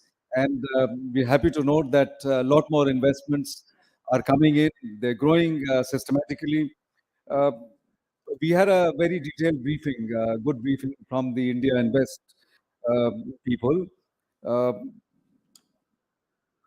while a lot has improved and there is so much to uh, celebrate about, but the story that you hear from the actual investors and potential investors is quite different. Uh, we are aware that this is a work in progress, that we still need a lot of improvement. We still have to bring ourselves to the level of uh, international best practices at a time in post-COVID era when the world is talking about moving manufacturing facilities out of China so that it can be more diversified. And India's name obviously comes up as a logical destination. Uh, we ought not to be complacent. We ought to be aware that there is still that manufacturing climate uh, that while our leaders are very positive, and that gives me confidence that this work in progress will be carried forward, because Prime Minister and political leadership are very have share a great degree of empathy that this investment climate, uh, what is at the moment is not satisfactory, is that we need to move it forward. Now, the PIOs, the diaspora plays another very important role. In fact, even more important than their direct role of bringing in investments and remittances themselves. And that is an indirect role that they play. Firstly, the soft power projection. I think what the Indian diaspora is doing in terms of projecting and propagating Indian culture, we can't even imagine how much of the work that they're doing. And I only hope that the government of India begins to acknowledge it in full measure, which is not happening. I think the government of India has to acknowledge and has to support their effort. The efforts that the government of India itself undertakes are minuscule as compared to what the. So I think the easiest way of expanding our soft power projection is to take the help of the diaspora. Then, of course, the Indian professionals who are employed in various multinational corporations. And we all know the kind of role, the kind of positive role that they're playing in putting India on the global stage of this corporate business. I know of large companies, middle-sized companies, small companies, when they are deciding upon to diversify and take operations out of America to other countries. I think one of the obvious destinations that comes to mind is India, and that's thanks very largely to the Indian professionals who are working there. So I think in that respect, I do agree with Prime Minister when he talks about not brain drain, but brain gain. So I think the diaspora has a tremendous opportunity. This is a time when diaspora can share a sense of pride with India, because India is a growing country. India is a country which hopefully in the very foreseeable future, we will have arrived uh, within the three largest economies. And more importantly, I think the last point that I like to make is that today you see the world engulfed in war, tension, and conflicts. And what is the way out? Um, Everybody talks about dialogue, discussion, but I think that dialogue and discussion basically presupposes inclusion. Uh, and we have a very age-old theory, philosophy of Vasudhaiva Kutumbakam regarding everybody as part of one family. Uh, I'm not saying that we should do it because self-interest or national interest is a bad thing. But if we begin to look at things in the larger perspective, in the long-term framework, then we suddenly realize that our good is inherent in the larger good of humanity. So I think India can show the way to the world. India certainly not has the capacity to be able to solve the problems of the world today, but India can show the way. And I think it is also in that regard that the diaspora plays a very important role. Thank you very much. Thank you so much, sir, for giving the direction towards the togetherness and humanism. Our next speaker is Susri Trisha Saklecha ji. She is best-selling diaspora author and designated director of Indian Culture Center from Berlin. Madam.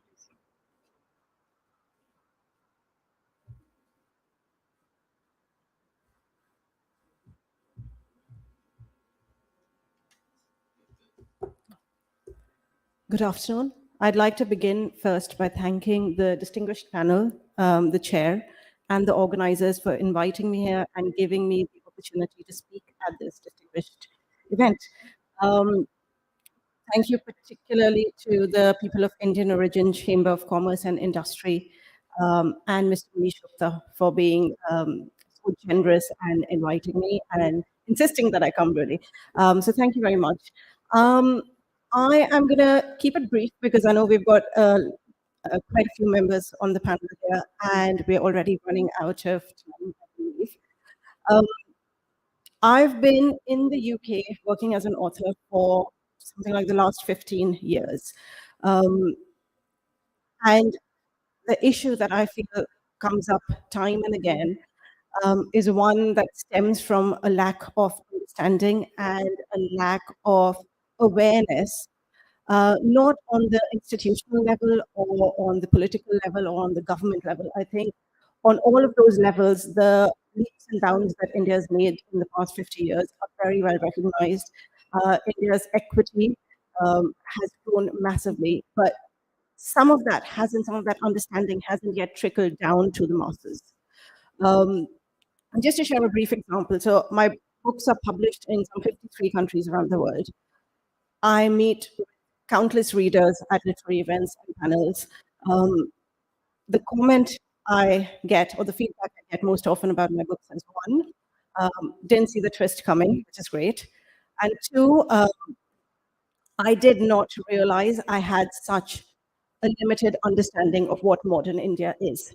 That is the one that truly surprises me when people come up and say that time and again, whether I'm meeting readers in the UK, whether it's readers from South Africa, whether it's readers from the States, what they're truly surprised by is that India is no longer, I mean, everyone knows that India is no longer the land of sleek charmers. We're beyond that. But they're truly surprised to hear that, oh, we're not still in a space where women have to seek permission before getting degrees, or women have to seek permission before leading a career as well as having a family life. And what that means on a day-to-day basis for people living abroad and for the diaspora is that we get caught up in all of this stereotyping. We are not receiving all of the same opportunities. We end up facing things such as racial pay gap. All of these issues arise primarily from a lack of understanding and from a very closed off vision of what India is based on what India was maybe 50, 60, 70 years ago. And that really is, I think, if we can start to change that, and I know the diaspora is doing lots and lots to do that already. The Indian community, no matter where you go, is very strong. I can speak from personal experience, having lived in London for that long. The Indian community is changing that image massively. But I do think there's still a lot more that needs to be done. We've, of course, got our wonderful embassies and missions across the world. We've got some 37 centers of the ICCR who are all doing an incredible job. But to bring it down to the masses, to bring it down to the layman who is perhaps not exposed to all of these institutions and events and communities, we've got to look at how we increase that awareness. We've got to look at how we change that narrative of what the idea of India is. We need to, us Indians are great at multitasking. That's one thing that we're all amazing at. We are all amazing at doing a million and one things at the same time. We need to make sure that is seen, that is visible. And we need to make sure we are lifting all of the Indians who are doing that abroad, or people of Indian origin who are doing that abroad, not just on a grand scale, but even on a small scale, because the more Indians we see exploring vastly different things, telling stories about different cultures, their different experiences, the more people will see that this monolithic concept of Indian culture, where we are the land of yoga and arranged marriages and elephants. I mean, of course, we are all of those things, but we are so much more. And if we want to change that, we have got to really start sharing the stories of all of our wonderful diaspora members who are doing things that are so vastly different. We need to challenge that concept of Indian culture being one thing and one thing only. And we want to start sharing things not just about India's past and where our culture and heritage and our roots come from, but also where we are right now. What are the various changes that are happening across businesses, across economies, across in terms of politics, in terms of women's rights, in terms of the way our families work even, as well as where we hope to go in the future. What is it that we're teaching our kids in India these days? Schooling, just schooling itself in the past 15 years has changed so much, but very few people know about that. The more awareness we can create about all of this, we can, when there's a lack of awareness, there's a bit of a distance. But when there is awareness, we can start bringing people in. We can use our art and culture as an enabler of change, and we can, by engaging people, by inviting people into our community events, we can close that distance. We can help make this strange, exotic land feel more intimate to people who've not experienced it firsthand.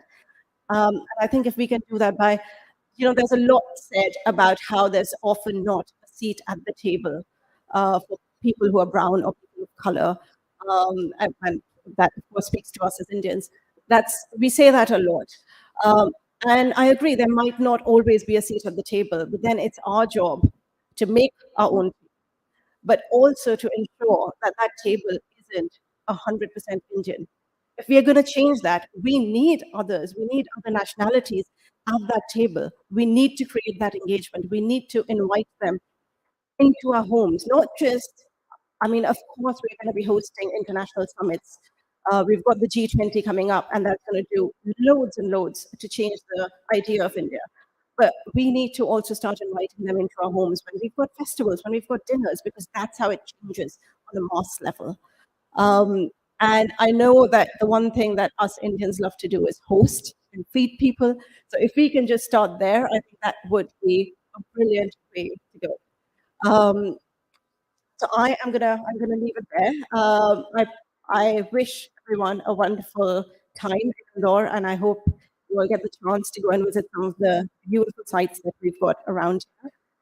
And I hope that everything that we discuss in this forum, on this platform, translates into something that we can do when we go back to wherever we've all come from.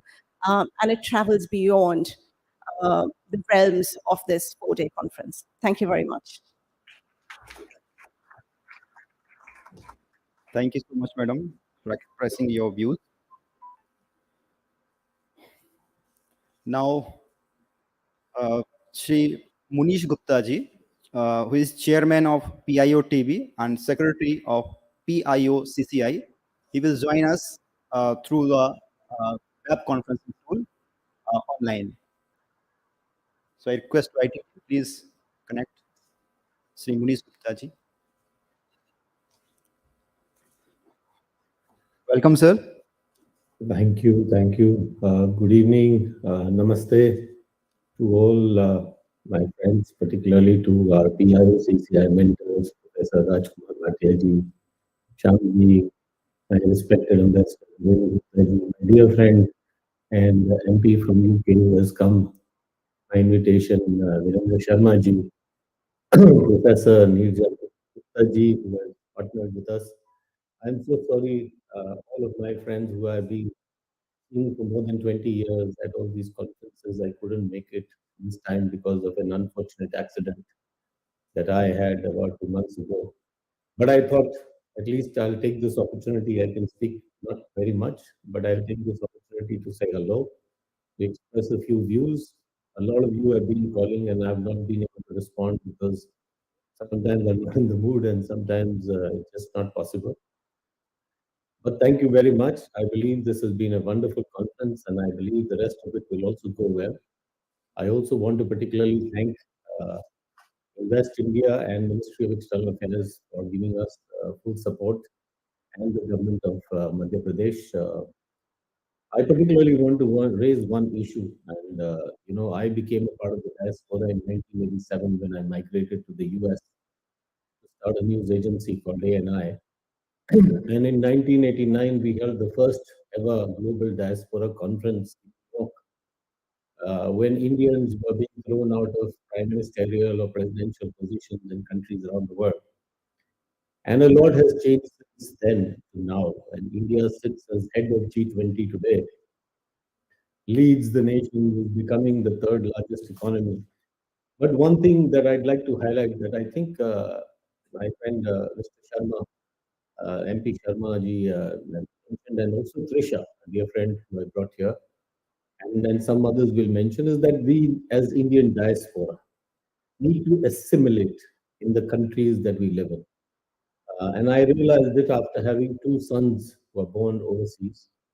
And I'm so glad that they've assimilated, but I still feel that there are those challenges.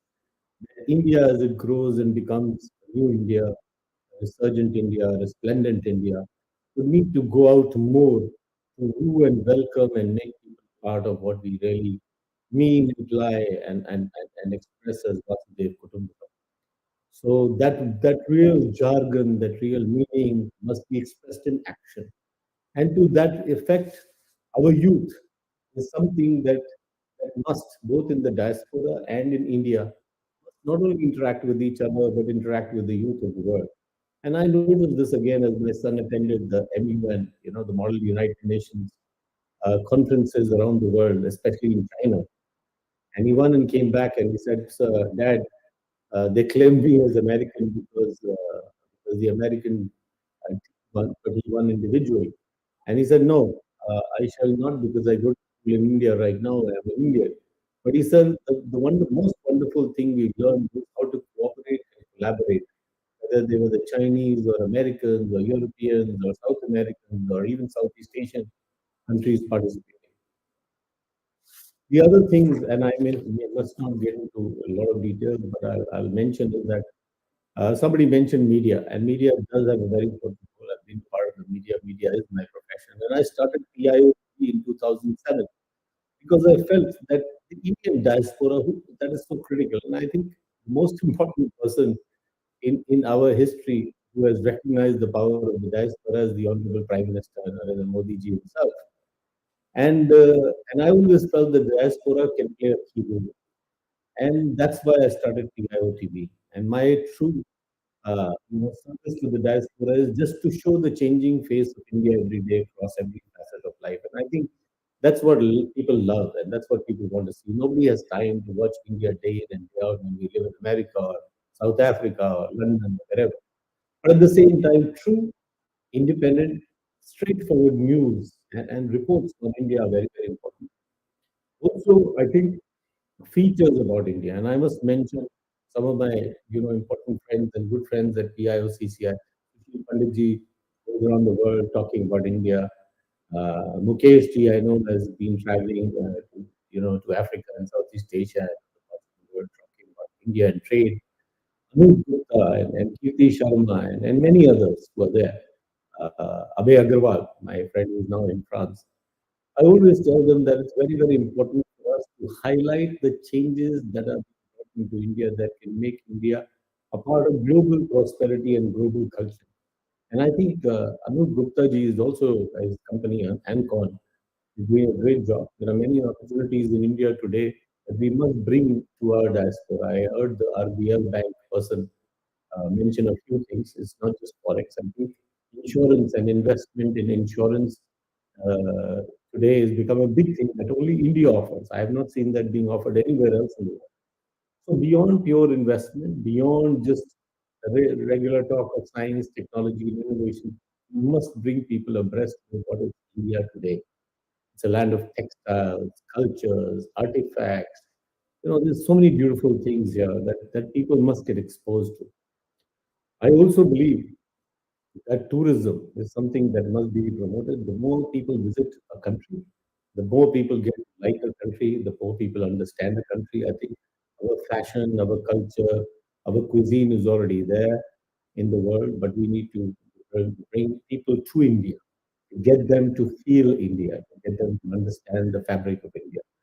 And I think academics plays a very important role. So Nirja Gupta ji and many universities like Sanchi must bring in foreign students, foreign researchers. When they go back and they write about India, it makes a very big difference, versus us just talking about it. We can shout from the rooftops, but it makes a very big difference when somebody else talks. As Sushil Pandit ji was saying in the morning, there are people talking about works done by India in Germany and elsewhere. Anyway, I just wanted to say hello. I wanted to see all my friends. Say a big shout out, Happy New Year, great PIOCCI conference. Thank you, Nirja Gupta ji. Thank you, all mentors. Thank you to all my dear friends. Thank you to all the young participants. And it's good to see Mukesh on the dais, Rajiv Gupta ji, and many other good people. And I'm sure the rest. And have a very happy Pravasi Bharatiya Divas. Miss you all. I'll see you in a couple of months. Thank you. Namaste. Thank you very much, sir. With the cooperation of Sri Munish Gupta, sir, this program is its entirety is being webcasted globally live on www.piotv.com and telecast on PIOTV artifacts worldwide on broadcast, cable, and satellite. So thank you so much, sir.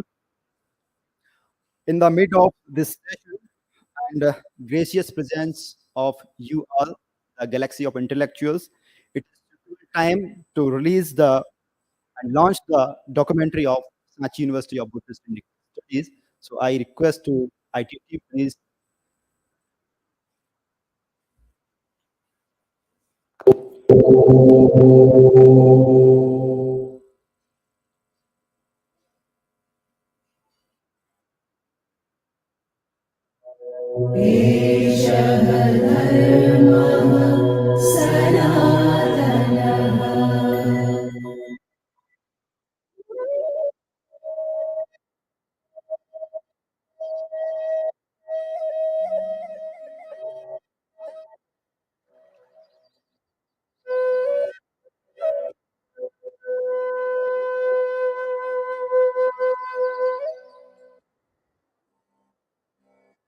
As the motto and logo of Sankey University of Buddhist Indic Studies, we suggest the Sanskrit words Isha Dharma Sanatana,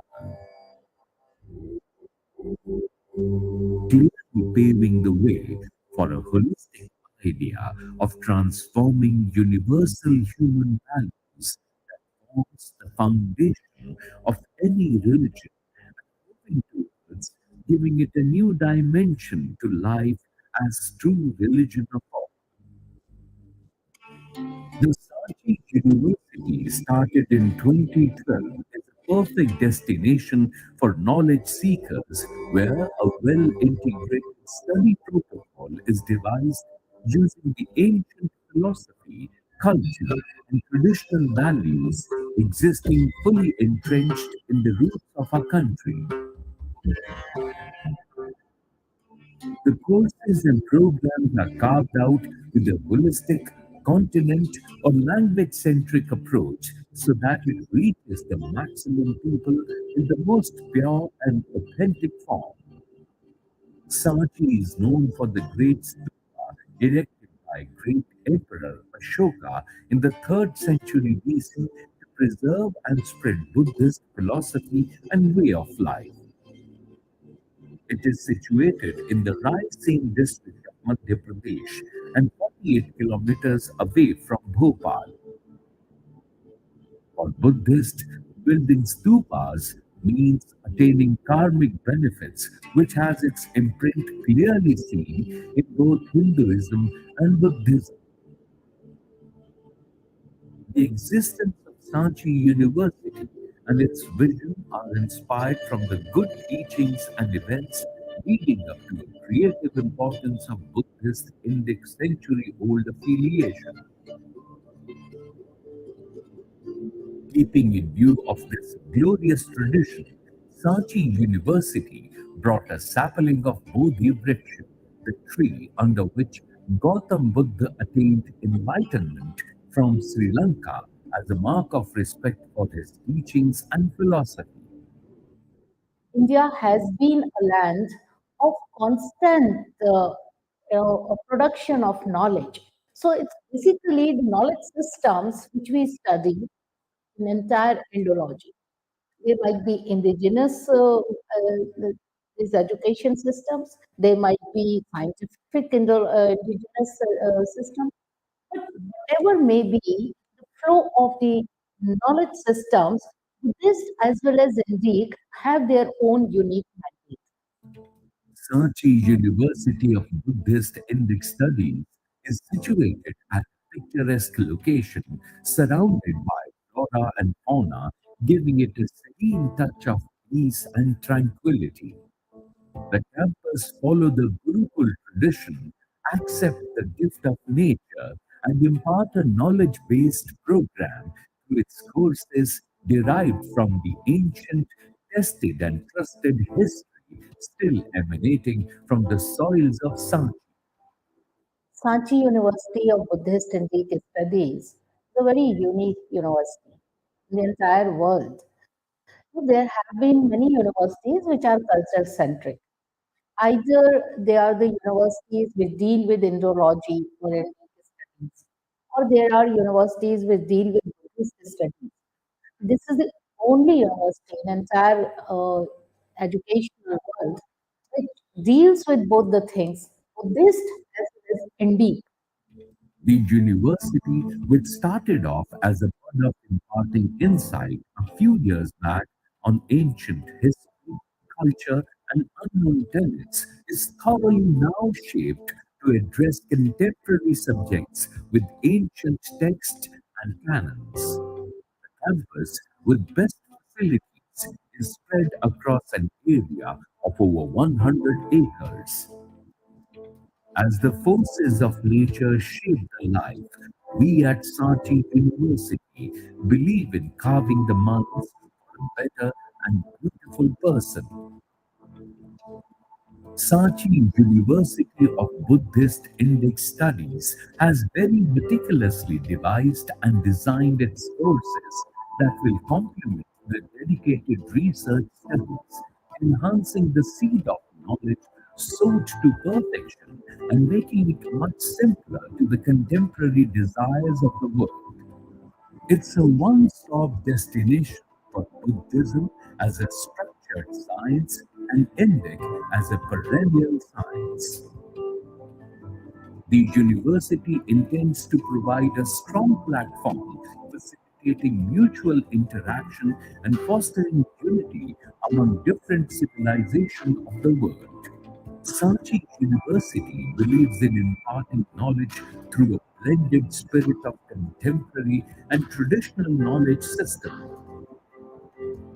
Under the aegis of its schools and centers, the spectrum of courses offered by the university includes postgraduate courses and PhD, along with diploma and certificate programs in major primary and allied Buddhist and Indic studies. There are degree and short-term courses under various departments, which includes Buddhist philosophy and Himalayan studies, Sanatan Dharma and heritage management, social and natural sciences, Center for Alternative Education, International Buddhism and Diaspora Studies, Comparative Religion and Linguistics, Center for Strategic Studies, specialized departments for Hindi, Sanskrit, and English languages, Pali Prakrit, and foreign languages like German, Japanese, Korean, Sinhala, Tibetan, and Chinese. Community backward and program very different with me, and they helped me so much. This university helped me a lot in my research and conduct different types of workshops, seminars. बौद्ध दर्शन के जो मूल सिद्धांत है जो शैक्षणिक स्तर पे अध्ययन किए जा सकते हैं उन सिद्धांतों का अध्ययन मैंने मास्टर डिग्री से यहाँ किया है. After doing Vipassana, I don't know why I connected with the teaching of the Buddha. So I just searching what I have to do. I want to learn Pali. So I selected this university.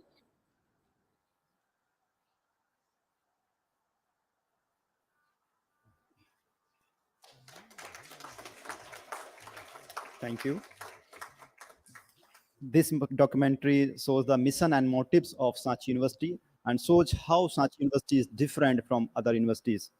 This documentary is compiled and created under the direction of our visionary Vice Chancellor, Madam. Thank you. Thank you.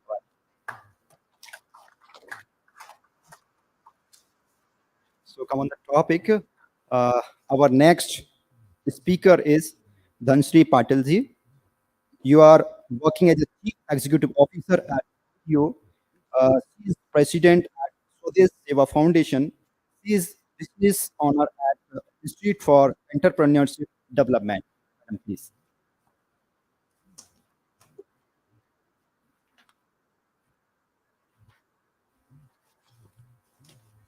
Good evening, everyone. Respected dignitaries on the dais and esteemed guests. It's my honor to share the stage with all dignitaries. First of all, I would like to thank to PIOCCI and Sachi University for giving me the opportunity to address the issues of displaced India. Today's topic we are discussing about the diaspora challenges in their country and India. I would like to talk about the problems of distressed Indians, and for that, radio organization is there. Radio caretakers for distressed Indians. First of all, I would like to thank our guide mentor, Honorable Dr. Gnaneshwar Moyes, from bottom of my heart, who trusted me, gave me the responsibility of radio CEO, and provided me the opportunity to explain the idea behind radio to all these dignitaries today. It is commonly misunderstood that people who are staying abroad are very happy. They earn a lot of money and have fun all the time. But there is another side of this story which is not even known to the Indian people staying abroad. There are a number of problems faced by our fellow community members who are working in foreign countries, especially workers. Sometimes they lose their job. There are cases of harassment, exploitations. They don't get salaries on time. They want to return home, but the employer doesn't provide required documents and so on. And to address this issue of our citizens, the worldwide movement started, who are thousands of kilometers away from our country, and that is radio.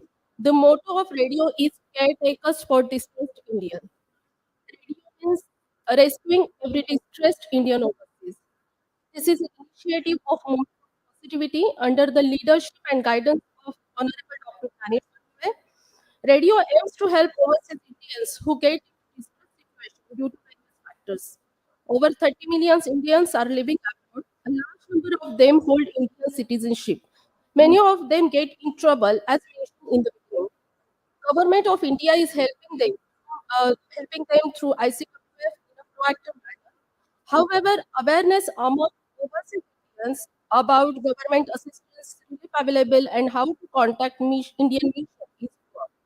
Besides, there are things that embassies or consulates cannot do due to rules and regulations. In such cases, radio is trying to help by building collaborative network of people who are already known for their track records for helping others. At present, radio's advisors in 18 countries are helping Indians in various ways. Since 2 years, radio helped many distressed Indians from UAE, Saudi Arabia, US, and other countries. Radio is a global organization spread across all continents with 20 active advisors. It, it has emerged as an umbrella organization to counsel the overseas distressed Indians that coordinate with mission as also with the local government of India, respective states in India. So far, radio has helped to free detained Indian workers in Jeddah city of Kingdom of Saudi Arabia, and arrange food, medical help, and logistical support to return to India.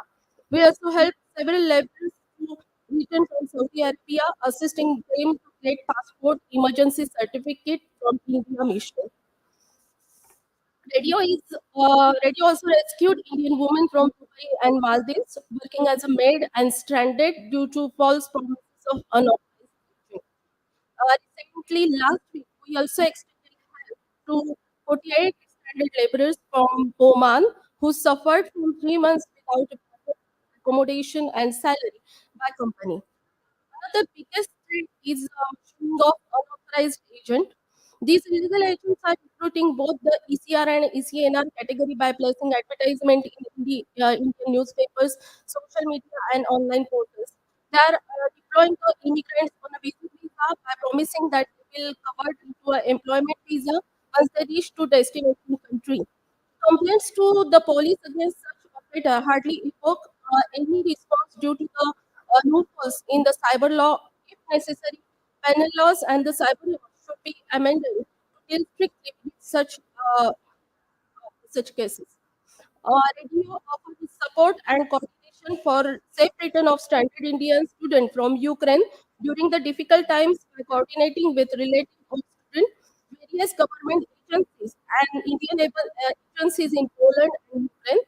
Radio team assisted 4,830 Indian students during this crisis by providing authentic information that came from MEA and mission counseling, keeping contact with the Indian mission, including giving inputs that came from from the various cities in Ukraine and keeping the students' moral high during those critical times. Radio helped many families to repatriate mortal remains from Maldives, Saudi Arabia, and UAE. Major problem while repatriation of the body we experienced in Maldives, there is no embalming process available. Also, there is no direct flight from Maldives to all states of India. Last month, we repatriated one dead body from the Bihar. That this was completed due to unavailability of flights to Bihar. We searched one ambulance service uh, in a Bombay. They received the body, they did the embalming process over there, and after traveling 36 years by road, the body reached to family. Radio is a herald of a civil society effort to help distressed Indian abroad to complement government of India's efforts. There are many states where the fake agents network is active. Radio is planning to conduct awareness camps so such incidents do not occur. Radio's role is very important when a person in distress call that time he or she is morally down and need to understand of his situation and helping hand. Our team radio is available 24 by 7 for our fellow Indians to help them and solve their problems. Seafarers to whom we helped after returning to India, they saved three more gentlemen like them within 10 days. Helping one person is good as helping entire family. We appeal all the diaspora members to join this noble cause. Once again, I'm very grateful to PIO, and Sachi University for giving me this opportunity to address the issues of distressed Indians. Thank you so much. Jai Hind. Thank you so much, madam. As we know, our this session is running bit late. Uh, our today's guest and speaker, Sri Brian Sharma, sir, is moving out due to some unavoidable circumstances. So, on behalf of Sachi University, I express my sincere thanks to Biren Sharma, sir, to join us and grace this session. Sir, thank you so much.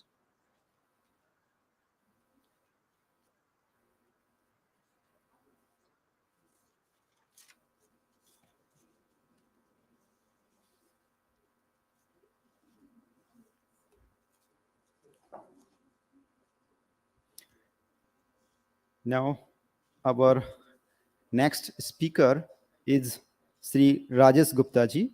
You are Secretary of PIOCC, United Kingdom, consultant in National Health Services at Kingdom, Chairman of Central Specialist Committee of the Royal College of United Kingdom. You are Director of Indo-UK collaboration for connecting Indian businesses to UK businesses, support and advice. Rajiv Gupta, sir.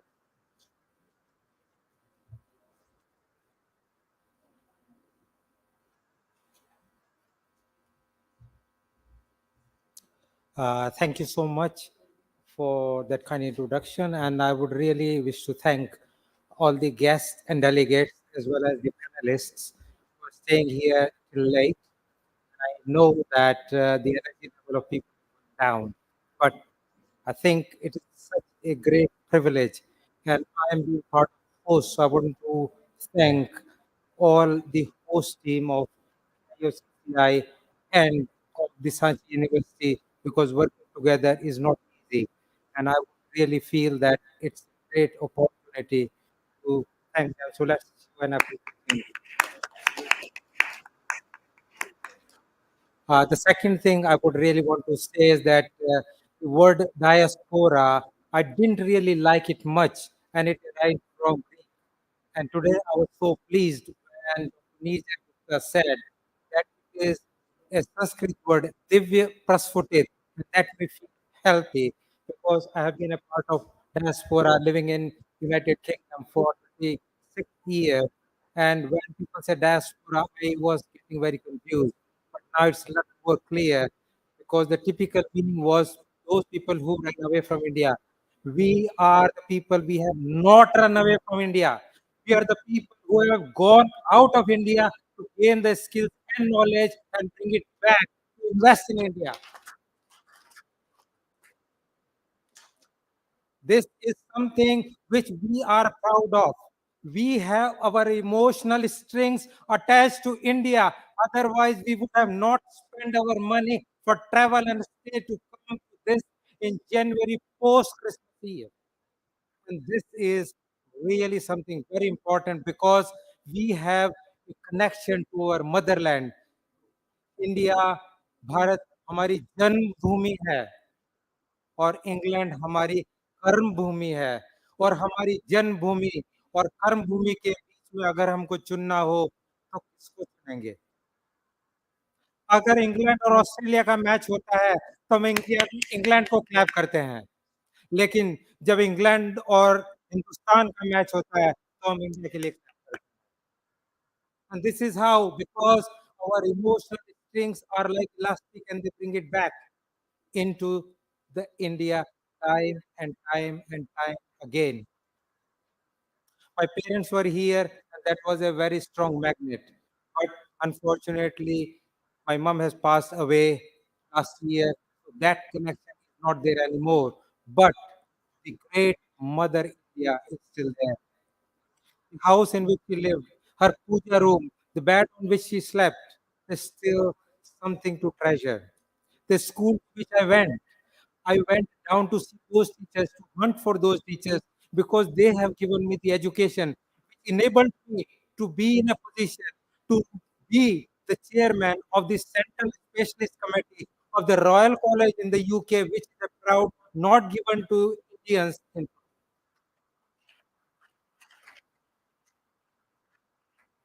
I have to repay something back to those, and I hunt for those teachers. I hunt for those neighbors who actually even have been beating with the bat, so that I become a better person. I can run away faster, and I can have the skills how I can protect myself.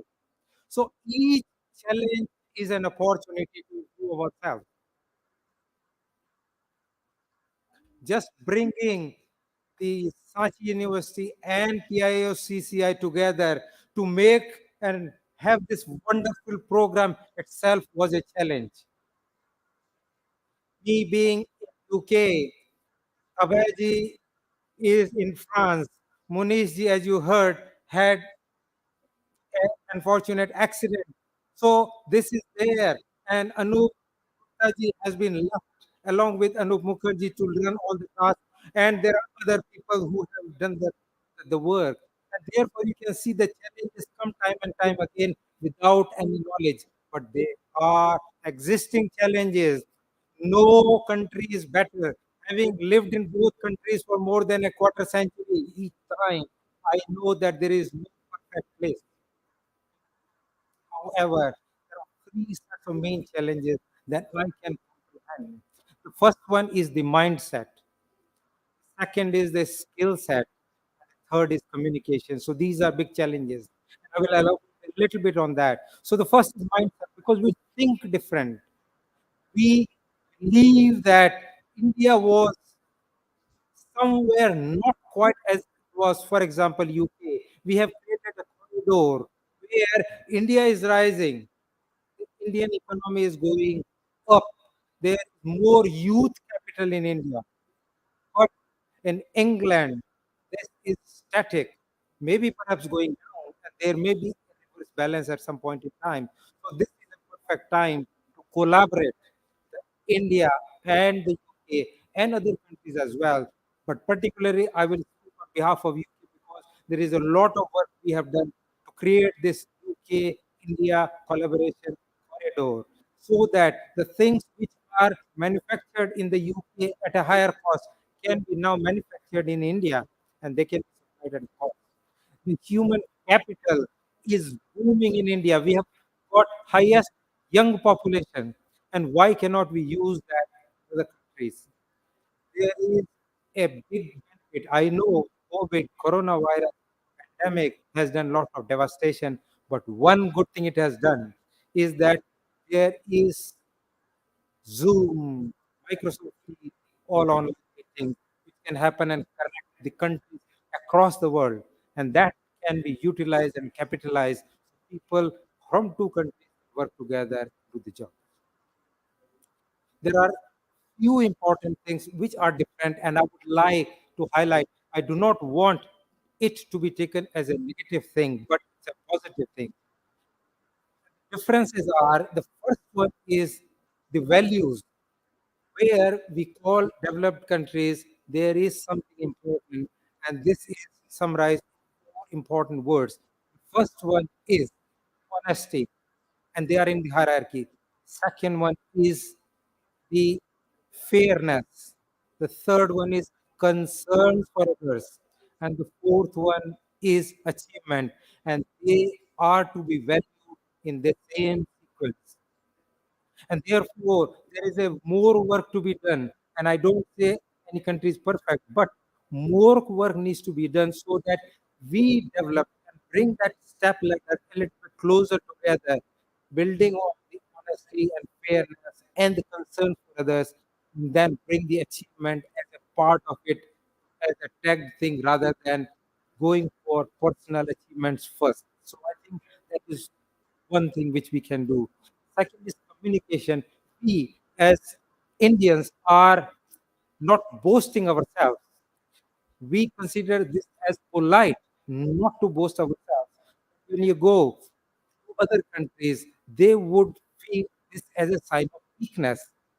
It is actually not a sign of weakness, but we need to be a little bit assertive to express what we want in a language that is soft and polite, but is still firm and expressive.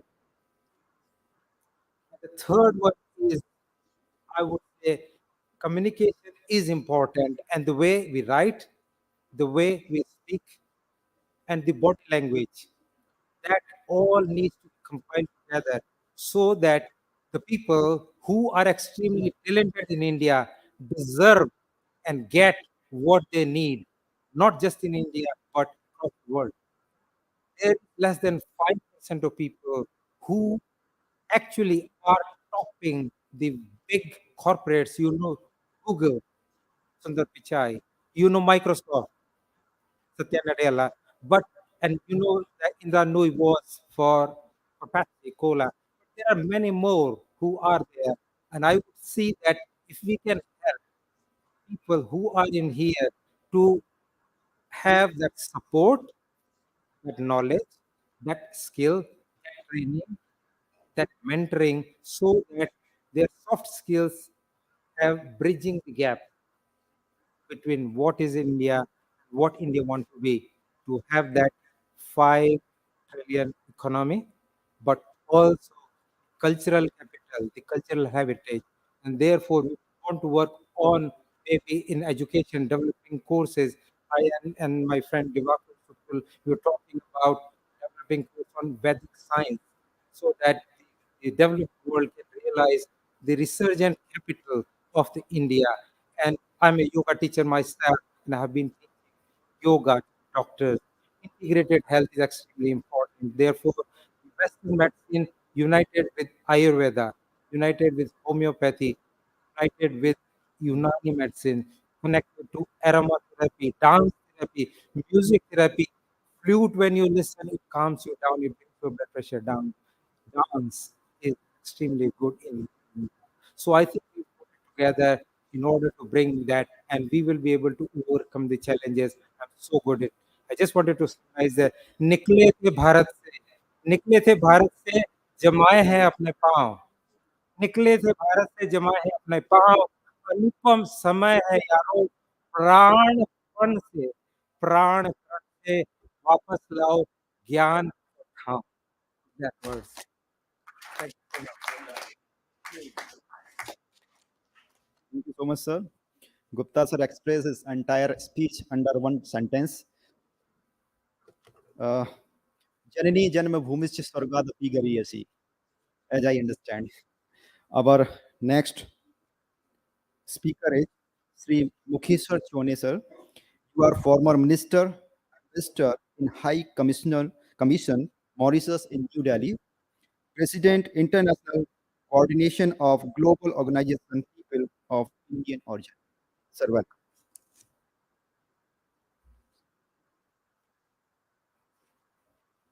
Thank you very much.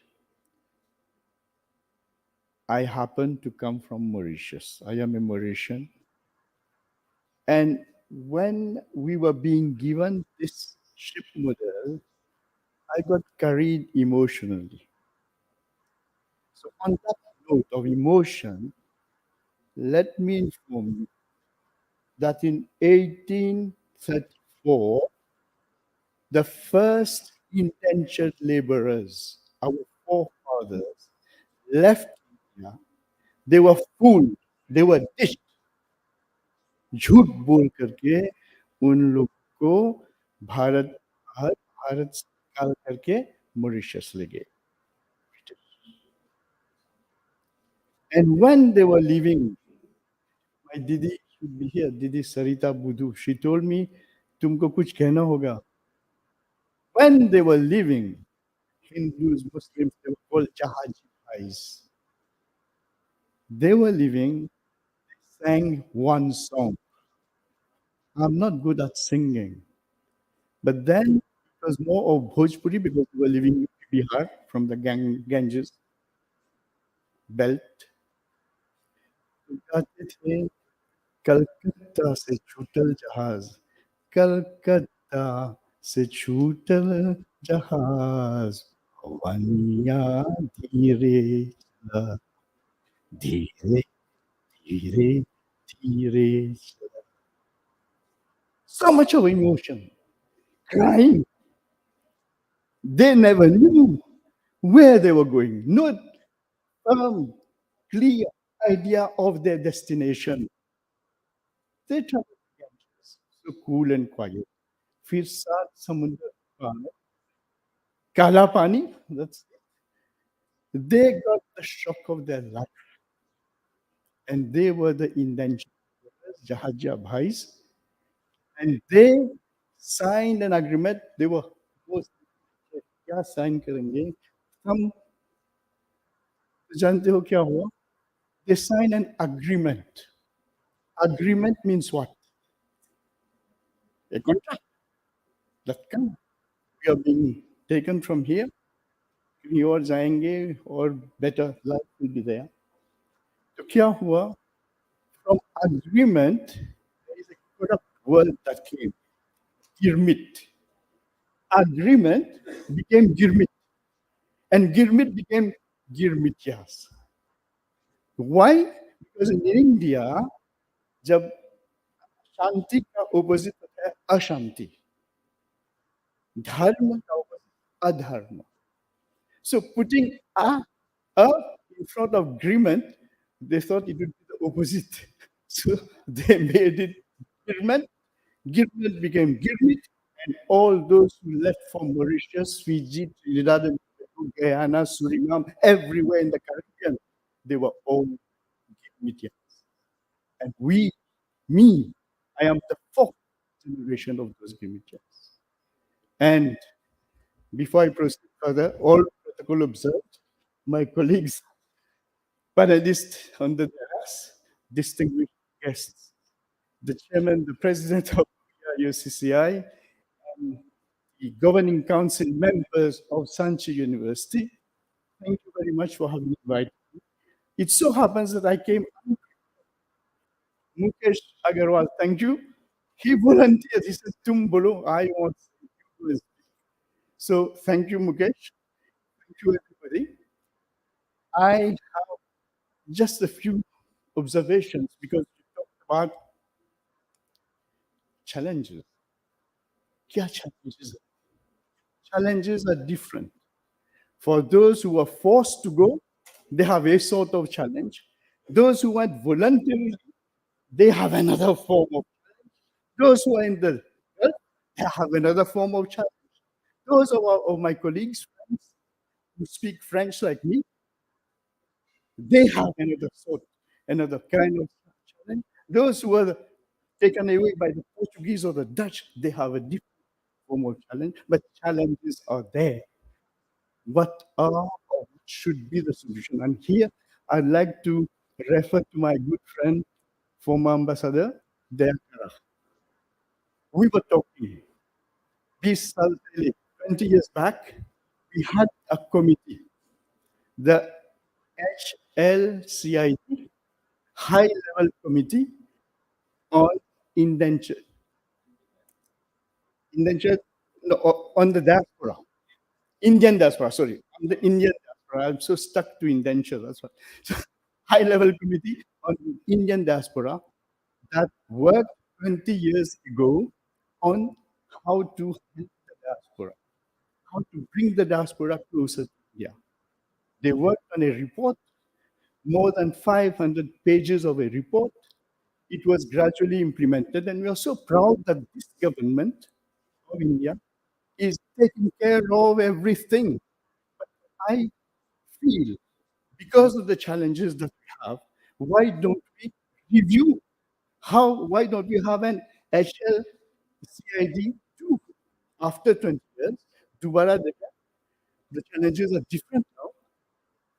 Geopolitics, migration, so many new movements. Things have changed. Social media, win-win, money coming, remittances, economic and other issues, investment. So one challenge is, so my proposal is we take into consideration the challenges and see whether India could help us re-engineer everything to see where the challenges are and what are the possible solutions. Challenges for the country from which or to which the indentured laborers went. Gee, formerly we used to have prime ministers of Indian origin. Fiji, Kolelo, Trinidad, Tobago, go around everywhere. Gradually, our Indian origin population is decreasing. Why? The question is there, answers are there. The same thing is applying to so many other countries. Mauritius, despite the fact that we are about 70% of Indian origin, but the pressure is so hard. The media, written media, some sections of that, the social media, day and night, they keep on harping, keep on pressuring their community to get to become less than what we are, the percentage. Of Hindus of Mauritius, we are about 52%. Gradually, the figures are going down. Why? Maybe because of conversion, people put pressure. Maybe because of other issues, or maybe because of migration, or another factor. In Mauritius, we are not like you in India. You are reaching 1.4 billion people.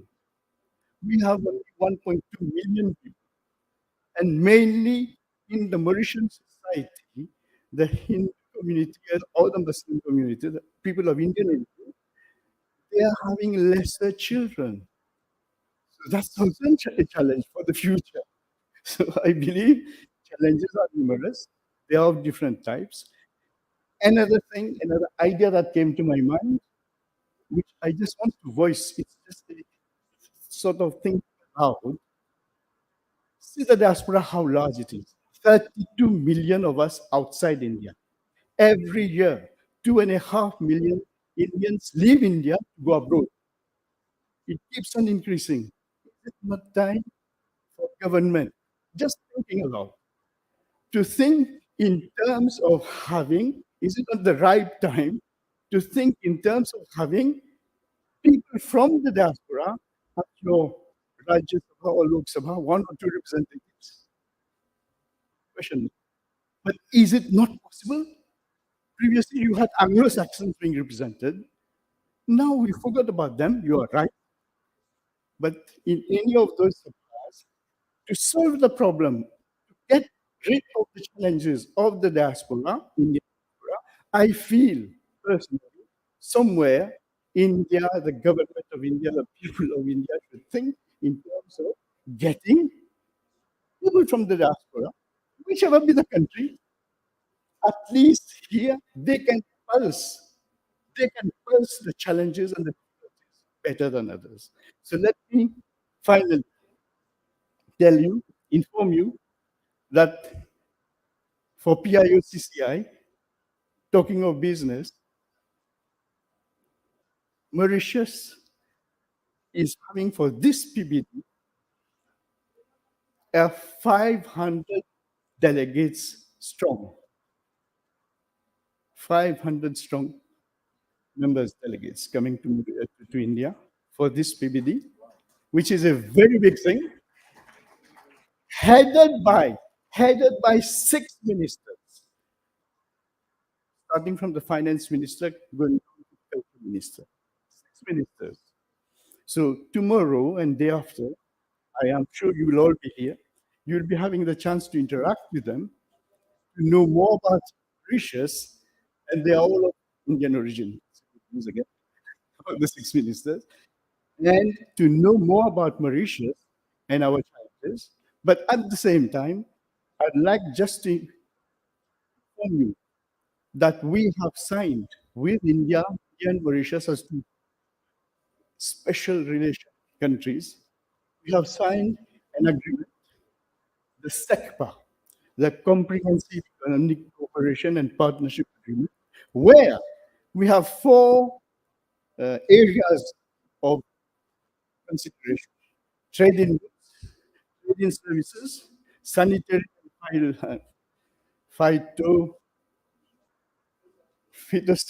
I forgot the word, considerations, phytosanitary areas, and then trade disputes and everything. We are all considering both countries to see how best India can support us again to get rid of our challenges, and at the same time to sit with that products from Mauritius, because there was a trade deficit. We are too small. Products from Mauritius, 615 products from Mauritius can enter India either duty-free 0% or reduced, and 315 products from India can reach Mauritius either duty-free or with reduced. And luckily, Mauritius is an African country.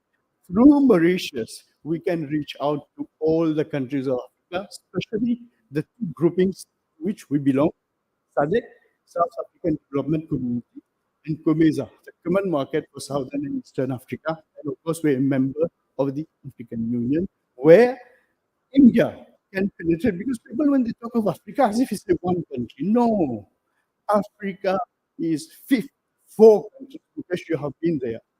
54 countries, 54 openings, 54 avenues, opportunities for India. Because we have agreements, we have duty-free trading partnership with those countries. I'm sure we can take advantage of that. So PIO CCI, all the best, and I'm sure you will succeed in opening up with through Mauritius. Congrats. Thank you very much for your attention.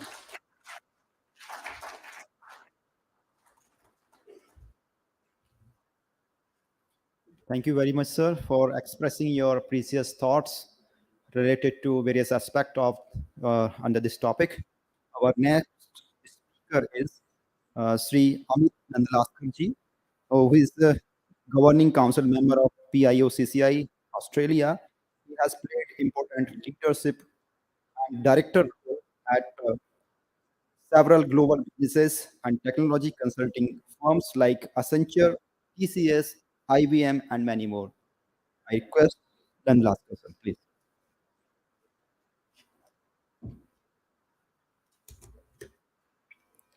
Thank you, Amit.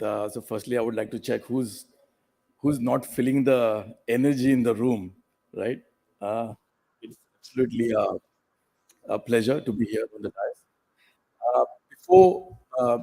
Before I talk about Australia and India, I'm from PI's perspective, I'm the convener for ANZ, Australia and New Zealand. I would like to acknowledge a few things. First, Manish Gupta ji is not here, but I'm sure you're hearing me. Although you're not here in the room, after hearing you, I think that void was fulfilled. So I wish for his speedy recovery, and hopefully we get to mingle with him sooner than later. And also acknowledge the Sachi University team, Nirja Gupta ji for organizing and supporting a wonderful event. I'm absolutely having a fantastic day. This is my first Pravasi Bharatiya Divas, and the platform which PIO CC has provided me, it's absolutely fantastic. I'll come to the PIO CCI and how it has played a very important role in my life in the last 3 years, and also facilitating a lot of economic and Chamber of Commerce activity. I'll just touch on that later. See, before that, before I get into some details, I would like to pay my respect to the elders, past and present, on the land which we stand today. India, MP, it's a land of the saints, sadhus, and the heart and core of the spirituality. Most importantly, the legacy and the work which was done by Rani Ahilyabai Holkar. I mean, as of what I know, uh, involved in restoration of a lot of temples and bringing the glory back to the recent times of India. And one thing which we, just in the vicinity, Ujjain, the land of Lord Shiva, the land of Jyotirlinga. So I really, really feel privileged to be here today in that vicinity of Ujjain, being among you and speak. Ujjain being the center of religion for Hindus, Buddhists, and Jains. I really bow down to Lord Shiva and the Mahakaleshwar Jyotirling temple. Uh, I mean, one thing I've been sharing with the PIOCCI team members who I've been meeting is I live in Australia in Sydney, and we built a small house 8 years ago, and the name of the house is called Mount Kailas. So there has to be some divine connection in the way I'm here in Ujjain and given an opportunity to be among all of you here. I would like to also thank the MP government for the Pravasi Bharatiya Divas and the team behind the PPD. It has been talked about. There are a number of delegations who come from Australia. They will be participating in the PPD on starting from tomorrow. And look, it's one of the great things to be the part of the story of India. I think Krishna mentioned a few times the idea of India. When I've heard Modi ji saying the idea of India, and I think it's a famous video of his, the way he spoke about it, and I think if you get a chance to watch it, it's absolutely energetic and really tells you and brings you down to earth in a humble way of how you should look at the India wherever you are, the world, not only in India. Look, from the PIO-CCI front, it's something I got associated with PIO-CCI 3 years ago. The ex-working president, Atul Kulkarni ji, got me introduced to Raj Bhatia ji, who's a patron and who's been a mentor for all of us. My personal experience has been it's a body which is, I think, has got tremendous potential. I mean, something which is in 180 countries, 85 countries. The representatives are all over. When we get on some of the calls, it's almost people from 50, 60 different countries, different time zones. It's almost tough to manage time zones for those attending all over the world. If you haven't been close to PIOCCI or heard about it, I would encourage everyone to reach out to everyone here from PIOCCI and see how we can collaborate further. In the last 3 years, I've been well supported by the team at PIOCCI. So Sushil Pandit ji, Abhay Agarwal ji, Munish Gupta ji, Anup Mukherjee ji, Kirti Sharma ji, Anup Gupta ji, and Mukesh Agarwal ji. I think this core team, for someone like me, for example, who's been in Australia for the last 25 years, I do take part in the Indian diaspora activities there. I'm on committee of Australia India Business Trade Foundation and do participate in a number of local events which concerns Australia and India and overall the diaspora events. I'm not sure if you've seen Australia. We celebrate Diwali for 2 months there. The events are constantly happening. The last event was, in fact, of Diwali was just before the Christmas. So I think the biggest Diwali is celebrated outside India these days, and probably Australia is on top of that list. Look, it's also a privilege to be on the PIO TV. It's been telecast lively, so I think for PIO CCI, for the Sachi University, and I've shared the link with many of my colleagues and Indian diaspora in Australia, and hopefully they're watching or watch the recording later on. So it's a great opportunity. Look, I'll quickly try to come to the Indian diaspora in Australia. Recently, the numbers are a little bit old, but in Australia, there's people of Indian origin. They account for more than 750,000, and that's just an official figure. I believe it's more than that. If you live in Sydney or Melbourne, it's almost getting kind of Indianized. Every other business, the Indian community has done very good there. You will see them in the real estate business, the education business, the migration business, and slowly they are getting into the traditional businesses, in terms of setting up factories or import export to a larger extent and scale, which was never seen before. Look, one of the most stunning points for Australia was 2014. The kind of the kind of image rebuild we have seen for India after 2014 is never seen before. I've been in Australia for last 25 years, as I said, and I was 20 years old when I went there to do my graduation. But the brand India is so well respected now, and I think thanks to the change in the government, the hard work which the Indian system has done, is definitely giving big results now. It's something we should all feel proud of. Nevertheless, to say, if you have been tracking Australia, India, there was a big free trade agreement signed called ECTA, Economic Cooperation and Trade Agreement. It has opened up tremendous opportunities for Indians in India, for Australia, for NRIs in Australia to take the trade and commerce to the next level.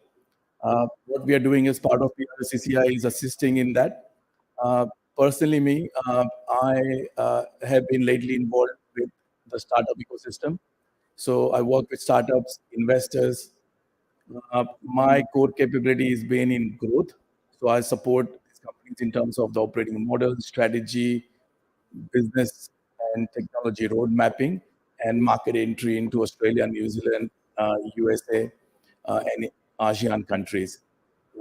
So if you are sitting here today and wondering what would be the next step if you go back home, believe in that idea of India and the story of India. If you have an idea within yourself or somebody within your family, see how you can incubate that, take it to the next level, because there is a support available. There are a number of people in this group. Mitesh, my younger brother, he's one of the emerging names in the angel investing all over India. There are CAs, there is support system available. Get a good collaboration, get a good core team, whether it's for you, for somebody you know of, the businesses you work in, and grow faster. The key today is what core team you have and time to market, how fast you will go. Because if you're a little bit slow, there's somebody else will come in ahead of you, and your idea of 500 crores probably will be worth not even 5 lakhs or 5 crores. So I encourage you to do a little bit of retrospective thinking and see what you can do in this area. On that note, I would like to thank PIO CCI for giving me an opportunity to speak in Sanchi University for this wonderful event. Thank you very much. Cheers. Thank you so much, sir. Our next speaker is Puran Jiswani ji, advisor, Radio China.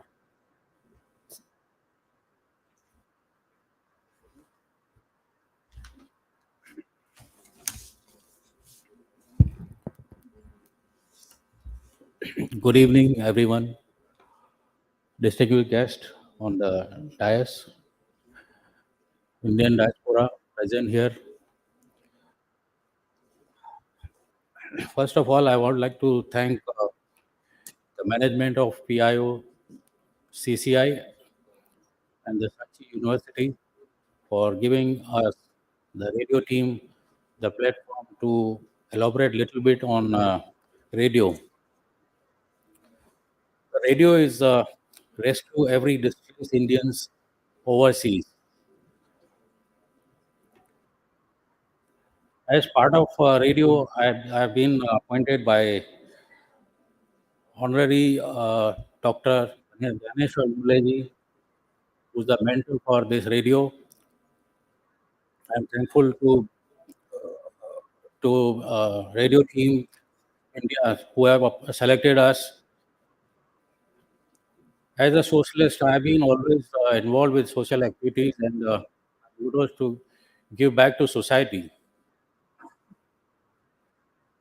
Being part of this radio has given us a legal mechanism to work officially from India side and China side to help distressed Indians. There are quite few incidents where, especially COVID time, radio was very helpful for the Indian families, for the students, and the people who stuck, especially in COVID time in India. Radio, China and India together help these people to come back to China, get back some universities. There were two special cases where our Indians got died, and our radio was very active, and we tried to help. And after a final ritual, it was very tough for COVID time to bring back this ashes to India. Thanks to the Indian team, Indian radio site, for helping this. Here, I would like to request our Indian diaspora worldwide that India radio we want to expand everywhere. So, diaspora, Indian diaspora present here, I would like to request all of you to be come forward and be part of this noble cause to help our Indian brothers sisters overseas. And the people who are not here, I request contact our Indian Delhi office to join this radio initiative. It's a noble cause.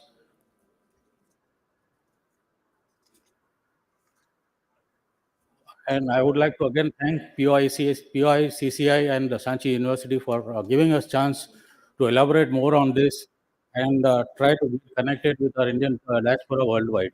Thank you so much. Jai Hind. Thank you so much, sir. Our next speaker is Pradyumna Ingleji, Advisor, Radio Singapore.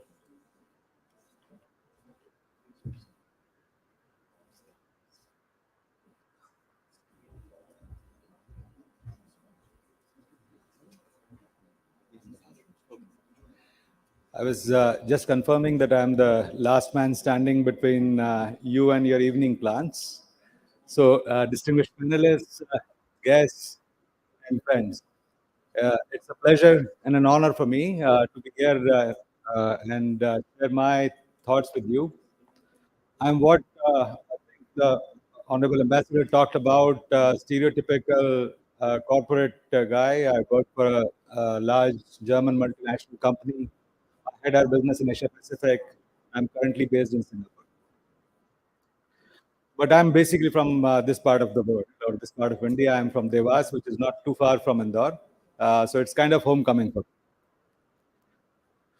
So Dhanashriji spoke about the movement of positivity previously. So I wanted to share some examples of how our Indian community, our Indian diaspora in Singapore actually is doing, in face of all the challenges that we heard, their best to boost the brand India in Singapore, in ASEAN, and beyond those borders as well.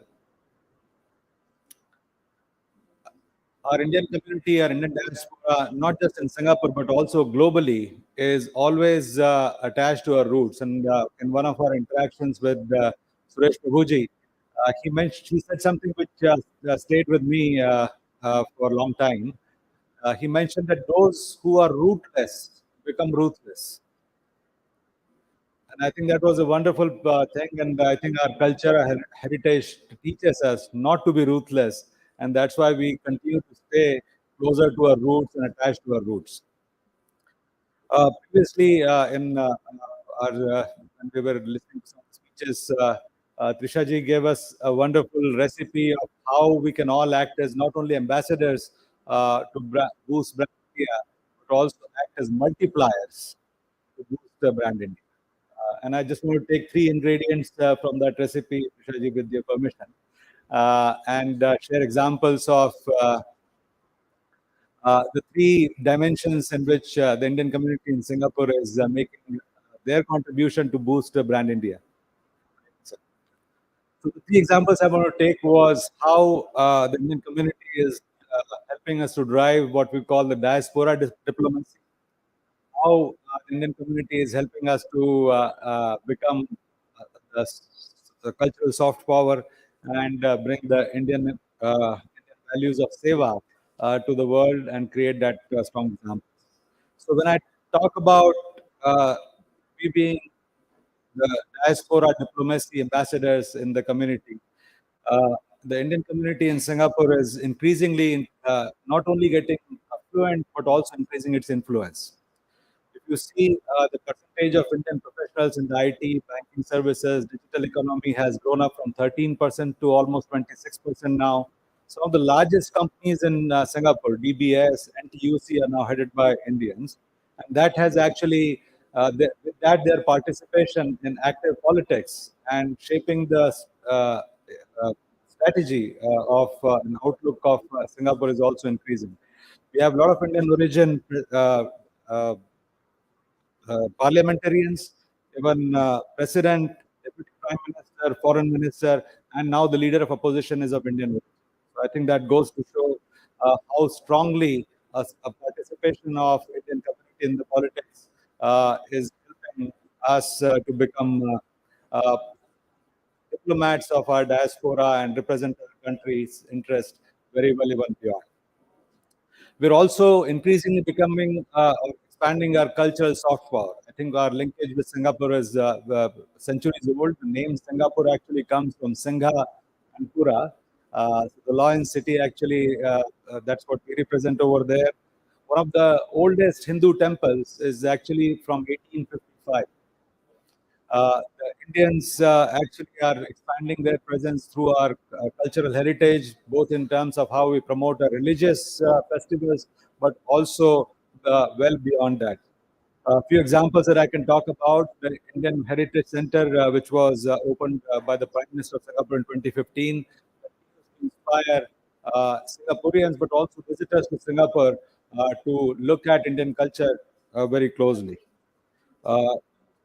If you see in India, Tamil is a prevalent language. There is on open air Tamil TV announcements in the metro trains, bus stations are made in also Tamil, in addition to being made in English as well as in Chinese. Since we all know that since 2015, June 21 is celebrated as the Yoga Day, International Yoga Day. And Singapore, every year, more than 10,000 people come together to celebrate Yoga Day. And that is another way in which we are promoting our Indian culture over there. Last but not the least is also the values of seva. And I want to take a couple of examples very quickly of three wonderful ladies who are actually propagating the Indian values of seva in Singapore and doing an amazing job. Mrs. Drishti Bablani, she is leading what she calls the Kindness Ripple movement. She collects every year, she dedicates 1 month along with her volunteers to collect rice, which can be donated to charity organizations, especially to the migrant workers. Last year, she collected and her team collected 32,750 kgs of rice, which was donated to the charities. Kirtida Mekani, she is the founding director of Singapore Environmental Council and leads the greenification, as she calls it. And she received the President Award for Environment. Our roots teach us to be close to environment, to value environment and see it as our mother. And Kirtida ji is truly an ambassador in that. Mrs. Deepa Swaminathanji, she is a Harvard-educated lawyer and Assistant General Counsel with Singtel. She started an initiative called It's Raining Raincoats, IRR. And it started by distributing raincoats to migrant workers, many of them, or a lot of them Indians, but now it has flourished into something bigger than that. So this team actually creates wonderful camps, training, as well as food distribution initiatives for migrant workers. So these three values, I hope the community in Singapore can be a role model in which way we can continue to become not only an ambassador to boost our brand India, but also become a multiplier in those efforts. Before I conclude, I just once again wanted to thank PIO Sachi University, but very importantly, the whole organizing team led by Anup Sharma ji, I see in front. Your passion and energy is worth emulating. So thank you very much, and big applause for you. Thank you so much.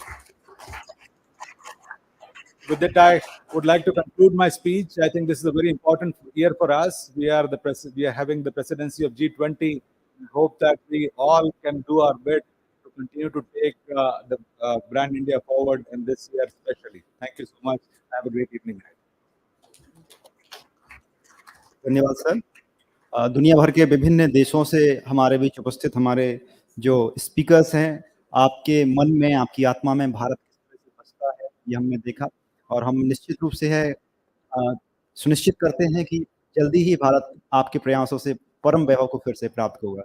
आप सभी यहाँ पधारे, आपका बहुत-बहुत धन्यवाद, आपका बहुत-बहुत आभार। अब हम समापन समारोह की तरफ इसके बाद बढ़ेंगे। Thank you so much. Thank you.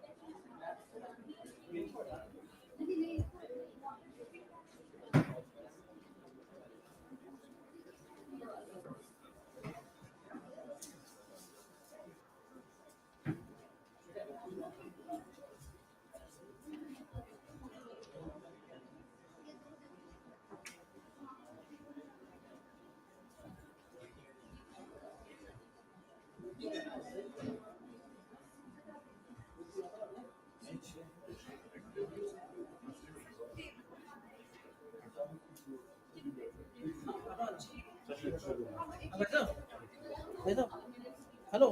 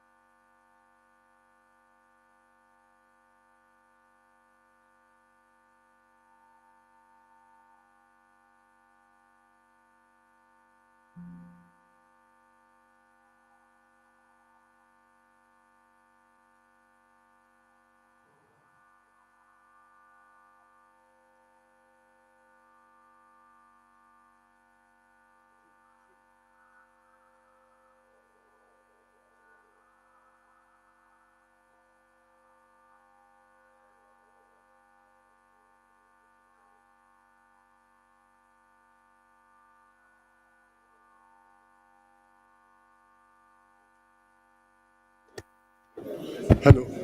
Ladies and gentlemen, please be seated as we are going to start valedictory session. Please take your seat.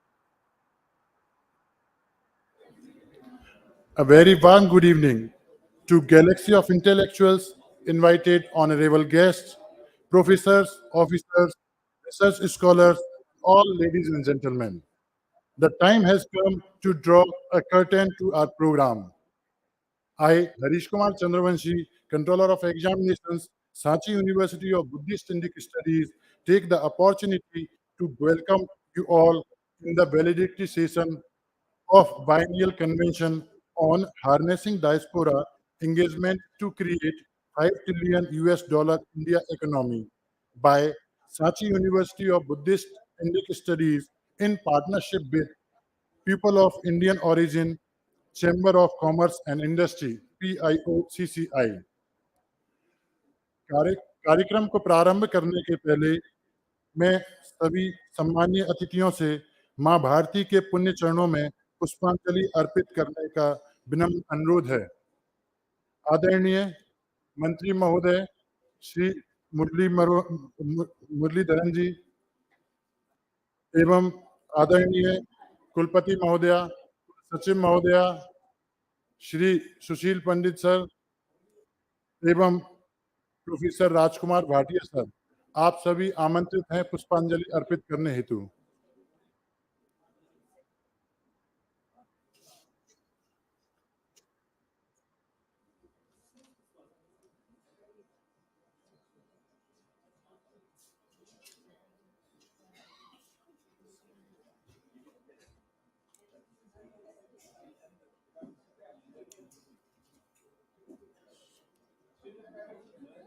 Sir,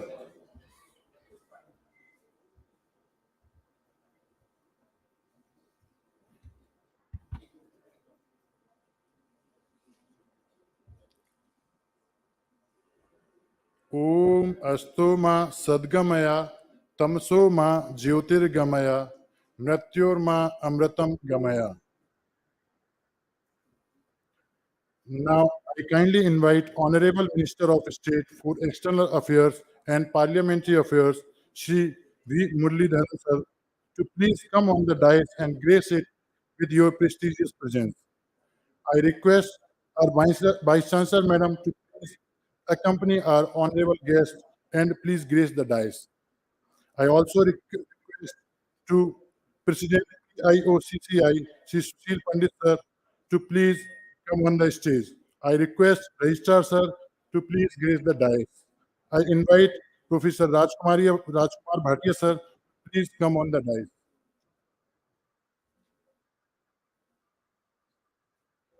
Please, sir. I welcome all the dignitaries on the stage.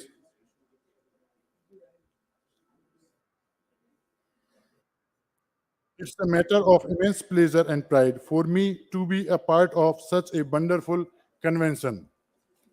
Now, it's time to welcome and introduce our honorable guests. I welcome all the dignitaries on the dais and off the dais. I heartily welcome our Honorable Minister of State for External Affairs and Parliamentary Affairs, Shri V. Muralidharan sir. He is one of the most lovable face in the country and overseas.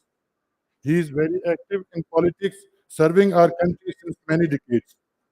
He was All India General Secretary, Akhil Bharati Vidya Parishad from 1995 to 1996. He was Director General Nehru Yuva Kendra from 2002 to 2004.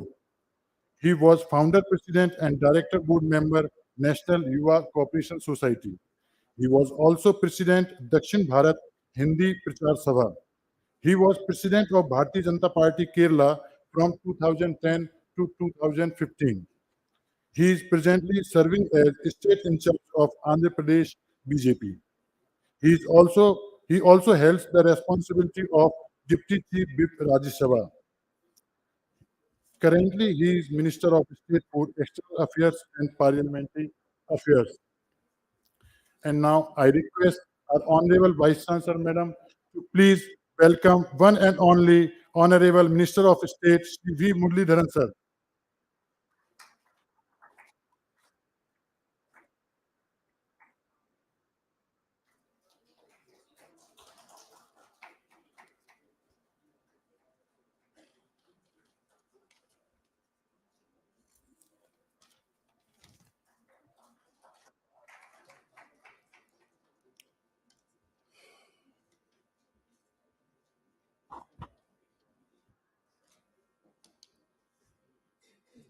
I also welcome Working President PIOCC, Sri Sushil Pandit sir. He is world-renowned social activist. He is the owner of Hive Communications India Private Limited. He is prominent Kashmiri leader. He gave immense contribution in preserving the Kashmir heritage and history. He is virtuous orator and master debater. We are honored to have you here, sir. Please welcome him with a round of applause. I also welcome the lady who is the person behind all of us. She is the mentor, she is the guide. She is everything for such a wonderful and successful convention. Please welcome our Honorable Vice Chancellor, Professor Nirja A. Gupta, Madam, with a round of applause.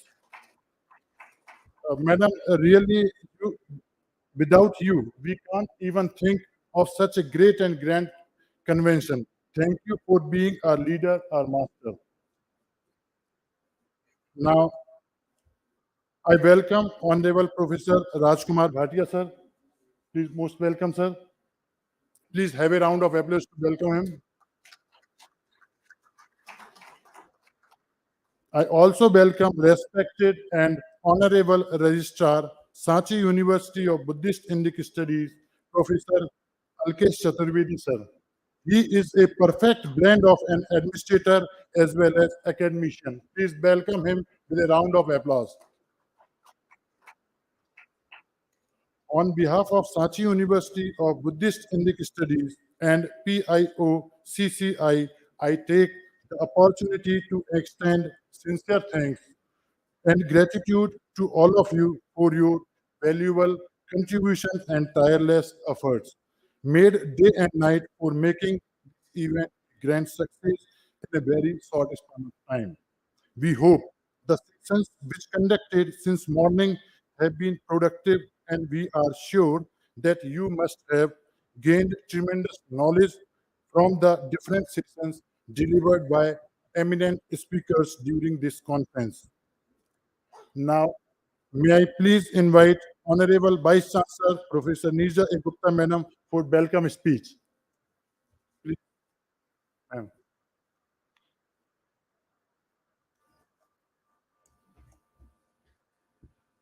Honorable Minister Sir, Shri V. Muralidharanji,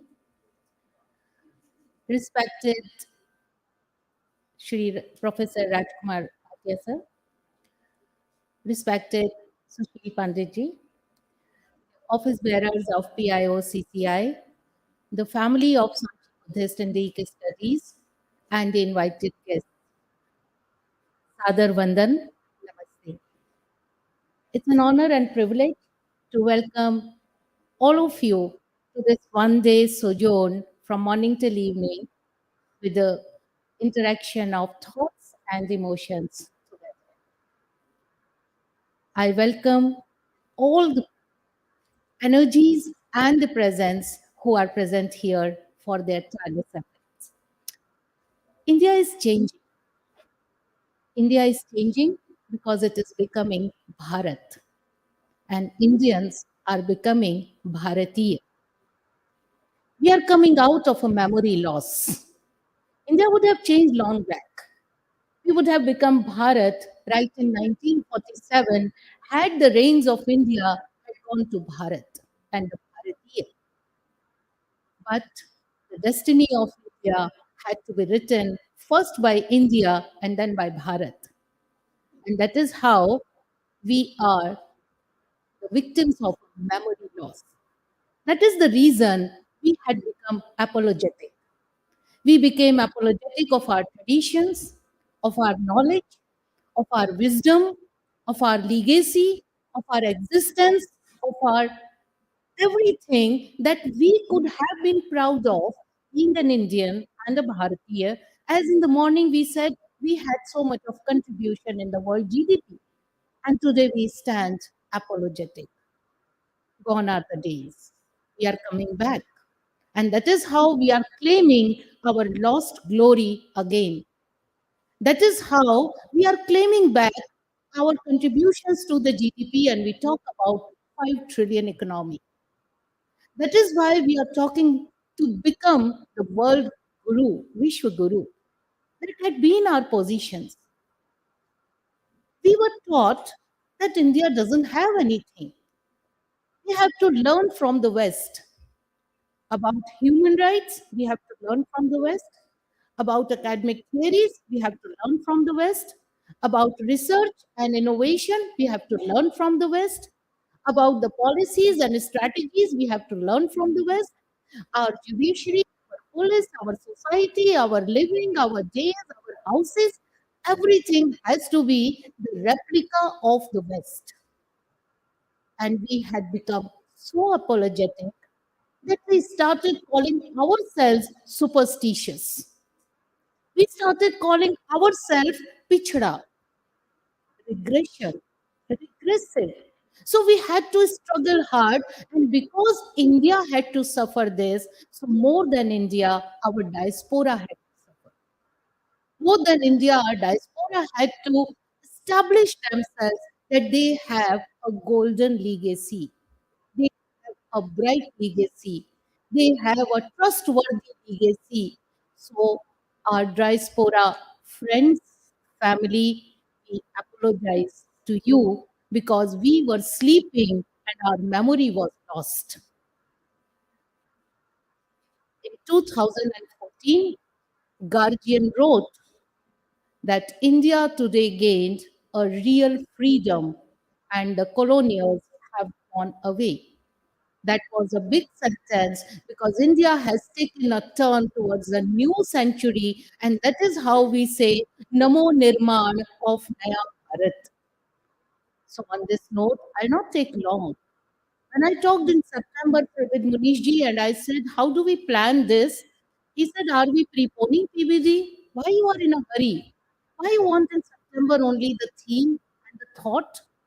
And I said, I'm not in a hurry, Munishji. We are already late.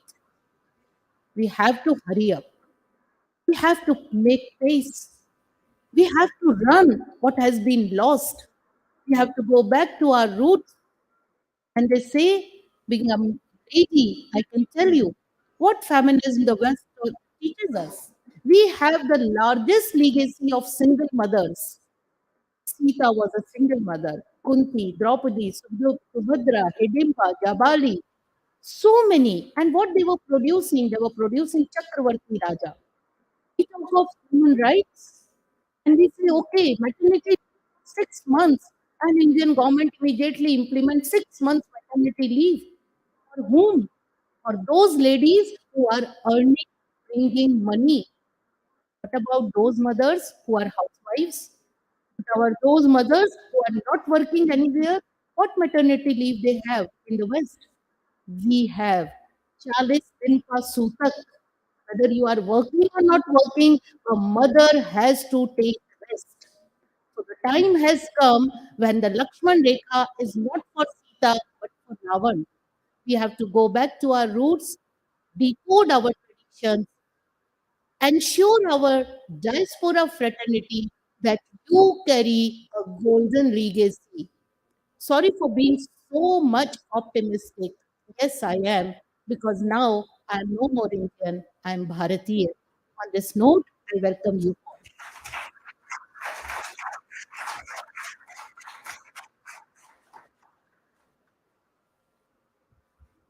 Thank you, ma'am, for magnificent welcome of our honorable guest and all.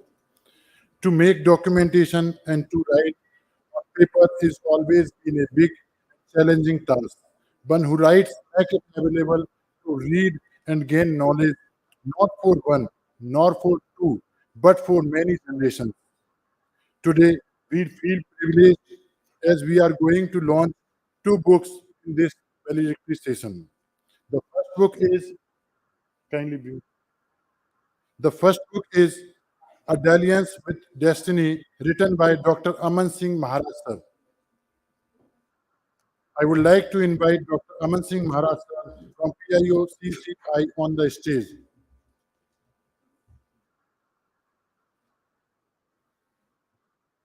I request Minister sir and all dignitaries to please release and launch the book.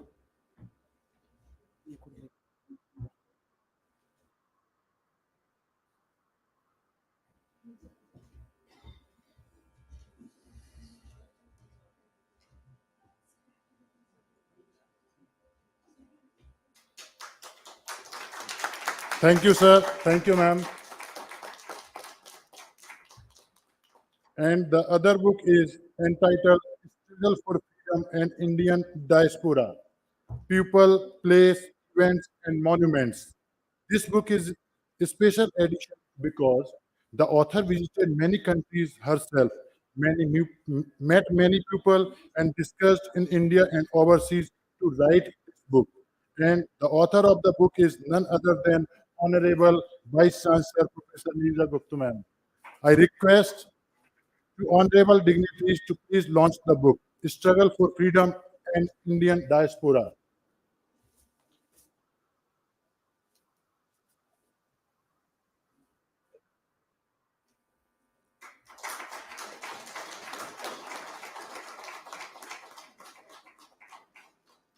Thanks to all dignitaries.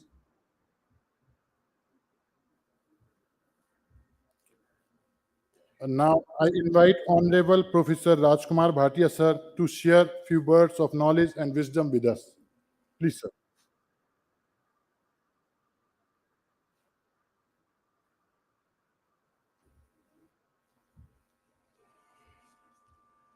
Respected Murli ji, other dignitaries on the dais, and friends. It gives me immense pleasure to be here on this occasion of the valedictory of one-day conference of PIO-CCI. Perhaps during the day it was not mentioned as to when PIO-CCI was started. I think I'm not wrong. And if I remember correctly, it was started in 2004. But for many years, it remained dormant. For about a decade now, it is a very active organization. All of us who are present here, we know what the objective of PIO-CCI is. I'm not going to make any speech. We have the Honorable Minister of State of External Affairs amongst us, especially come for this function. Other speakers, they have already been talking to us during the day. So, as you may be, I am not to listen to Murthy. One more guest is yet to come. Incidentally, with both of them, I have worked in the organization called Akhil Bharatiya Vidyarthi Parishad. Murliji and I, we were together. I was the president, Murliji was the general secretary, and then Vishnu was also general secretary of Vidyarthi Parishad some years later. So with them, I have worked in ABVP. But here, Murliji is as a Minister of State of External Affairs, and I think we could not have found better chief guest for this valedictory session. So he is here. PIO-CCI has been working, as I said, for nearly a decade. It has been working actively bringing Indians and Indian diaspora together for business purposes. And I think slowly and gradually it is taking roots. Sushil Pandit, who is working president, he is also my dear friend. So today during the day I raised a question with him. I said, are you still at the concept level or are we really able to bring people together for business purposes? He said, no, we are already on that path, and over the coming years, we definitely grow and we will definitely achieve our purpose. So I think those who have been in PIO-CCI, and as I said, when it was after some dormancy period, when it became active, I have been associated with PIO-CCI since then. For me, this is the third uh, uh, conclave which is held just before the PBD. It was in Bangalore. I was there. Then it was in Varanasi, I was there 2 years ago, though Corona had set in, yet a very graceful function was held in New Delhi. I was also there. So I have been associated with PIOCCA and I have seen its growth also. So it's a very happy occasion for me personally and perhaps for all of us who are involved in PIOCCI. So I think there could not have been a better valedictory function that we are just now holding. Thank you very much. Thank you, sir, for your kind words. Now, I invite Mr. Anup Gupta, sir, Secretary IOCCI, for the felicitation.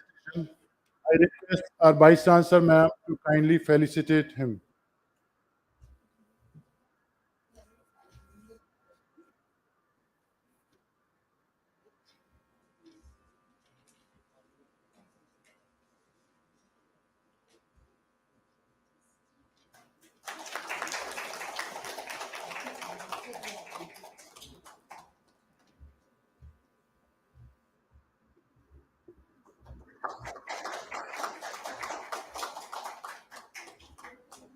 Thank you, ma'am and sir.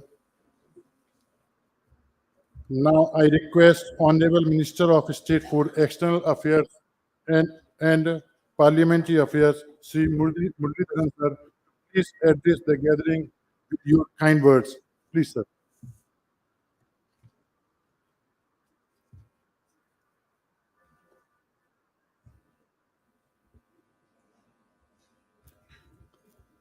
Working President of PIO CCI, Sri Sushil Pandit ji, the Patron of PIO CCI, Sri Rajkumar ji,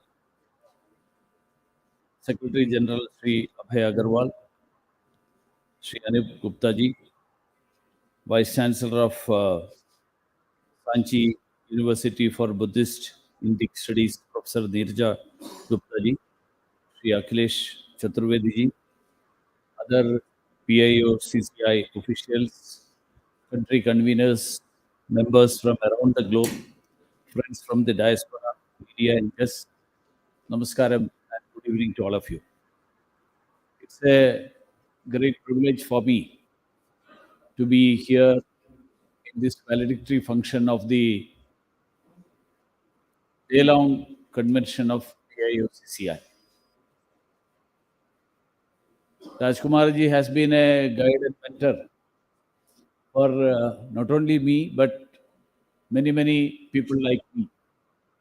So when Rajkumar ji asked me to come and attend this function, I cannot deny that.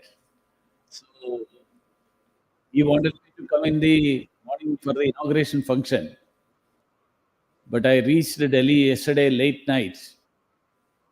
Today morning, I had 2 foreign delegations visiting me, which I could not have. So I was engaged till the noon, and then I had to tell him that I will join the function in the evening. So both Raji and Bhavi, who is sitting here, they are part of my extended family. And Indore is a special place for me because Raji now mentioned that he was president and I was general secretary. I became general secretary of Akhil Bharatiya Vidyarthi Parishad in Indore in 1994 when Rajkumar ji was president. So it gives me, again, reminds me of the days when we were working in Akhil Bharatiya Vidyarthi Parishad. And many of those who were associated with Vidyarthi Parishad are in different walks of life, holding many positions. And whatever I would say that I am today, I am the Minister of State, all these qualities in me, all these have been given to me through the years that I worked in Akhil Bharatiya Vidyarthi Parishad.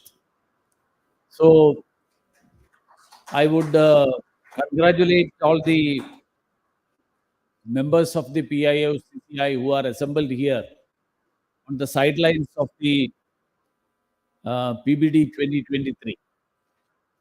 So it's an immense pleasure to join you all in this valedictory function of the Biennial Convention of PIO-CCI. It comes at a very significant occasion when we are gathered here for PBD 2023 in the physical format after a gap of 4 years. Friends, I'm aware of the various activities and achievements of PIO-CCI over the last almost 2 decades involving diaspora and diaspora organizations. We need organizations like PIO-CCI to help and engage Indian diaspora and through them business enterprises. PIO-CCI's hub and spoke model with country chapters around the world and state chapters in India help in effective connections between India and the diaspora. I'm happy to note that PIO-CCI launched a special PIO investor help desk with Invest India under the aegis of the Ministry of Commerce and Industry, working in collaboration with my ministry. The government will continue to engage and encourage and support PIO-CCI and its members by providing support through Indian missions worldwide. I compliment the Sanchi University for partnering with PIO-CCI in organizing this convention and help mobilize the Indian diaspora. I'm also happy to today launch the two books. One is a novel, Dalliance with Destiny, by Sri Aman Singh Maharaj. I've not been able to go through the book. I just got it on the dais. So I would not be able to comment anything about its contents. But from the introduction, I would say that it's set in South Africa and India. And South Africa holds a significant, is very significant for us because it's from South Africa that Mahatma Gandhi came to India. And the PBD was initiated by Atal Bihari Vajpayee when he was the Prime Minister, commemorating the day when Mahatma Gandhi set foot in India, coming back from South Africa on the 9th of January. And we, in commemoration of that, the Pravasi Bharatiya Divas was decided of as 9th January. The Struggle for Freedom in Indian Diaspora is another book. In fact, I was here almost a week to 10 days ago to review the arrangements of this PVD convention that is happening tomorrow and day after tomorrow, coming 3 days. And there is an exhibition specially erected, a digital exhibition, which will be inaugurated by the Honorable Prime Minister day after tomorrow. And the theme of that is the India's struggle for freedom and the role of diaspora. So I'm sure that this will be a good reading material for my ministry officials also in the coming days, which would be definitely be helpful for those who go into in-depth studies about the role played by the diaspora in the freedom struggle of India. Friends, I can say with conviction that Indian diaspora is the most successful and expat communities anywhere in the world. The Indian diaspora living abroad has provided a global identity to India as a land of flavors, of rich heritage, and they have been in the forefront in passing Indian traditions, culture, values, morals, and mores from one generation to another. While diaspora have seamlessly integrated with the countries of their adoption, they have also maintained very close links with their ethno-cultural roots in India. We greatly value the contributions of our diaspora both to the country of their birth and the country of their work.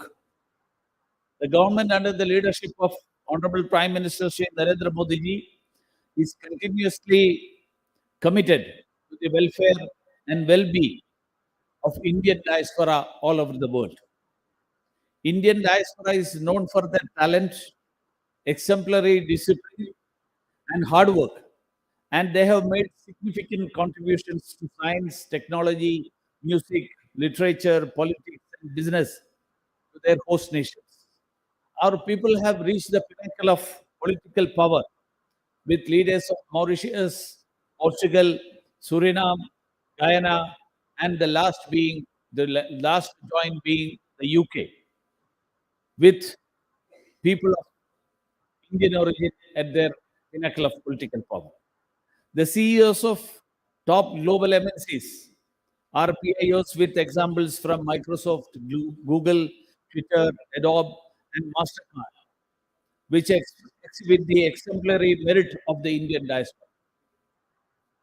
India's engagement with our diaspora has always been characterized under the rubric of four C's: care, connect, celebrate, and contribute. Friends, during the last over 8 years, 8.5 years, Indian economy has grown from 1.83 trillion US dollars to 3.53 trillion dollars, and now has become the fifth largest economy in the world. It has been the effort of the government that every section of the society is covered in our developmental efforts, and we take along everyone, keeping in line with our philosophy of Sabka Saath, Sabka Vikas, Sabka Vishwas, or Sabka Prayas. India has become a global leader in adoption of technology. India's digital payment system, the UPI, has become the best performing real-time ecosystem in the world, with nearly 6 billion transactions a month. India's youth has been making great strides in finding innovative solutions to current problems and is a repository to futuristic thinking. The youth, both from India as well as the diaspora community, have made a remarkable journey in innovation, technology, and creativity. All these talents around the world need a platform to connect from, assist each other, and also share their respective successes and challenges. Working with the youth diaspora and understanding them better will expand the reach and efficacy of India's engagement with the diaspora. Today in India, youth are the major driving force. Our demographic dividend is unparalleled. The United Nations Development Program, or the UNDP, in a report has projected that by 2050, in the Asia Pacific, India would dominate the growth in the working age population, as over a billion people would be entering the workforce in the next workforce. In the next 20 years, it's expected that the labor force in the industrialized world would decline by 4%. But in India, it would increase by 32%. There is a huge opportunity to invest in education and skilling. If the workforce is trained well with effective skill development programs, there would be a surplus of around 47 million skilled workforce. With this, India has the opportunity to meet the global skill demand and become the skill capital of the world. Friends, I am confident that the deliberations held today at this convention on topics like spiritual corridors, cultural heritage, role of media and diaspora, cultural landscape, India's knowledge economy and diaspora's challenges, all this will help shape future activities of the PIO CCI. In conclusion, let me take this opportunity to wish each and everyone involved in this convention a great success in all future endeavors. Thank you all. Namaskar. Thank you very much, sir, for your kind words and well wishes. Now, I invite Sri Sushil Pandit, sir, President PIO CCI, hold your speech, please.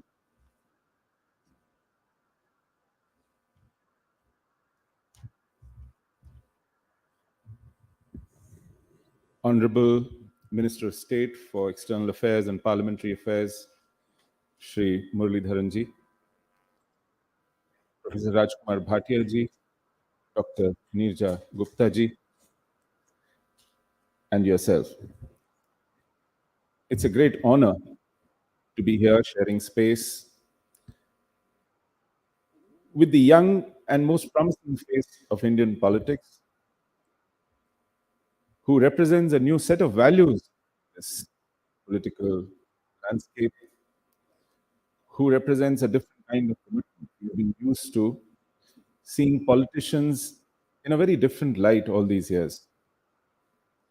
But schooled as he is in the kind of activism you just heard from him, mentored by veterans like Professor Rajkumar Bhatia and many others, we have a new crop of political leaders who are spearheading our policy, our decision-making, and the new strides that we are making, successful strides in different directions. This is an opportunity for me to underscore one fact, that though it might look incongruous that we are PIO CCI, so primarily operating in an economic context, how is external affairs a relevant ministry? And that's where lies the new reality. Our diplomacy, our foreign relations are now driven primarily by the economic interests, like most of the other countries. Trading blocs are being negotiated under under external affairs. Bilateral trade pacts are being watched and supervised by our diplomats and external affairs ministry. In an increasingly interlinked world, it is diplomacy more than any other ministry that is leading the charge on economic regeneration of India. So it was only appropriate that we had someone who has the dashboard view, who has his hand on the wheel while driving this sector of our economy. So really grateful for your presence. Also, we are dealing with diaspora. Diaspora is pretty much the remit of our external affairs ministry. And so when the two combine, we had nowhere else to look for except in the external affairs ministry. And we are really grateful, sir, that you obliged, and your presence is very, very encouraging. As Professor Rajkumar Bhatia said, so we started in 2004. There was a hiatus of 10 years because we had a different set of people at the helm in the government. I should be very frank with you. Their priorities, their worldview was different. The reason why I'm celebrating a new political culture, primarily because of that. In 2014, when we picked up the threads where we left in 2004, it was because the leadership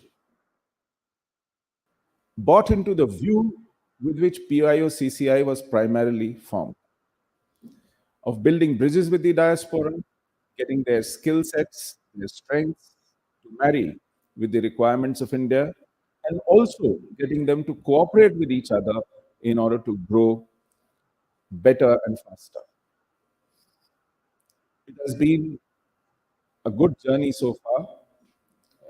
I won't deny that it could have been better, but we are getting there. We have today amongst us people from different corners of the world. All continents are represented here. Mr. Munuswamy arrived late. We missed him in the last session. I'm sorry. We would have had him coming from France and speaking to us. We missed him. But thank you for your presence, sir.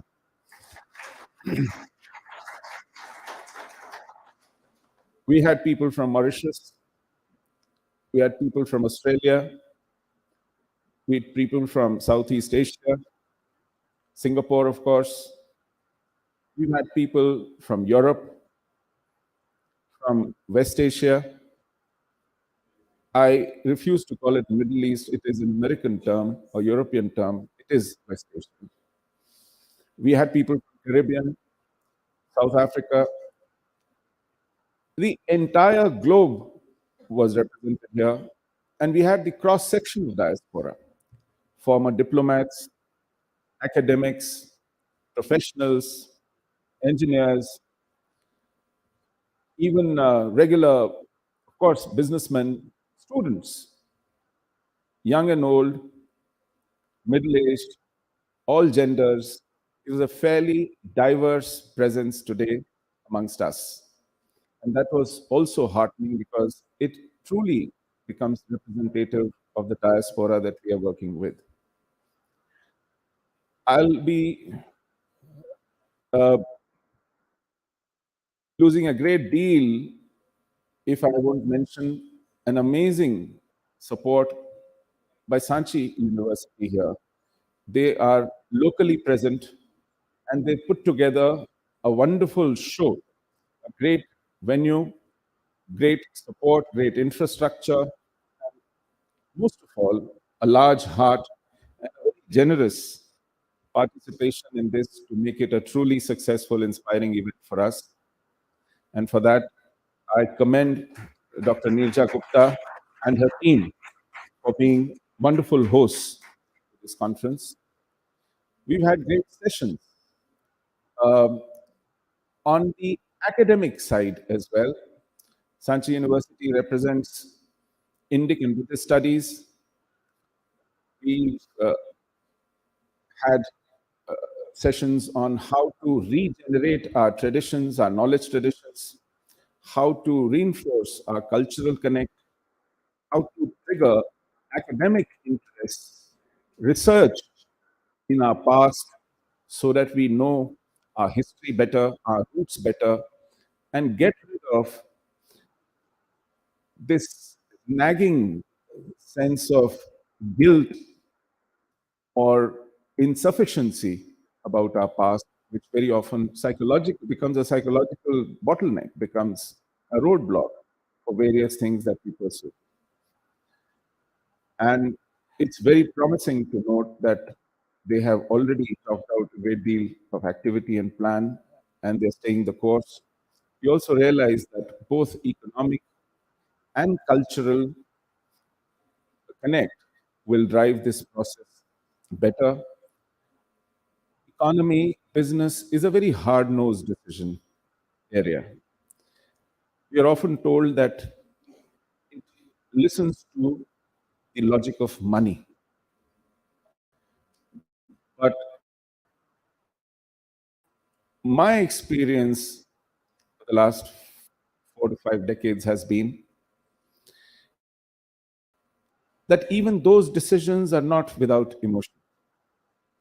If you are able to make a heart-to-heart connect, if there are reasons that someone likes you, not necessarily on rational basis, chances are it will intervene even in the economic decision making.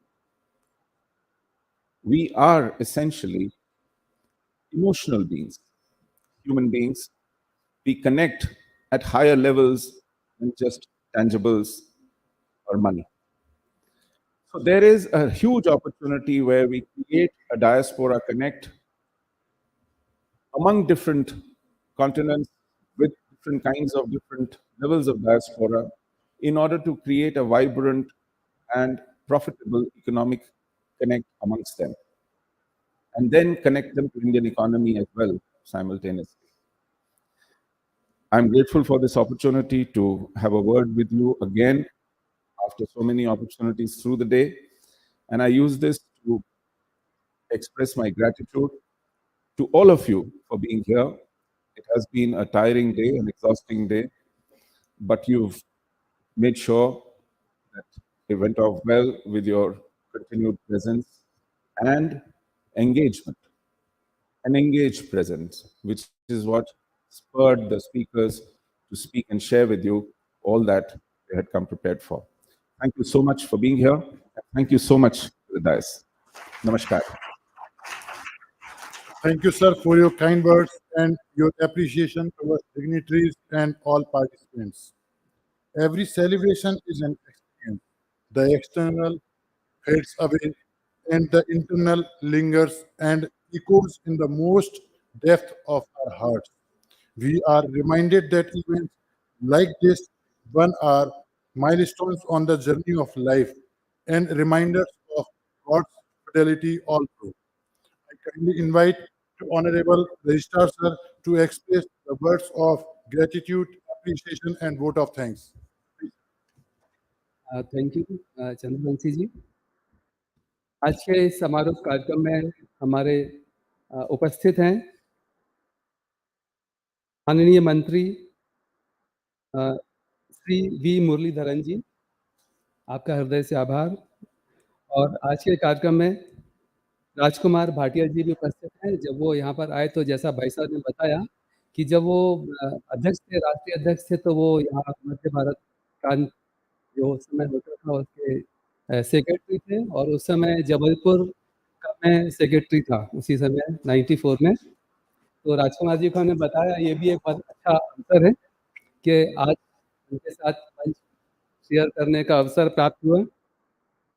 माननीय सुशील पंडित जी, working president PIO CCI, आज के इस कार्यक्रम में जिनको हमको लगातार मार्गदर्शन प्राप्त हुआ, सांची बौद्ध भारतीय ज्ञान अध्ययन विश्वविद्यालय की माननीय कुलपति प्रोफेसर नीरजा अरुण गुप्ता जी, आपका हृदय से आभार कि आपने लगातार सहयोग देकर इस कार्यक्रम के लिए हम सबको प्रोत्साहित भी किया। All delegates from PIOCCI, Shri Munish ji Gupta, Anoop Gupta ji, और विश्वविद्यालय के सभी प्राध्यापक, सहायक प्राध्यापक, अधिकारी, कर्मचारी बंधु, आप सभी का लगातार हम सभी को सहयोग प्राप्त हुआ। इस कार्यक्रम में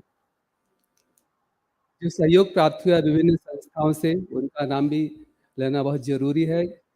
जैसे कि मध्य प्रदेश शासन का संस्कृति मंत्रालय के अंतर्गत विश्वविद्यालय आता है, और संस्कृति मंत्रालय का लगातार सहयोग प्राप्त हुआ।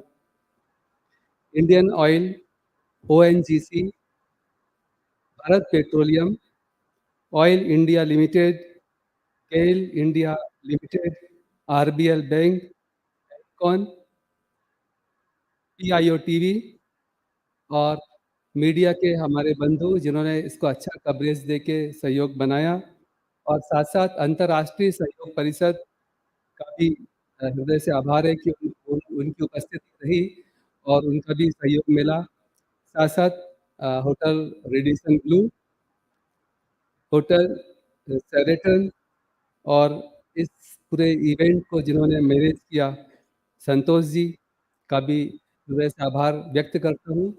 और विश्वविद्यालय परिवार चाहेगा कि फ्यूचर में भी अगर PIO CCI और भी अवसर देता है तो विश्वविद्यालय सहर्ष ऐसे अवसर पर और भी ये कार्यक्रम करने के लिए मैडम के सहयोग से समर्पित रहेगा। बहुत बहुत धन्यवाद आप सभी का। Thank you, sir. Thank you so much for vote of thanks. The end of a story is the new beginning for many others. On this note, let's conclude a remarkable, memorable, and knowledgeable convention. And now I request all of you, before ending of the session, I request you all for national anthem. And I invite Dr. Prabhakar Pandey to join us on the stage.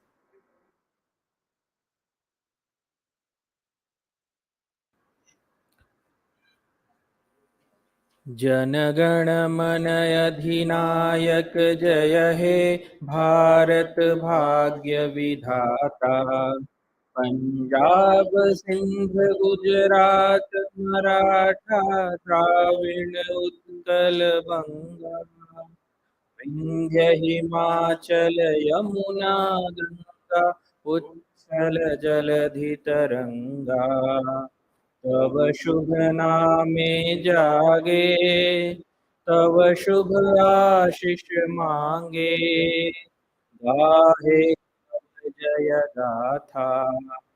Jana Gana मंगलदायक जय हे भारत भाग्य विधाता। जय हे जय हे जय हे जय जय जय जय हे। भारत माता की, भारत माता की, वंदे वंदे। Thank you, one and all. Have a wonderful and fun-filled evening. Thank you so much.